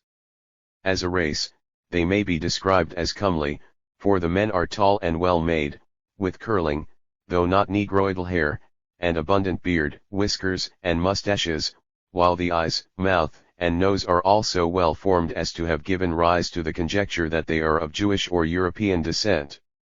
The women are described as prepossessing, and often remarkably pretty, the complexion being generally maize-colored, and the skin clear and soft. They adopted none of the habits of the Arabs, the women, for instance, going unveiled, but they profess the Mohammedan religion, though observing none of its ritual nor any of its regulations, except that of circumcision.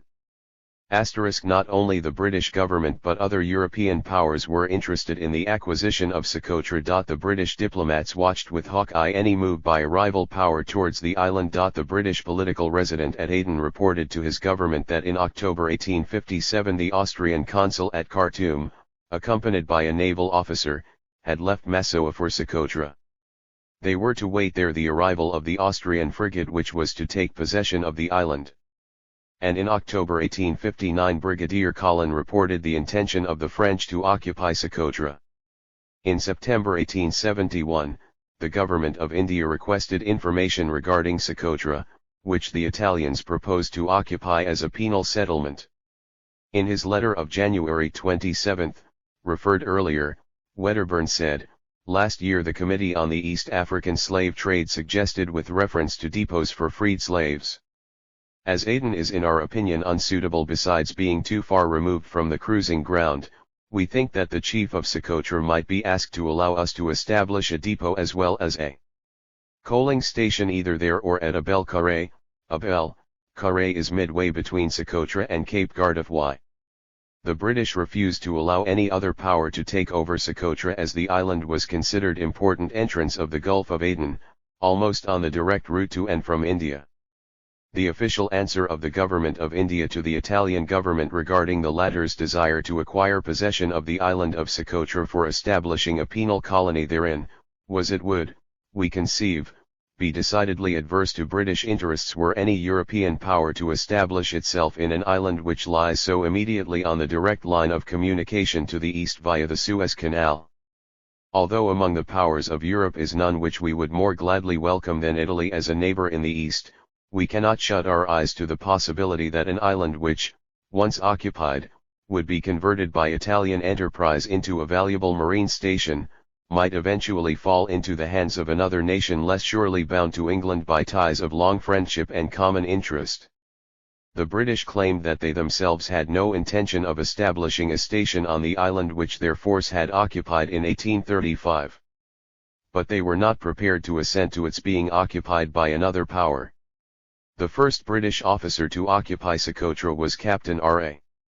Bailey, of the 5th Native Infantry, Command, and, at Socotra, who arrived there on May 1, 1835. He brought in with him a quantity of rafters for the erection of the temporary barracks proposed to be erected for the men and quarters for the officers. He informed his government that in consequence of the great sickness and mortality which has, and still exists amongst the detachment, there being at the present instant only one havildar, sergeant, one naik, corporal, and 7 sepoys, soldiers, for duty, and that small number even not efficient men, from having been more or less affected by fever. 282. In the year 1833, when the project for overland communication between India and the continent of Europe was in its infancy, the British government in India considered that the opening up of steam communication between Calcutta and the Red Sea hinged on the possession by it of a secure coal depot on the island of Socotra. Accordingly, the Bombay, British, government was asked to report what arrangements should be made to procure the desired object, and whether it would be necessary for the British government to take over the entire island, and, if so, what pecuniary compensation should be given to its owners in the event of such a demand being made. The British government deputed Captain Ross of the Indian Navy on a mission to Socotra. He concluded an agreement dated Kissin March 28, 1834 with Sultan Ahmed Ben Sultan of Fartash and his cousin, Sultan Ben Amar of Kissin, the two persons having authority over Socotra. The agreement ran as follows. First, the said sultans do promise and agree to the British government landing and storing on any part of the sea coast of the island of Socotra any quantity of coals or other articles which may be sent now or hereafter from the British government of India to be deposited on the island. Secondly, Captain Daniel Ross on the part of His Excellency the Right Honourable the Governor-General do promise that there shall be no interference with the laws and customs of the island of Socotra, or with the interior of the island, or shall the inhabitants of such parts where the coals are deposited be ill-treated by the English vessels visiting the island with the coals. Appendix 26. After concluding the agreement, Captain Ross left Kissin for Socotra, landing at the latter place some 5 tons of coal and an agent of the Bengal Steam Company. Captain Ross requested the Bombay government that 283. Unless there were insuperable objections, an early opportunity might be taken to depute a qualified officer to negotiate the purchase of the island, if it could be obtained from the chief of Kissin on reasonable terms. It appeared from Captain Ross's report that the island was admirably adopted for promoting the object of steam navigation in the Red Sea, as well as possessed natural advantage which rendered its easy occupation. There are reasons, Ross wrote, which from the position of Socotra render the acquisition of this island very desirable, altogether independent of the facilities it would afford for steam navigation.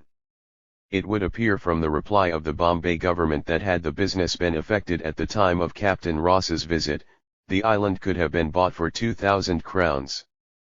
But as a result of the visit, the Kishin family attached additional importance to their Socotrian possessions. It was estimated, therefore, that the chiefs would not abandon their rights in the island for a sum less than from 15 to 20,000 rupees. Once Sultan Abdoulia had visited the depot at Tamarid and had threatened to take the life of the agent and to burn the place unless he received some money. He was quieted with a gift of $15. Referring to this incident, Ross remarked, "The inhabitants are apparently well disposed, and I have reason to believe would rejoice in being placed under our government, but insecurity must attend all property lodged on Socotra so long as a discontented member of the family may offer a like interruption. The family or tribe of El Afriyir, to which the present Sultan of Kishin and Socotra belongs, has enjoyed the supremacy over, and in respect of the Murras for a long period. Its representative is still acknowledged by the whole people," subsequently explained Lieutenant Colonel S.B. Miles, British political agent and consul in Muscat on 284 October 2, 1875. He wrote, "The Afriyir tribe is a very small one, only numbering about 20 members. Sultan Saad's mother is a native of Socotra, but Salim and Isa are by Murra mothers." On January 19, 1839, Aden fell into hands of the British government and consequently all anxiety for a coal depot on Socotra vanished. In July 1871 the Italian minister at the court of St. James quite confidently and without making a formal application asked Lord Granville whether there would be any objection on the part of the British government to the acquisition by the Italian government of the island of Socotra. The Italian, he said, wanted to establish a penal colony on the island. The British resident at Aden and the Bombay government were both averse to the occupation of Socotra by the Italians. Therefore, the British government's answer to the Italian request was the Bombay government was not prepared to assent to its being occupied by another power. As there were activities of Turkey and Egypt on the African coast, the British consul at Aden proposed that Britain should open negotiations with the Sultan of Kishin, with a view to bind him not to sell, transfer, or allow a foreign power to settle on the island without the consent of the British government. The British political agent and governor of Aden John William Schneider believed that it should not be presumed that the Egyptian would stop short at Cape Gardefly, if the Khedive's claim to the African coast from Suez to the Cape was admitted. He thought it might be expedient to be prepared for such an event as far as Socotra was concerned. He was of the opinion that it would be necessary to offer a larger sum than $2,000 to the Sultan of Kishin and Socotra *. On January 23, 1876, the British government concluded an agreement with the Sultan of Socotra. Under the agreement the Sultan pledged himself and his heirs never to secede or sell or mortgage or otherwise give the island, or any of its dependencies or neighboring islands for occupation to any other nation save to the British government. In return, the Sultan received from the British official an immediate payment of $3,000. He and his heirs were to further receive a yearly subsidy of $360. The subsidy imposed on the Sultan and his heirs an obligation to render assistance to any vessel, whether belonging to the British or any other nation that may be wrecked on the shores of Socotra or its dependencies or neighboring islands. For such assistance the Sultan and his heirs were to be given suitable rewards. Appendix 27, the agreement did not completely satisfy the British government. It wanted a more firmer commitment from the Sultan. The Earl of Kimberley sent the following secret telegram on March 26, 1886 to the Viceroy of India. Foreign Office suggests steps for securing firmer hold over Socotra. Looking to recent German proceedings, it would be unsafe to trust existing engagements with Sultan. I think Aden resident should be instructed to propose to Sultan additional protectorate article. Do you concur? Reply at once. The Earl of Kimberley did not wait for the reply from the Viceroy and sent a secret and very confidential telegram to the Aden resident, Brigadier General Hogg. Socotra. Treaty with Sultan does not appear to afford sufficient security against apprehended designs of other powers on island. We therefore think it important that Sultan should agree to additional article, placing himself and successors under British protection as in case of Somali tribes, and I desire that you will lose no time in 286 taking steps for this purpose. You should explain to Sultan that this does not imply any intention on our part to interfere with him more than hitherto. Keep proceedings as secret as possible. In 1886, Lieutenant Colonel Kitchener drew up a note on the subject of the lines of British communication in the Indian Ocean. On Socotra, he said, one of the most important points on our communications with our Australian colonies is Socotra and the adjacent island of Abd el Kuri. Every ship to or from those colonies must pass close to these islands, which will, in all probability, from their position, form the coaling station and depot on that route, when the Australian trade becomes more extended. He added, our present hold on Socotra is very fragile. A treaty exists with the supposed Sultan, who lives on the mainland, and never visits the island, specifying that he will not part with his rights to any foreign power other than England. Our flag was at one time flying on the island, but was hauled down, thereby showing that we gave up any pretensions to the possession of the island. From all that is known there appear to be no laws, nor any recognized authority, and no form of existing government in Socotra. It would not, therefore, be very difficult for any foreign power to deny the authority of the chief recognized by us, and to acquire rights under other treaties with unknown chiefs in the island. He contended owing to the recent development of colonial enterprise by Germany on the east coast of Africa, the possession of Socotra becomes to them a matter of considerable importance. Attempts have lately been made by Germany to acquire some position on the Somali coast, and as these attempts fail, as they apparently have done up to the present, Germany will see the necessity of taking a commanding position on the trade route to their new colonial possessions thus invitingly left open. 287. Should such a case arise, it is most unlikely that we should fight for or even risk war for the possession of Socotra, and yet, in foreign hands, the island becomes a source of considerable danger to our colonial development, and England would be rightly accused by the colonies if she allows such a position to fall through negligence into other hands. He concluded by pleading that the British flag be again hoisted on Socotra and the adjacent islands. Kitchener's statement irritated Governor Schneider. Strongly disagreeing with Kitchener, he wrote in his memo, Lieutenant Colonel Kitchener's remarks, in respect of Socotra and its dependencies, and the adjacent islands, have apparently been written under some misapprehension. It is true that the Sultan of Socotra resides chiefly on the mainland opposite the island, that is to say, at Kishin on the Arabian coast, but he is represented at Socotra by one or more of his sons, who rule there in his name.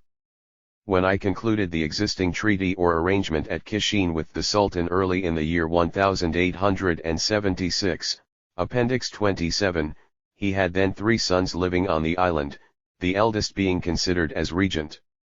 The yearly subsidy of $300 is payable at Socotra, and reference to my report will, I think, show that I laid great stress on the necessity of the island being visited annually by an officer from the Aden Residency, in order that our interest and connection with the place should not be lessened. The very nature of the treaty or arrangement will prove that the British flag was never hoisted at Socotra, and consequently it could not have been hauled down.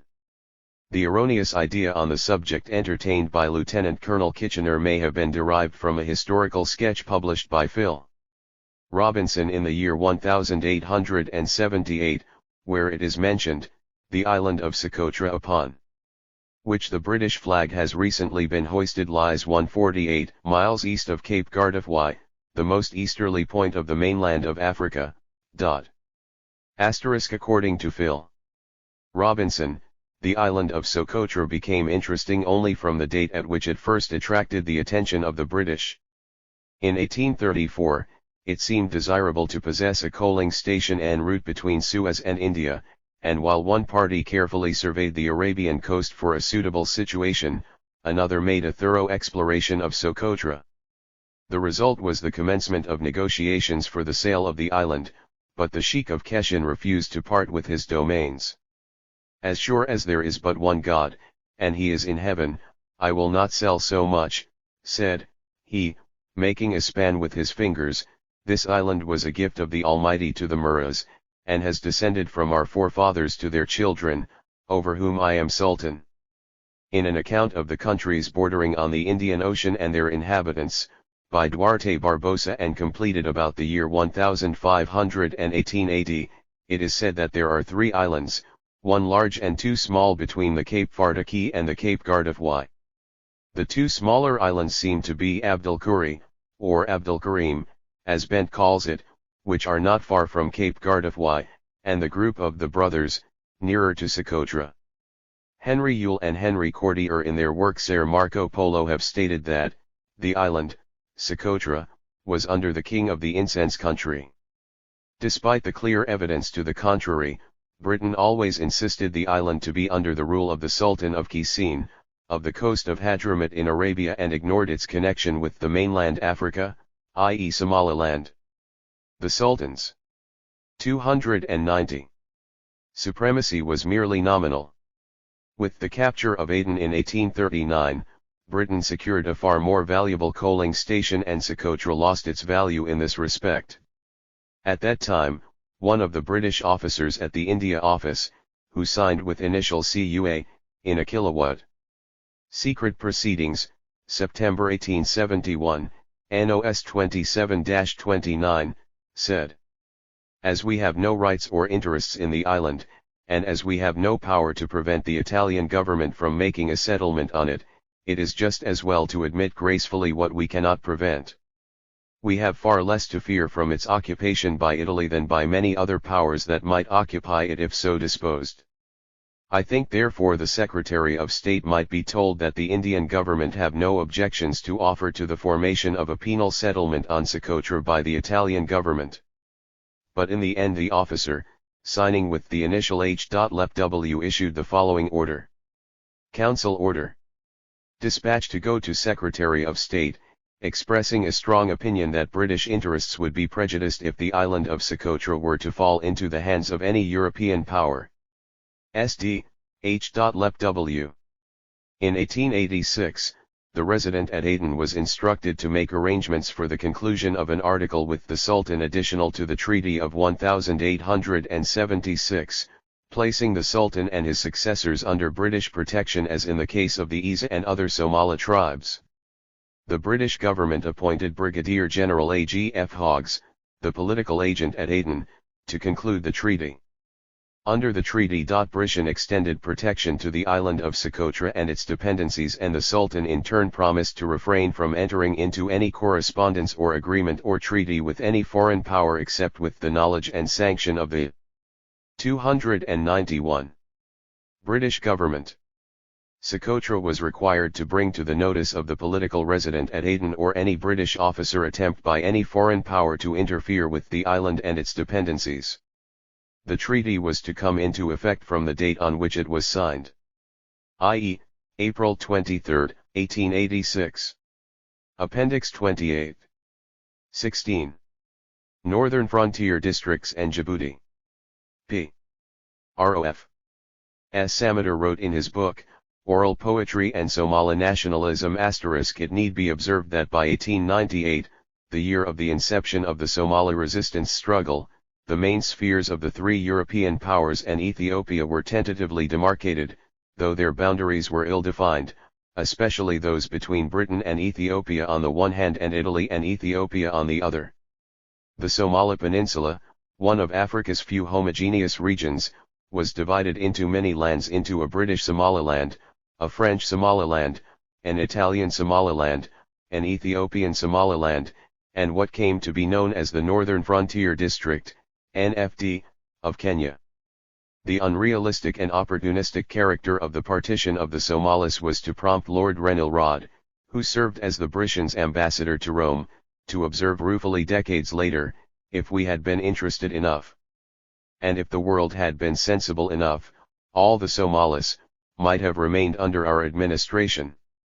But the world was not sensible enough, and we were not interested enough, and so the only part of Africa which is radically homogeneous has been split into such parts as made Caesar's Gaul the problem and cockpit of Europe for the last 2,000 years. And Somaliland will probably become a cockpit of East Africa.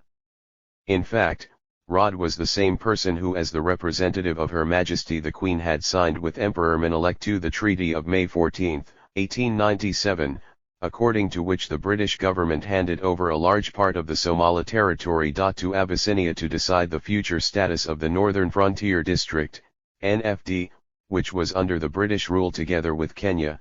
An independent commission to investigate public opinion was appointed by the then Secretary of State for the Colonies, the Right Honourable Duncan Sandys, MP, on October 5, 1962.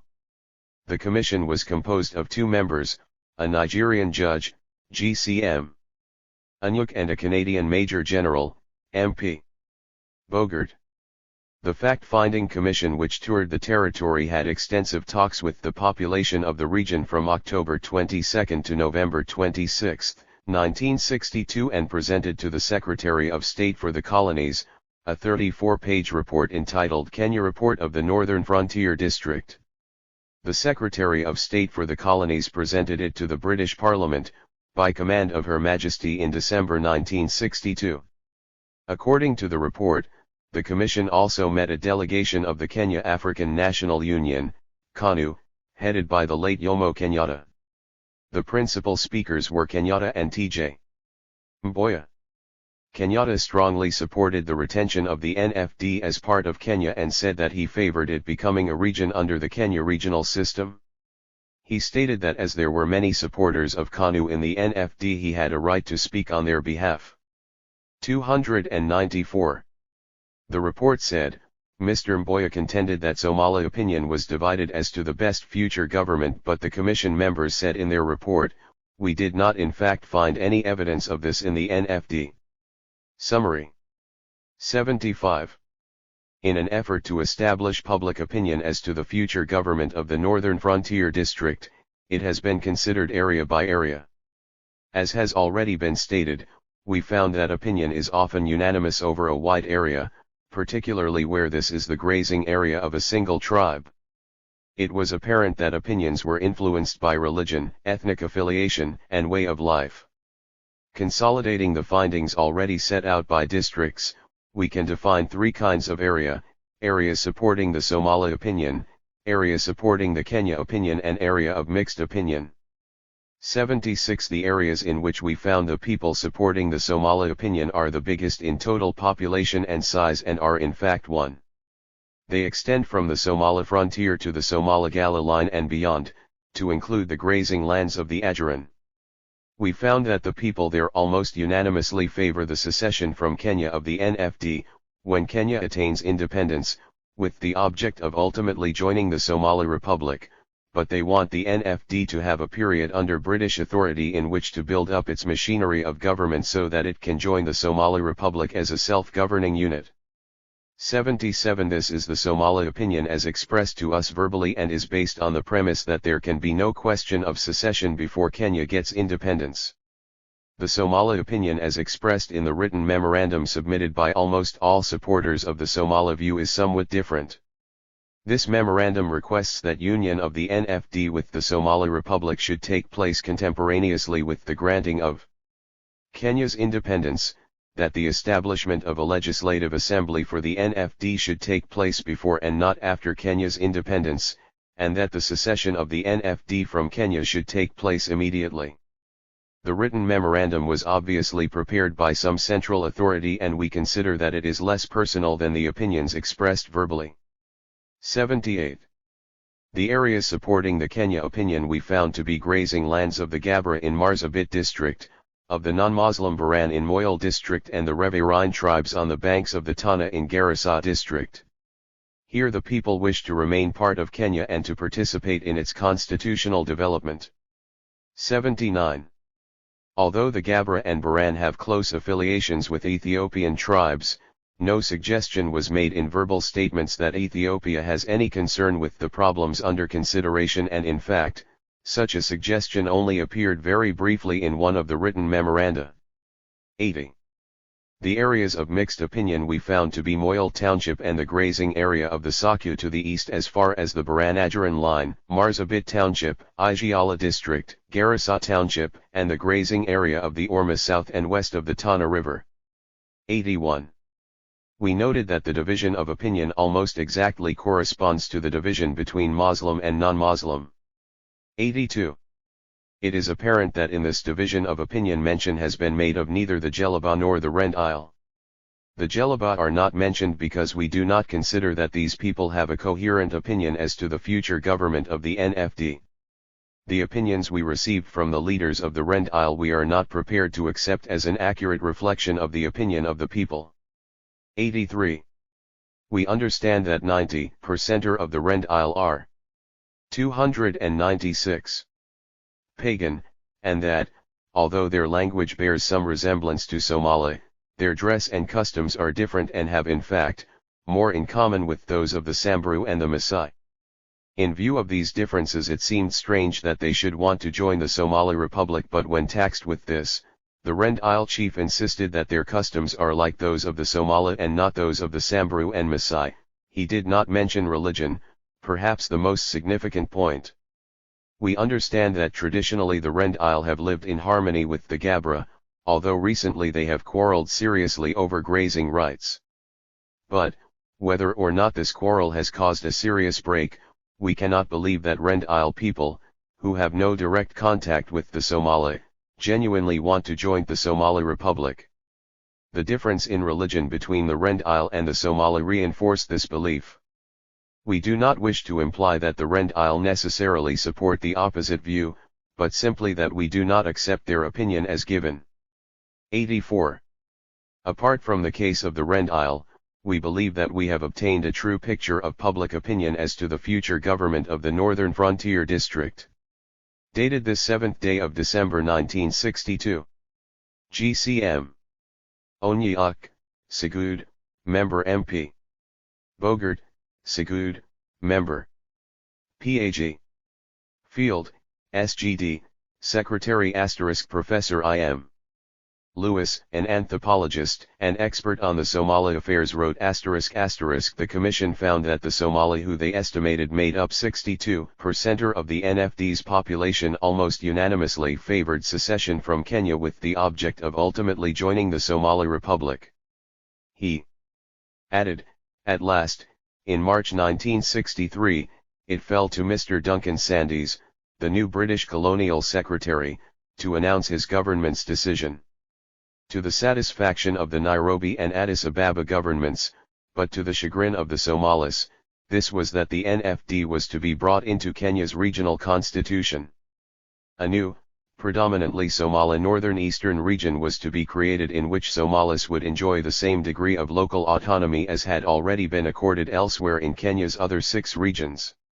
In the year 1897, Britain placed the Western Somali Territory under the Abyssinian colonialism, and in 1963 it placed the NFD under the Kenyan colonialism, and still in 1967 it passed the Socotra Island and its dependencies to the then South Yemen administration. The British decision to give the NFD to Kenya was contrary not only to the wishes of the Somali population in the territory but also against the result of the referendum conducted by the so-called Independent Commission which Britain itself had appointed. The people in the Somali Republic demonstrated against the decision and demanded that the government sever diplomatic ties with Britain, and the Prime Minister, Dr. Abdirashid Ali Shermark, had no alternative but to table a motion in the Parliament to that effect. Diplomatic relations between the Somali Republic and Britain were broken off on March 12, 1963. Although the reason for which they were broken off remained, the relations between the two countries were restored in 1967. The colonial powers divided the continent of Africa between themselves as a piece of cake during the scramble for Africa. The main players in those years were Britain, France, Portugal, Italy, and Germany. But soon, 298. In 1891, a black power emerged on the scene that also wanted to have a slice of the cake. The Abyssinia, so-called the conquering lion of the tribe of Judah, Menelik II, by the grace of God, King of Kings of Ethiopia, wrote a circular letter to the heads of European states in which he stated, among other things, Ethiopia has been for 14 centuries a Christian island in a sea of pagans. If powers at a distance come forward to partition Africa between them, I do not intend to be an indifferent spectator. Besides giving to each other territories in their own interests, the colonialists could also exchange other people's territories between themselves. According to the British, Djibouti was the key to the political situation not only in Abyssinia but also in Somaliland, Jubaland, and on the Sudan frontiers. An official of the British legation in Addis Ababa, Wilfred G. Thesiger, reported in 1914 that so long as it, Djibouti, was held by the French, it would be used mainly as an arms depot from which to flood the interior with rifles and ammunition, whereas in British hands it would have a direct political influence on the future of Abyssinia and would ensure the peace and safety of the frontier districts. He argued, it is thus evident that the mischievous effects of the arms traffic, which depends solely on Djibouti for its center, touches every portion of British territory adjoining Abyssinia and, as I reported in January 1914, I can see no prospect of any amelioration in the situation unless we can persuade France to exchange French Somaliland for territory elsewhere. Speaking about the British Somaliland, Thesiger said that the authorities appear to have the situation well in hand, adding, a continuation of this satisfactory state of affairs must depend on our capacity to keep the mullah from renewing on any large scale his supplies of rifles and cartridges, but our power in this respect is terribly Northern Frontier Districts and Djibouti 299 limited, and, in reality, the whole problem turns on the quantities available in this country and on the attitude of the Abyssinians. As regards the relations between the Abyssinians and the mullah, the British official wrote, the situation, owing to the very pronounced Muslim sympathies of Ilyasou, has become decidedly worse of late and threatens, if one can judge by recent exchanges of presents and professions of friendship. Thesiger said in his confidential letter dated January 1, 1914, as all efforts, whether made through the French legation, the Djibouti authorities, or in Paris have hitherto proved unsuccessful, and the question has now assumed such important proportions, I would venture to ask whether it would not be possible either by purchase or by exchange of territory to buy out French interests in this country. I would therefore put forward the question whether by exchange, say, for Gambia, or other territory in another part of Africa, it would not be possible for us to take over French Somaliland with the French reversionary interests in Abyssinia. By so doing we would destroy the arms traffic at its source, find a certain solution for the Somaliland question within 3 years by cutting off the supply from which the mullah obtains rifles and cartridges. Had this proposal been approved, Djibouti would have been another British Somaliland. But there is no way of knowing whether Britain would have annexed Djibouti to British Somaliland or it would have given the territory to Abyssinia as it did in the case of Ogaden. Considering that the suggestion originated from the British legation official, Wilfred Thesiger, who was very sympathetic to the Abyssinians, Djibouti might have been given to the Thesiger's memorandum was attached to his dispatch N34 of March 16, 1916, Foreign Department, New Delhi. 300. Abyssinians, as they needed a seaport rather badly. In 1891 the British Embassy in Rome forwarded to the Secretary of State for Foreign Affairs in London, a telegram that the Italian government had received from their consul in Aden. The telegram stated that a large caravan with important Abyssinian personages has arrived at RAS Djibouti. There is continued talk of the cession of the port of Djibouti to Menelik. Lagarde is expected at Abuk on the 24th instant, it is said, with instructions to treat, respecting the cession of Djibouti, with the Abyssinian chieftains. In his letter forwarding the telegram, the British ambassador in Rome wrote that the Marquis de Rudinai, the Italian foreign minister, mentioned that the Italian agent at Aden was a very reliable officer, and unlikely to be led away by a mere rumor. The idea put forward by Wilfred Thesiger in his dispatch No. 3 of January 1, 1914, was not approved by the British government. As reported by the British official, the talk on the same scheme arrangement between Great Britain and France to exchange French Somaliland for territory on the west coast of Africa was also heard directly from the governor of Djibouti. Africa was treated like spoils to be distributed among European powers who shared common colonial interest. In this scramble for Africa and Africans, it was the Somalis who suffered most. First they suffered as the result of European occupation, and then again when they were handed over to black colonialists. Ogaden was given to Abyssinia or present-day Ethiopia, the NFD to Kenya, and Socotra Island to Yemen. This phase of suffering still continues for the Somalis. Foreign Department, No. 145A, dated Rome, September 21, 1891, confidential, New Delhi. Foreign Department, Secret, No. 44, December 1891, New Delhi. Northern Frontier Districts and Djibouti 301. In the 1960s, while most African countries celebrated their independence from European domination, there were many others which continued to remain under the tutelage of African colonial rule.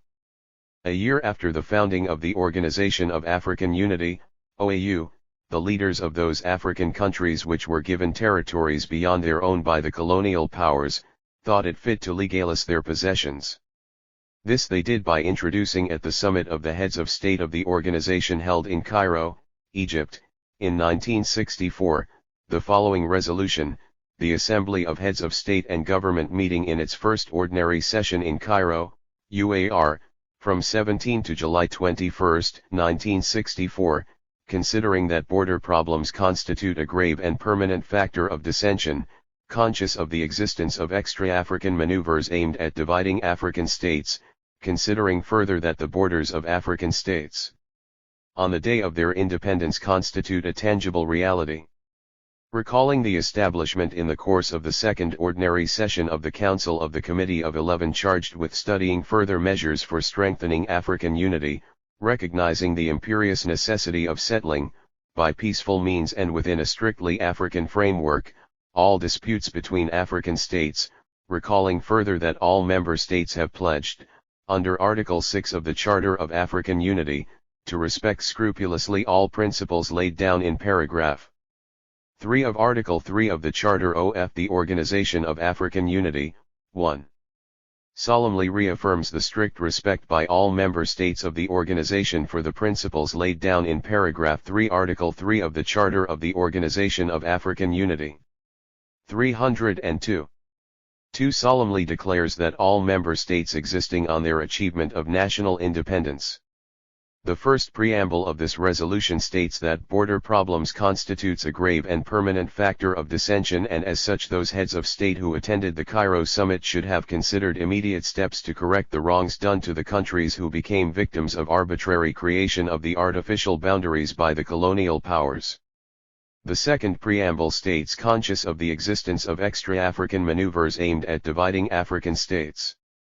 In fact, the so-called founding fathers of the Organization of African Unity should have realized that what they were persuaded to legalize was what the colonialists left behind with the purpose of letting the Africans fight each other over borders after independence. Of course, the African heads of state referred to in the second subsection of the preamble to the existence of extra-African maneuvers aimed at dividing African states.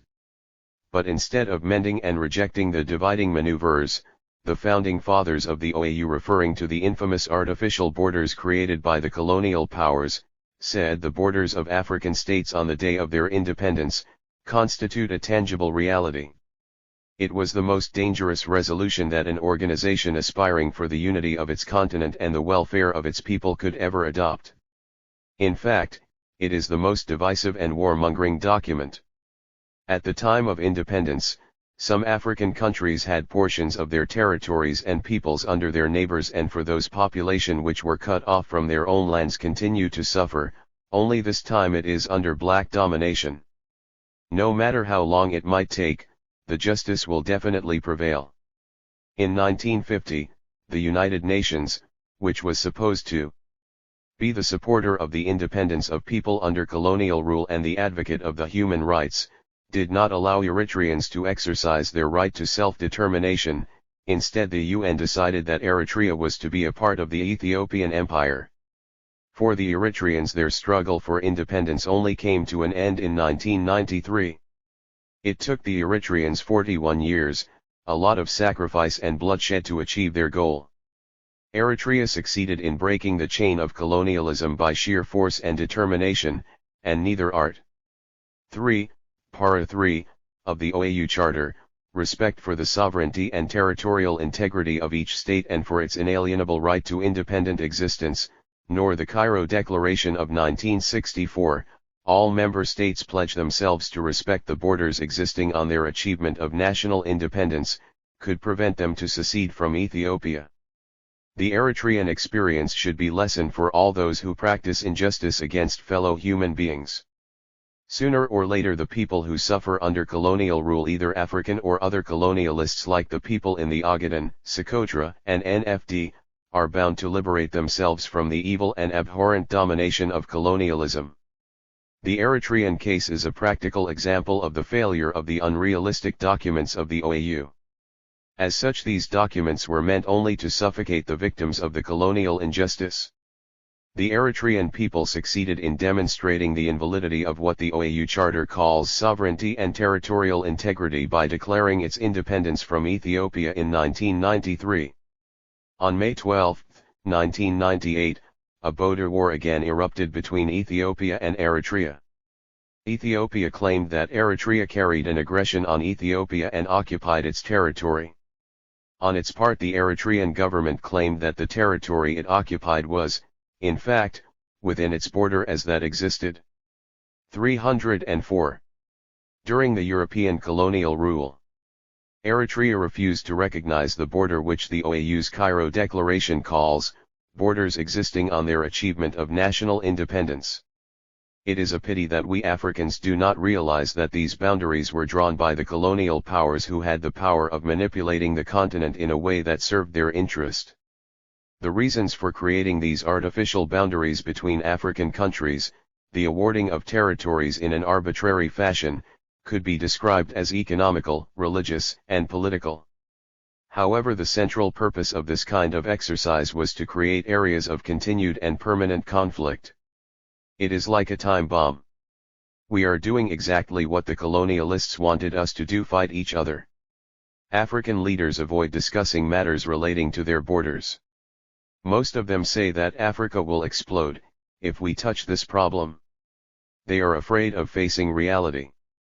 Like an ostrich, they bury their heads in the sand, and when a border war takes place, they support the stronger party which not necessarily has the legitimate claim. According to these leaders, might is right. They evoke the OAU Charter and Cairo Resolution to suppress the rights of legitimate claimants. 17. The resistance. On November 26, 1896, Somalis under Italy rebelled against the administration and massacred Commissioner Seki, 10 officers, 5 civilians, and 70 askaris, local soldiers, at Lafali, 20 km from Mogadishu. The struggle of the Somalis continued and spread. All the tribe of Bimal, Suleiman, Dud, Jasmine, openly rebelled against the colonial administration and vehemently opposed any accord with the Italian authority. Thousands of the Bimal cut the communications with Mogadishu and blocked the transit of caravans, killing anyone who came out of the settlement. The other Italian officers and civilians killed in the Lafali battle included officers Santi Felice, Baraldi, and the maestro of the Volturno house, as well as Gasparini, Barone, De Cristofaro, and Commander Mungi Ardeni, Signor Quirietti, Eng. Olivieri, Gozzolina, Medical Officer Smuraglia, Commander Maffei, and Assistant Stoker Rolfo, and many Somali askaris, local police. On February 12, 1897, at 1400 hours, the colonial resident in Merka, Trevis, was stabbed to death by a Somali, who posed himself as a beggar. This was not an accident but rather a well-planned attack on the colonial. 306. The massacre of lawfully. 307. Officers in the country. In fact, an Italian eyewitness, Di Fatti Alagada testified. I was at the custom, when I saw Mr. Trevis coming down. I went to him and reached him when he just jumped down from the seat on which he was carried by porters. I shook his hand and accompanied him, placing me on his left-hand side. I could not see the assassin before he hit.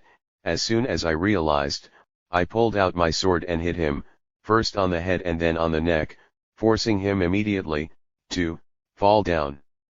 Senior Trevis was escorted by 6 Swahili askaris, 2 in front and 4 in the back. The Swahili guards thought that the man, who was crouching on the beach, was a beggar, meskin, who wanted to kiss the resident's hand, and let him move closer, having the attitude of asking alms. In December 1903, in Mogadishu, while Saipali was the governor, a European was stabbed to death.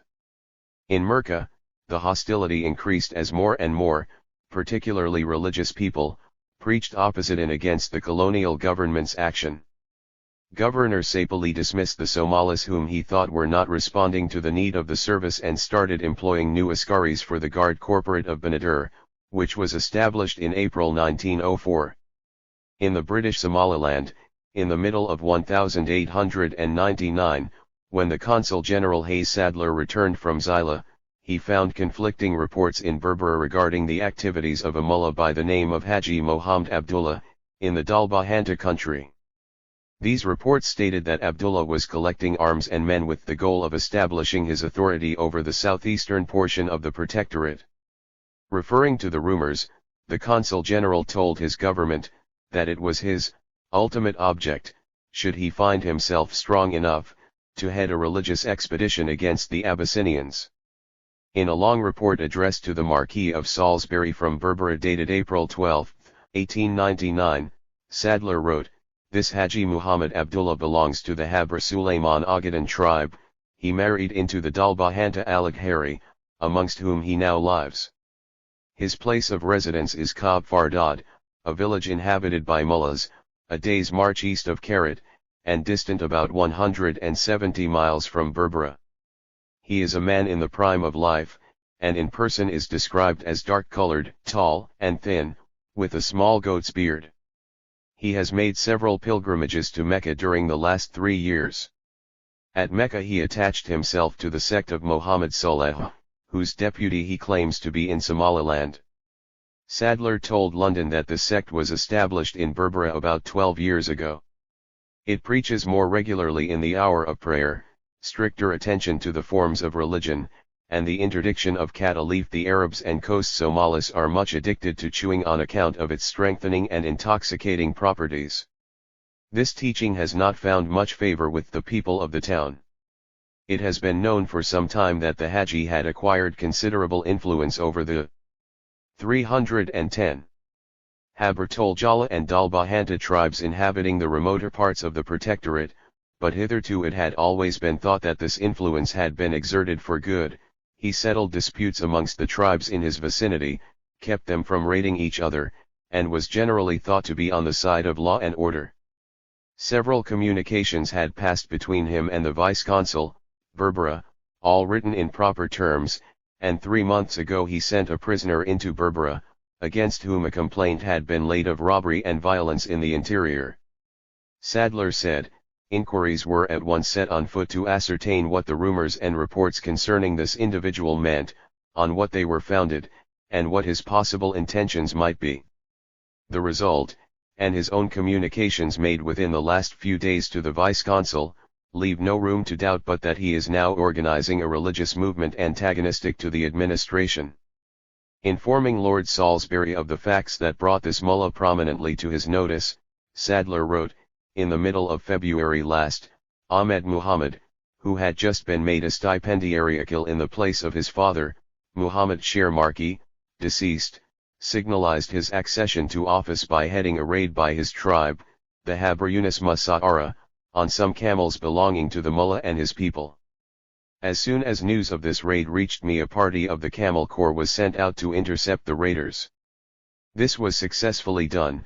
Ahmed Muhammad being brought into Berbera from 60 miles off with over 60 raided camels.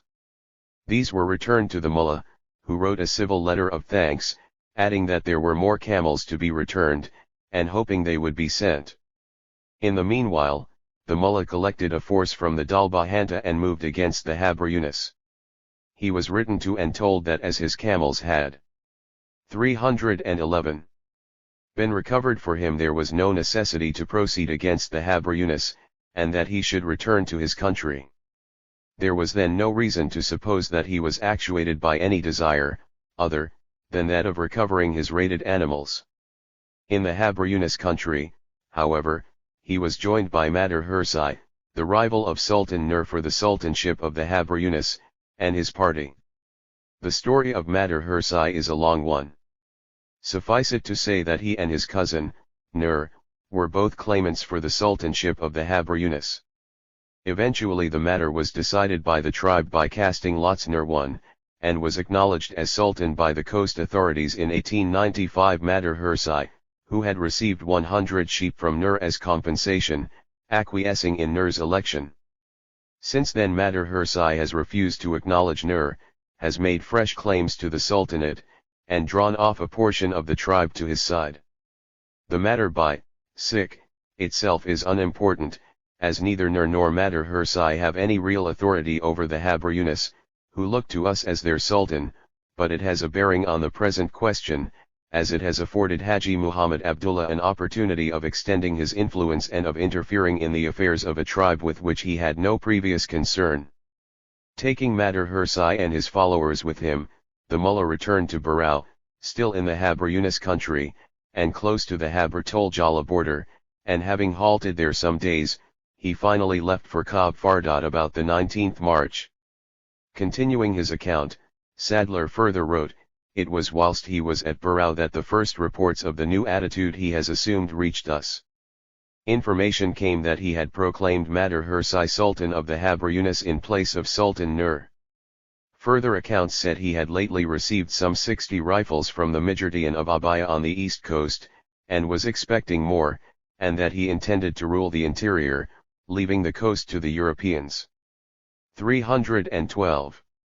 Whilst inquiries were proceeding, news was received that a man in the employ of Captain Cox, who was collecting natural history specimens in the interior, had ran away with the rifle supplied him for escort purpose. There was reason to believe that this man had taken the rifle to Haji Muhammad Abdullah, and from information since received there can be little doubt but that this was so. This seemed a convenient opportunity of ascertaining the mullah's attitude, and by my direction, Lieutenant Cordos wrote to him directing him to return the rifle to Berbera if it was with him. This letter was dispatched on the 29th ultimo, and the reply was received on the evening of the 8th instant. Sayyid's reply to the letter angered Sadler. He felt insulted. He found the reply evasive, and couched in terms of great disrespect. The expression, "Oh, man," is in Arabic one of contempt. It is never employed amongst equals in addressing each other, and the whole tone of the letter can only be looked upon as a defiance. It was, however, written on the back of our letter, in small letters on the top, and repeated in large letters in white over the rest of the sheet, which was painted in red. Sadler continued. I have no knowledge of the communication to which his longer letter purports to be a reply. Only one was sent from here. It is equally insolent and defiant. A large portion of it is taken upon a quotation from the 4th chapter of the celebrated Arabic classic, the Maqamat of Hariri. To rightly understand this extract it must be explained that it is a portion of a discourse in which is noted the manner in which it behoves a person to act towards his neighbor. The allusion is unmistakable. Sadler explained with these 2 letters came a third, which evidently refer to a previous communication made to him to return the Habr Yunus country. This is written as it should be. The statement of the Sowar who took R. 313. Letter has been taken, and a copy is attached. It throws some light on the doings of this mullah and his following, and of their present attitude towards us.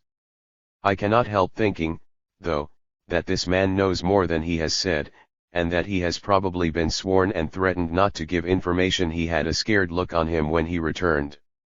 It is difficult to get accurate information regarding this mullah's doings and future intentions, both on account of the distance he is off, and because all those who willingly or under compulsion join his sect are sworn to say nothing about him, and an oath, though not usually binding on a Somali, is so when administered by a man of such reputed sanctity and power as this mullah.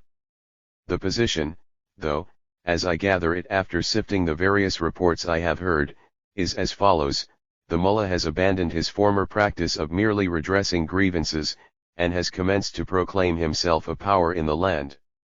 He forces all within his reach to join his sect, and threatens expeditions against the Dalbahanta tribes who hold aloof. He levies blackmail for the support of his followers when supplies, which are freely given by the tribes whom he has brought under his influence, fail. He has amongst his followers several bad and suspicious characters, who probably use his name for their own purpose. He lays claim to the possession of supernatural powers, such as being able to hear with his own ears in the Dalbahanta what is being said of him in Berbera, with the usual story of being able to turn bullets into water. This is believed in by more ignorant people of that far-off district. It is to this belief in his supernatural powers, coupled with the fact that he has undoubtedly done much to preserve the peace in the Dalbahanta, and the power he now has of enforcing his orders through a 314 large following, and the possession of firearms, that his hold over the Dalbahanta country has become so strong. He has some 60 modern rifles, which he has obtained from the Mijordian of either Ras Hafun or Abaya, and it is said that he is expecting more from the same quarter. It is very doubtful if he has ammunition in any quantity. On this subject I have telegraphed, and ventured to suggest whether a representation might not be made to the Italian government. The tribe over whom this mullah has more immediately consolidated his influence are in the Dalbahanta, the Baraz Soma, the Arar Sama, and the Aliguri. Other sections of the Jirad Farah are under his sway, and the powerful Mahmud Jirad, against whom he threatened to send an expedition, are now said to have sent him a deputation of 300 horsemen. In the Habr Toljala country the Aden Midaba and the Yesuf have joined themselves to him, possibly other tribes in that vicinity. In the Habrajar Haji's country, beyond espousing the cause of Madar Hursai, he failed to effect anything. They would have none of him. I do not think there is any chance of his extending his influence over the two large Ishak tribes, the Habrajar Hajis and the Habro, while these might be depended on to operate against him. With the tribes under his sway we have no quarrel. Owing to its distance from the coast, we have hitherto exercised no effective control over the Dalbahanta country, and have interfered but little in its affairs. Dalbahanta caravans come with regularity into Berbera, but beyond this we have but little information available as to the country and the character of its inhabitants. Since 1891, when, for various reasons, it was decided not to enter into engagements with the Dalbahanta tribe, their country has been visited but twice, once by Captain Welby in 1895, and once by Captain Mirwidher in 315. 1896–97. On each occasion these parties were received well, but their object was a friendly visit alone. What the attitude of these tribes would be in a move against this mullah is as yet doubtful. According to some reports which have reached me, the adhesion of some of these tribes is due more to fear than to any particular interest in the mullah's cause, and some might be glad to be rid of him. Mr. Sadler continued. The Dalbahanta is now an integral portion of our protectorate, and though we have not hitherto exerted our influence there, we cannot tolerate such a state of affairs as would follow the establishment of this mullah's rule, under the conditions which are now apparent. Nor can we permit this man to import arms against our orders, and use them to terrorize our unarmed tribes. At the same time it would be a difficult business at present to seize this mullah or to disarm him. The best means of meeting this situation in the Dalbahanta would, I think, be to organize a military promenade. It seems necessary in Somaliland to make a display of force in the interior every 4 or 5 years, and such a display has never been made in the eastern portion of our protectorate.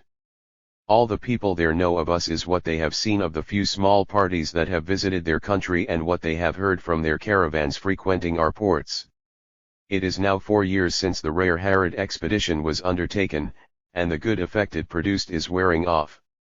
I have no doubt, too, that this mullah has been encouraged in the attitude he has assumed by the progress of events in the French protectorate. I would propose, for your lordship's consideration, that I should take a force of 100 native infantry, 25 sabres of the Aden troop, and 5 sappers to manage the zariba, under a British officer, if this force can be spared from the 316 Aden garrison. I would supplement it with 15 sowars from the Camel Corps and a few foot police.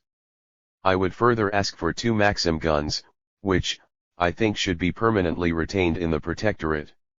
Should the circumstances of the next few weeks still necessitate such a move, I would propose to march with this force through the Haber-Tol Jala country, which borders on the Dalbahanta, moving into the latter if found expedient, ascertaining the exact position of affairs, and acting as circumstances may require.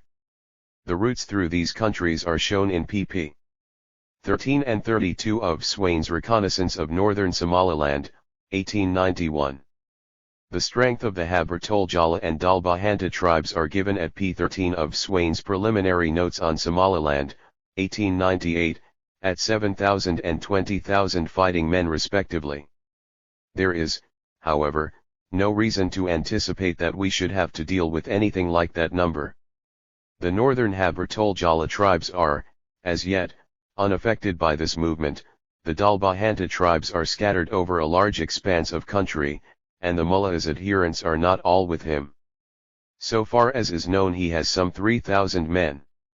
After the rains fall in this month and May, the tribes now around the mullah will be moving to the Hadid, and he will be left with a comparatively small following. This is the time I should choose for the expedition. No opposition would be met with unless operations were directly taken against this man, and as regards that, I should have to be guided by the circumstances as I find them. It has been known for a long time that I purpose going out on tour this hot season, and it could easily be given out that I am touring in the eastern portion of the protectorate to meet the people and inspect the country, and that I am taking a larger escort than usual as the country is little known to us. I would acquire information as to the location, strength, and attitude of the tribes as I went. 317. Along, and if I found I could deal with this mullah, I would do so. If, on the other hand, I found him surrounded by a large force of horse and foot with which I could not cope, I should have to leave him alone for the time. Should matters so turn out, we should not have struck at the root of the difficulty, but we would, at any rate, have shown our presence in that part of the country, demonstrated to the tribes that we are not indifferent to its affairs, and acquired reliable information as to the attitude of the tribe, which it is most difficult to do here at this distance off. I am, however, hopeful that my presence in the neighborhood, accompanied by such an escort, will change the aspect of affairs in this remote portion of the protectorate, unless the movement has wider scope than I am yet aware of. The great difficulty of a move direct on Kab Fardad, besides the present large following of the mullah, would be the badness of the water supply after leaving Bur. Both at Karat and at Wadamago the water is foul, and would be dangerous for troops. A large transport would be necessary to carry water. It may not be unlikely that the tribes will themselves tire of this mullah's exactions and the demands on them for supplies for his people, and leave him, but we cannot depend on this.